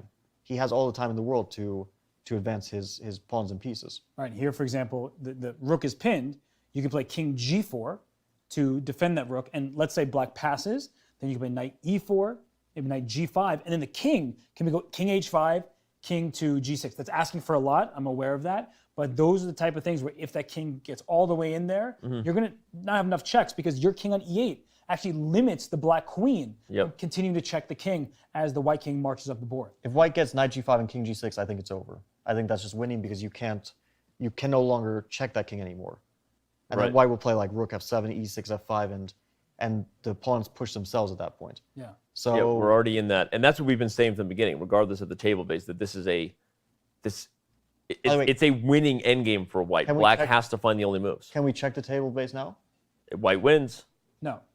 That's what it says. White wins. Oh, wow. White's According to the table base, white is officially winning, which means what was the move that it was right here? Queen e6, which is... Apparently, queen e6 was the losing move, and the only two moves that drew were both moves that maintained the long diagonal. And it is instructive still, even though, again, it's not to reiterate the point I made, but the point is you have to have your queen in a position where she's reaching the whole board. You can't put your queen in a position where her options are limited. Right. And this is still, the queen had to defend from g2, h2, those squares. Yeah. And for some reason, white can't advance and so the point is, now if the king comes up, white has moves like queen g2, or sorry, black has moves like queen g2. And obviously, I would lose this game, as I already self-deprecated. Okay, I would lose this to anybody. That I think said, most of us would lose this. Yes. Look at the bar. Look at the bar. Like, it is officially just winning territory. Yep. And everybody can see it. And I think that Jan might know it, because if your queen is on h6, you got nothing going on for you here. Yep. The white king is marching up the board already at h4. Maybe we'll keep going. And those pawns, what are you going to do about those pawns? Yep. I'm not going to do nothing about the pawns. They're not my pawns, Robert. And let's say queen to g6 or queen to h7. He played queen to h7, so, and it's going to be similar. Okay. I want to try queen h7, rook to g5, because I want to get that rook to g7 to fully cut off the black king. But rook g8 check is a threat too. Rook to g8 is an immediate threat, but let's say the queen goes back to b1. Okay. Rook to g7. Maybe it's not good to cut that king off. Yeah, actually, this puts us back in a weird drawing territory because the queen is in a more It feels like open board. I already messed it up and possibly. Well, this is just so hard, but it's obviously we're gonna be diving into all of this. Just Can he play remind king everybody. to g5? King to g5 now. It's not on the board yet, though. Right, but wait, where's can he do so? Queen g8 check, King to h6. Yeah, exactly. And then fully invade with rook f6, f5, e6. The king on h6 can only be checked from h8. King g6. No, and then Queen g8, knight g7. King to e7, e6. A rook f7, and it's over. This is just yeah, nutty. the pawns go. And there's no checks. You've blocked them all. So queen h7 played. King g5.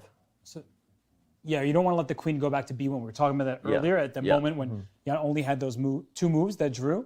So, wait, the queen takes f5 is not a threat, by the way. White can maybe play e6. That's exactly what I was thinking. Queen f5 is not a threat. Because of knight g7. There's a knight g7 check. So e6. With the threat of rook f7. The threat of rook f7, and you can't ever take this pawn e6 anyway with queen e7 check, like you're not taking this pawn. That can't be captured, right? But also queen e7, rook f6. Yep, and you're frozen. Secures it. Yeah, But king g4 might also be very good. King to g4 because that pawn is immune, as Robert mentioned. But I like king g5 most. To me, that feels like... That looked like an e6. He played e6. Yeah, that looked like an e6. Okay, he's played e6. The queen cannot capture the rook because of the fork on g7. The moves available to black are becoming less and less. The moment that queen came to the short side of the board, if you will, she cut off her opportunities and put black in a technically losing endgame. No judgments. This was almost impossible to hold regardless, which is why we've seen Carlsen. Danny, one tactic I want to say. If black plays queen g6 here, for example, a passing move, I like the move rook to f7. Now that is threatening knight f6, e7. And if black takes on e6, knight g7, king f7, knight e6, king e6, king to g5, king f7, king f5. This is an Know your king and pawn endings, kids. It's a winning endgame for white. Wow. I mean, it was an immensely difficult task for Jan. We've been sort of saying that for a long time now, where it seemed like Magnus was pushing, waiting, finding his moments. And this is a lost position for Jan Nepomniachtchi. Yep. And what you're saying, Danny, is so important, that when the queen is close to a knight, what my coach and FIDE World coach taught us at a young age, is knights are amazing defenders, because let's say the queen was on h6, like even if the rook weren't over there, you don't have a single check. Yep. Because the knight covers f6, it covers f4, and it's blocking the h file. Yep. So knights are amazing at restricting the queen, and that's why the queen needed to be on b1, on c2, all the way on this side of the board to give checks so the knight couldn't block. But now it's way too late for that. The king is coming up, the pawn, the rook, everything is working harmoniously. And Jan Nepomniachtchi, he knows he's lost right now. It's one of those really instructive, just the geometry lesson that is a chessboard when you see a knight dominate a queen in close proximity, because the queen, as powerful as she is, has no access to these long diagonals, the things that she normally does to flex muscles on both sides of the board. Oh, queen g6, rook f7 is winning on the spot now. Rook f7 threatens knight f6. And queen again, e6 is losing. We mentioned that. The king and pawn ending we've already talked about. If queen takes e6, you fork. We just saw the bar go wild there. Maybe rook f7, queen to h6 is possible. The move? Oh, no. So why is this? I don't know that eval bar. Eval bar just. I think it was just taking a second to evaluate. No, this is still winning. What sometimes happens is it sees lines, right, but doesn't go deep enough. Right. And so it may think that king and pawn game doesn't see an issue that's winning. Of course it is. No. So rook f7, we use our human intuition here, And take a breath, boys and girls. You're about to you're about to see the first decisive result in more than 5 years in classical chess of the World Chess Championship. I expect Ian Nepomniachtchi to throw in the towel in this position. I really do. Yeah. And I think we will have blood from Dubai, as they say. We will have our first victory. Yeah, no bowling pins, no bowling alleys. Paul Dano, you'll be okay. Yeah. But this is a problem because this is going to be the end of the game. We said very early on that Jan played G takes F6. He played B5. And this feels like a lifetime ago. Yep. He was playing very well, but he lost the thread, and it became a very Magnus Carlsen-esque position. Yep. And here we are. We're about to see the first classical chess victory for Magnus Carlsen in a World Championship since 2016. We're wrong. He doesn't resign. He makes one more move. I think F5 is two. easy enough. Yes. F5 and the knight goes to F6. Or white might just push that pawn forward by force. I think probably white is already in territory where most moves which don't blunder material win. Black's queen will go to G1. Magnus has chosen F5. White can play rook to D7 to start with. Or I think probably knight F6 also does the trick. Yeah, knight F6 threatens E7, and there's no way to deal with it. Well, there's a lot of checks, so it gets a bit concerning. As long as the king can hide, which I think there's a path. Because there's queen H6 in the end there, but what's the most clinical way to do it here? I feel like actually rook to G7 is a very good way of doing it. Because that threatens E7 just as much, because the rook gets out of the way. Oh, knight G7. That's the easiest. That's even nicer. He's the highest king on the same idea as the knight on F6, and that it threatens E7, everyone, but this actually keeps a much easier escape route for the king. So the king's actually going to go to G8. Yeah. Okay. Because it goes to F6, so it checks in the diagonal, but you're going to go exactly like that, and then that's it. I think this is the moment to resign. Wow. And I mean, for Ian Nepomniachtchi, this is a brutal moment. Because in the first 5 games of the match, he was the one with more chances. Yep. And in this game, he also had his fair share of chances. He was the one who kept the queens on, tried to play, and then the imbalance that he created. And yet here we are, the rook, the knight, the 2 pawns. That's the end of the story here. One of them, the e-pawn, is going to promote. You have to sacrifice your queen for it. That, of course, is losing. And Magnus Carlsen, he's going to shush the doubters. He's put his finger to his lips too early in certain events. And there it is. There's the handshake. And that is Magnus Carlsen taking the 3.5, 2.5 lead. The first decisive game in more than 5 years of classical chess for the World Chess Championship. Knight to G3 is kind of tough. No, but in general, yeah. Okay, I mean, in the blitz game, it's not so easy. Yeah.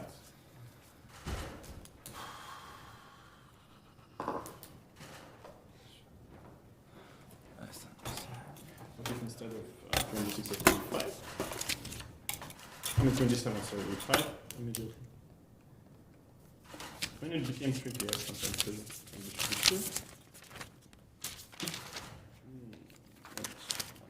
And now you're not queen d7, but just, I mean, basically everything draws with okay, I want to just feel that's not really Yeah. Maybe 5 chaos, a simple one. If I want to try to do everything the way. No, I mean, king h2 is too much. Just the gun looks the time. That should be draw, yeah. That's fine.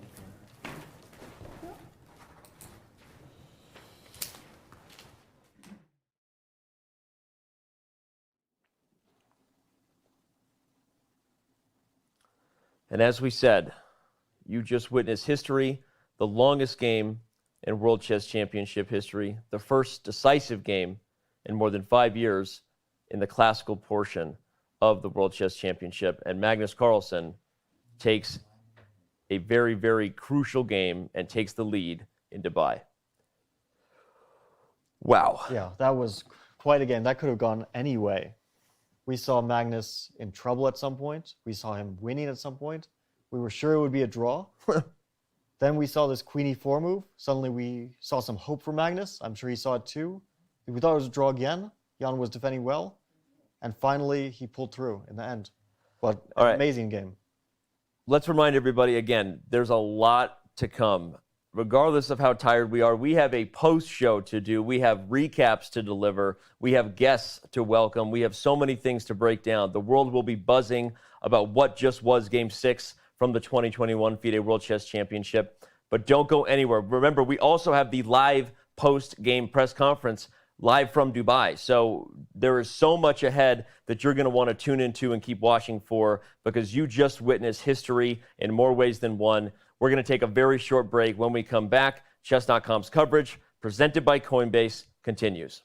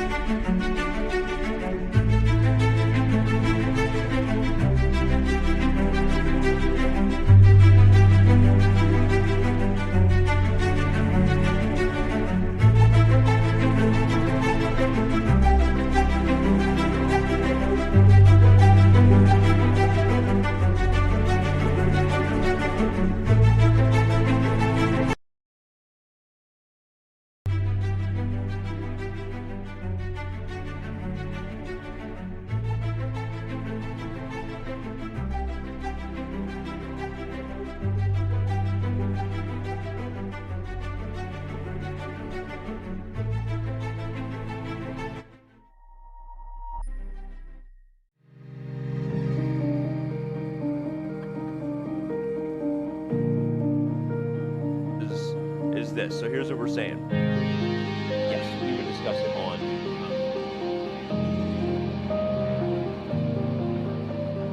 first game of the 2021 FIDE World Championship. But what better be?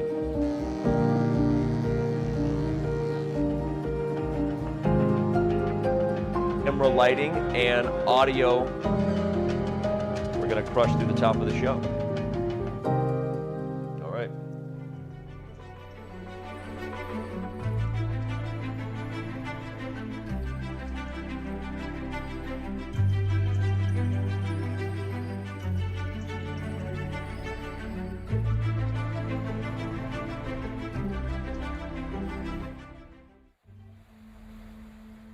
Am I supposed to feel ready? Yeah, but I guess when you prepare for such a major event, you always feel like you could do more. But I guess we are doing some insane amount of work, so I hope we get to be, ready enough.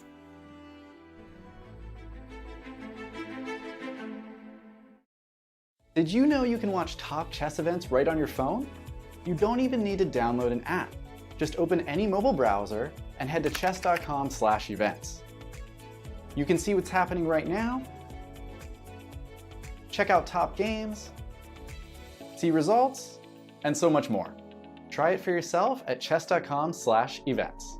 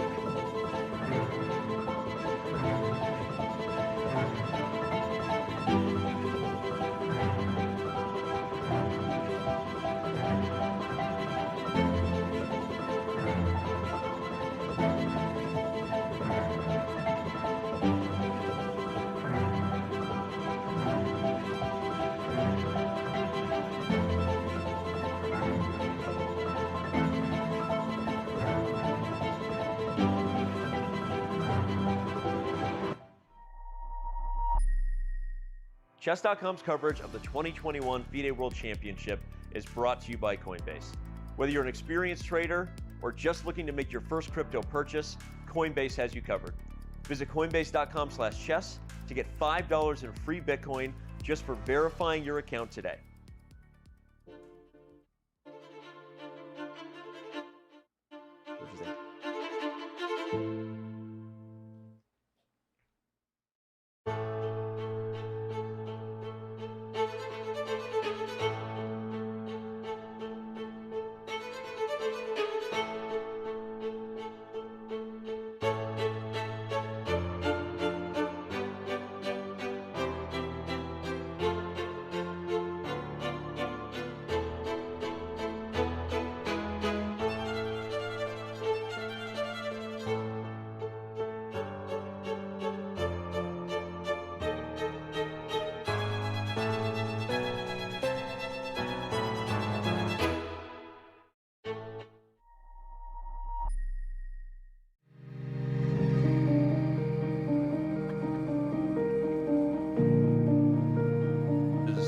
Is this. So here's what we're saying. Yes, we would discuss it on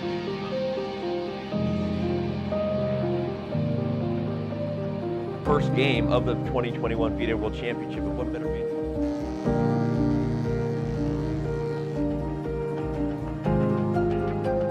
Camera lighting and audio. We're gonna crush through the top of the show. All right.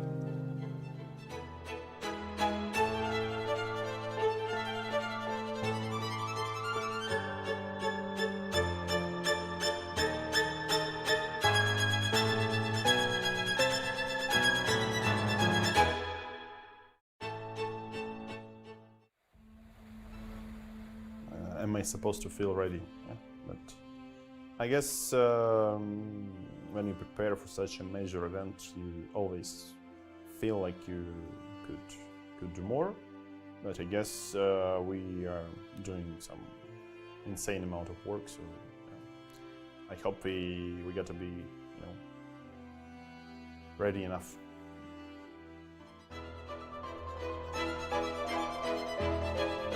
Did you know you can watch top chess events right on your phone? You don't even need to download an app. Just open any mobile browser and head to chess.com/events. You can see what's happening right now, check out top games, see results, and so much more. Try it for yourself at chess.com/events.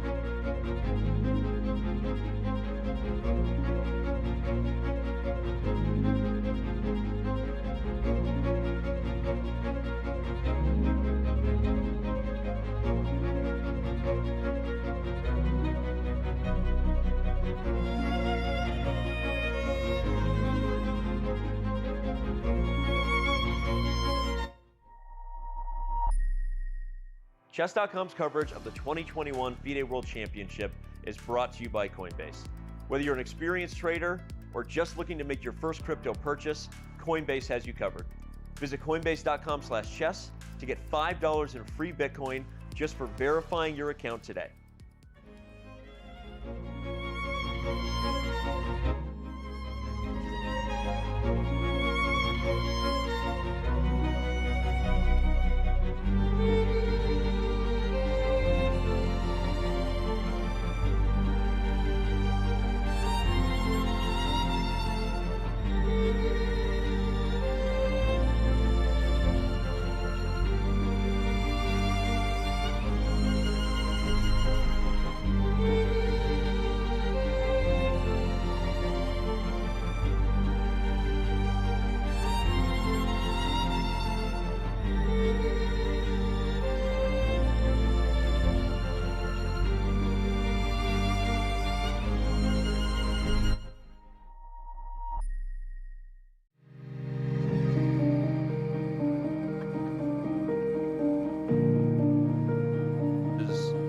this. So here's what we're saying. Yes, we can discuss it on.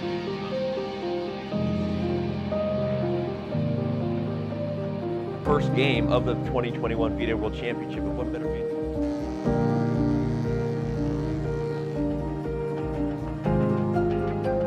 Camera lighting and audio. We're going to crush through the top of the show. All right.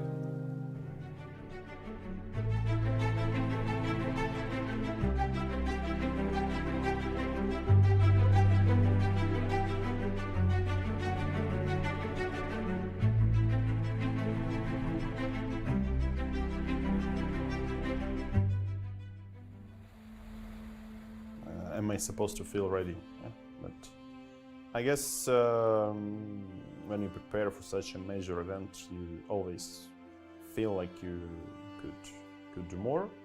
But I guess we are doing some insane amount of work, so I hope we get to be, ready.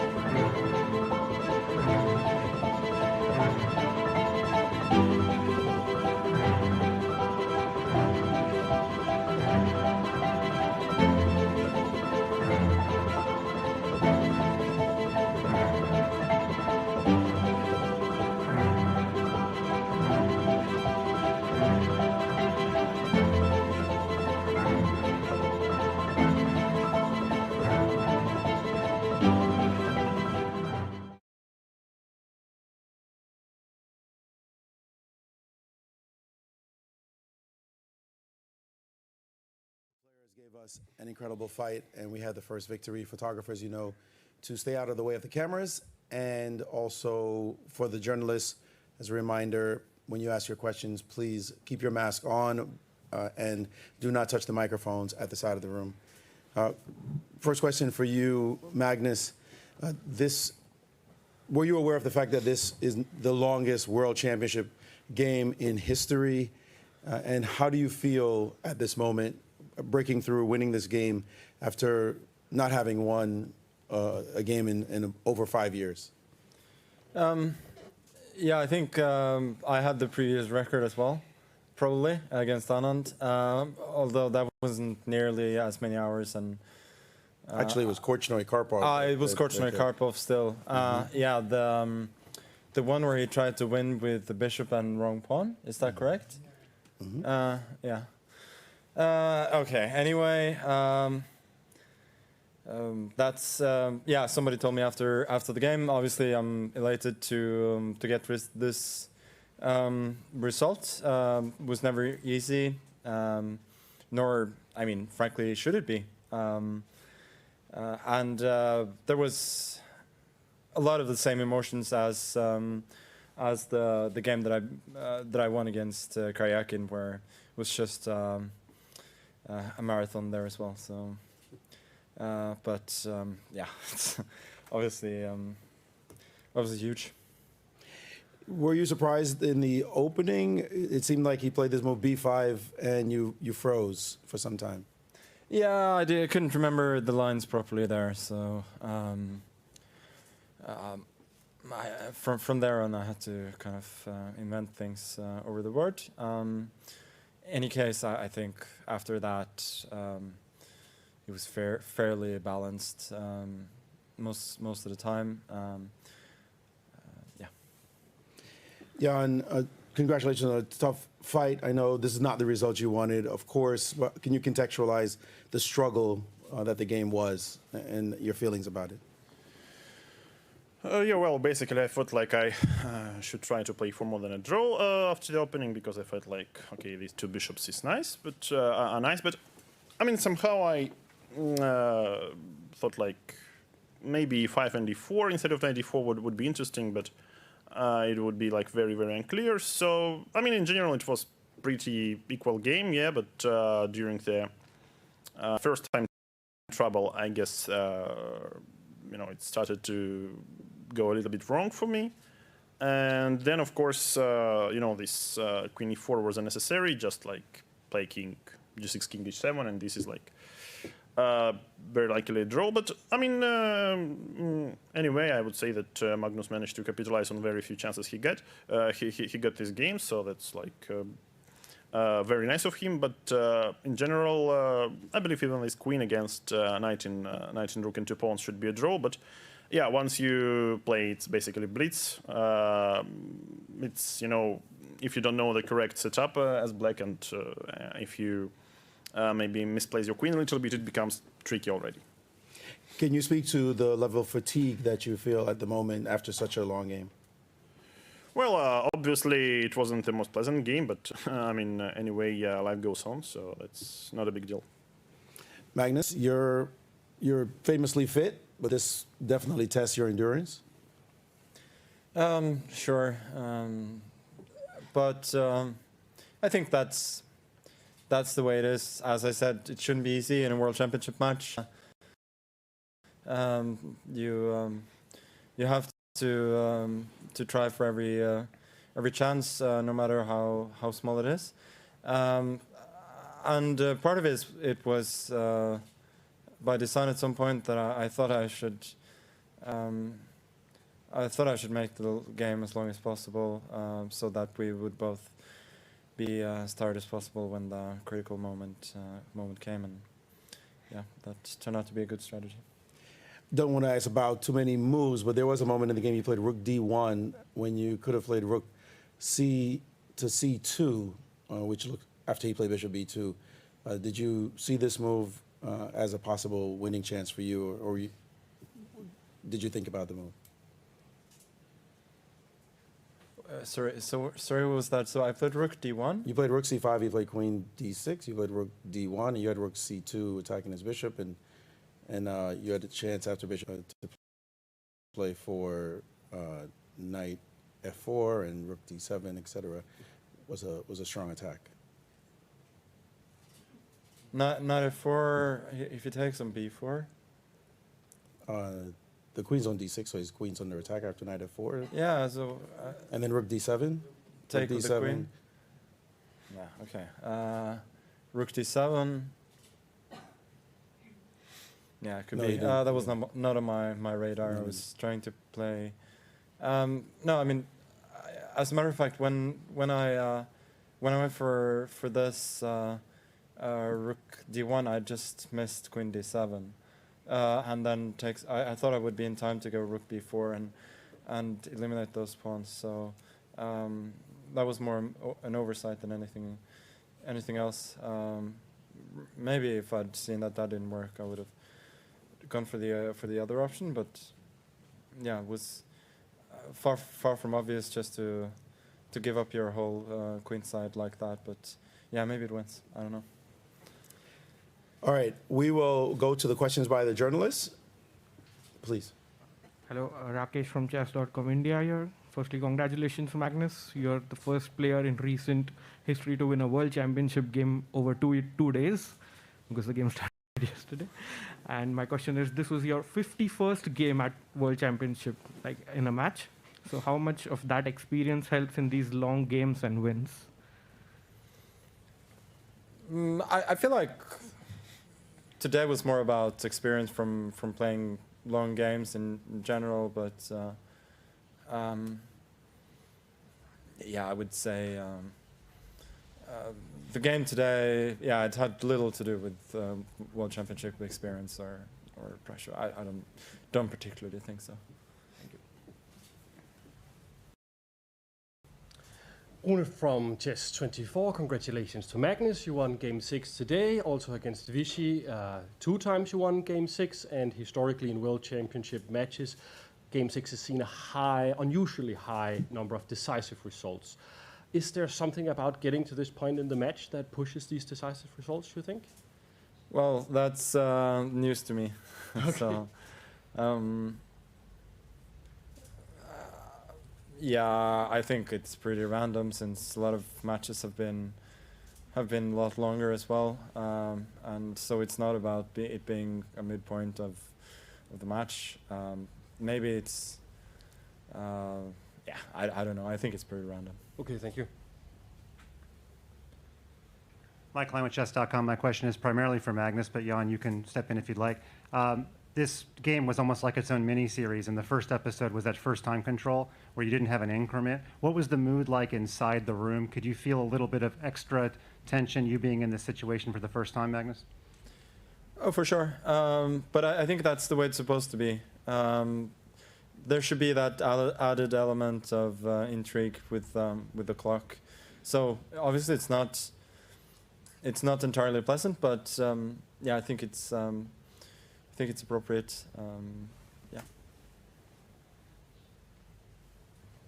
Nicholas from Aftenposten in Norway. This was a very long game. Does it give you extra pleasure, Magnus, to wins after such a long time? Yes. Short answers, I can understand that. Yeah. There was a time, Magnus, where you were both like really low on the clock, and it seemed the position still required a lot of precision. How much were you able to calculate, and how much were you did you need to rely on intuition in a position like that? No. Yeah, I would say the last few moves before the time control, I was mainly guessing. I mean, I had 3 minutes left, and then I was hit with a bit of a nasty surprise and that I hadn't seen, so there was not much time.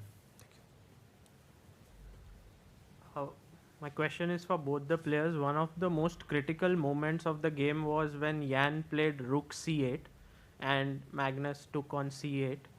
There was also a possibility to play B4 at that point. Jan, why did you decide to play Rook C8 there? And did you think the position, that was a good decision? And Max, what is your opinion on that?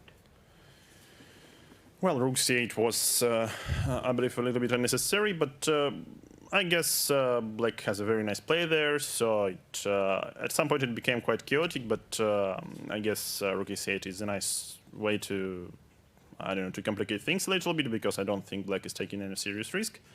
Yeah, but once it came to the time trouble, yeah, I mean, I believe it was in many ways to improve, so clearly Rook C8 is not the problem, you know, in this game.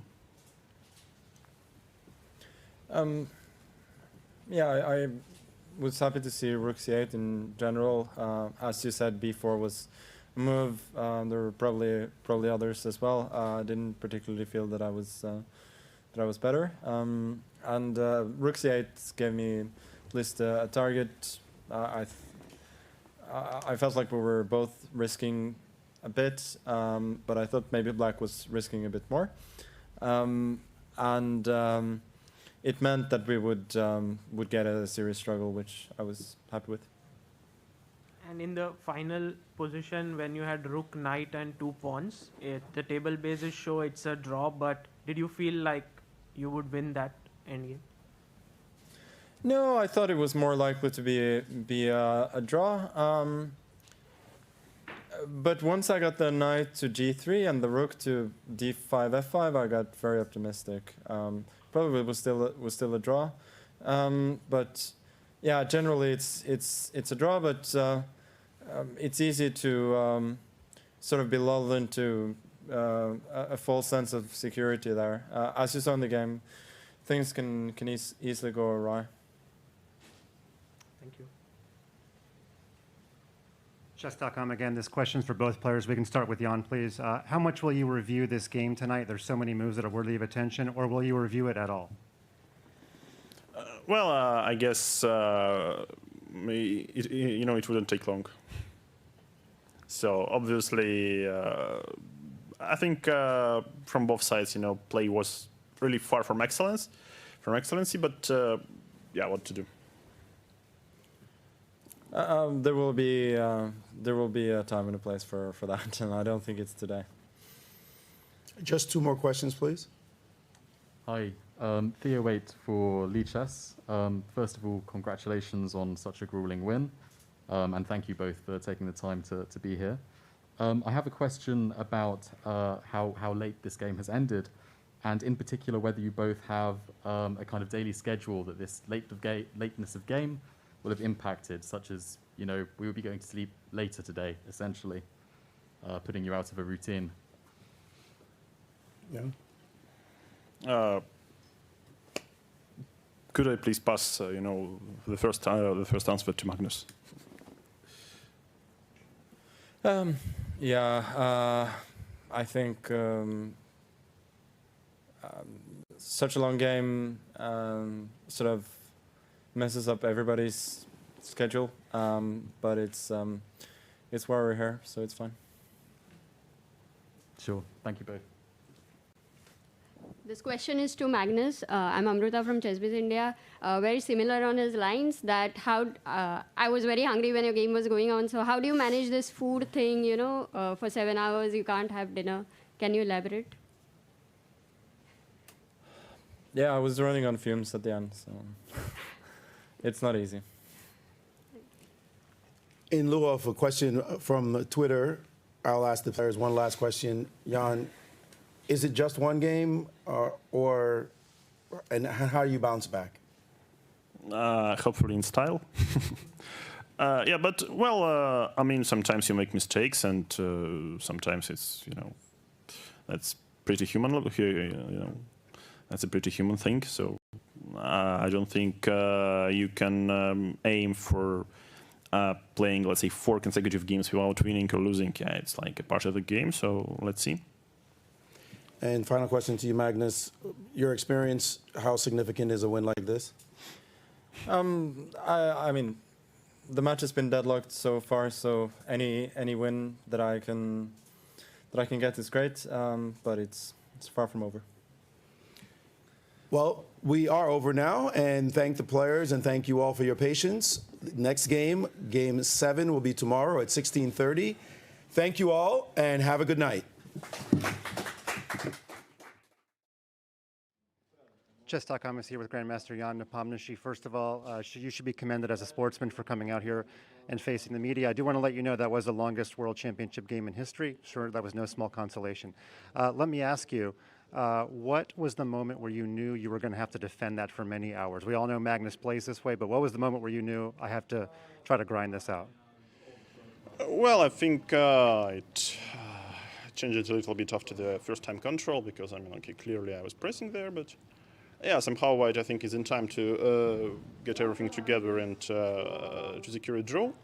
But into this like more 39, more 40, it was like this e5, e4, which was probably wrong.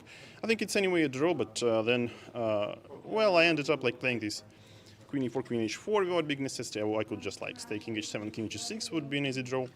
And like in many different moments, still, it would be the same result. But somehow, yep, I mean, what to do? So I guess the final endgame, like rook and knight against queen, is probably also a draw, but you need to be very precise. But here you basically play blitz, and it's difficult to defend. I'm not sure if you know, it was move 130, queen e6. But anyway, at hour 4 or 5, I was going to ask you, is this your toughest game ever against Magnus? But now I have to ask you, is it your toughest game of all time that you just played? Not really. But what do you mean 140 to queen e6? After which one? The table bases were okay with your position until queen e6. But which was like, what was the setup? Well, the table bases preferred queen b1, but there was a rook on f5. I think you had pinned the rook by playing queen e6. Yeah, okay. So until this, it was all right, yeah? No, I mean, okay, it's very difficult. So white improves. So, okay, maybe it's still a draw, but, you know, it's hard to understand humanly. Thanks so much. Today, more than ever, when the world comes together to create a better tomorrow. It's going to be magic. Oh, La magie. Magic. magic with music. With architecture. With colors. Magic with celebration. With your safety. From here. There. And everywhere. For 6 whole months, day and night. Join the making of a new world, starting October 1st.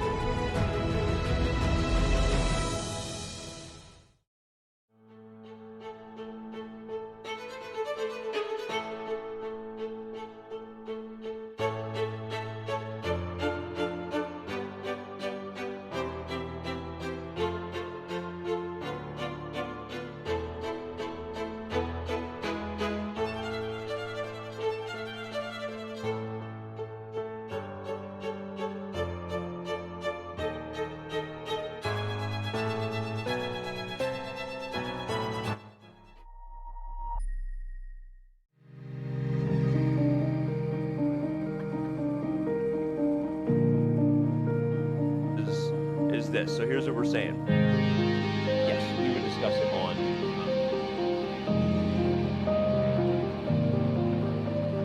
First game of the 2021 FIDE World Championship. And what better game?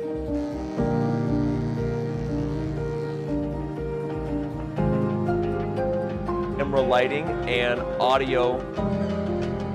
We're going to crush through the top of the show. All right.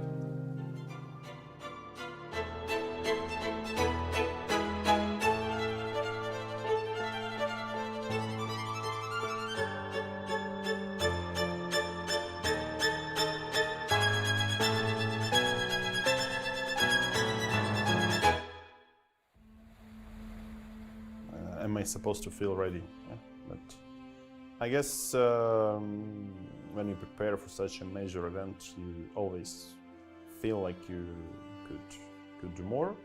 But I guess we are doing some insane amount of work, so I hope we got to be, ready enough.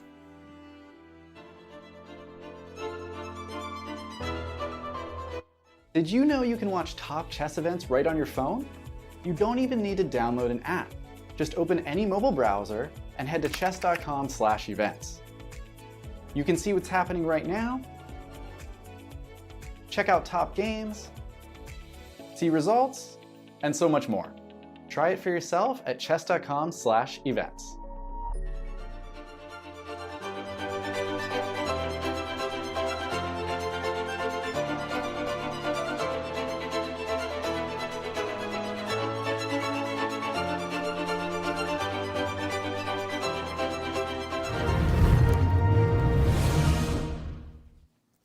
We have made history here. The longest game in World Chess Championship history, the first decisive game, the first victory in more than 5 years. And on that note, I should start right at the top and say that Chess Kid is free. Party all around the world. If you are a kid who's been looking for a website, unlock premium today for the next 24 hours. If you're an adult who has any child they're looking over, niece, nephew, children, grandchildren, check out chesskid.com and get unlimited access today. All right, with that out of the way, it's time for us to do what we normally do right at the top of the show, guys, when the game ends, which is the Coinbase Rapid Recap. Because today's game was particularly long and special, we went right to the post-game press conference, but we appreciate all those who've stuck around. You're in for a treat, because this is the Coinbase Rapid Recap. Here we go. D4, we'll just give a moment of silence for the fact that Danny was right about that. You were right not only about that, but about the general opening, which was Catalan. The general opening, though, I don't know that I can fully take credit for that. I anticipated C4, which, of course, for those following the match closely, could have transposed us directly into the position we had in Game 2, but alas, that was not meant to be. B3 was played, a flexible approach designed to kind of get things messy a little bit in the move order. And I want to not pause until we get to this first moment here where C4 was met by the move Queen to C2, which Robert called for, kind of a really important little maneuver, but an important idea, Robert. Right, the pawn is pinned to the bishop, and that way white doesn't have to take with the pawn on c4 and compromise the queenside pawn structure with two isolated pawns. So, and the follow-up was brilliant after this, where he says, you can have my pawn. I'm playing knight d2. If you take on b3, I take with knight, the whole board opens up and white is ahead in development. Yeah, and to see all the variations we got into with bishop d6, knight f to d4, you should re-watch the live broadcast because we did have a lot of fun and it was instructive in real time. But we will summarize this position as saying Jan was not interested in this, played knight to c6, but most importantly followed knight c6, Bobby, with what Robert called one of the best moves he's played yet in the World Championship. Yeah, I think that Jan handled the opening surprise, and we can, I think, safely say knight b to d2 was a big surprise for him. Yep. It's pretty much an unknown idea. It's something that Magnus and his team cooked up. But Jan decided not to go for the sharp lines where he's under pressure. He has material, but he's under pressure. And he played an excellent move, b5. This eases Black's development very significantly because he's developing with gain of tempo. Yep. The knight has to move from the square, and there are no crushing tactics in order here. And so after the knight, C moves to e5. We had knight to b4, queen b2, bishop b7. And then we also spent a lot of time debating between the two retreats for this knight here, and ultimately applauded Jan for his decision, Robert, to go for the slightly more challenging, even though it seems a slightly more awkward retreat. Right, because it creates tension between the pieces. And if the knight had gone to d5 instead, that's a more advanced square, but it's not threatening anything and could potentially be kicked out of there. So I like the move knight to c6. It was a great choice by Jan. And as we saw over the next series of moves, it felt like Black was doing just fine. Yeah, we catch up again to the live position here, and after knight c6, knight d3, keeping the pieces on the board, bishop b6, bishop g5, rook d8. And now, after bishop takes f6, we all talked about this moment with much anticipation because there were two choices for Jan. He could have taken with the queen, and we should give credit to the challenger, regardless of the result of this game, that even though this was probably a safer approach for him to head toward an endgame that he's in good shape to hold, he played g takes f6, the more challenging move, keeping the queens on the board despite what that did to his kingside pawn structure.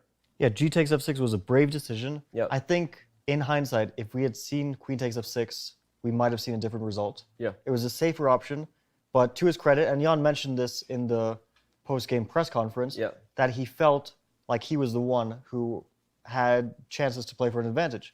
And that's why he played g takes f6, because clearly this is an ambitious move. Yep. Keeping the queens on, basically to say, yeah, my kingside is a bit weakened, but your queen on b2 is, for the moment, extremely misplaced. Yep. And I can try to play aggressively in the center.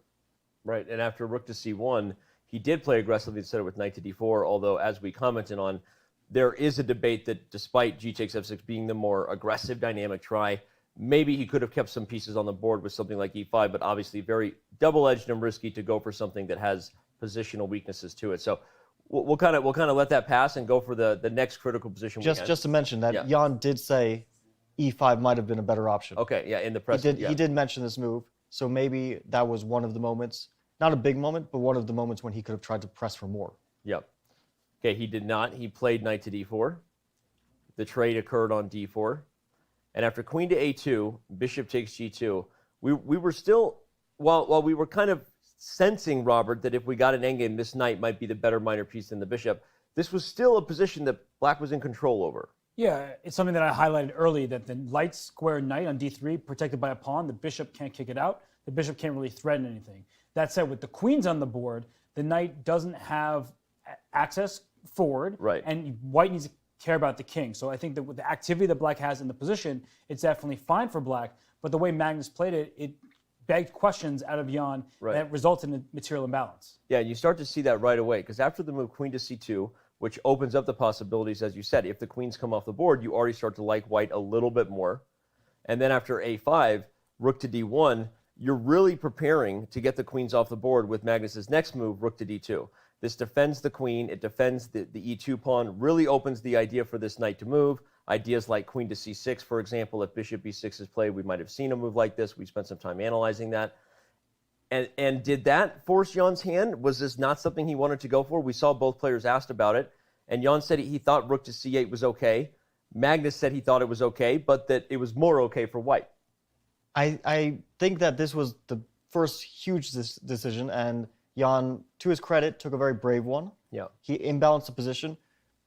Before this move, it is very roughly balanced. And black, I think, has a number of moves which keep it in balance.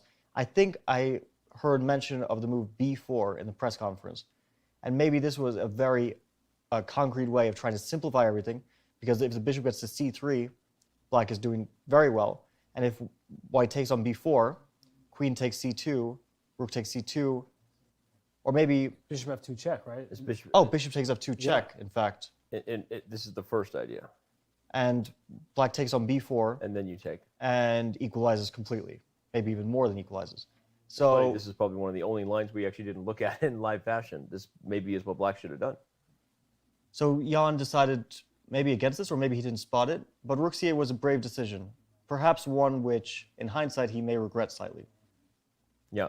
And rook to c8, though it was mentioned by Ifan, of course, Ifan joins us daily. If you're not tuning in for that, that's a you problem.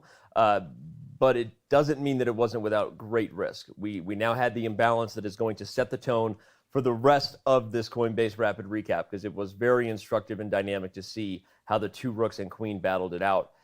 But again, in hindsight, maybe now we agree with Magnus that white was the one with better chances. And I agree with that from the beginning. As soon as we got to this position and we just see the next move, queen d5 and b4, a4, now we have a set pawn structure on the queen side. The pawn on a3 is vulnerable because that's a dark square bishop. At some point, bishop b2. Also, the queen can come into b3. But what I was advocating for was rook c8 back to c2. And we know that later in the game, that was even more powerful for white. But the point that I was making is that black actually can't threaten anything. And if white gets several turns to protect a3, maybe bring that knight forward into c5, in many of these positions, two rooks are better than a queen, because two rooks can team up on a square, and a queen is a lone piece. It's very valuable, but it doesn't have the benefit of joining forces with another, because there's not enough material remaining for black.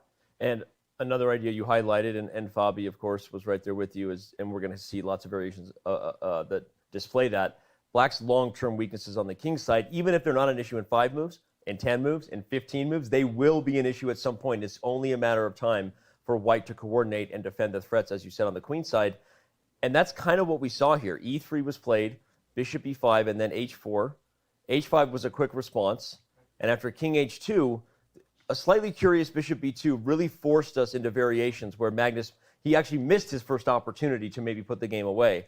And that was actually with the move rook to c5, followed by rook 5 to c2. Bishop b2 was a very serious mistake, but not one which was obvious. And I don't think that, well, we heard from Magnus that he didn't see this idea after bishop to b2. Yeah. I think maybe Jan spotted it only after he played bishop to b2. But we mentioned during the game that queen to b3 would probably lead to a draw, but it's a difficult decision for black as well, because he allows the invasion of the rooks. Knight takes e5, f takes e5, rook c7. Queen takes a3, rook 2 to d7, queen takes b4, rook f7. It's very, very close to being a mating attack, but after king to g6, rook to g7, king to h6, we could not find any way for white to continue the attack besides to go for a perpetual. But it's very understandable that Jan didn't want to go for this, where white has a safety net of a draw, and it's also difficult to be completely sure that white doesn't have more.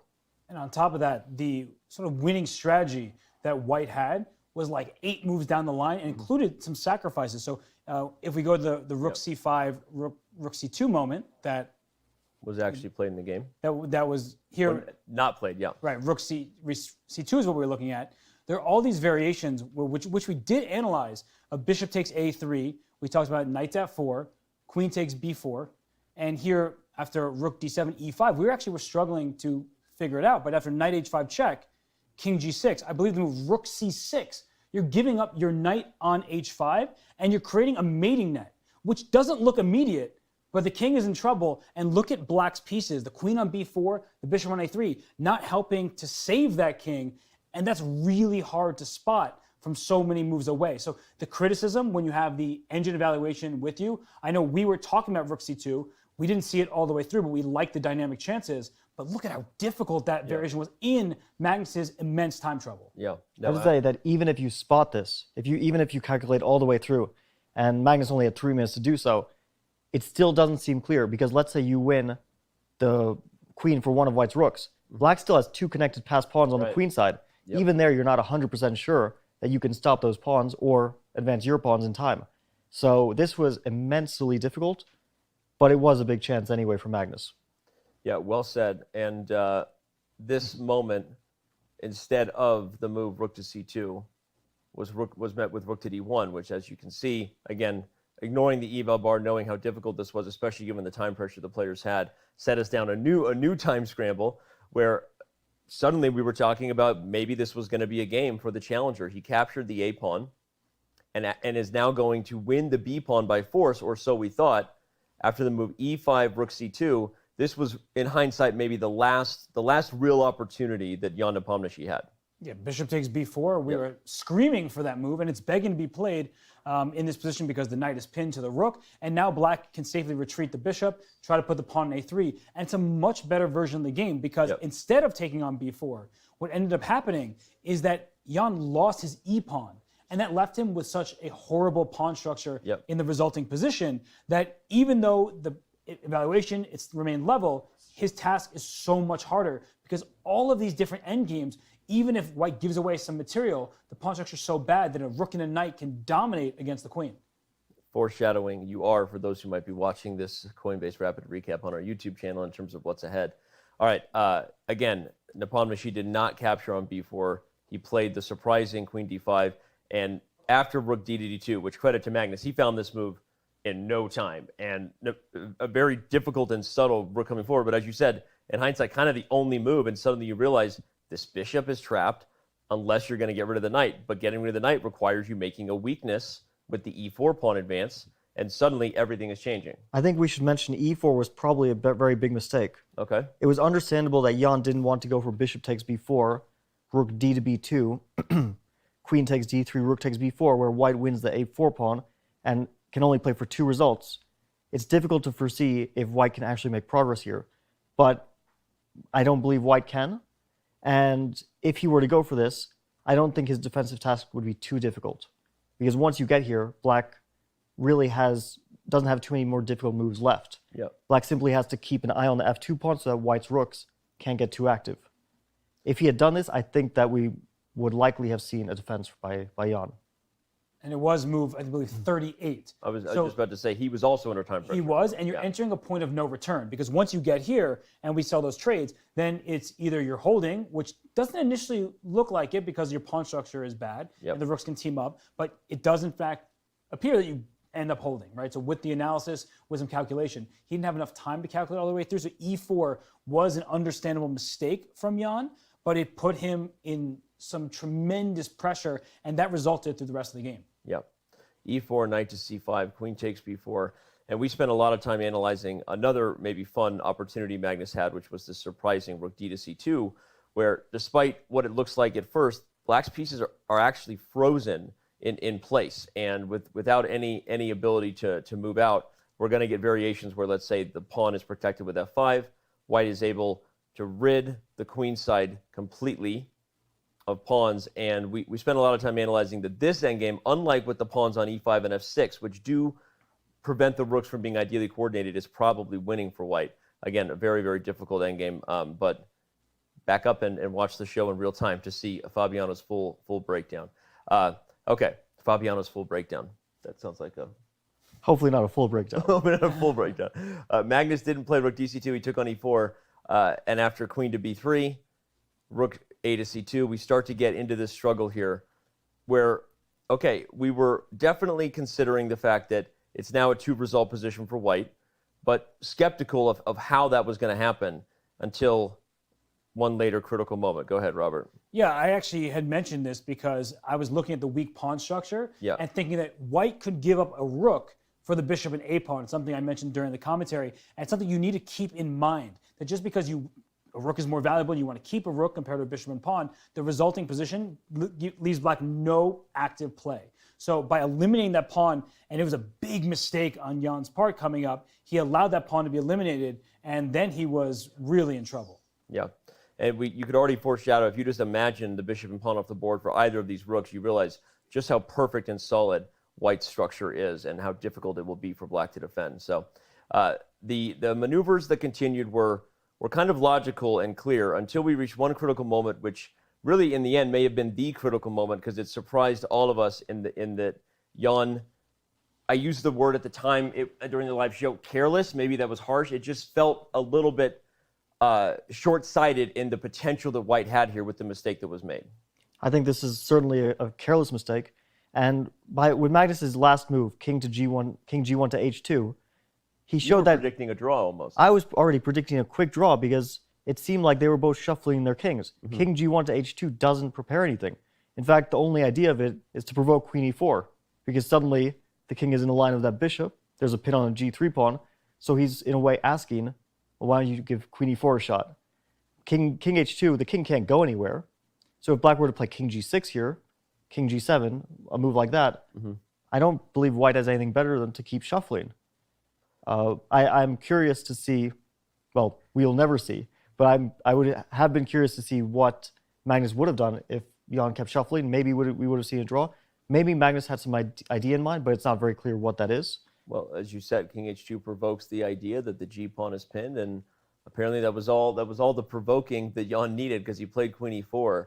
And Magnus's trap had been laid. He now takes on a3, allowing the queen to take h4, and then with the great follow-up king g1, and you suddenly realize the pawn can't really be taken by the bishop because white will capture back and eventually get out of checks, and that changes everything. We're suddenly in a dynamic where the a pawn is gone, and you didn't even have to lose your rook because of it.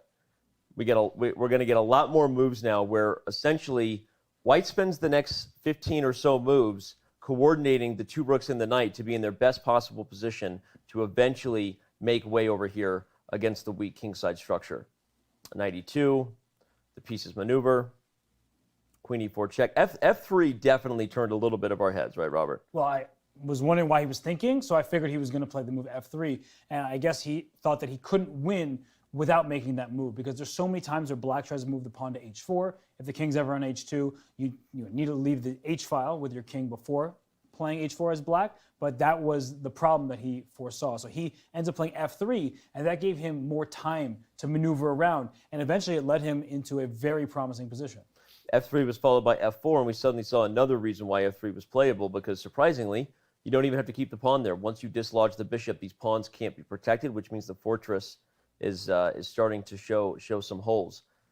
Again, white's pieces coordinate incredibly well over the coming series of moves. We should highlight that f5 was a move we were talking about as an eventual requirement, as risky as it was to put pawns on these weak squares, because you have to prevent white from making progress here. Yeah, all of these moves that Magnus made, yeah, they don't differ so much from other moves in terms of evaluation, but the thing that he did, which was amazing, was that he kept the position tense and full of life. He didn't allow it to simplify for a long time until they were both low on time. Right. And he realized that although the evaluation or the objective evaluation is probably close to equal or simply equal with perfect play, black is the one who has to make the more difficult decisions here. Right. And already here we were starting to see, even two moves before, so we were starting to see that black was getting in trouble with this f5 pawn, which is very difficult to defend long term because the bishop can't ever defend it, and it can be attacked by two rooks but only defended by one queen. Well, and as soon as White had the opportunity, the pawns did start to fall. Now, Jan, to his credit, was tenacious and would not go away. Queen to d3 now forces an even more forcing idea, which I would love to say if you wanted to pause the video and see the transition Magnus made. It's certainly an educational one, not to mirror yourself for the type of advantage you have, but just mirror yourself to the idea of winning. And Robert, he sacrificed on f7, a tactic you saw coming. And with this, you win a bishop and pawn for the rook, but really put White in a position where there was no longer doubt that White was the only one who could win, and that it would be very difficult for Black to hold. Yeah, there was a practical problem earlier with the pawn on e3. Yeah. The bishop and the queen were lined up. At that point, the White rooks could not actually defend because of the looseness of the other rook. So here, he goes for this. He says, I have a rook, a knight, and 2 pawns, and I can play this game out. I'll make a pawn move when I have to, but he was in no rush. And Magnus showed great technique in rerouting his pieces. Keep asking Jan questions like, where's your queen going to go? What's the best square? Can you stop my pawn from going to e4? Is that devastating? Jan actually was playing very well here, and it was only much later in the game, after tons and tons of shuffling, that Jan eventually made an error, but that's because he was exhausted. It was nearing midnight in Dubai, and Magnus was relentless in the pressure he put on. Yeah, one of the educational things, speaking of a relentless approach by Magnus, is how the knight maneuvered, consistently putting itself in a spot. Both of you highlighted a couple times that your former childhood coach talks about the knight being such a key defender to the king, how a knight can dominate a queen in close proximity. That's a theme that not only paid dividends here, but ultimately helped him convert on the advantage at the end of the game. We see keeping the knight close to the king allows you to have security and allows you to maneuver, and eventually allowed Magnus to push his advantage as soon as he could with these pawns rolling up the board. This was move 110, and as soon as he played it, we knew that we weren't going to have a repetition, a threefold repetition. We wouldn't have a 15-move draw, and that we would more than likely be making history today with the longest ever World Chess Championship game in history, which, of course, was the previous record of 124 moves between Korchnoi and Karpov in 1978. But this game was on pace to break that, and break that it did. I think that this whole endgame was Magnus at his best. Yeah. Even though it looked like he was moving in circles for a long time, he always kept control of the position, and he always slowly made progress. He knew that he had time. Black has no counterplay. So he played with absolute patience, and with every move we felt White is making progress. Yep. Even though the objective evaluation in this position and in most of these positions was a draw, it felt harder and harder for Jan to keep defending it until at some point it was just too difficult to handle.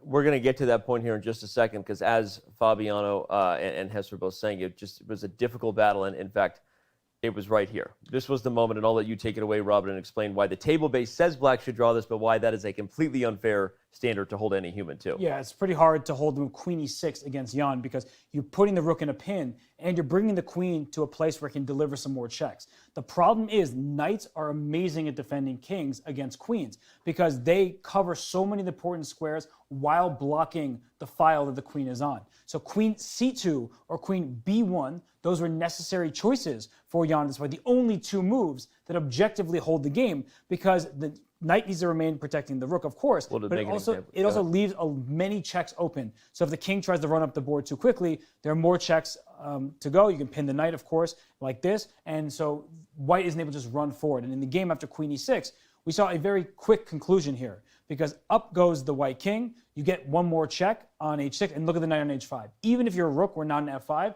the knight covers f4, it covers f6, and it blocks the check on the file that it's on, which means that the queen is just parried by that one knight. And then we saw a really beautiful move next, where Magnus was able to push his e-pawn because the rook on f5, not attacked, knight g7 check is a winning fork, and after e6 was played, the rest, as they say, was history. Yep. Jan played a couple more moves with queen g6 and then rook f7, again showing the line that queen e6 does not work, because this endgame, although it makes Black feel a little better maybe, but they don't play for almost ease and feeling good. This is still a lost endgame. If you know your king and pawn endings, White goes on to win easily. And so with that not being an option for the Russian, he ran the king away, or tried to, but after f5, queen g1 and knight to g7, we did indeed finally have a resignation with, again, just a brilliant display there of how pieces can outplay the queen together, how perseverance and pushing hard, especially the practical nature of using the clock as a weapon. Objectively, this game was a draw for many, many moves, yet it feels in hindsight that the result for Magnus was never in doubt. Yeah, this was a game that was marred at the start by some serious errors. To be fair, very understandable errors because it was such a complicated position and they were low on time.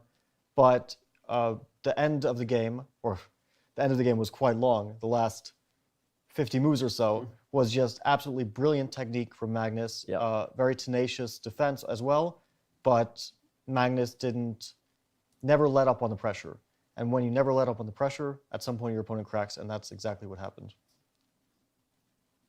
Those are going to be our final thoughts right there. And that is how the West was won, as they say. Magnus Carlsen takes home the cake today. Not his birthday, but I'm sure he'll take the dub. Just a few days late, we gave him a W in his birthday basket here on our show just a couple days ago. But, better late than never. And again, congratulations to the world champion for taking a lead. Will it prove to be a commanding lead and critical? Time will tell. Obviously, the challenger gets the white pieces in tomorrow's game. But we're gonna continue our show here. Don't go anywhere. Of course, we have more guests joining us right now. We'll remind you that we're about to be joined by Vladimir Fedoseev, the Big Fish 1995. Is our next guest. We'll talk to him quickly about what happened today and maybe have some fun with him about the times he's thrown down against Magnus Carlsen. We also have Jan Ludvig Hammer. Cannot wait to hear what Hammer has to say about the buzz in Norway after today's incredible game. We will actually not be joined by Ludvig anymore because he's at Universal Studios right now having a good time. Apparently there was some copyright strike or something. I don't know, but he'll be joining us tomorrow, we think. But anyway, don't go anywhere. Chess.com's post-game coverage of Game 6. This historical day continues when we return.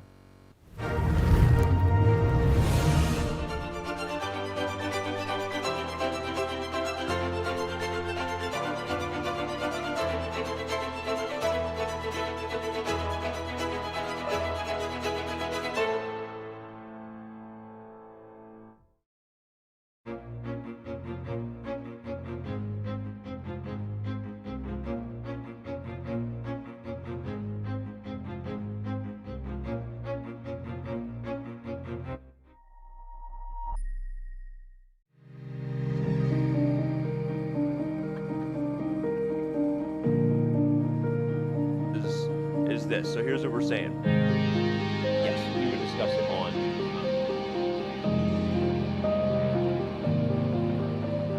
first game of the 2021 FIDE World Championship. But what better be?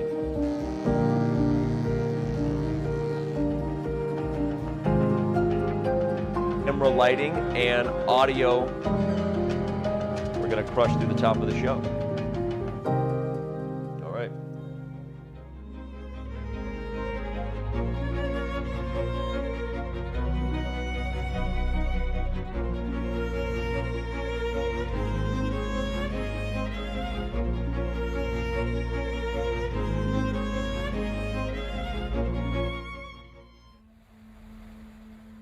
Am I supposed to feel ready? Yeah, but I guess when you prepare for such a major event, you always feel like you could do more. But I guess we are doing some insane amount of work, so I hope we get to be ready enough.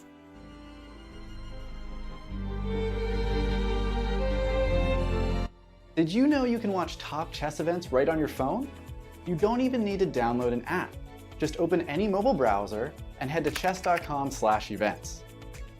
You can see what's happening right now, check out top games, see results, and so much more. Try it for yourself at chess.com/events.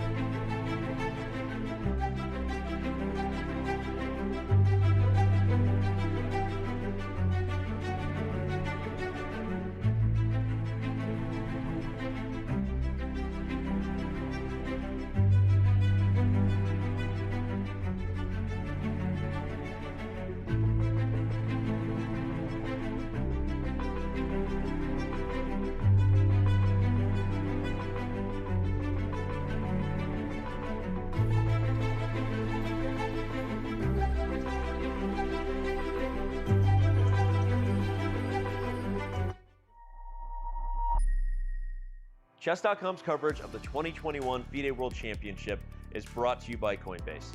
Whether you're an experienced trader or just looking to make your first crypto purchase, Coinbase has you covered. Visit coinbase.com/chess to get $5 in free Bitcoin just for verifying your account today.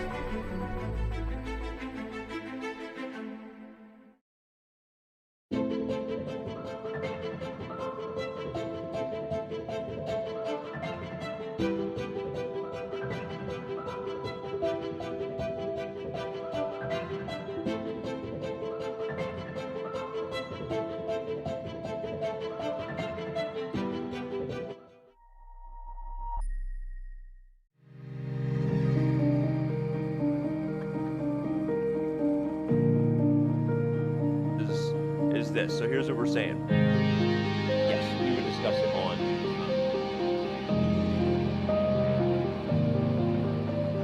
first game of the 2021 FIDE World Championship. And what better be?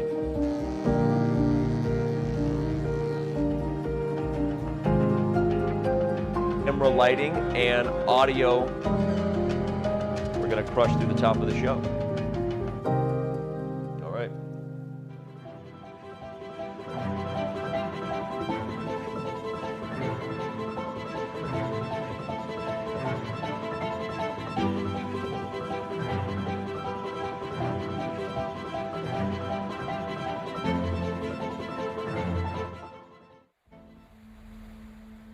Am I supposed to feel ready? Yeah, but I guess when you prepare for such a major event, you always feel like you could do more. But I guess we are doing some insane amount of work, so I hope we get to be, ready enough.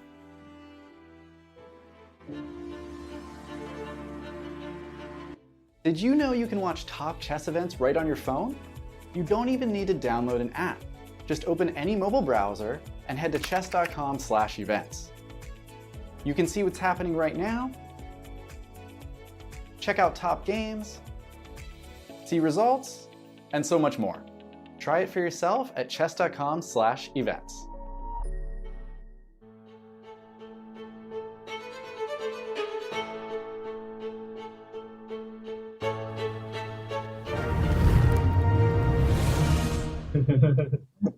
We are now joined by a special guest from a special location.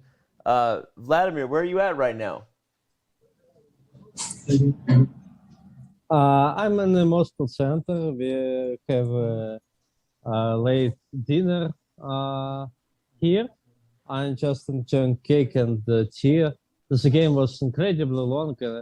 I was just, it was just hard to think where to go for me during this game. I expected finish really early on, but it doesn't happen. And now I am still in the Moscow Center, and it's possible there to enjoy cake and tea. That makes sense. Too late. Thanks for joining us. Remind everybody our guests are brought to us by Grip 6. We'll remind you about that in a second. But let me just ask you, Vlad. Obviously, maybe today's result not the one that fans and friends of Ian Nepomniachtchi in Russia were rooting for, but what are your thoughts on what this game means for his overall chances as the challenger in the match? Yes, so in any case, the loss in the match means just decrease that it just decreases his chances to win the match finally. But I can say that this game was so hard. It's just really hard to evaluate all the time, and he misses some chances there also to play for a win. Maybe it's counted as a 2 points for Magnus because he can simply lose this game somewhere. At least I feel like this. He had 3 minutes against 19 in the first line and on move 31, and it's so hard to manage such position and make 9 moves more, and he could simply be flagging today. So it was a good chance for Jan to score. And then it's after move 40, it's evaluated in White's favor, and then it was play, and in the third side note, Magnus finally was able to score in position which I believe, according to Lomonosov database, it's just a draw. These positions, it's 7 pieces on the board, so I'm 100% sure it's in Lomonosov database, and we can simply check this position. Queen e6 was the losing move. It was a draw before that. Yeah, you did. Good. Yeah, but it's so hard to play with black. It's so depressing. Good word. It's really tough. Yeah, it's depressing. Really tough defense. Well, you know, I know it's late. It's late for you. It's a long day for everyone. I don't have a lot more questions. I would say you know what it's like to play Magnus. He's a very tough cookie. You played him in the FIDE World Cup in the I think it was the quarterfinals, maybe the Sweet 16. But what are your what's your advice for Team Jan going forward?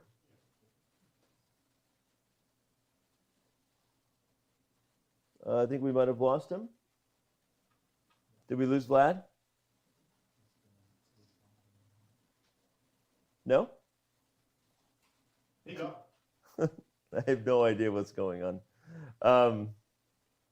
Go me bye-bye. Okay.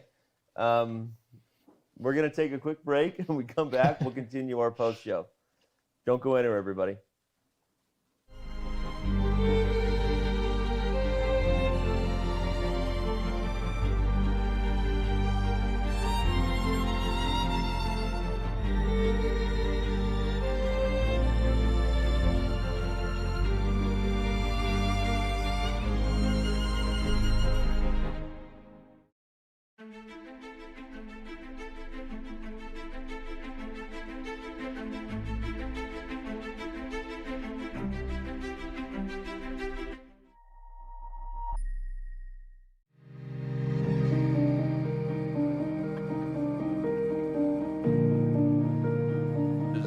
Is this. So here's what we're saying. Yes, we would discuss it on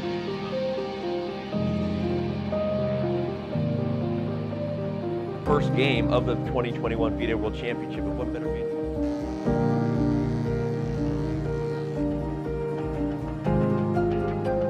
Camera lighting and audio. We're going to crush through the top of the show. All right.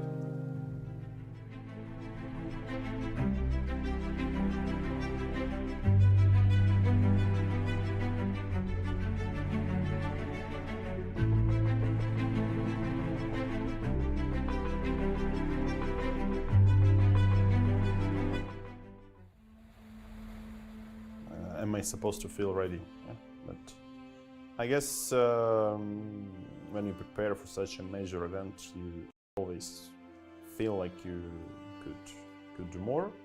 But I guess we are doing some insane amount of work, so I hope we get to be, ready enough.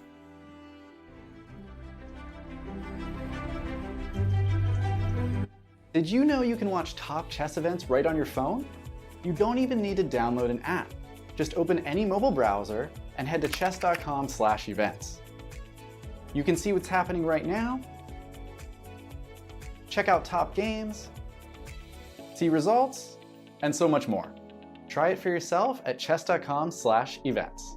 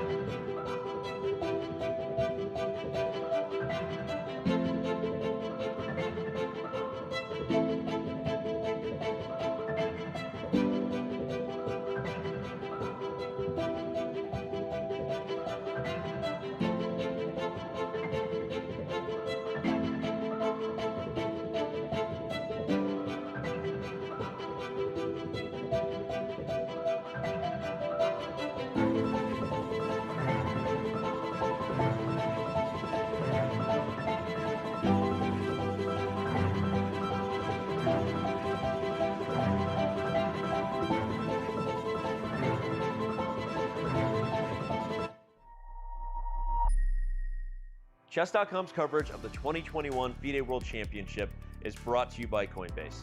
Whether you're an experienced trader or just looking to make your first crypto purchase, Coinbase has you covered. Visit coinbase.com/chess to get $5 in free Bitcoin just for verifying your account today.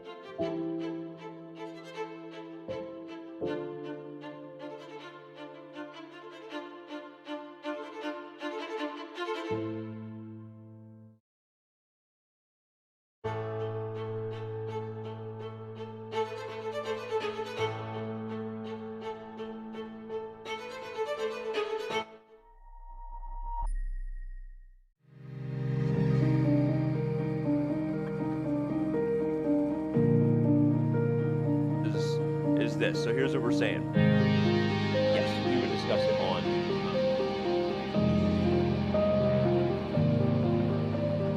First game of the 2021 FIDE World Championship. And what better meeting?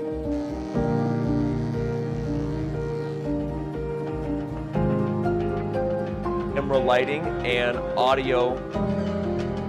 We're going to crush through the top of the show. All right.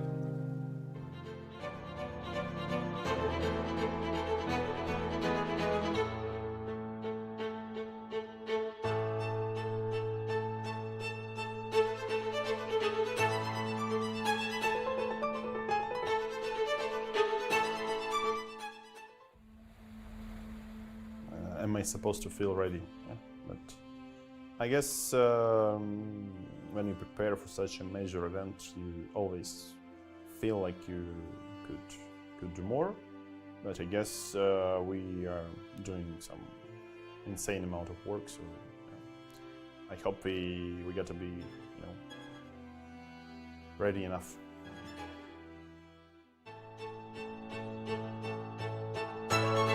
Did you know you can watch top chess events right on your phone? You don't even need to download an app. Just open any mobile browser and head to chess.com/events. You can see what's happening right now.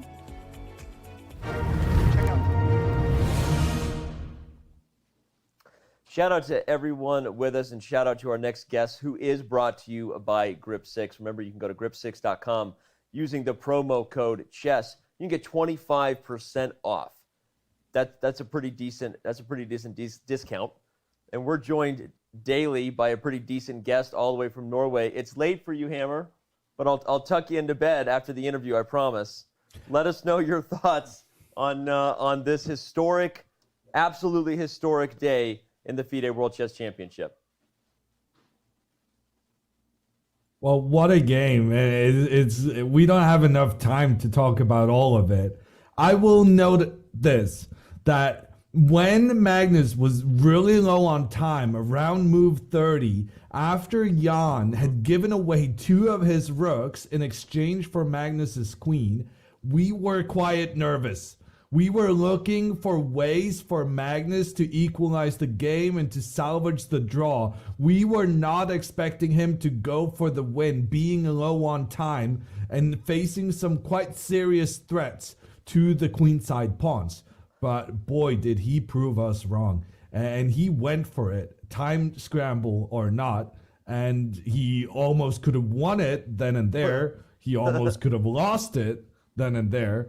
But it was one of the most, dramatic games we've seen. I hit the play button right as this interview time. started, just to see what it looks like to watch a 136 record-setting World Championship move play in the background of Hammer's interview. So I'll let Robert ask the next question.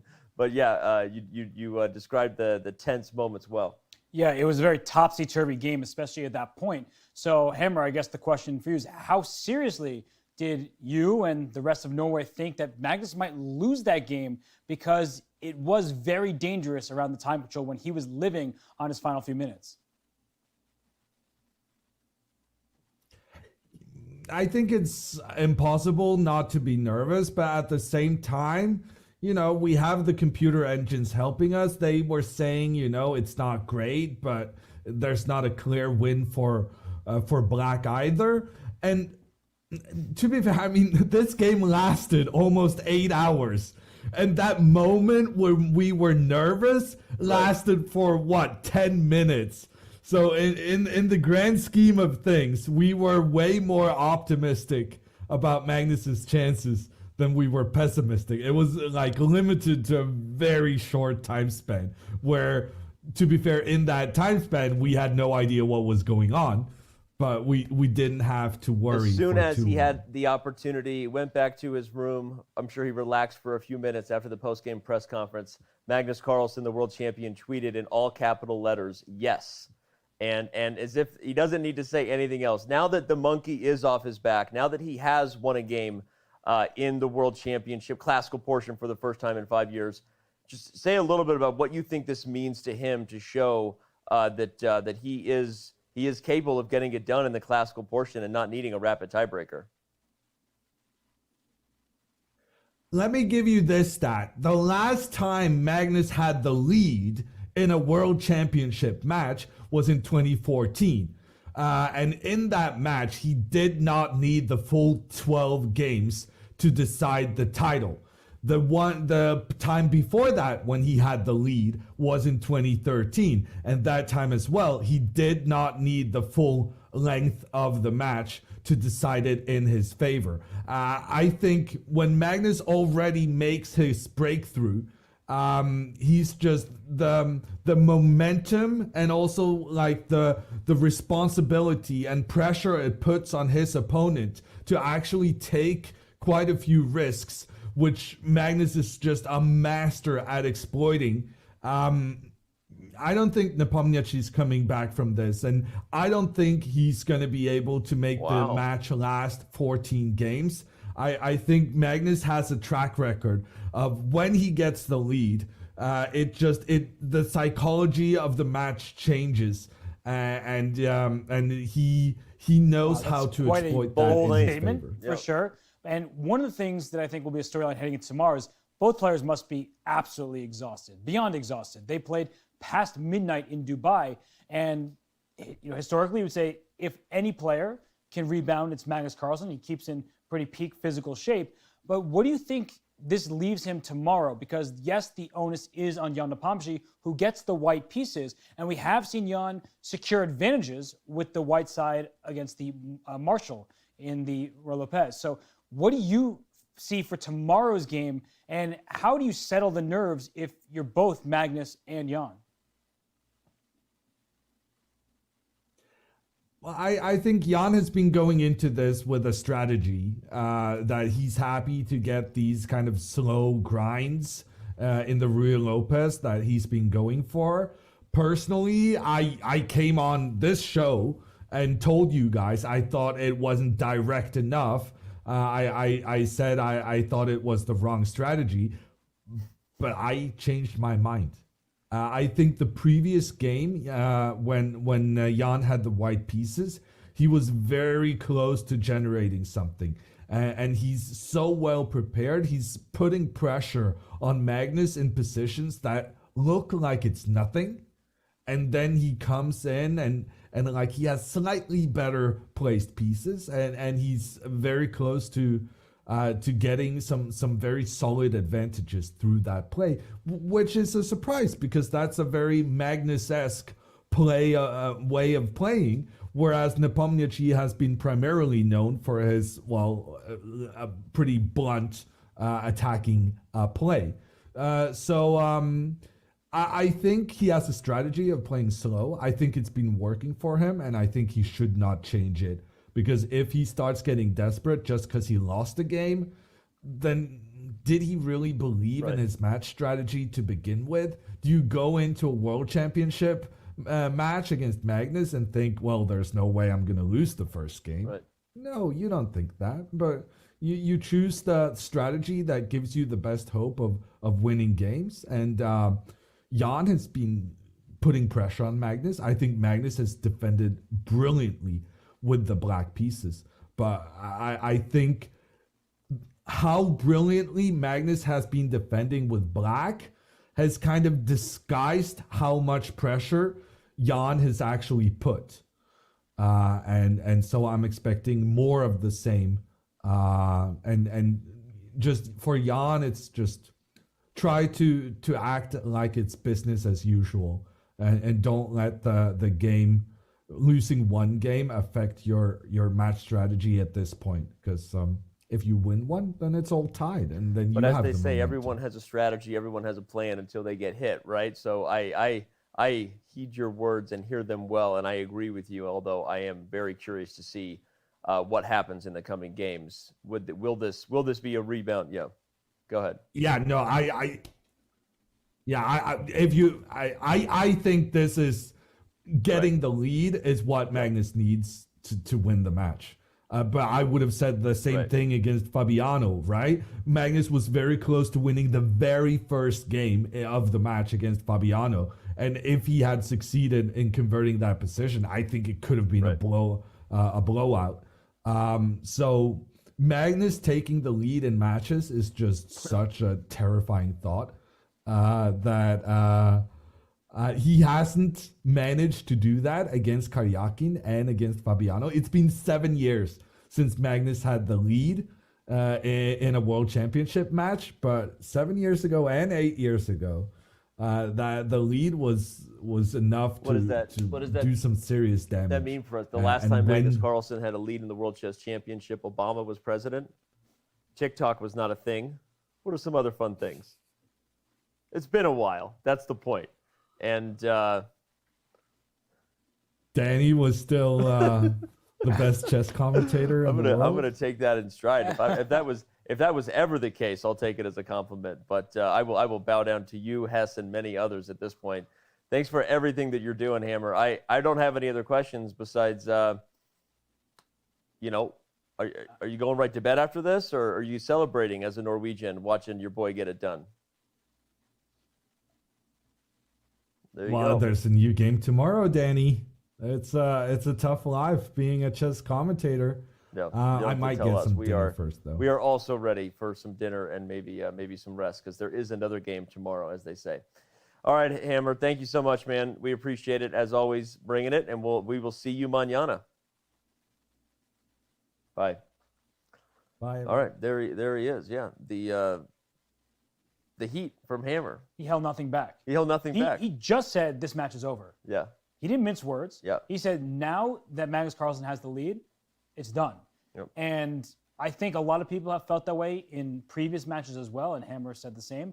But Ian Nepomniachtchi, what Hammer did say is that he likes the style that Jan is playing right now, Yep. but at some point he needs to win. Yep. Because Magnus will be happy to draw the rest of the games. And that means when Jan has the white pieces, he needs to find something to cause Magnus some real problems. Yep. And in game 5, we saw that happen. If he had played c4, Magnus expressed his discomfort. But will he go back to the style that made him Ian Nepomniachtchi to begin with? Yep. Will he be the type of player who loves those topsy-turvy battles where he may find a sacrifice at any moment and is one of the best calculators in the world? Right. So I'm not sure when that moment is. It's still relatively early in the match, but I do think that Ian Nepomniachtchi, he might need to take up a more aggressive approach. Yeah.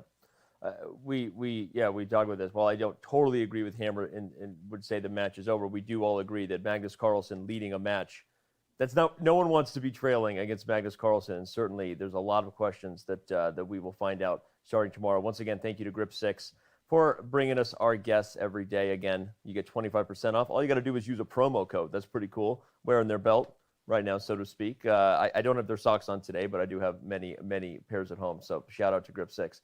All right, we're going to take a quick break. Coming up is the answer to the trivia question. If you're playing along with us, one of you has already won a 1-year Diamond membership today. All you had to do was quote tweet the answer. After that, we have an interview with Colin Byrne, who is an artist, alchemist, who created the most valuable chess set ever. And much more ahead. Don't go anywhere. Chess.com's continued post-game coverage of Game 6 of the 2021 FIDE World Chess Championship returns in a moment.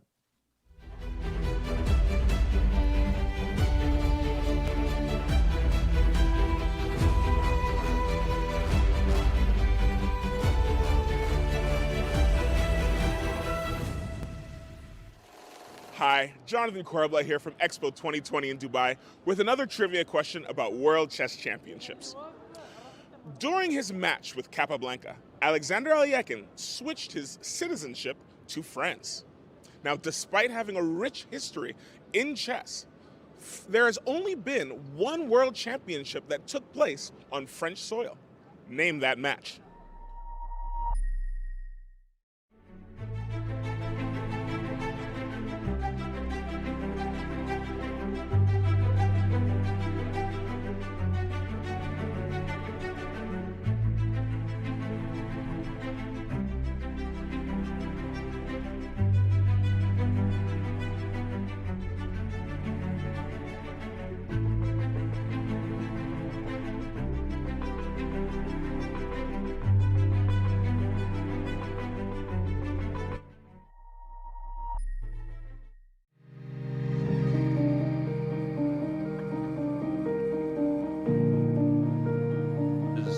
Is this. So here's what we're saying. Yes, we would discuss it on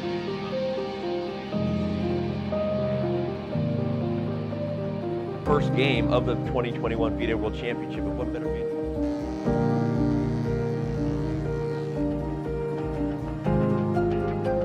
Camera lighting and audio. We're going to crush through the top of the show.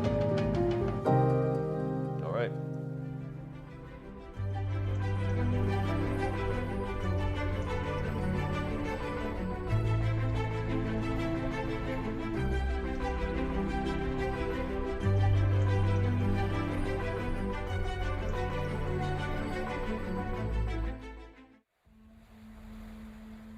Am I supposed to feel ready? Yeah, but I guess when you prepare for such a major event, you always feel like you could do more.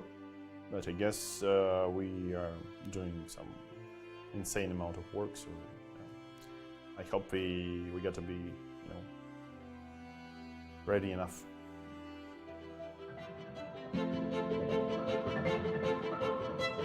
Did you know you can watch top chess events right on your phone? You don't even need to download an app. Just open any mobile browser and head to chess.com/events. You can see what's happening right now, check out top games, see results, and so much more. Try it for yourself at chess.com/events.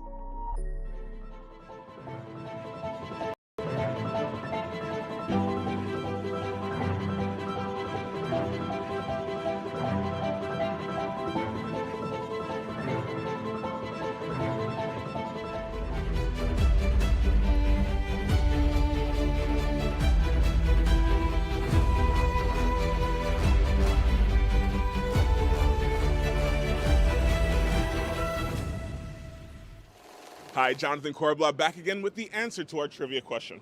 What was the only match for the World Chess Championship that took place on French soil? Well, Kasparov-Karpov 1990, and that took place in Lyon.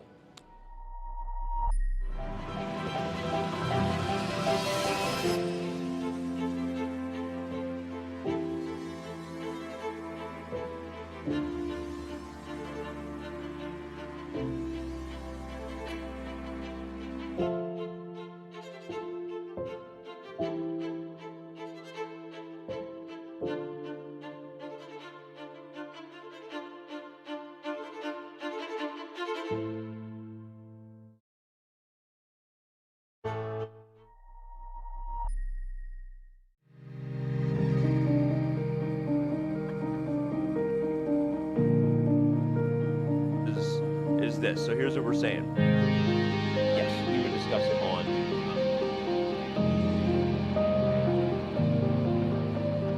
first game of.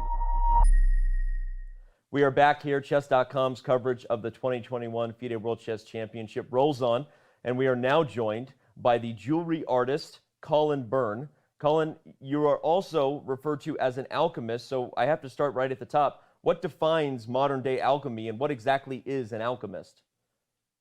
Well, it's really the chemistry of combining metals, really. For me, I use a lot of, in my art, I use a lot of work called electrochemistry and the combining of metals using that particular craft. So it's a little different to the traditional casting, but I do casting as well. Okay, wow. Well, it's an art form I know little about, but maybe by the end of this interview, I'll know more about it. I will point out the obvious to the fans. If you've been watching from the beginning of today's show, you already saw Fabiano Caruana and Robert Hess make moves on the chessboard as we predicted the first move of Magnus Carlsen today. And this chess set that's right in front of me, Colin, is the most valuable chess set ever created, ever known to the universe. And am I right in saying that the value of this chess set comes in at just over $4 million US? Is that right? It does come in at $4 million US, yeah. So there's a lot of value in the chess set, but there's a lot of things that make it very valuable. Yeah, well, obviously I can say that, and having already looked at it, we'll get into the detail. And it is an amazing piece of art. But this is a chess show, and you made a chess set. So we have to start right there and ask, what got you into chess? Who taught you the game? How long have you been playing? And take us through the start of your chess journey. Really, as a child, I loved playing chess with my cousins and my friends, you know, probably around about the age of 6 or 7, I guess, when I first was introduced to chess. And my parents bought me a beautiful Staunton chess set, and I never forgot that. And I grew up in the 60s and 70s, and you know, there was no internet around, so we played games. You know, we played with toy soldiers, and we played, you know, all the typical board games. But chess was one that I really loved as a kid. I'm certainly a great chess player. I mean, I'm in awe when I see what you guys are doing here with the World Chess Championships. It just blows me away. But yeah, so my history with chess really just through my childhood and growing up playing chess with my friends. That's amazing. Well, I'm not the greatest chess player either with the company that I keep, so don't worry about that, surrounded by Fabiano and Robert Hess. But that doesn't matter because we all have fond memories of chess and we all enjoy the game. And let me ask you, what is so you played as a child, share with us what's one of your fondest memories of chess, and what do you enjoy about the game of chess?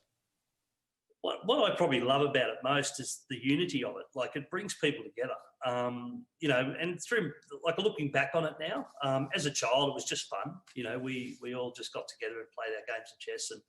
And but as I look deeper into it now as an artist and as a jeweler and an artist, I've sort of had a better appreciation for what chess does and how it brings together people from all over the planet.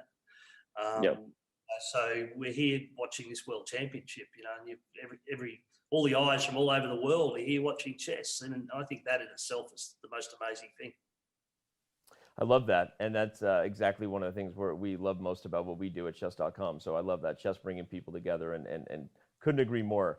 Well, let's talk about, so I want to ask you what went into building this, and I'm sure it was crazy and amazing and very difficult, but what inspired you? You're a jewelry artist, right? You're an alchemist. What inspired you to bring your skills to making a chess set, and what were some of the goals you had in making it for the chess community? So tell us, what inspired you to do this, and what were some of the things you really wanted to make sure you did in creating such an amazing and beautiful chess set? Yeah, well, I suppose it started, it was 2007 when I first put pen to paper. But it came from an idea. I was making another piece of jewelry that looked a little chess-like. Looked like a pawn, this particular jewelry piece that I was making. And then I was working in a town called Broome, which is the pearling capital of the world. So there's a lot of beautiful South Sea pearls come from that part of the world. So all these inspirations were coming to me, and I created this piece. I thought, look, I really should do a chess set because I had these fond memories of chess. So that's kind of where it really started. And I never set out to make the most expensive chess set in the world. That wasn't my goal. My goal was potentially to make the most beautiful. So it's been a long journey, and it started with looking at chess and what chess meant to me, and how the whole idea of that unity and everything. And I thought, well, if I'm going to do this, I have to start with the Staunton chess set, because that was my memory as a child being given one, and how these pieces that we all know all over the world, and they're the standard that is used. So I wanted to keep my chess set very much within that standard, but I wanted to bring it to life. And so that's sort of how it all started for me. Well, I'll say you achieved that. It's amazing. I mean, I as someone who's seen a lot of chess boards and chess sets that are meant to be artistic in nature, or to sit on a dinner table or a fancy table that you don't touch or look at. Not exactly the type of chess sets I use every day, but I've seen many of them. but for a lot of them are kind of all over the map, right? The pieces look weird and different. They're designed to make big statements. This chess set is beautiful, and the detail is literally, I mean, it's ridiculous as I'm holding this pawn that I hope I don't drop, because I have no idea how valuable the pawn actually is, or the knight. It is a real chess set. I mean, it looks exactly like the type of chess set you could play maybe a fast game with. Maybe not too fast. You wouldn't want to drop one of the pieces. So you said that was your goal, right? You really wanted this to be something that a chess player would look at and really appreciate. Yeah, I felt that if I'm going to go into this territory, I have to honour the game of chess and the people that play chess in the chess community. So really, in making the chess set, I was fixated on this idea of the Staunton design, and from 1849, I thought there's been other artists that have created dragons and wizards and all different types of cartoon style characters. I didn't want to do that. I wanted to be a traditionalist with this, and I wanted to make sure that in my own artistic way I could build off the building blocks of chess and create something that would be appreciated by chess lovers. So I stuck with the original Staunton concept, but then the elements I added, I used black and white South Sea pearls so that we've got either side of the board depicted by the pearls. And then I thought, well, these could be the heads of each piece, and that could bring life to the character, particularly the king and the queen. So these were the building blocks. And my son, my oldest son, was a pearl diver. Very dangerous job. They're 20, 30 meters under the ocean diving for pearls. So I had all this really intense inspiration and working with these beautiful gems, the pearls and the diamonds. So, and wanting to honor chess. So that's sort of how it really started to build. Well, it definitely the pearls and the choice of the black pearls and the white pearls, it's really amazing and just beautiful. Let me ask, is this going to be the only one of its kind ever? Are you planning to do more of these types of chess sets, or were you inspired to do any other type of chess art?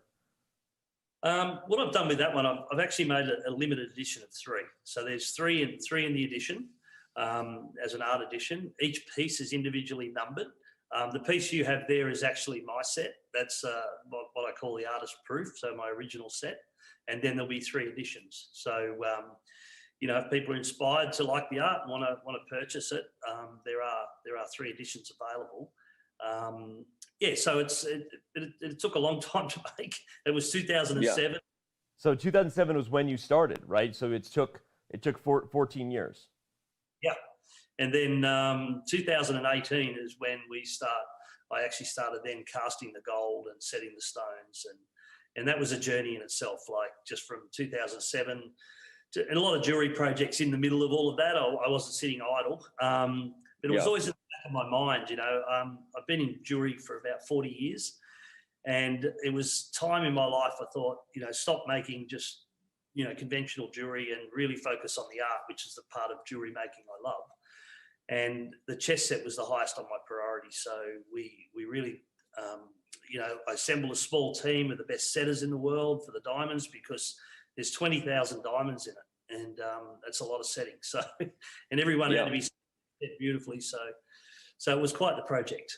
Yeah, and it turned out amazing. So many years of work. How much does it mean to you to have completed it today? Fabiano Caruana made the first move on the chessboard. How much does that mean to you? You got no idea. It's just such an unbelievable feeling. Like my dream when I first conceived this in 2007, as I was developing it, the dream that I had was to create the most beautiful chess set in the world and to have the finest players in the world play on it. So to have Fabiano play on that board, it's just phenomenal. Like, you got no idea how that feels to me. It's amazing. Very honoured. Well, yeah, it's I'm glad he didn't break anything or drop any pieces, because Fabiano can be a little clumsy, I'll tell you. I would have forgiven him. Okay, well, I'm good to know, because when I was holding the pieces earlier today, I was like, wow, this is incredible, and I was afraid I was gonna drop it. Luckily, nothing bad happened. Well, Colin, tell everybody where they can go to find out more. You said there's a few more. Megan, this is your personal set, and tell everybody where they can go to find out more about the artwork, not just this set and the others you're making, but the artwork you're doing in chess. Yeah, well, the artwork I'm doing in chess, I've got this particular set, but then I'm also looking at doing a silver and a gold set. So I want to really develop a few more pieces in the world of chess. So if you go to firstclasschess.com, it's a new site that I've just established, and you can see the Pearl Royale set on there, and you'll see further chess art that I create in the coming months. Okay, well, amazing. Go to firstclasschess.com for more info. Colin, this has been quite the experience to have our chessboard. Normally the House of Staunton board there, and now the most beautiful and valuable chess set modeled after the House of Staunton took over our coverage of the FIDE World Chess Championship today. This has been really exciting and very interesting to learn more about. So thank you so much for your time, and we really appreciate what you've created here. Thank you, Danny. Thank you very much, and thanks to everybody involved at Chess.com and all the great champions I'm watching play, and I'm really inspired and very humbled to actually have the set played on by these amazing people. Thank you. Thank you, Colin.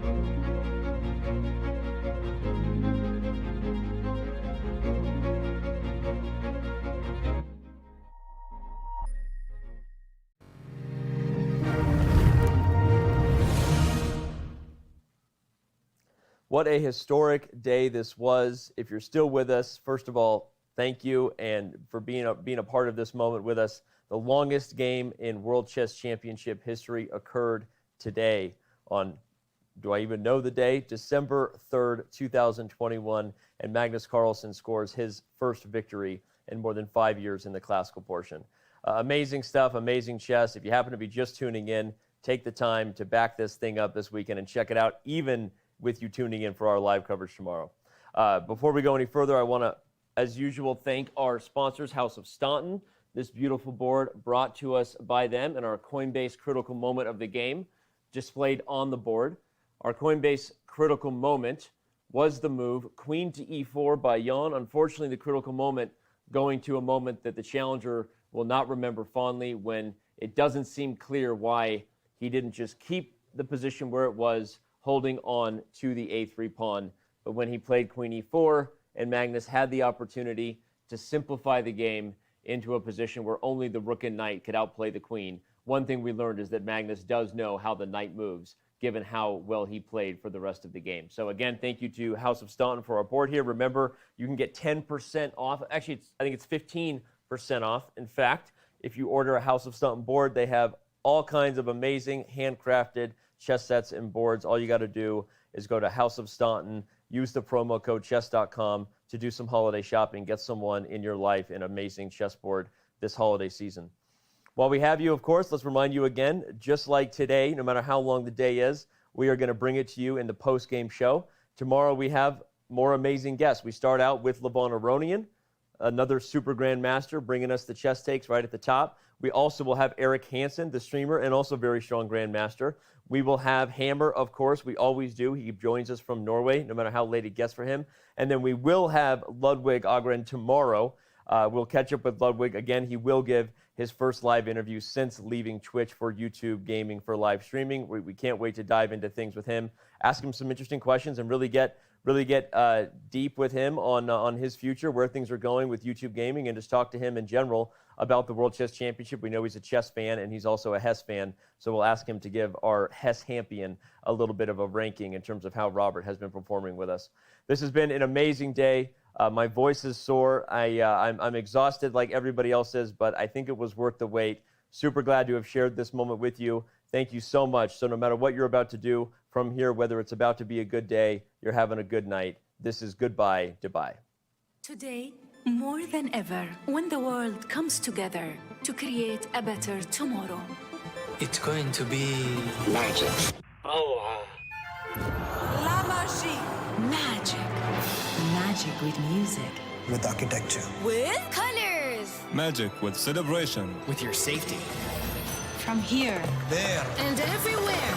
For 6 whole months, day and night. Join the making of a new world starting October 1st.